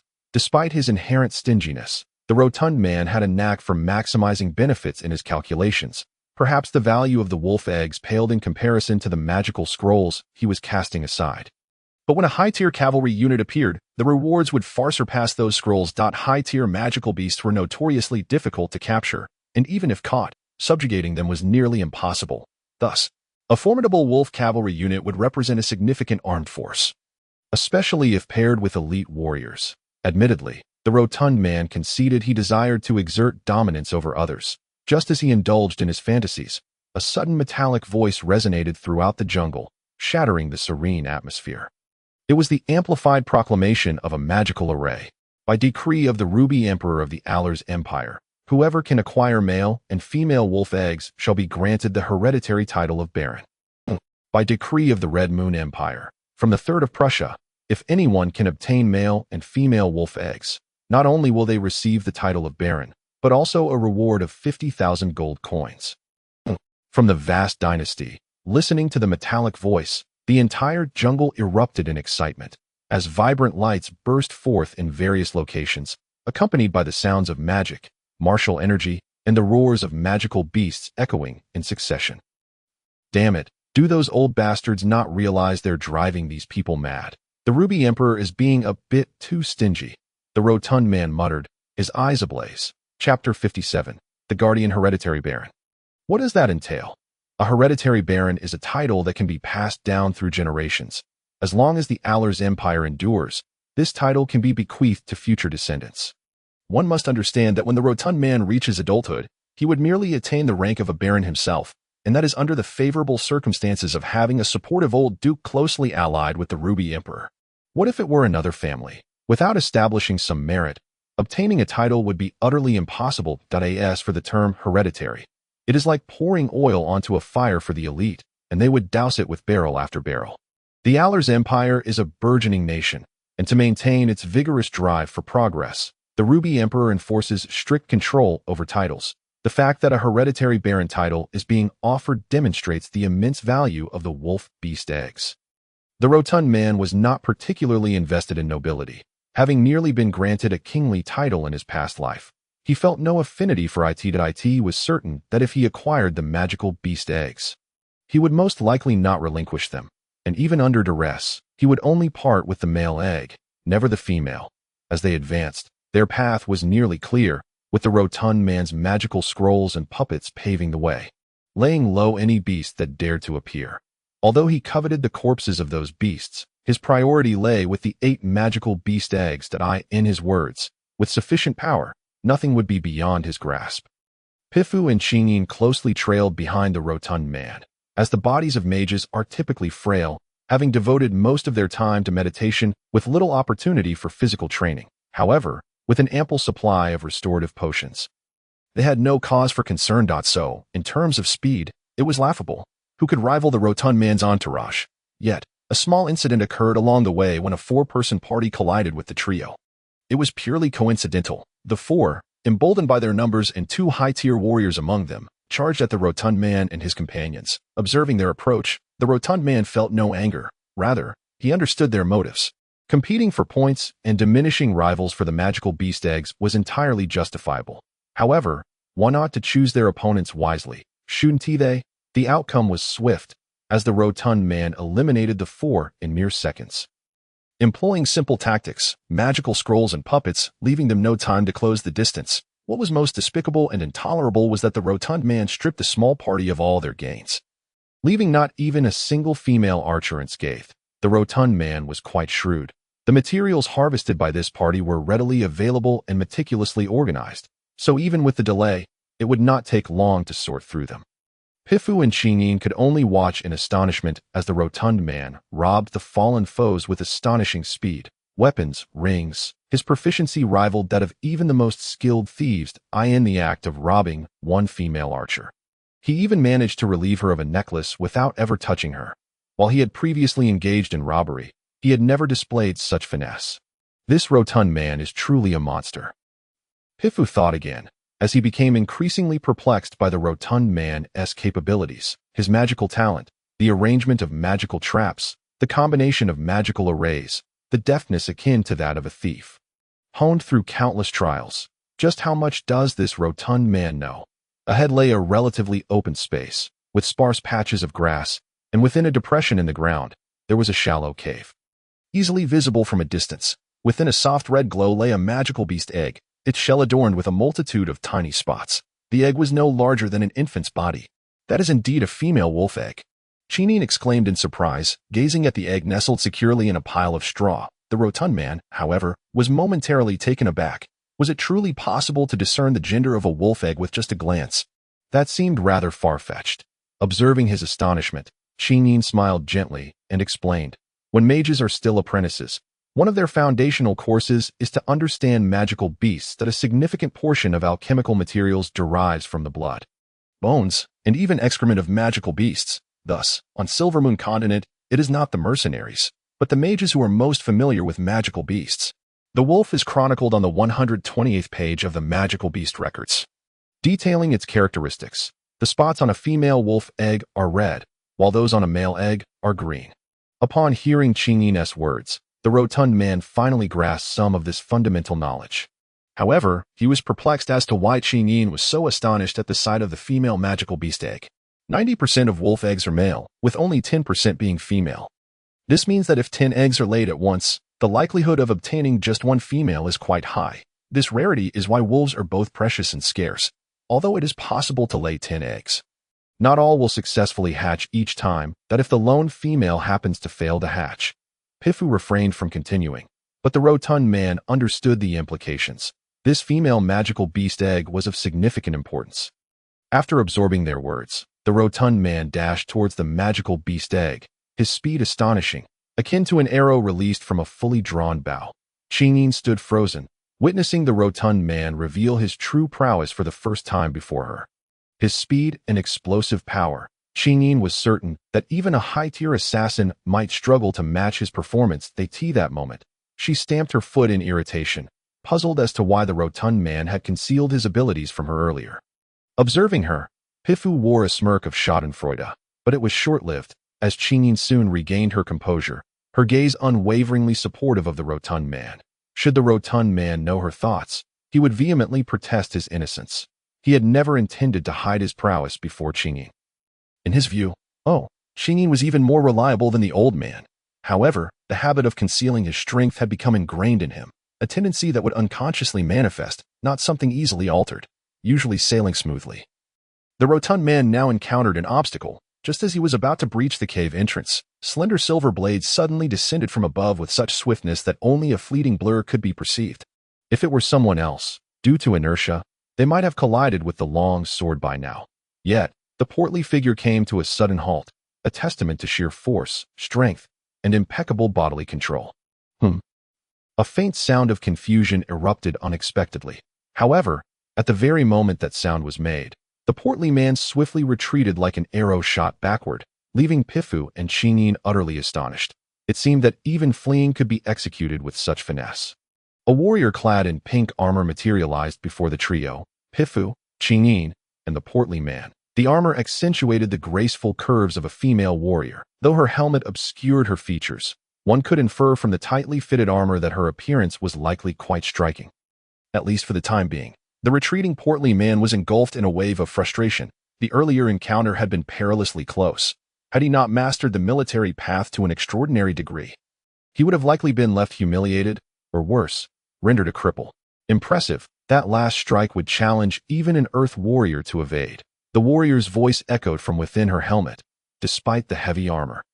Her voice was melodious, albeit chilling, like an ice lotus, exquisite and translucent in appearance, yet capable of numbing one to the bone upon contact, though the portly man had a keen appreciation for women.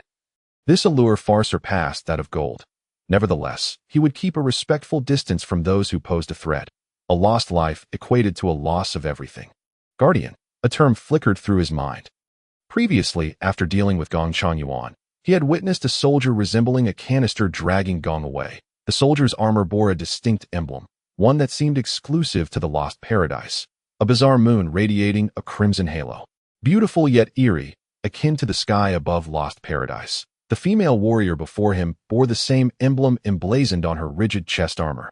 Though the portly man knew obtaining the beast egg would not come easily, he remained acutely aware of the complexities within Lost Paradise. That single strike from the female warrior, devoid of any energy manipulation, had already rivaled that of a mid-tier warrior, timing and precision executed flawlessly. The portly man had to concede that her statement held truth. That strike would have undoubtedly ensnared even an earth warrior. To claim the beast egg, you must withstand 3 of my attacks. The female warrior placed her left hand gently on her waist, while her right hand waved her slender silver sword. Her demeanor exuded a palpable disdain. Yet, she had every right to be contemptuous towards the 3, as her sword emitted a resonant hum, vibrating at a frequency that was astonishingly rapid. More importantly, golden light enveloped the entire blade. Golden energy, a mere step below crystalline energy. The portly man's eyes widened as he scrutinized the female warrior.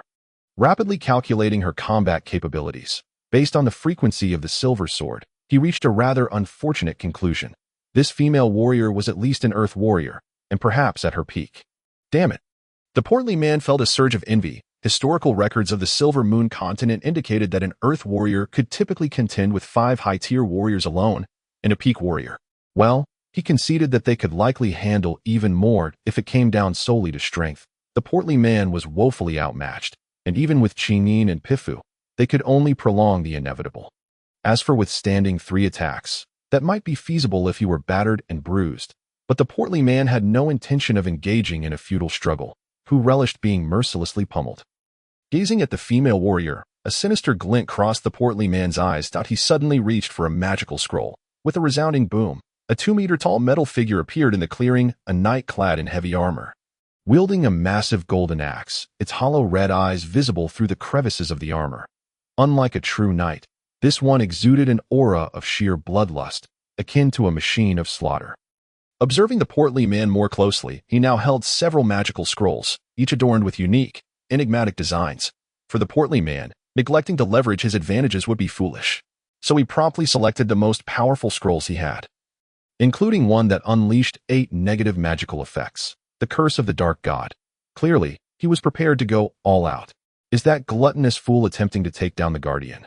That is, after all, a Guardian, the Sentinel of Lost Paradise, Piffer remarked, his dark eyes fixed on the portly man. The female warrior, observing the portly man's reckless demeanor, fell silent for a moment before coldly asserting, I acknowledge that you possess something to instill fear in me. And that magical puppet is indeed formidable. However, this is Lost Paradise, where rules must be adhered to. There are dozens of guardians here. How many do you think you can handle? Dozens of guardians? The portly man's eyebrows arched slightly.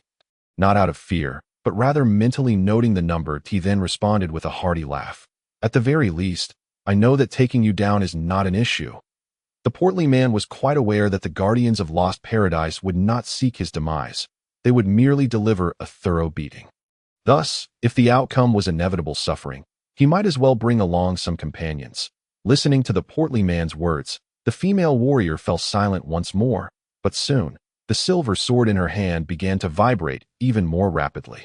Great Spirit of Nature, I wish to breathe alongside you, together. A sudden surge of incantation echoed forth, imbued with unwavering conviction that it was Qingyin's voice, as she raised a green magical staff, its pale green gem casting a luminous glow reminiscent of a river's reflection. Vines began to sprout and grow rapidly from the ground, their speed increasing exponentially. Listening to that resolute voice, the portly man felt a warmth he had never experienced before, from his previous life to the present. This was the first time he felt such warmth, an unwavering support. From Qingyin's tone, he sensed an unwavering determination to descend into hell together, should that be their fate. He discreetly wiped away the faint sheen of moisture from his eyes and fixed a determined gaze upon the female guardian. As the gentle breeze whispered, it tousled Qingyin's hair, each strand dancing like the softest willow branches, harmonizing with the burgeoning vines. In that moment, Qingyin resembled a noble elf. Pifa glanced between Qingyin and the portly man. And after a brief moment of contemplation, his youthful eyes shone with a similar resolve. "This is for Sister Qingyin, certainly not for that gluttonous fool," Pifu murmured to himself, raising his staff high. Ice transforms into arrows, and white snow morphs into swamps. Pifu began to chant softly. Observing the trio, the frequency of the vibration from the female warrior's silver sword intensified. Not only did the blade resonate, but a faint golden sheen enveloped her entire form. Though the warrior understood that facing a veritable armory like the portly man would likely lead to her defeat, as the guardian of Lost Paradise, she would never yield to threats, for her pride would not allow her to concede. Her ruby-red eyes, glimmering with contempt and barely concealing her fury, remained locked onto the portly man. His mind raced, scrutinizing the female warrior's every move. Though magical scrolls possessed immense power, they required specific conditions to be activated. Even the magical puppet, a formidable killing machine, required the portly man's direction to unleash its full potential. He analyzed the possible directions from which the female warrior might strike, considering her movements and tactics. Under the scrutiny of the portly man's gaze, the female warrior felt ensnared, as though trapped in a quagmire. Though her strength surpassed his tenfold, the sensation lingered. This was her first encounter with such a feeling. She had faced powerful opponents before, but those encounters felt like towering mountains, formidable yet comprehensible. However, standing before the portly man felt like confronting a treacherous swamp, fraught with peril. A single misstep could lead to complete obliteration. "Eve, stand down. Allow them to take the beast egg." A voice suddenly rang out, and a guardian clad in black armor appeared before them. The voice belonged to a young man in his 20s, steady and unwavering, evoking the impression of the most precise of machines, incapable of making even the slightest error. "Adam, this would contravene the rules of Paradise Lost," declared the guardian known as Eve. "This is the command of 2 archmages. Relinquish your intention," Adam replied coolly. After a brief silence, Eve lowered her silver sword gently, only to raise it high once more, its tip pointed menacingly at the portly figure before her. Observing Eve, the portly man furrowed his brow in confusion. Was this a threat, or an anticipation of their next encounter? "I shall remember you." Eve spoke coldly to him, but at her words, a shiver ran down the portly man's spine. Being marked by a dangerous woman was a most unsettling experience.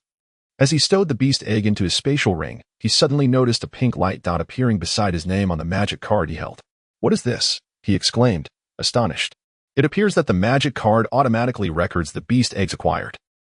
Qingyin pondered briefly before responding. "Automatically records." The portly man blinked in surprise, a black line forming on his forehead. What nonsense! Not only did it record the quantity, but it also noted the gender of the beast eggs. Those elite individuals. "Pifu, come over here. My spatial ring is running out of space. Allow me to store the beast eggs with you." His eyes glinted mischievously at Pifu, who, having already discerned the intentions of the hefty man, had taken refuge behind Qingyin. The restaurant was enveloped in silence, no sound to be heard. Apart from the old duke, everyone bore a slightly rigid expression, while the Fox Chancellor, with his wrinkled yet delicate hands, gripped the armrest of his chair tightly, his eyes betraying an intricate mix of bewilderment, anger, and surprise, with an undercurrent of malice. That fool, that portly man's points had soared dramatically, though he had yet to claim the top spot. He had firmly suppressed the silver sword. More critically, the speed at which the portly man's points increased was astonishing, as if hordes of beasts were lined up for him to slaughter. Cheating. It must be cheating. Otherwise, such a feat would be impossible. The Fox Chancellor squinted at the words, "black gold." "It seems the old duke still retains some secrets," mumbled the frail and toothless finance minister. Breaking the stillness of the restaurant, all eyes turned to the duke, who merely smiled faintly, maintaining his earlier demeanor. However, the ruby beside him revealed a subtle shift. His aged yet powerful hands were trembling slightly.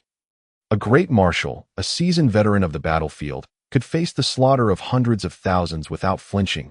Yet now, suddenly, the Ruby Emperor smiled, sensing the excitement within his old friend, a thrill so profound it could scarcely be articulated. Were it not for the presence of numerous ministers, This old friend might have been overcome with tears of joy, with only one grandson, and that grandson a simpleton, to ensure his safety in the future. He had even swallowed his resentment at that time as an imperial marshal, one who had quelled the coalition of 3 nations. He felt the weight of hardship. When that child returns, the empire will surely experience considerable upheaval. The Ruby Emperor's gaze turned helpless. The pent-up hatred amassed over years could erupt in an instant. No one could predict its consequences. However, one thing was certain: the Alars Empire would inevitably face significant turmoil. Deep down, the Ruby Emperor did not wish for such an outcome, yet he would not deter the old duke. Just as the 2 young men had vowed upon their first encounter amidst adversity, this world holds no coincidences, only inevitabilities. Our meeting is likewise a matter of fate. Whether the path ahead leads to paradise or perdition, we shall forge ahead together. Chapter 59. A fair test, my Lord Duke. The chivalric spirit to which we are loyal teaches us to uphold integrity, adhering to principles of fairness and justice at all times. The Fox Chancellor's fingertips lightly tapped the armrest of his chair, his eyes glinting with a shadowy light as they met those of the old duke. His words seemed slightly abrupt, yet both the Ruby Emperor and the Assembly of Ministers perceived the underlying implication. The portly man's points were undoubtedly acquired through unscrupulous means. This sentiment resonated with several ministers, for it was well known throughout the imperial capital that Black Gold was a simpleton. Yet, in a mere few months, he had secured a place in Paradise Lost and had risen dramatically in rank, not only evading immediate elimination but also firmly establishing himself in second place on the leaderboard, with his points continuously refreshing. This was intolerable for the aristocrats, who exuded the stench of decay. They could not abide seeing the progeny of other families excel above their own, as such descendants would represent their lineage in the future. The title of honorary knight shone too brightly, promising a smooth path for any young man, coupled with the formidable backing of the lion-hearted duke. One could only imagine how radiant the portly man's future might be. My Lord Duke, might we receive an explanation? Otherwise, this would be profoundly unjust to those young individuals striving for honor on behalf of the empire, and to the eager populace. Again, it was the finance minister, his previously vague demeanor transformed into one of shrewdness, his cloudy old eyes glinting with a cunning light. Surely, the duke, renowned as the most upright duke in the annals of the Alars Empire, will provide us with a satisfactory response. It must be so. Each statement pushed the old duke into an exceedingly awkward position, akin to an aged lion beset by a pack of ravenous wolves. This was the bureaucratic system of the Alars Empire, which wielded considerable influence within the realm. The old duke maintained his serene smile, merely stating, "The truth cannot be concealed with mere paper. Trust that time will reveal all. A lame horse amidst 1,000 steeds will inevitably be exposed." My Lord Duke is indeed so upright. I believe it necessary to afford this young master a fair test in the future, the Fox Chancellor remarked with a smile, one laced with treachery and triumph, as though the old duke had already stepped into his trap. Other ministers aligned with the Fox Chancellor exhibited expressions of satisfaction. This was the outcome they desired. In their eyes, that simpleton portly man could not possibly achieve his current standing without resorting to cheating or underhanded tactics. Yet at that moment, a deep voice rang out, striking them like a resounding slap. "That pink light dot. The pink beast egg. It is indeed a female dire wolf egg," exclaimed a middle-aged general in military garb, his astonishment palpable. The portly man remained oblivious to the unfolding events in the royal dining hall. Had he been aware, he would have added those decayed, foul-smelling noble ministers to his blacklist. Essentially, the portly man harbored a vendetta, even against Hell and Peaceman. He sought retribution, let alone those aristocratic ministers that, of course, he was not reckless. Perhaps he lacked the strength to confront those noble ministers at present. But he had ample time to wait. That a gentleman's revenge is never late, but a petty man can wait even longer. Dealing with a vile, treacherous individual is far more challenging than confronting an honorable gentleman. For the former will constantly scheme against you, seizing any opportunity to strike. Unfortunately, the portly man was precisely such an individual. With a furrowed brow, he gazed at the magic card, which now displayed 4 dire wolf eggs, 1 female and 3 males. The portly man lamented that as the number of dire wolf eggs increased, so too would the frequency of his being whispered about. More importantly, he was the only one in his group to have acquired dire wolf eggs. The names of others still bore the purple hue of the magic card. Chingyin, what do you suppose would happen if I were to obtain all the dire wolf eggs? The portly man inquired cautiously. Though he already had an inkling of the outcome, he still hoped for reassurance that he would emerge unscathed. Embodying the quintessential spirit of AQ, you would be hunted by everyone, including the elites of the Allers Empire. They would surely unite against you, and you would meet a gruesome end, Pifu said with a sly grin. However, before he could finish, the portly man delivered a sharp tap to his head. Bah, you little rascal, if I perish, you shall share my fate. Do not forget, your worth is equal to mine at present. The portly man retorted fiercely. Pifu, with tears welling in his eyes, rubbed the back of his head and glanced at the magic card. Although the portly figure's points were nearly 100 away from him, they stubbornly refused to rise. Damn fatso. Pifu sighed in frustration as he stared at the magic card. This rotund individual was nothing short of a prodigy, currently, when it came to defeating the monsters along the way. Pifu's points would only increase if the fatso's points did as well. One could hardly argue that this would greatly slow down their progress, though. Absolutely not. The fatso often attacked in tandem with Pifu and the surrounding beasts, mercilessly unleashing magic scrolls whenever a monster was nearby. The result was that Pifu was forced to recklessly eliminate all monsters within several hundred meters. He was utterly convinced that if he refrained from action, the fatso would not hesitate to eliminate him. Those elites are absolute fools, complete and utter fools. After all this time, they haven't even managed to acquire a single monster egg, Pifu muttered. In truth, it was not that those elites were foolish, but rather that the fatso's team was simply too formidable. With a combination of magic scrolls, restorative potions, and magical puppets, slaughtering monsters was almost effortless. When faced with the guardians of the magic wolf eggs, the fatso directly adopted an attitude of, if you wish to test me, I shall eliminate you, forcing those guardians to retreat under the mage's orders. As for the elites, even if they managed to reach the vicinity of the monster eggs during this time, they would likely still be contemplating how to deal with those guardians. Wait, why is there another one? The fatso suddenly noticed a new green light point appearing on his magic card, which was not positioned behind his name. Xingmu. The fatso observed intently, the name unmistakably belonging to Xingmu. This realization caused his brows to furrow slightly. Based on his judgment, Xingmu's character would certainly not cooperate with others to confront the monsters along the way and breach the Guardian's blockade.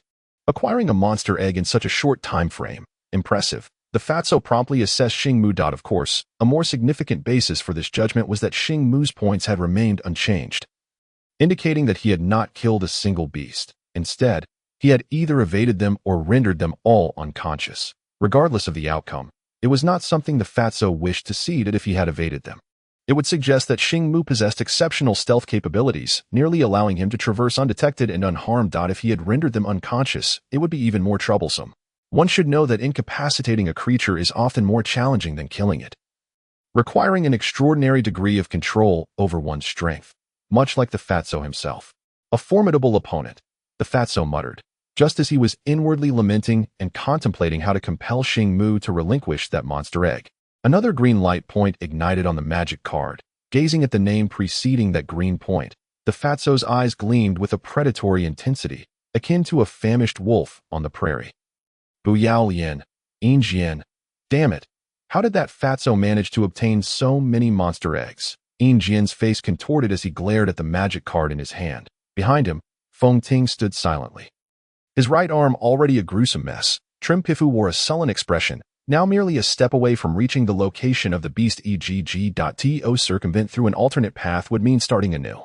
Moreover, according to the map inscribed on the magical card, that route appeared exceedingly distant, almost half the length of the current path.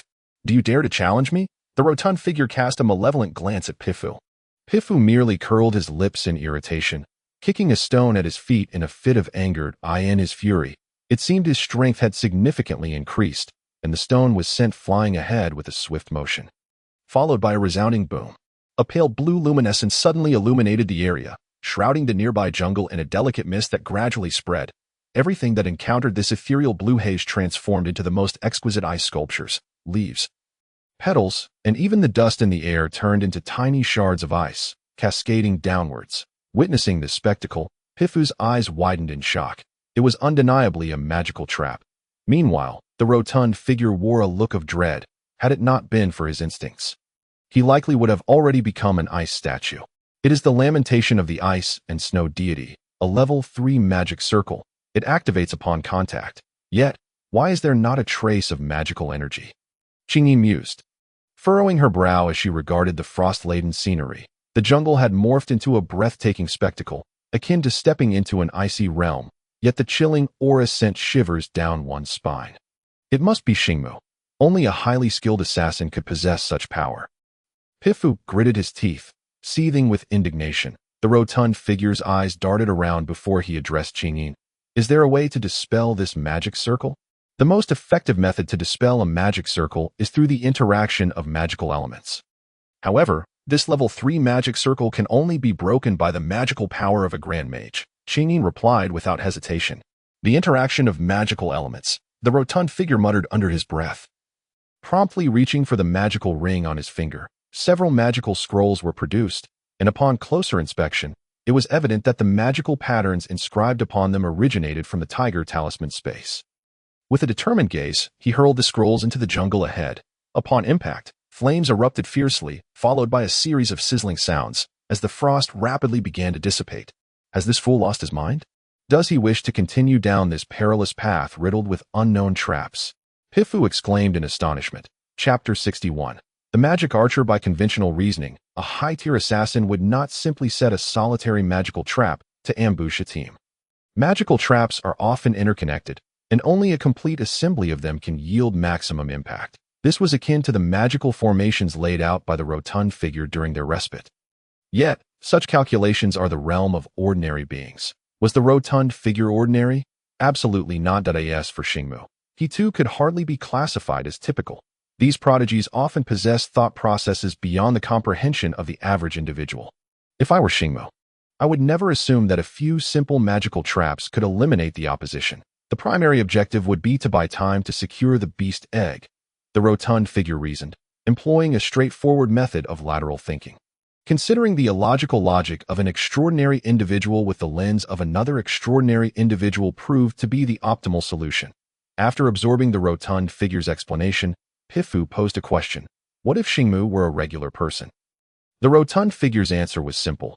They would employ a magical puppet to clear the path ahead. While responding to Pifu, a smug smile adorned his face, leading Pifu to suspect that this hefty individual had initially devised this plan, and that any prior conjecture was mere bluster. With each step the magical puppet took, a resounding thud echoed, leaving deep impressions in the ground, although the earth was not as solid as anticipated. The depth of the impression suggested the puppet's formidable strength. Following closely behind, the rotund figure remained vigilant, never underestimating his adversaries. He often envisioned their capabilities at their utmost. This approach minimized potential danger, a commendable trait. Their journey progressed without incident, yet it was perplexing that they encountered no beasts along the way. It seemed all creatures had vanished. It's highly likely that Xingmu has dealt with them. The rotund figure speculated, and as fate would have it, his assumption proved accurate. Not long after, they stumbled upon a golden earring nestled within an inconspicuous thicket, no larger than a fingernail and shaped like a star. This could be troublesome. The rotund figure scanned the surroundings anxiously, muttering to himself. Troublesome? Why is it troublesome? Pifu inquired curiously, his eyes wide with intrigue. This earring, if my memory serves me correctly, belonged to the mage from the Red Moon Empire whom we saw earlier in the square. The rotund figure remarked, weighing the earring in his hand. A mage? Pifu blinked in surprise, recalling a female mage whose presence was marked by a rare spatial magic stone embedded in her staff, an image that lingered in his memory. Yet, it was astonishing that this hefty individual had retained such details. That female mage was not alone. Her team consisted of a formidable warrior and an archer. Their capabilities should not be underestimated. The rotund figure's tone softened. A prodigy? How could the creator allow such an anomaly to exist in this world? Pifu's eyes shimmered with a hint of red. While remembering a single individual is not overly difficult, recalling an entire group is a feat reserved for prodigies. Listening to the rotund figure, Qingyin maintained her composure, her gem-like eyes reflecting a contemplative gaze. She was aware of the rotund figure's remarkable memory. What intrigued her was why he would express such thoughts. Master, are you suggesting that Xingmu single-handedly eliminated a team without leaving any traces? Qingyin queried. Upon hearing her words, Pifu glanced around, his face paling significantly. Indeed, as Qingyin pointed out, there were no signs of battle within a radius of several dozen meters. indicating that the team had not even had the opportunity to react during the assault. The sheer terror of such stealth, the alarming speed. Boss, perhaps we should abandon the beast egg. After all, we have already secured so much. Pifu cautiously suggested to the rotund figure, resembling a sycophant before Hell and Pissman.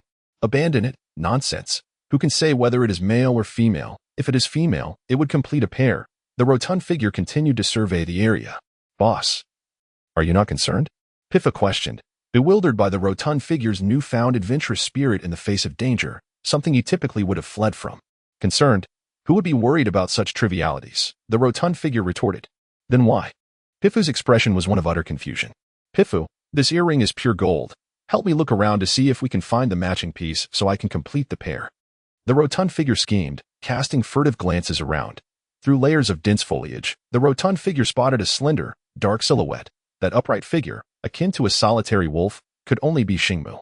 Facing him was a guardian clad in leather armor. Its half-revealed body covered in a manner that left much to the imagination, wielding a bow in its powerful left hand. The bow appeared rudimentary, as if hastily fashioned from a few broken twigs. Yet it emitted a mysterious aura that felt strikingly familiar to the rotund figure, reminiscent of the natural magic Qingyin had unleashed previously. However, what captivated the rotund figure's attention was the archer who possessed only the bow. Devoid of arrows. What nonsense is this? Can air kill? The rotund figure exclaimed, exasperated, wishing fervently for the archer to take down Xingmu effortlessly. That is a magical archer, Qingyin whispered to the rotund figure, their proximity allowing her voice to nearly brush against his ear. The slightly moist, soft sensation, along with her fragrant presence, caused the rotund figure to feel a shiver run down his spine. Stay calm, he repeatedly urged himself, though the moment was hardly conducive to such thoughts. Could one truly remain composed under these circumstances? His eyes were bloodshot, breaths growing heavier, clearly overwhelmed by the rush of hormones. The magic archer is an exceedingly rare profession. They conjure arrows of lethal form through the use of sorcery and release them via their bowstring. Thanks to the enchantments woven into their creation, these arrows possess formidable power, endowed with a diverse array of magical attributes and exceptional piercing strength. Decades ago, a warlord-level magic archer single-handedly annihilated an army of 5,000-inch Qingyin presumed that the chubby fellow still did not comprehend. Thus she continued to elaborate. Little did she know, her words only added fuel to the fire. The chubby man's eyes reddened like those of a rabbit. Observing him, Pifu could not help but admire the chubby man's restraint, for he was acutely aware of the turmoil brewing within him. Yet, it was precisely this fortitude that earned Pifu's respect. In a moment of concealment, the chubby man managed to suppress his overwhelming emotions. Though his breath was heavy and his eyes were bloodshot, he stood as still as a statue. He is a devil, yet few possess the strength to subdue such a devil.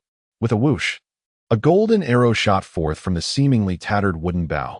This arrow, entirely composed of lightning elements, produced a cacophony of crackling sounds as it tore through the air. Its speed was akin to that of a bolt of lightning, rendering it almost impossible to track in the blink of an eye.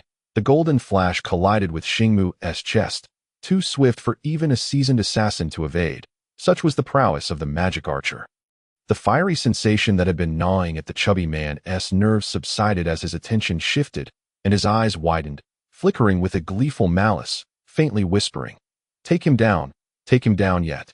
Before long, the chubby man's expression turned ashen. The moment the arrow struck Xingmu, his form fractured into multiple phantoms, seemingly vanishing into thin air, shifting rapidly to the right. The arrow pierced only the air. While Xingmu remained unscathed, the chubby man observed intently. Just as the arrow was about to impale Xingmu's chest, a faint silver sheen enveloped him. Under this silvery aura, Xingmu's body sprang into action, his muscles contracting with an unimaginable intensity, and his speed and explosive power surged several-fold in an instant. If the chubby man's analysis was correct, this fighting spirit was distinctly a means of controlling one's muscle movements, akin to military killing techniques. However, compared to military killing, this fighting spirit merely provided ancillary effects. Military killing was a complete refinement, a meticulous process that honed the body to such an extent. While Xingmu could only achieve this with silver fighting spirit in comparison, military killing was undoubtedly superior. The chubby man's eyes began to whirl, as a simulated combat scene unfolded in his mind of he and Xingmu. The conclusion drawn was that should they engage now, they would be evenly matched in the short term. However, if the battle prolonged, Xingmu would lack sufficient fighting spirit to sustain himself. With this realization, the chubby man wore a look of relief. He understood that against Xingmu, a being of exaggerated speed and explosive power, the effects of magic scrolls and alchemical puppets would be negligible. Thus, he could only rely on real combat. Should he fail to subdue Xingmu, he would drag Qingyin and Pifu away without hesitation. But for now, humph, the second arrow, the third arrow, the magic archer's trio of arrows. And Xingmu evaded each one, yet, on the final arrow, he suffered a minor setback that a lightning arrow grazed his right arm, the surging electricity rendering it numb and significantly impairing its agility. Witnessing this, the chubby man's eyes widened, revealing a cunning glint. If he had previously estimated an 80% chance of defeating Xingmu, that assurance now soared to 100%. Glancing at the chubby man and then at the aloof figure of Xingmu, Pifu sighed, realizing yet another individual was about to succumb to this despicable chubby man. Chapter 62. Berserker Bloodline Robbery. Hand over the 2 savage wolf eggs in your possession, or face dire consequences. The chubby man burst forth from the thicket like a bandit. Just after acquiring the savage wolf eggs, Xingmu regarded the chubby man with an expression akin to that of an idiot. In truth, Xingmu held a rather favorable opinion of the chubby man, for he had never underestimated anyone. His perception of the chubby man as foolish stemmed from the latter's abrupt appearance and ludicrous antics. You evaded that magic trap? Xingmu coldly addressed the chubby man, seemingly taken aback. Upon hearing this, the chubby man's face turned a shade of deep gray. The mere thought of that magical trap ignited a fury within him. Had he not carelessly stumbled into it, he would have been transformed into a magnificent ice sculpture by now.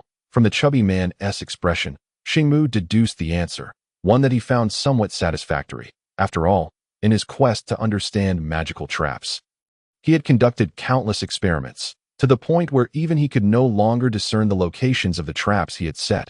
Xingmu maintained his icy demeanor, yet a glint of sharpness flashed in his eyes. Suddenly, a surge of silver fighting spirit illuminated his body, causing it to contort with the surrounding air.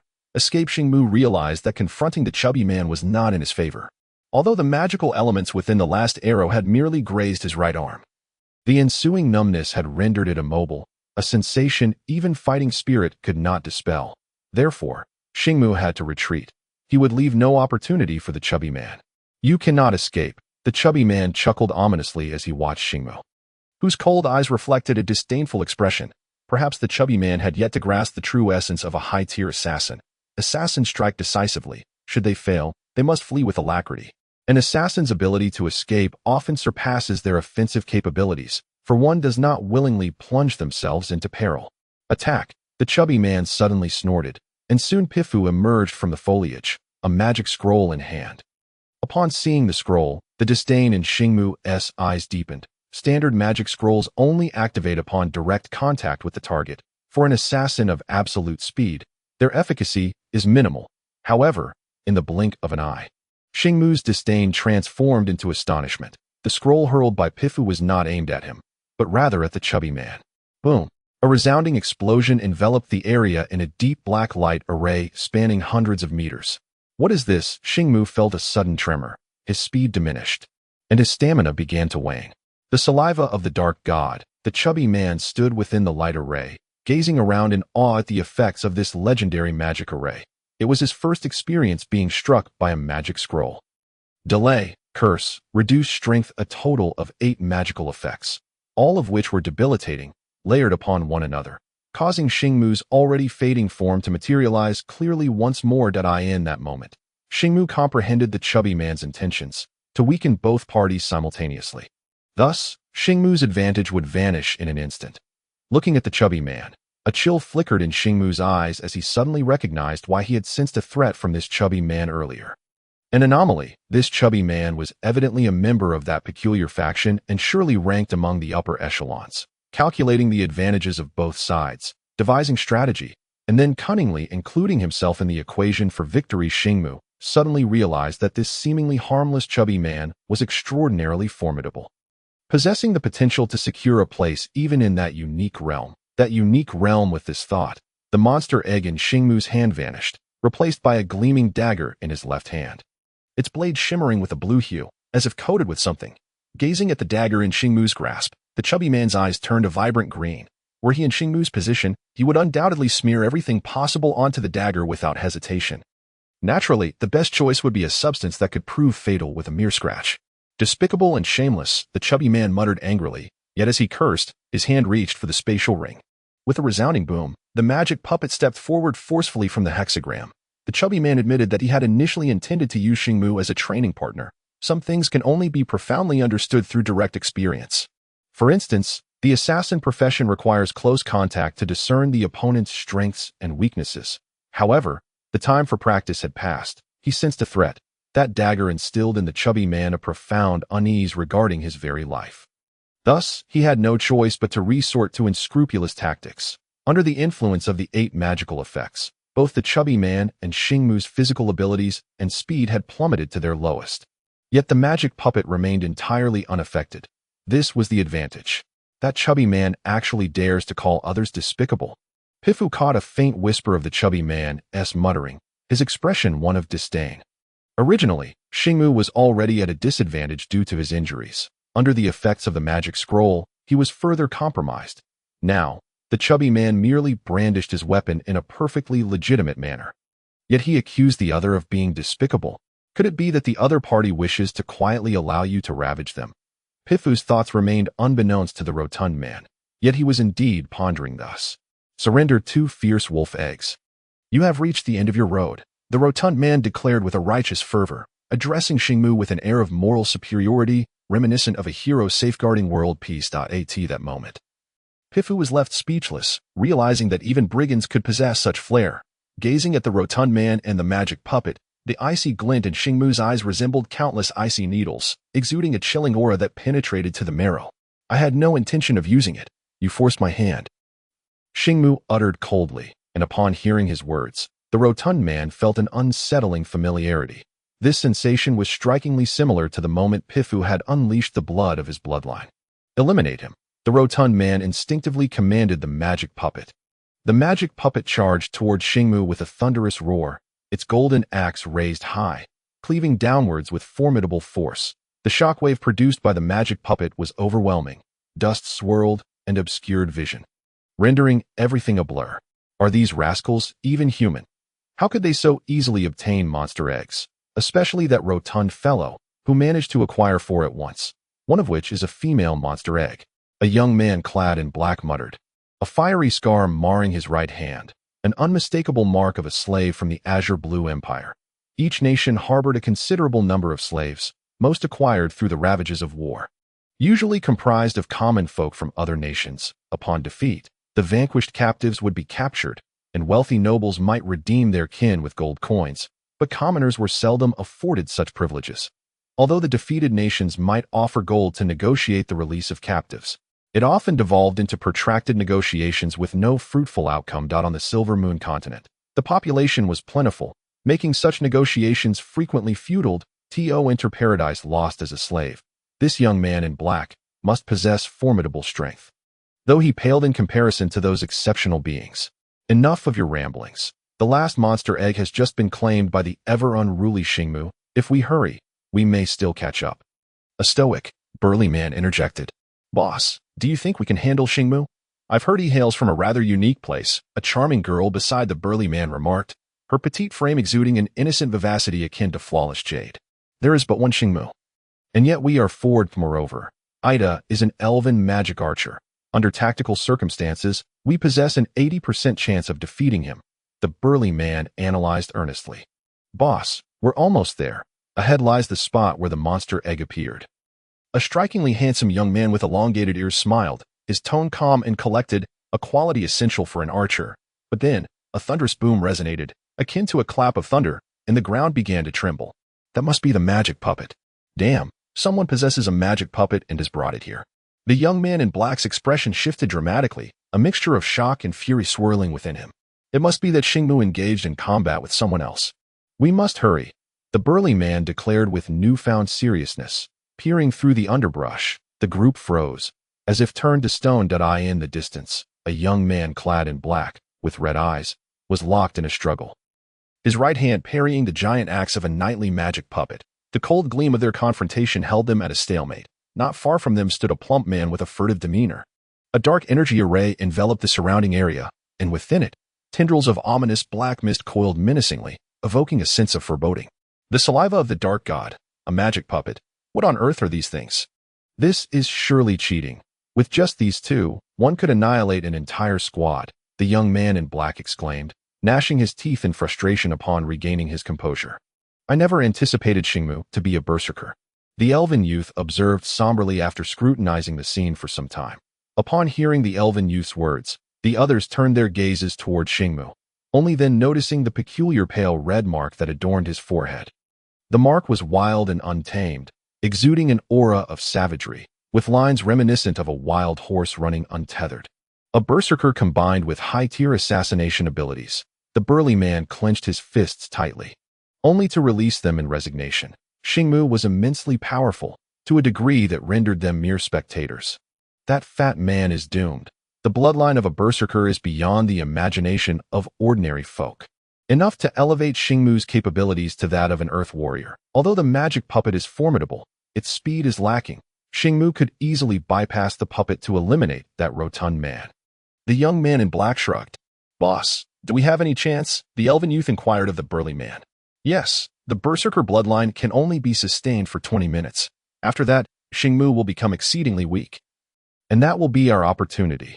The burly man maintained his stoic demeanor, yet his eyes gleamed with intensity. And what of that rotund man? The charming girl queried. Xiaomi, do you think that fat man can endure for 20 minutes? The young man in black scoffed, filled with disdain for the despicable rotund man, wishing for his swift demise. Yet, it was undeniable that this loathing stemmed from a deep-seated fear. The combination of the magic puppet and the dark god's saliva was overwhelming. They were not Xingmu. They lacked the means to confront the rotund man. The two mages from the mage tower fixed their gaze upon the unfolding scene intently. The berserker bloodline. It seems this round of Paradise Lost participants has brought us a plethora of surprises. A spatial mage, a candidate for the druidic saint, and now a berserker bloodline. The chubby elder's smile appeared rigid, tinged with a hint of astonishment. That rotund man is finished, the slender elder remarked coldly after glancing at the image. Not only within the mage tower, but discussions regarding Xingmu also transpired within the dining hall of the Allers Empire's royal family. Who is this Xingmu who has acquired 2 monster eggs? Can anyone enlighten me? The Ruby Emperor inquired, casting a smile over the gathering. Although he smiled, his expression bore an unmistakable hint of unease, whether it was the silver sword or the rotund man obtaining monster eggs. Neither posed a threat to the Allers Empire. However, Xingmu was different. 30% of the territory of the Kangmang dynasty bordered the Allers Empire, and compared to the other 2 nations, the potential for conflict with the Allers Empire was greater. Thus, the Ruby Emperor naturally wished to see the Kangmang dynasty gain not a scrap of benefit, let alone 2 monster eggs. I recall that in the Kangmang dynasty, there exists a peculiar place where all individuals bear names beginning with Xing. A middle-aged general with a slightly broad nose pondered aloud after a moment's reflection. A peculiar place? Upon hearing the general's words, a sense of confusion washed over the ministers. Yet, several faces shifted dramatically in an instant. The Ruby Emperor, the old duke, and the cunning prime minister. A flicker of rage ignited in the Ruby Emperor's eyes, while the old duke furrowed his brow. The prime minister's complexion paled. During that tumultuous era, when the Allers Empire was nearly driven to extinction by the coalition of 3 nations, the Kangmang dynasty had once fielded a special unit. They excelled in assassination and could lay magical traps at will, bringing forth endless darkness to any battlefield they targeted. This terrifying unit had caused untold fatalities among officers. And even the old duke had nearly perished at the hands of their leader. That leader's name began with Xing, and although the unit was not numerous, it was synonymous with death on the battlefield. Later, they learned that this unit's leader hailed from a peculiar place. As the prime minister's gaze shifted, a sense of foreboding washed over him, his attention lingering on the names of Silver Sword and Xingmu. Damn it. How could I have forgotten this while reviewing the information? If I had recalled it back then, I shouldn't have allowed the Silver Sword to venture into the lost paradise. The old duke's fingers gently tapped on the armrest. The rhythmic thud-thud signifying his deep contemplation. It was evident that both the cunning fox chancellor and the old duke had overlooked this matter. Silence enveloped the vast dining hall in an instant. Whether it was the silver sword, the rotund figure, or the enigmatic Pifu, their allegiance temporarily lay with the Allers Empire, which currently held a firm grip on the top position in the rankings. However, with the emergence of Xingmu, the variables had multiplied significantly. No one could guarantee what might transpire at the final moment. Perhaps, the Allers Empire would face utter annihilation. Gazing at Xingmu, the rotund figure's eyes gleamed with a sinister green. Xingmu was exceptionally powerful, far beyond his imagination. Although the rotund figure was unaware that Xingmu was currently channeling the bloodline of a berserker, the sheer strength was indisputable, even under the strain of 8 negative effects. He could still contend against the magical puppet. While he was gradually falling behind in the short term, the magical puppet posed no real threat to Xingmu. More importantly, Xingmu's speed surpassed that of the magical puppet by a considerable margin. Perhaps in the next second, Xingmu would launch a direct assault on the rotund figure. Faced with imminent danger, the rotund figure's usual response was to retreat and bide his time until his strength improved. Yet, he hesitated now. The Hanwha egg was too precious to abandon. Besides, that egg was a female. Yes, a female Hanwha egg, one of the only 2 in the Lost Paradise. Should Xingmu obtain the Hanwha egg, it would pose a future threat to the rotund figure. Although he did not fear a confrontation with Xingmu down the line, he preferred to snuff out potential dangers in their infancy. The magical scroll had lost its efficacy. He was certain that the moment the scroll descended, Xingmu would vanish completely, only to reappear abruptly before him. What awaited him then would be the tempestuous onslaught of Xingmu's retaliation. At that moment, time became a precious commodity. A mere second could alter the tide of battle. Therefore, the rotund figure would not allow Xingmu any opportunity for a surprise attack. Malajebi, he spat vehemently at Xingmu, his eyes turning a furious red. The rotund figure was growing frantic. Yet, he did not lose his composure. The only thing preventing him from fleeing immediately was the limited duration of his special ability. Much like Pifu's bloodline limit, he believed that Xingmu's special ability could not last long. If he gritted his teeth and endured, once Xingmu entered a state of weakness, the rotund figure would be able to trample him. With a sudden burst of energy, he propelled himself forward, muscles, strength, speed, and explosive power coalescing as he charged at Xingmu like a cannonball. Initiating the attack first was crucial. If he allowed Xingmu to regain his momentum, he would find himself at a disadvantage. Xingmu's dagger can actually slice through the giant axe? The young black man exclaimed from a distance. Astonished in the standoff, the golden axe of the magical puppet had been cleaved open by the dagger emanating a blue glow. And the gash continued to lengthen gradually. The burly man contemplated for a moment before declaring that dagger must meet the standards of a 1-star magical equipment. A 1-star magical equipment? The young black man's eyes sparkled as he gazed at the glimmering dagger. A 1-star magical equipment far surpassed ordinary magical gear. Such items were typically worth several times more than standard magical equipment, and as the star rating increased, so did the price. However, 1-star magical equipment rarely circulated in the market whenever one appeared. It became the object of a frenzied scramble. It was worth noting that even among elite mercenary teams, 1-star magical equipment was not guaranteed. Once I take down Xingmu, that magical equipment will be mine. The young black man suddenly proclaimed, but soon his expression froze. That rotund figure is actually charging at Xingmu. Is he seeking death? Not just the young black man, but the young elven archer and the adorable girl. All stood petrified. Engaging in close combat with a high-tier assassin possessing the bloodline of a berserker? Was that not tantamount to courting death? Chapter 64. Is this still human? The rotund figure's fists were his most basic weapons. Yet one must not underestimate them. The power behind his punches was a culmination of every ounce of strength within his muscles. Coupled with his explosive force and speed, his fists were not inferior to the might of the giant axe. This was the effect of the military killing technique, which had reached its pinnacle in honing the body. No training regimen or style could rival the military killing technique, although the rotund figure could not ascertain the origins of the tiger talisman. He was certain that this technique was forged in the crucible of brutal battlefield experiences. Xingmu sensed the threat posed by the rotund figure's fist, his icy blue eyes widening in shock for a brief moment. Clearly, despite his crimson eyes, Xingmu remained in a state of alertness. The rotund figure's earth-shattering punch was beyond belief, yet it was the looming threat that truly resonated. The blue-glowing dagger swiftly disengaged from the golden axe, and in an instant, Xingmu vanished, transforming into a faint silhouette that circled around the magical puppet. Then came the resounding boom, as the magical puppet's axe, propelled by inertia, crashed violently into the ground, creating a deep dent several feet into the earth. Simultaneously, engaging the magical puppet in combat was undeniably foolish for Xingmu, compelling him to unleash the abilities befitting a high-tier assassin. Speed, despite the hindrance of the 8 negative effects from the dark god's saliva, remained unabated. The faint crimson mark on his forehead grew more arrogant and feral, spreading outward. Xingmu manifested multiple afterimages around the battlefield, like the wind, even more agile and ethereal. Upon closer observation, one would notice that the tips of Xingmu's blurred figures scarcely grazed the ground. This was an illusion born of his heightened movement speed. By the gods, a monster, an absolute monster, the young black man, hidden in the thicket, gaped in astonishment for a long moment before cursing vehemently. The shock Xingmu instilled was immense. The effects of the dark god's saliva were meant to slow one's speed by 20 to 30%.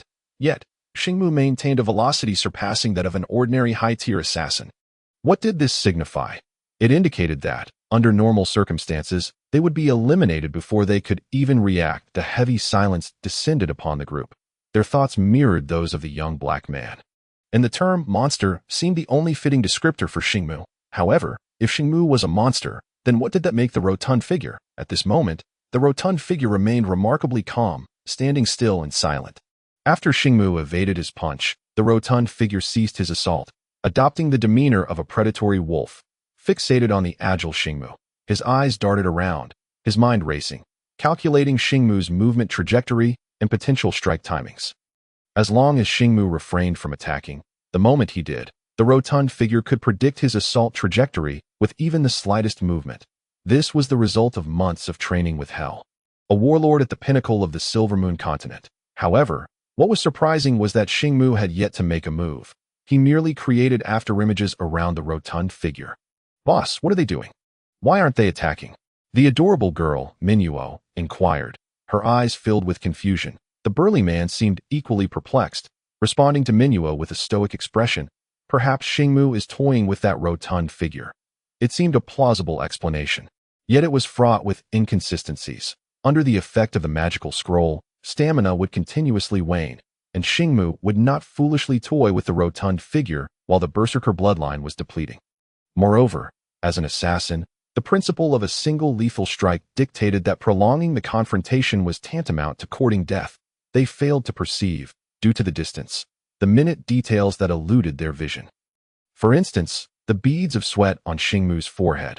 Although few in number, the glistening droplets were strikingly clear that if given the choice, Xingmu would prefer to eliminate the rotund figure before him right now. Yet, the reality was that this rotund figure resembled a porcupine, bristling with spikes. Any movement would invite a barrage of unforeseen threats. Xingmu understood full well that once the berserker bloodline activated, his strength would experience a certain degree of enhancement at present.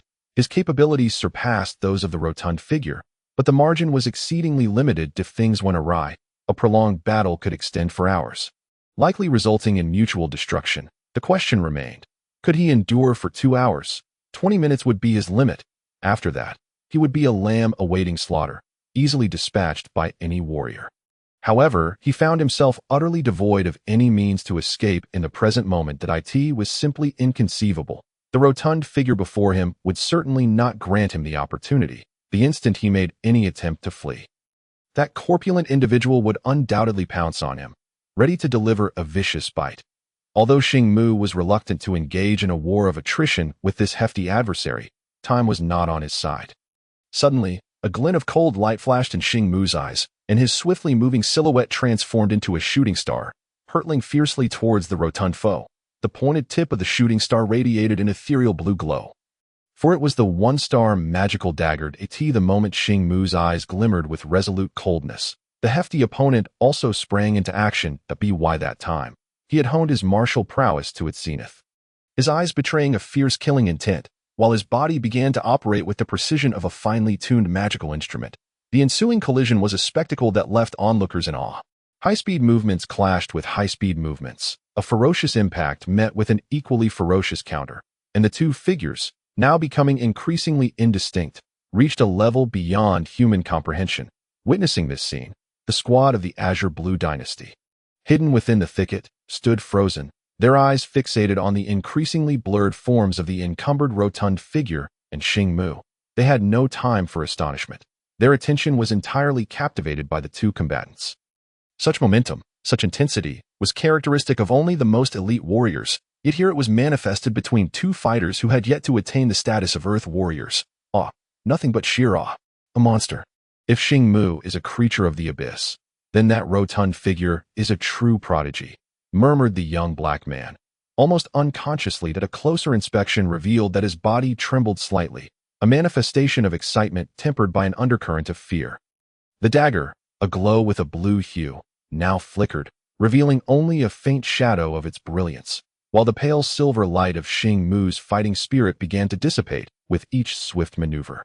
In stark contrast, the rotund figure's eyes shone a vibrant crimson. The killing intent within seemed to harbor the essence of a battlefield steeped in brutal carnage, swirling like a relentless tide of crimson clouds.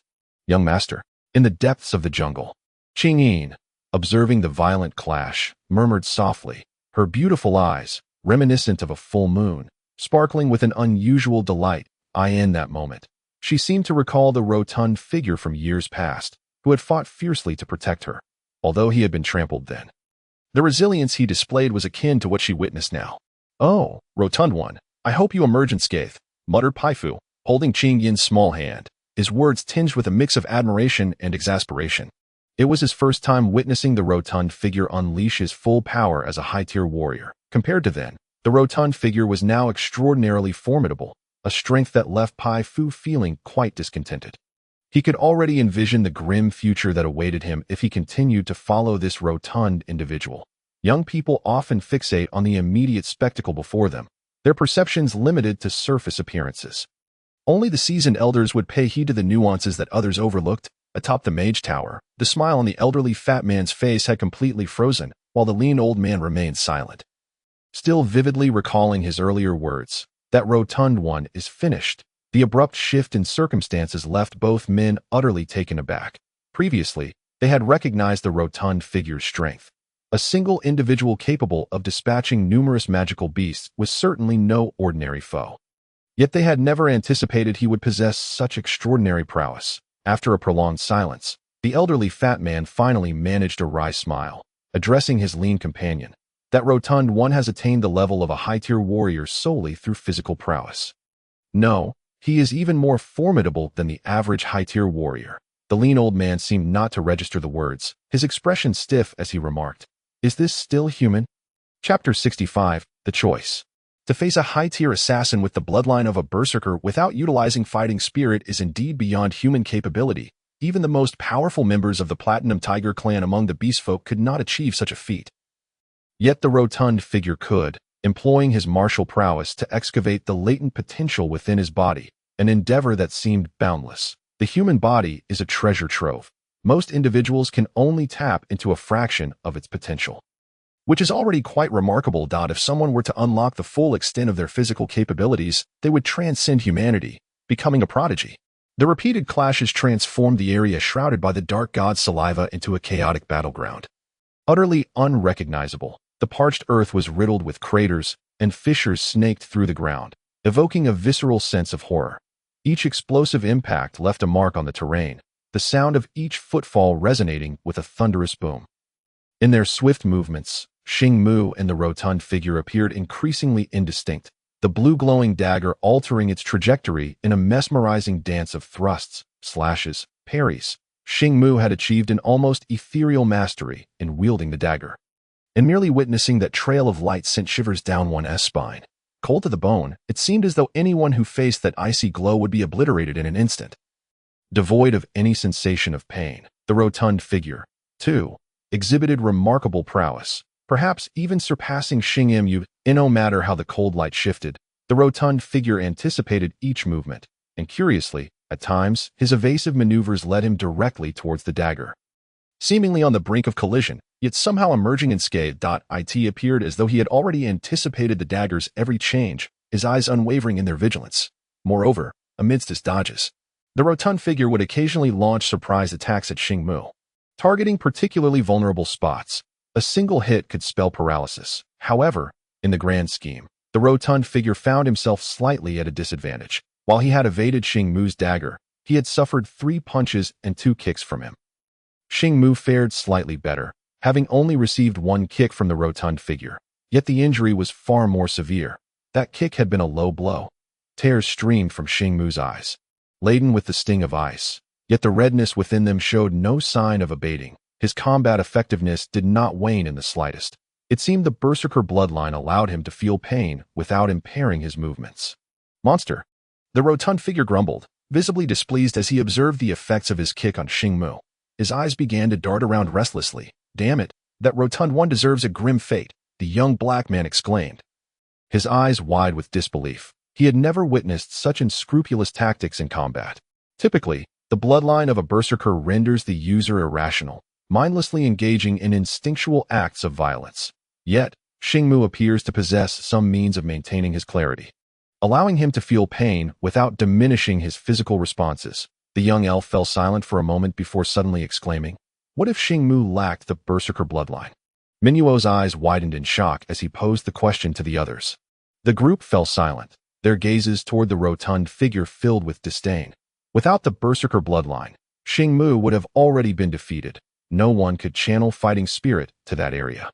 Even a battle king struck by such a kick would require time to recover. 5 minutes, 10 minutes. As time slipped away, Xing Mu's resentment towards the rotund figure reached its peak. How could someone with such immense power resort to the petty tactics of a street thug? That kick had truly been excruciating. If not for the berserker bloodline's influence on his body, he would have long since collapsed. Nevertheless, Xing Mu had to concede that the rotund figure was undoubtedly the most tenacious opponent he had ever encountered. In that peculiar realm, while many stronger individuals existed, Xing Mu could face them without fear. Yet against this rotund figure, he had to tread carefully like a hybrid of a porcupine and a venomous snake.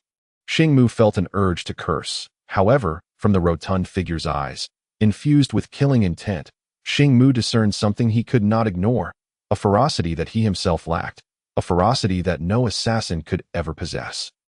The chilling aura of a killer, poised to strike, was akin to a sinister gust of wind that could extinguish life in an instant. Yet the rotund figure exuded a bold and unrestrained killing intent. Born from countless encounters on the battlefield, that it was like boiling magma, ever churning. Even a single drop could corrode flesh and bone. I cannot delay any longer. As time passed, the red hue in Xing Mu's eyes began to fade. For him, this was far from a favorable development. The berserker bloodline had reached its limits, and once it waned, Xing Mu could foresee the merciless onslaught that awaited him from this rotund figure. The memory of that low blow sent shivers down his spine in an instant. The gaze emanating from Xing Mu's eyes sharpened, as piercing as the dagger held in his hand. "Are you prepared to fight for your life?" As he met Xing Mu's penetrating stare, the rotund man felt an inexplicable shiver run down his spine. Deep down, he was reluctant to engage in a life-or-death struggle with Xing Mu. He would much prefer to gradually wear down his opponent. Yet, Xing Mu offered him no such opportunity. The rotund man was no fool. In that fleeting moment, every neuron in his brain ignited into action, each nerve entering a heightened state of alert.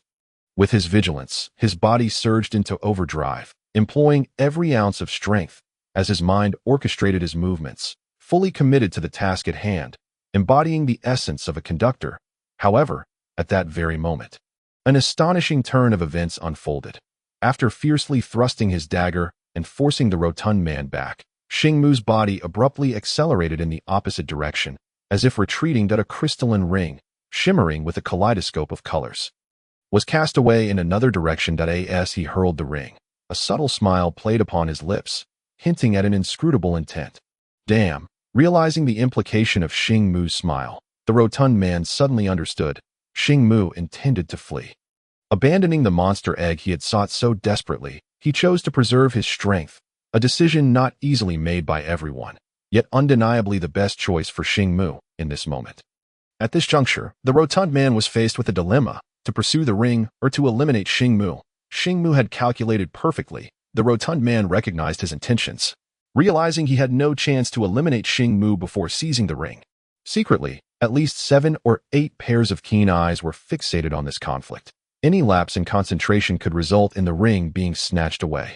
Should I take him down or grab the ring? The thoughts of choice swirled ceaselessly in the rotund man's mind.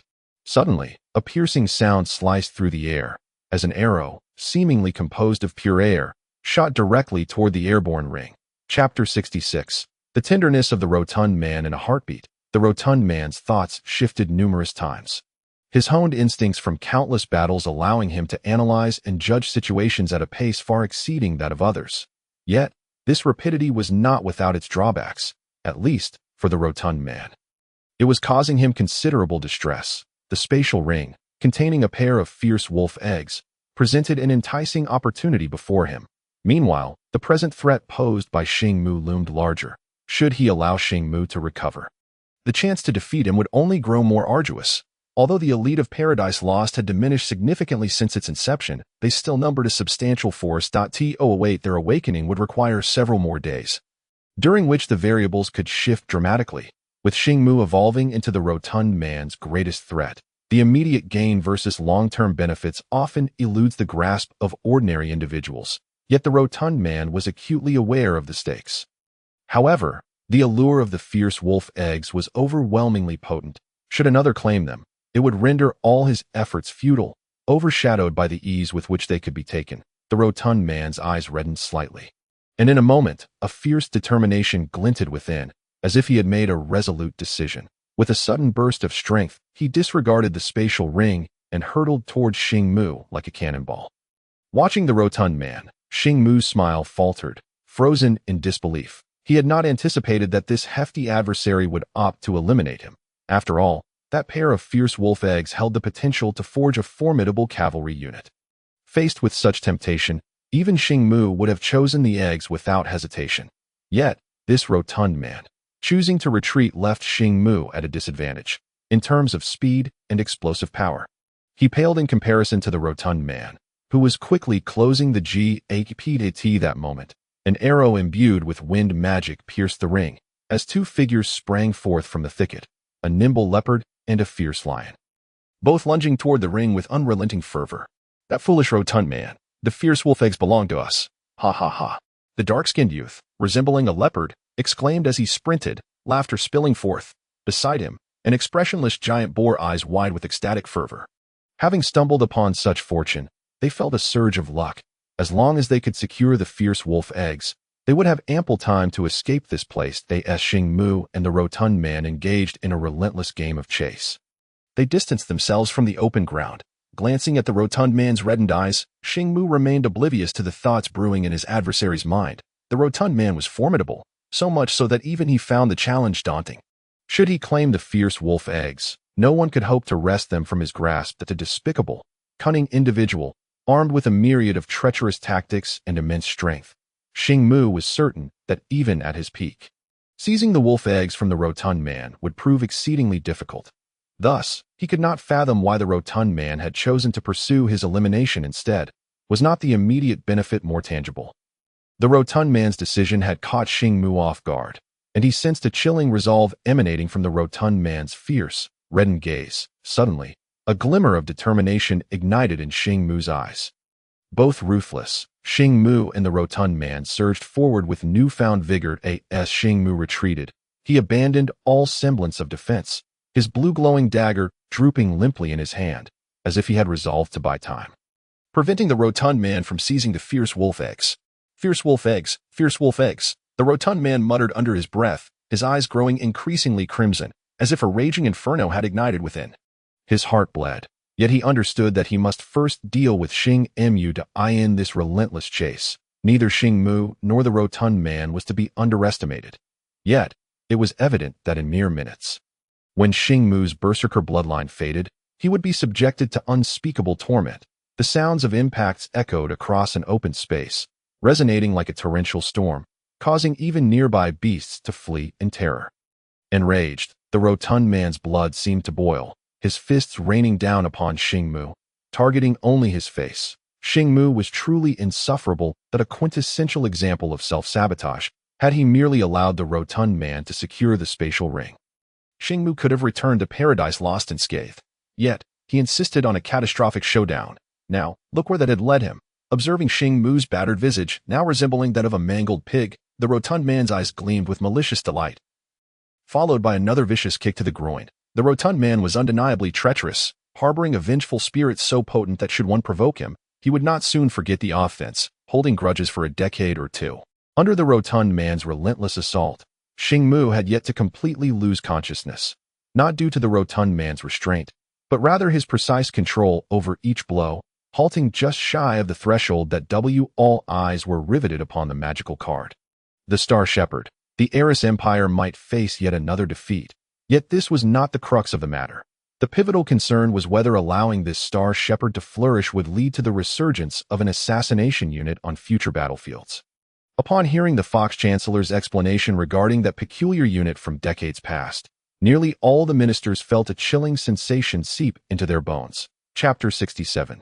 The formidable combination. Look, the name of the Star Shepherd has been erased, exclaimed a minister, after a prolonged moment of bewilderment. Everyone present witnessed this, although most refrained from immediately displaying any emotions that might betray their thoughts, instead meticulously searching the magical card.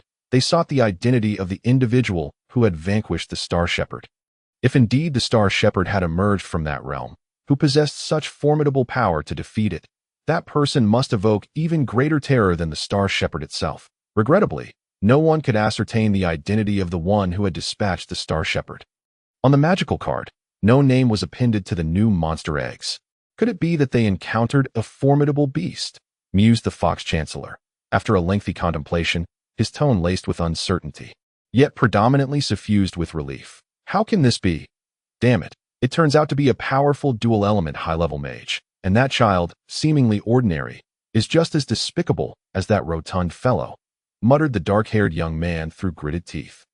The curved dagger in his hand was entangled by twisting vines, resembling a zongzi, while his lower half was already ensnared in quicksand. The quicksand spell, a rather simple magical scroll, had effortlessly ensnared him due to his negligence. The burly man beside him fared slightly better, merely hindered by the ever-encroaching green vines that ensnared his feet. Yet, the vines, akin to wild grass, resisted all attempts of his broadsword to eradicate them. Exhibiting a remarkable regenerative capacity, frustration was evident in both their eyes. They had initially believed that the spatial ring could be easily acquired, only to be confronted by two powerful mages unexpectedly emerging. They had to concede that the two mages, distant by several dozen meters, were indeed formidable. The girl, clad in a pure white robe, maintained a demeanor as calm as a serene pond, her spell-casting timing so precise it was almost unbelievable. And her magical combinations left onlookers astounded. Though the magic she unleashed was of high-level mage caliber, her mental fortitude seemed akin to that of a grand mage. The other child, seemingly possessing merely mid-level mage abilities, proved even more challenging to contend with. The female mage attacked openly with her magic, yet the boy, akin to that rotund fellow, resorted to insidious magical scrolls. While the power of these spells was not overwhelmingly strong, they were undeniably troublesome, frequently launching ice arrow spells aimed at crippling blows. The two warriors found themselves delayed by the two mages, an extraordinary feat transformed into reality. More alarmingly, that little rascal persistently bombarded them with magical shield scrolls. A pale yellow, egg-shaped barrier thoroughly enveloped the duo, layer upon layer, much like a tortoise's impenetrable shell, rendering them helpless. The spatial ring, pierced by wind magic arrows, was forcefully yanked down by the vines, now positioned at a midpoint. There, a fierce battle was unfolding, with magical arrows whistling toward the vines, striving to reclaim the spatial ring. However, the vine's boundless regenerative ability firmly anchored the spatial ring in place. Neither side could claim an advantage. Witnessing this scene, the dark-haired young man and the burly man felt their anxiety escalate. They pondered the return of that rotund fellow. What awaited them if he did? They could easily surmise. Xiaomino, is your magic not yet ready? If you don't hurry, we won't be able to secure the fierce wolf egg, the dark-haired young man remarked, glancing at the vines in his grasp while addressing the last member of their group. The two warriors had been thoroughly incapacitated, and the magical archers within the team were engaged in a fierce contest over the spatial ring. The only individual still possessing the capacity to act was the solitary mage in their midst. Hiding in the underbrush, Xiaomino clutched her wand tightly, her large, adorable eyes fixated as she softly chanted, her voice trembling slightly. The peculiar, intricate syllables strung together resonated as if she were intoning a sacred hymn. Yet the darkness enveloping her seemed in stark contrast to the vibrant magic circle of crimson six-pointed stars before her. As Xiaomino's chant progressed, A head gradually emerged from the six-pointed star magic array. It was the head of a knight adorned with a black helmet. Faintly, one could discern the knight's eyes, eerily captivating yet hollow, emanating a strange red glow. The knight ascended slowly, as if the spell required an interminably long preparation time, one that was almost unimaginable to the sound of the dark-haired young man's words. Pifu instinctively sensed danger. The time taken was excessive. What spell could possibly demand such a lengthy preparation? Strike first. Pifu abruptly recalled a phrase from the rotund fellow and suddenly produced 4 or 5 magical scrolls. Hurling them toward the distant jungle, explosive sounds erupted continuously as the thicket ignited into a sea of flames, the roaring winds amplifying the crackling of the fire, plumes of black smoke spiraling skyward. But just then, a dry, hoarse neigh of a warhorse pierced the air, instilling an ominous dread within the hearts of all present. Amidst the raging inferno, a gaunt, grotesque silhouette of a warhorse clawed at the ground, upon which sat a knight clad entirely in black armor. Malargobi, is that a death knight? Only a grand mage could summon such a creature, right? Has someone reached the level of a grand mage? Pifu murmured, his eyes darkening as he gazed at the figure within the flames. Surrender the spatial ring, and we shall allow you to depart, the burly man stated expressionlessly to Pifu and Chinin, yet his tone carried an unmistakable hint of coercion. The burly man understood clearly that should he dare eliminate Chinin and Pifu, the rotund fellow's wrath would be boundless. Thus, the optimal choice was to seize the fierce wolf egg and withdraw silently. Then find a way to return to the town square. Even if it meant sacrificing himself, as long as one of them could safely return, the endeavor would be deemed worthwhile, but a pair of fierce wolf eggs could yield immeasurable profits. Hence, instinctively, the burly man was reluctant to provoke the rotund fellow. The methods of that rotund fellow were far too fearsome. Pifu, you should go. I wish to test my strength. The young master would not want the fierce wolf egg to fall into others' hands. Chinin murmured softly, Sister Chinin, if I leave, that rotund fellow will surely seek revenge afterward. Pifu replied, initially taken aback by Chinin's words. After a moment of contemplation, he spat fiercely, his eyes blazing as he glared at the burly man. Humph. Is it just a grand mage? What is so impressive about being a grand mage? As he spoke, peculiar patterns suddenly spread across Pifu's body, mysterious and reminiscent of ancient hieroglyphs etched upon time-worn murals. What does that little rascal intend to do? That chilling aura, a grand mage. What on earth is this team composed of? The dark-haired young man remarked, his complexion paling. Chapter 68. The devious return. The coldness intensified, as Pifu chanted. An icy chill enveloped the surroundings, shrouding everything in a misty haze. Yet, through the crystalline fog, everything remained visible. Pifu's eyes gradually lost their rational gleam. His movements became mechanical, as if performed in a state of unconsciousness. Ice prison. A spell only grand mages can wield. Xiao Mino's cry pierced through the flames, strikingly clear yet feeble, as if all her strength had been drained. Damn it, a powerful and despicable rotund fellow. A child with a strange lineage capable of unleashing grand mage powers. And another, wait a minute. The dark-haired young man's previously ashen face suddenly froze in realization. The principle of striking first was not solely known to Pifu, as Pifu's blood surged past its limits. A wind arrow sliced through the air toward him. However, just then, a barrier swiftly rose before Pifu, a magnificent ice wall, crystalline yet robust, impervious to destruction. With a series of clanging sounds, the wind magic arrows collided with the ice wall, leaving only a small white mark the size of a fingernail. Dual element mage. This is the prowess of a dual element mage. Observing Chinin prepare yet another succinct incantation, the dark-haired young man's expression darkened considerably. What manner of team is this? Facing him, that girl, adorned in a white magical robe, appears as a goddess, and the little scoundrel, who can unleash the might of a grand sorcerer, would surely be the envy of any other squad. As for that corpulent man, the best course of action with such a person is to hope he becomes an ally. While mercilessly putting the opposition through hell, the steed beneath the Death Knight is ensnared. Its hooves firmly encased in a frost resembling accumulated snow, which continues to creep upward. The horse, in a fit of rage, throws back its head, emitting a series of anguished whinnies as it strives to free itself. But no matter how fiercely it struggles, it remains trapped. The Black Knight atop the steed, his eyes glowing a sinister red, leans down, striking the ice with his massive sword, producing a cacophony of clanging sounds that sends shards of ice flying. Yet, it proves to be a futile endeavor. the standoff persists, devolving into a battle of endurance, with both sides exerting every ounce of strength. Beads of fragrant sweat form on Qingyi's forehead, her fair visage paling further. Yet the incantation for the ice prison spell continues unabated. Meanwhile, the young black warrior and the burly man unleash their full fighting spirit, relentlessly slashing at the serpentine vines with their weapons. While the fate of the fire-scorched archer and Mitsai remains uncertain, though gusts of wind magic arrows continue to shoot forth, their force and speed have markedly diminished compared to earlier. The plump man, rushing back, finds himself utterly stunned by the scene before him. It is only now that he realizes he had underestimated Qingyin and Pifu's strength. Indeed, they are formidable, managing to maintain a stalemate against two warriors. An archer and a sorcerer capable of summoning creatures that send shivers down the plump man's spine. Xingmu, you have lost. The plump man's eyes glisten with unshed tears, yet he suddenly bursts into laughter. A mischievous glint flashing in his gaze as he charges into the now infernal thicket. A chilling scream suddenly pierces the air, echoing throughout the brush. The sound of that cry. The young black warrior and the burly man's expressions shift drastically. Their weapons momentarily faltering. It was the archer, Guangli, a young elf. Then, the silhouette of the Death Knight, trapped within the ice prison, abruptly darkens and ripples away, vanishing in an instant. Lower your weapons. You are surrounded. The plump man strides forth from the flames, cradling the archer under his left arm, her head drooping low, though her pointed ears remain conspicuously visible.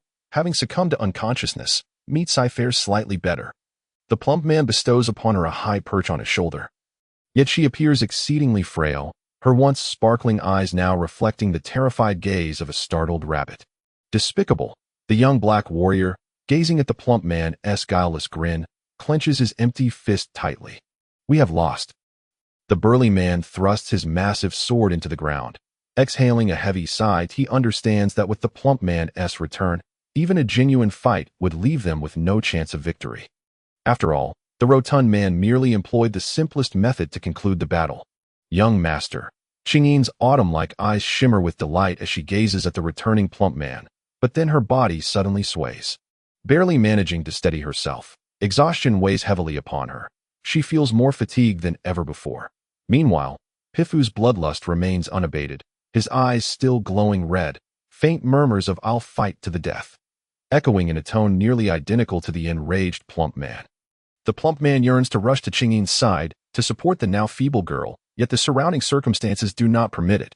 The plump man is no fool, although the two warriors have laid down their weapons. It does not signify their complete inability to resist. You. Tie him up. The plump man yanks a soft yet remarkably resilient vine from the young elf's waist, smiling at the young black warrior. The young black warrior, filled with animosity, would gladly kick the plump man if he could. I swear on my warrior's honor, we will not resist any further. The burly man glares at the plump man, his eyes aflame with fury. Warrior's honor? Pa, are you a war king? Even war kings lack integrity, let alone you, a mere warrior. This remark instantly reminds the plump man of that formidable figure. Hell, 1 minute, the plump man casually states to the two. Then slyly glances at Guangli, who is nestled in his grasp. Yin Jiao, come forth. The burly man, rendered speechless, reluctantly turns to the young black warrior. The young black warrior's expression contorts with rage as he begrudgingly picks up the vine the plump man had provided and approaches the burly man. Do you not know how to bind someone? Pass that vine through that loop. Yes, that one. Then tie it off and pass it under the arms. The plump man shamelessly instructs the young black warrior. Sturdy, indeed, it is remarkably secure. The young black warrior's forehead is lined with frustration as the intricate binding process proves overwhelmingly challenging. This fat man is a scoundrel. The young black warrior curses the plump man's lineage countless times in his mind. Secure, indeed. Once the young black warrior follows the plump man's instructions, he realizes that the burly man has been thoroughly ensnared. What appears to be a simple vine leaves the burly man utterly immobile, his curled body resembling an arched bridge, which, if nudged, would sway slightly. Chapter 69.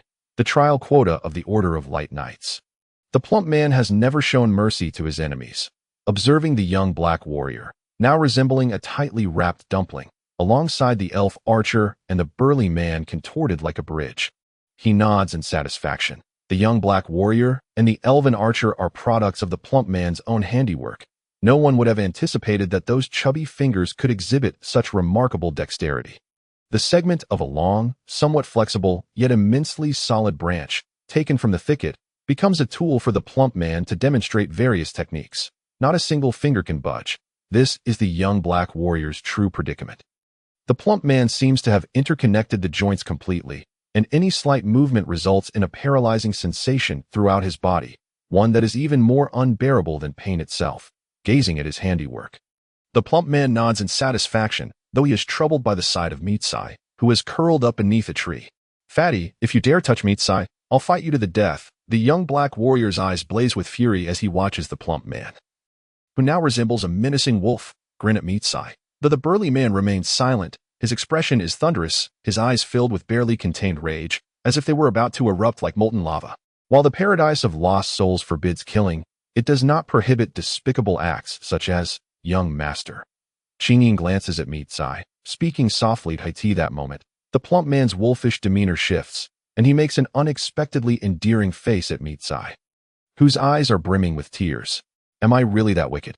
The plump man feigns innocence, rubbing his nose with his right middle finger. "Fatty, now you're pretending to be the good guy again," Piffa mutters under his breath, recalling the punch the plump man had thrown earlier. Meanwhile, Qingyin, who had been concerned, breaks into a faint smile, her brows curving into a crescent. With a careful glance at the plump man, Meatsai's eyes suddenly reflect a hint of confusion. She had witnessed the plump man's villainy, the memory of his punch directed at the archer Guangli forever etched in her mind. Yet now, the plump man is sparing her. Well, the plump man admits to being a good person, resolutely refraining from harming the young and the weak, but only under certain conditions. Should one cross that line, even a delicate princess would not be spared his wrath before the guardians arrive.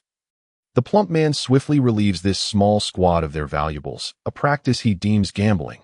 Should one lose, they must leave behind an equivalent wager, except for Meatsai, who receives the plump man's gracious treatment. The others find themselves entirely stripped of their possessions, weapons, equipment, and whatever belongings they had. The plump man leaves not a single item behind. The royal dining hall is eerily silent, an unsettling quiet that sends shivers down the spine. The ministers gaze wide-eyed at a magic card, their expressions frozen like lifeless corpses. Meanwhile, the fox-like chancellor's face hardens, his aged, pale right hand's nails digging deeply into the wooden armrest. A total of 7 fierce wolf eggs were procured. Yet 6 of them belong to a single individual, 2 of which are the rare pink female wolf eggs. How could this be possible? How could that fool achieve such a level? A vague, muttering voice suddenly emerged, barely audible, as the elderly chancellor of finance knitted his white brows tightly together. This was not merely the grumbling of the chancellor, but the shared sentiment of all the ministers present. A fool, in the lost paradise, had unexpectedly acquired 6 magic wolf eggs, and just moments ago, 2 of them were clearly still in the hands of Xingmu. Had it not been for witnessing the display on the magic card with their own eyes, no one would have believed it. Yet now, it had become a reality. Could it be that this fool had been feigning ignorance all along? Impossible, absolutely impossible. Yuetzi followed that fat man for several months a year ago, and there were no signs of any discrepancies, murmured the cunning fox prime minister, his eyes glinting with a shade of doubt. Surely someone must have assisted that fool in cheating. Otherwise, how could the fierce wolf eggs have ended up in his possession? After a moment of contemplation, the fox prime minister's gaze suddenly sharpened. This was the most plausible explanation. Yuetzi was the most elite young man from the fox prime minister's family, one of the strongest trump cards among the hidden powers of the various families in the imperial capital. If such a person had followed the fat man for months, any wrongdoing on the fat man's part would surely have been exposed. Yet, the absence of any evidence indicated but one reasonable conclusion. Someone had aided the fat man in cheating. The fox prime minister's eyes suddenly turned towards the old duke, knowing that the duke possessed a similar cadre of elites. Humph, a cripple, no matter how swift the assistance he receives, cannot run far. A blind man, regardless of how well he is guided, shall always remain blind.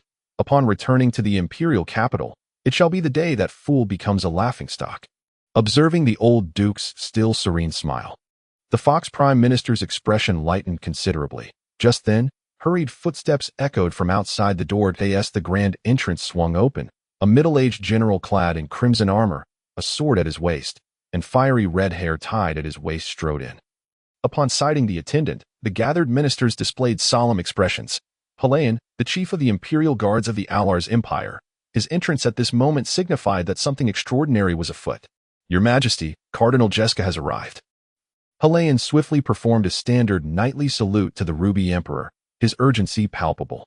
"Cardinal Jeska." The Ruby Emperor furrowed his brow slightly, as if a realization dawned upon him.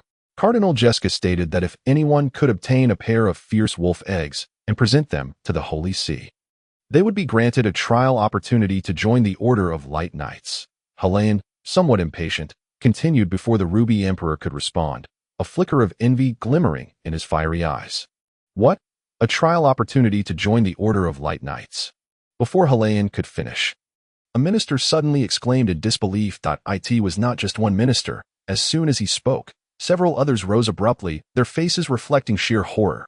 The Order of Light Knights was one of the most formidable legions of the Holy See. Though it consisted of only 100 members, each was an elite warrior, and it was said that to be selected for the order, one must at least reach the level of a land knight. The Silver Moon continent boasted dozens of nations, a third of which worshipped the god of light. In these nations, even the coronation ceremonies of kings were conducted by the Pope. Tio put it simply. The Pope's authority transcended that of the kings of these nations. The Alars Empire was one of those nations, belonging to the third that revered the god of light. With dozens of nations and millions of subjects, only 100 could be included in the Order of Light Knights, illustrating the immense difficulty of gaining entry. Moreover, once admitted, members enjoyed a suite of privileges, such as the right to judge, a power wielded solely by the Pope.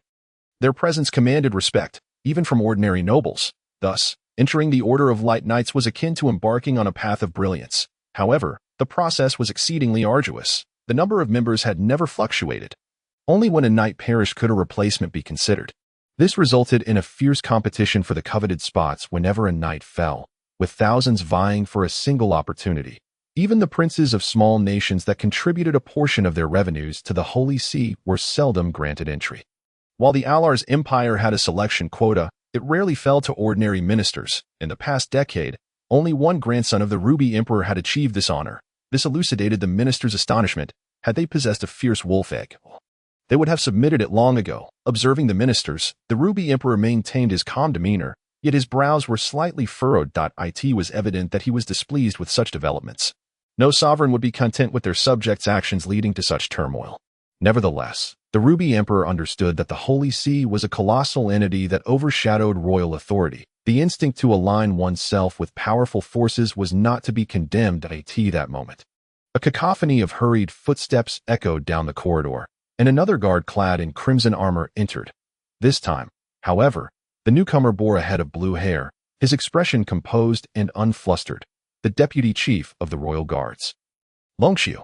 After performing a gentlemanly salute to the Ruby Emperor, Longshu spoke calmly. "Your Majesty, the vice president of the Alars Empire's Magic Association has arrived. He proposes that if anyone can present a pair of fierce wolf eggs to the Magic Association, they will receive a selection training spot for the elite wizard training camp at the General Association." What? This time, even the Fox Prime Minister could no longer contain himself, his expression turning tense. While the Magic Association lacked the authority of the Holy See, its influence far surpassed it. Moreover, the Magic Association possessed power that was not in the least inferior to that of the Holy See. Gaining entry into the General Association's wizard training camp guaranteed that one would at least attain the level of a magic knight, with the potential for even greater rewards for outstanding performers, such as advanced magic arrays. An advanced magic array, if wielded effectively, could unleash unimaginable power on the battlefield. Huff! The Ruby Emperor inhaled deeply, each temptation more alluring than the last. In an instant, all eyes converged on the name inscribed on the magic card, Carousel. The black gold, the greed glimmering in their eyes evoked images of ravenous wolves in the wilderness. Only one remains. Glancing at the magic card, the fat man muttered furtively, realizing that if he secured that last fierce wolf egg, he would possess them all. The fat man was insatiable. The adage that one cannot have both fish and bear's paw served as a warning to others, but for him, it was merely a saying. In truth, the fat man's best option would have been to eliminate himself and await the Guardian's arrival to transport him to the town square. For one in his precarious position, this would undoubtedly be the wisest choice. Yet he refused to comply. partly due to his confidence in his own strength, and partly due to his lingering grudge against the silver sword. In the fat man's words, it mattered not who obtained the fierce wolf eggs. So long as it was not the silver sword. Of course, even if it were someone else, the fat man would still attempt to seize them. Good fortune was sufficient for him alone, if others shared in it. That would pose a threat. Damn you, fat man, what shall we do now? Pifu glanced at his own stagnant score, his expression darkening. The use of the blood limit had rendered him exceptionally weak, vulnerable to any passerby. You little rascal. I've decided to eliminate you. The fat man's eyes suddenly darted around, and he turned to Pifu, declaring, Eliminate me. Pifu was taken aback, but soon comprehension dawned, and gratitude washed over his small face. Qingyin, you should return with Pifu. What lies ahead will be an unending pursuit. Casting a glance at the magic card, where nearly 20 competitors remained without any increase in scores over the past hour, the fat man couldn't help but shudder. Before them lay an expansive clearing, its surroundings trampled and disheveled, bearing the scars of weapons and the remnants of magical devastation. The path leading to the clearing was strewn with chaotic footprints. Looking into the clearing, one could see nearly 20 young individuals standing there, some clad in armor wielding weapons, others donned in magical robes, even archers bearing bows, and a few unarmed yet emanating an aura of formidable menace. Elites, at this juncture, those who remain are undoubtedly the Sea Army de la Sea Army among the elite. These distinguished individuals stand in a rather scattered manner, forming clusters of 3s and 2s. Yet they are nonetheless concentrated in one locale. It appears that they are temporarily collaborating, yet there exists a palpable wariness towards one another. The remaining elites from the 4 nations have undoubtedly all congregated in this place. Among these elites, 3 individuals stand out conspicuously, their pale blue military uniforms reminiscent of the sea, strikingly eye-catching. Young Master Silversword, I fail to comprehend your motives. Why unite with individuals from the other 3 nations? Regardless of how foolish the Black Gold may be, he is still a member of the Allah's Empire. Wind Thunder, gripping his longsword, shouted furiously at Silver Sword, casting a cold glance at Wind Thunder. Silver Sword replied slowly, Wind Thunder, have you forgotten what I previously conveyed to you? Do not address me in such a tone, otherwise your sister. This time, Silver Sword's threat seemed to bear no fruit, for Wind Thunder abruptly thrust his longsword into the ground and, with a serious countenance, declared, Young Master Silver Sword, do not forget that I am a knight of the Allah's Empire. Wind Thunder, you ought to trust me. I shall be the one to ultimately eliminate that fool. Thus, this does not contravene your loyalty to the Allah's Empire. Observing Wind Thunder's resolve, Silver Sword's expression softened, and he smiled slightly at him. Chapter 71. The 4th level magic array. The rapid change in Silver Sword's demeanor was astonishing. Yet his deceit did not yield the same results as before. Wind Thunder's face, after a moment of tension, suddenly erupted in anger. Silver Sword, my knightly honor does not permit me to ally with individuals from the other 3 nations against my own kin. Hence, I shall withdraw. Wind Thunder's face flushed crimson in an instant, his eyes concealing a tempest of rage. Gazing at Wind Thunder, the faint smile on Silver Sword's face froze, his eyes suddenly taking on a sinister gleam. Shadowed by an ominous cloud. If you dare lay a hand on my sister, then even if I descend into hell, I shall drag you down with me. Wind Thunder spoke icily to Silver Sword. Subsequently, he forcefully withdrew his sword from the ground and strode towards the edge of the thicket. The fury of Wind Thunder was evident to all, and at the moment he departed, a young man with a slight bulk and a smile approached Silver Sword. Whispering, Young Master Silver Sword, shall I assist you in dealing with him? He may report to that fool. Observing the 3rd prince of the vast dynasty, Silver Sword gently shook his head and replied, Your Highness. There are over 20 pairs of eyes watching us. If I remain passive, it would be detrimental to my standing in the Empire. Looking at Silver Sword, the 3rd prince's eyes revealed a barely perceptible hint of amusement. Fat fool, I shall curse you. Pifu glared angrily at the rotund man. This man was no benevolent figure. While he claimed to escort Pifu away, he also dealt him blow after blow that landed with force. How could a frail mage withstand such torment?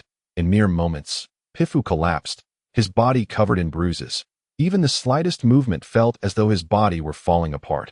Looking at Pifu, the rotund man merely wore a wicked grin. His gaze drifting towards the distance, where a figure clad in pink armor dashed through the underbrush. Meanwhile, Qingyin bit her lip, her gem-like eyes fixated on the rotund man. After a moment, she suddenly smiled sweetly and said, "Young master, allow me to stay. I promise I shall not be a burden." A burden? The rotund man's eyes rolled as he shook his head, responding softly to Qingyin. "Once the guardian arrives, you shall leave with Pifu." Qingyin fell silent, contemplating for a moment before suddenly smiling at the rotund man, saying, "Young master, I understand now." The guardian arrived swiftly, soon reaching the location of the three. Notably, this guardian was a familiar face, Eve, the one previously threatened by the rotund man. Observing Pifu and the voluntarily withdrawing Qingyin, Eve gazed at the rotund man with surprise, her eyes reflecting the confusion hidden behind the visor of her helmet. However, the rotund man offered her no amiable expression. He held no fondness for this dangerous woman. "Have I become so handsome that you are utterly captivated?" The rotund man glanced around, seemingly searching for a mirror. Eve instinctively directed her sword towards him, her eyes revealing a murderous intent. "The rules of the Paradise Lost do not permit you to act against me at this moment." The devious rotund man suddenly adhered to the rules. Upon hearing the rotund man's words, Eve's sword lowered slightly, followed by a light chuckle emanating from her helmet. "If one individual secures the highest score and acquires 6 wolf eggs, what do you suppose will become of that person?" Listening to Eve's words, the rotund man's expression darkened instantly. "Fat fool, I wish you luck. You must have noticed that the scores of others on the magic card have not risen for quite some time. I trust you can deduce the implications." As Eve spoke, she seized Pifu with her right hand and began to move away from the rotund man. At that moment, the rotund man's expression shifted again. Reverting to a harmless demeanor, even accompanied by a hint of a smile, observing his grin, Eve suddenly snorted coldly. The rotund man's fearless expression unsettled her. Over 20 individuals, each possessing various professions, surely even Adam would not find it so easy to escape. "Especially you?" Eve scoffed inwardly, leading Pifu and Qingyin away into the distance. Watching the retreating figures, the rotund man murmured softly to himself, "A burden." Then, he burst into laughter. Qingyin and Pifu were not burdens. He simply wished to shield them from perilous circumstances. Over 20 individuals? Bah! Those 100+ who pursued me in the past were utterly vanquished in the forest, and you think you can compare? The rotund man seemed to recall something. Spitting on the ground with contempt, had this been an open plain, he would have long since fled at the first opportunity. However, within the confines of the forest, he reigned supreme, in the mage tower. The portly old man and the slender old man focused their gaze on a scene unfolding before them, where nearly 20 individuals busied themselves in an open area. 4 mages inscribed intricate and peculiar lines on the ground. The chaotic yet complex patterns emanating a mysterious aura. Archers were strategically positioned among the towering trees, perfectly concealed, their bows taut and arrows poised without a hint of relaxation. Warriors maintained vigilant watch over their surroundings, weapons firmly gripped in hand. Additionally, traces of traps being laid could be discerned along the surrounding pathways. Amidst these industrious and hidden figures, 2 young men stood conversing beside the magic array. One clad in immaculate white military attire, devoid of any trace of dirt, an enigma given the current environment. The other donned in pale blue military garb. Both young men were strikingly handsome, one radiating brilliance akin to the stars, while the other shimmered like the glistening surface of a lake, exuding an unimaginable allure. The 4th-level magic array. I never anticipated that the 3rd prince would actually master such a powerful formation. The portly old man remarked with a slight smile, before turning to observe another scene. There, the rotund man moved with the agility of a monkey through the forest, ruthlessly slaughtering magical beasts, his gaze upon them as if they were gleaming gold coins. If he falls into this 4th-level magic array, even if that rotund man possessed multiple lives, it would not suffice, the slender old man stated coldly. Yet the question remains, will that rotund man even venture into it? The portly old man chuckled, the implication of his laughter unmistakable. He will. The slender old man slowly exhaled a single word. Within the forest, Silver Sword, are you certain that fool will come? I only produce this magic array because I trust you.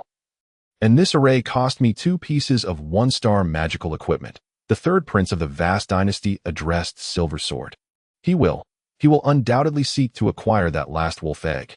For the sake of those 2 wolf eggs, he would willingly clash with the strongest star shepherd of your dynasty. Thus he will certainly covet this final wolf egg, Silver Sword asserted with confidence. Chapter 72. The eerie black iron combat aura. Silver Sword's right hand remained tightly clasped around the magic card. though he could not fathom how the rotund man had obtained 6 wolf eggs or defeated the formidable star shepherd spoken of by the third prince. Yet his intellect warned him that the so-called fool was a significant threat. Perhaps hidden powers surrounded him, or perhaps he possessed some formidable artifact.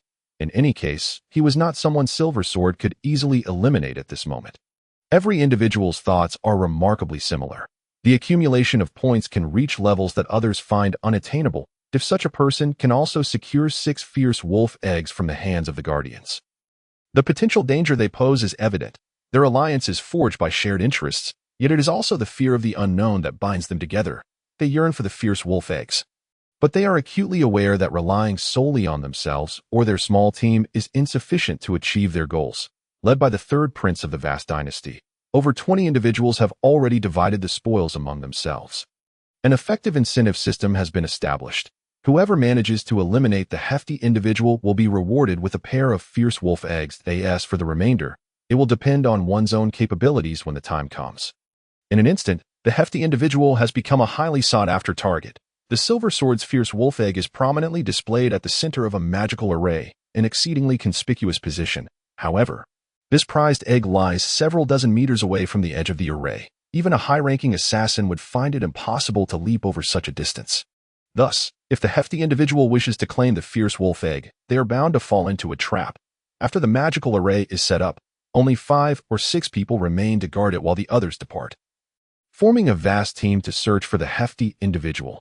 As they slaughter one magical beast after another, the hefty individual revels in the thrill. For him, magical beasts signify not only gold coins, but also a means of honing his skills. Outside, high-ranking magical beasts pose a grave danger. Should he choose to challenge them, he would be the one to suffer at their hands rather than inflicting harm. Thus, in this realm, he accumulates experience. Despite being weakened, the instincts of these high-ranking magical beasts persist, and with each hunt, he effectively gains new data on magical beasts, information that is often more valuable than the beasts themselves. Simultaneously, through slaying these creatures, he repeatedly refines his military killing techniques, which now rival those of the formidable figure within the tiger symbol space. Terrifyingly so, the killing intent he exudes during his military strikes can even instill fear in some magical beasts, causing them to flee in terror. Yet, the hefty individual is far from satisfied, as he has reached a bottleneck. While the military killing techniques enhance his physical constitution, they do not augment his overall strength. Any incremental growth is imperceptible in the short term, implying that without new advancements, he risks falling far behind others. With a powerful punch, he knocks out a dark panther capable of spewing corrosive liquid. This dark panther should fetch a high price. He muses, nodding in satisfaction at the unconscious creature. He recalls that dark panthers have appeared in the annals of history within the Silver Moon continent, rumored to possess corrosive liquid as a primary ingredient for alchemical potions. However, capturing a dark panther is exceedingly difficult. Not only are they swift, but any wounds inflicted by their corrosive liquid will gradually eat away at flesh, ultimately reducing a body to a mere puddle of blood. Consequently, a living dark panther commands a hefty price. Gazing at the dark panther, the hefty individual feels a twinge of concern. Should he dissect it, the value would plummet compared to that of a living specimen, possibly even less than the worth of the corrosive liquid it produces. Thus, he contemplates how to maximize the benefits of this dark panther. After a few moments of rolling his eyes, a sinister smile suddenly spreads across his face. As twilight descends, the eerie night of the lost paradise envelopes the land, the dark red sky shrouding the surroundings, while the roars of magical beasts echo ominously that a fire flickers in one area, casting a bright glow that illuminates several meters around. The crackling of dry branches fills the air. Before the fire, the hefty individual meticulously examines an ancient piece of parchment, imbued with a sense of antiquity. It is the black iron fighting energy he obtained at great cost. How peculiar this fighting energy is, he mutters, tilting his head in contemplation before tucking the parchment close to his body. He then gazes into the fire, lost in thought. Ordinary fighting energy is cultivated through the circulation of meridians within the body, allowing energy to grow and eventually form a core. However, this black iron fighting energy integrates the energy into the body in increments, an exceptionally strange method of cultivation, he muses, a look of uncertainty flickering in his eyes. The human body comprises hundreds of meridians, intertwined like a network of interconnected roads. The more frequently fighting energy traverses these pathways, the more it grows, transitioning from quantitative to qualitative change. This is the orthodox method of cultivating fighting energy. Yet, this black iron fighting energy diverges from that norm. It gradually strengthens the body's constitution, meridians, bones, and internal organs. To put it simply, this black iron fighting energy bears some resemblance to military killing techniques. It is fundamentally a method of bodily refinement. According to the final notes on the black iron fighting energy, mastering it could elevate one's physique to the level of divine artifacts. Divine artifacts. He finally comprehends why Hell's senior brother, Manhua, was so eager to cultivate this black iron fighting energy. It is akin to cheating. Although divine artifacts are merely legendary within the history of the Silver Moon continent, each tale recounts that such artifacts are eternal and indestructible. Could it truly allow one to attain the level of divine artifacts? The hefty individual's eyes gleam with red light, the overwhelming allure prompting an impulsive desire to try it out. Awo, just as his eyes shine with excitement, a furious roar suddenly pierces the air, dousing his enthusiasm like a bucket of cold water. His brow furrows tightly as he rises abruptly, striding towards a large tree. Tied to the tree is a dark figure. Upon closer inspection, the white fangs, the furious red eyes, and the dark fur unmistakably belong to the dark panther he had knocked unconscious earlier. However, at this moment, the dark panther is tightly bound with branches, ensnared to the tree, its head also secured with layers of twigs, leaving only its mouth free to move. Spit some liquid, or I'll make you regret it. He threatens, stepping in front of the dark panther. He delivers a sharp knock to its head before forcibly inserting a slightly larger bottle into its mouth. Chapter 73. Intertwined Fates. It is already deep into the night. However, the eerie sky remains unchanged from its earlier state, with fewer roars of magical beasts in this secluded island, replaced by a profound stillness. Sitting before the flickering fire, the hefty individual looks with satisfaction at several bottles filled with a bubbling black liquid. These bottles, crafted from a special material used for magical potions, pose no risk of corrosion. Grinning broadly, he shakes the bottles and glances over at the dark panther, now frothing at the mouth. Wearing an expression of contentment, after storing the bottles in his spatial ring, he slowly stands up and begins performing the movements of his military killing techniques. Despite his strength, the hefty individual has inevitably sustained injuries from slaying numerous magical beasts. Thus, his greatest reliance remains on these military killing techniques. With each movement, the superficial wounds on his body gradually heal, the silver-red blood marks fading away. However, just as he completes the sixth movement, a sudden sound catches his attention. The footsteps are slow, devoid of any hostility yet heavy, evoking a sense of being burdened. In a short while, a figure clad in a light blue military uniform parts the underbrush. Upon seeing the hefty individual, the newcomer exhibits no surprise, as if anticipating his presence all along.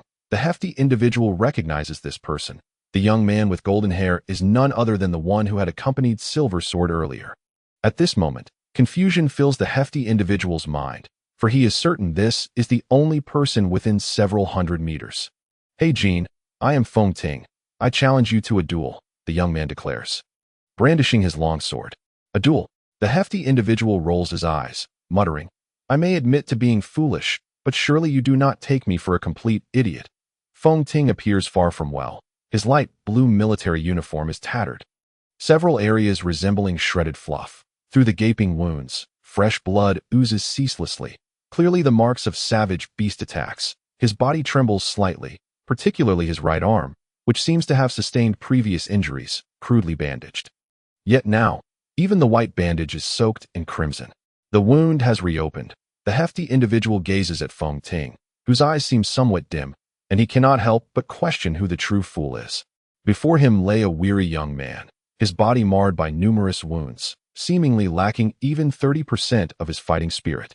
"I swear by the name of the knights, I shall duel you with honor," Feng Ting declared once more to the rotund figure, yet his voice diminished with each passing moment. Suddenly, the sound of a thud resonated as Feng Ting stumbled, collapsing heavily onto the ground.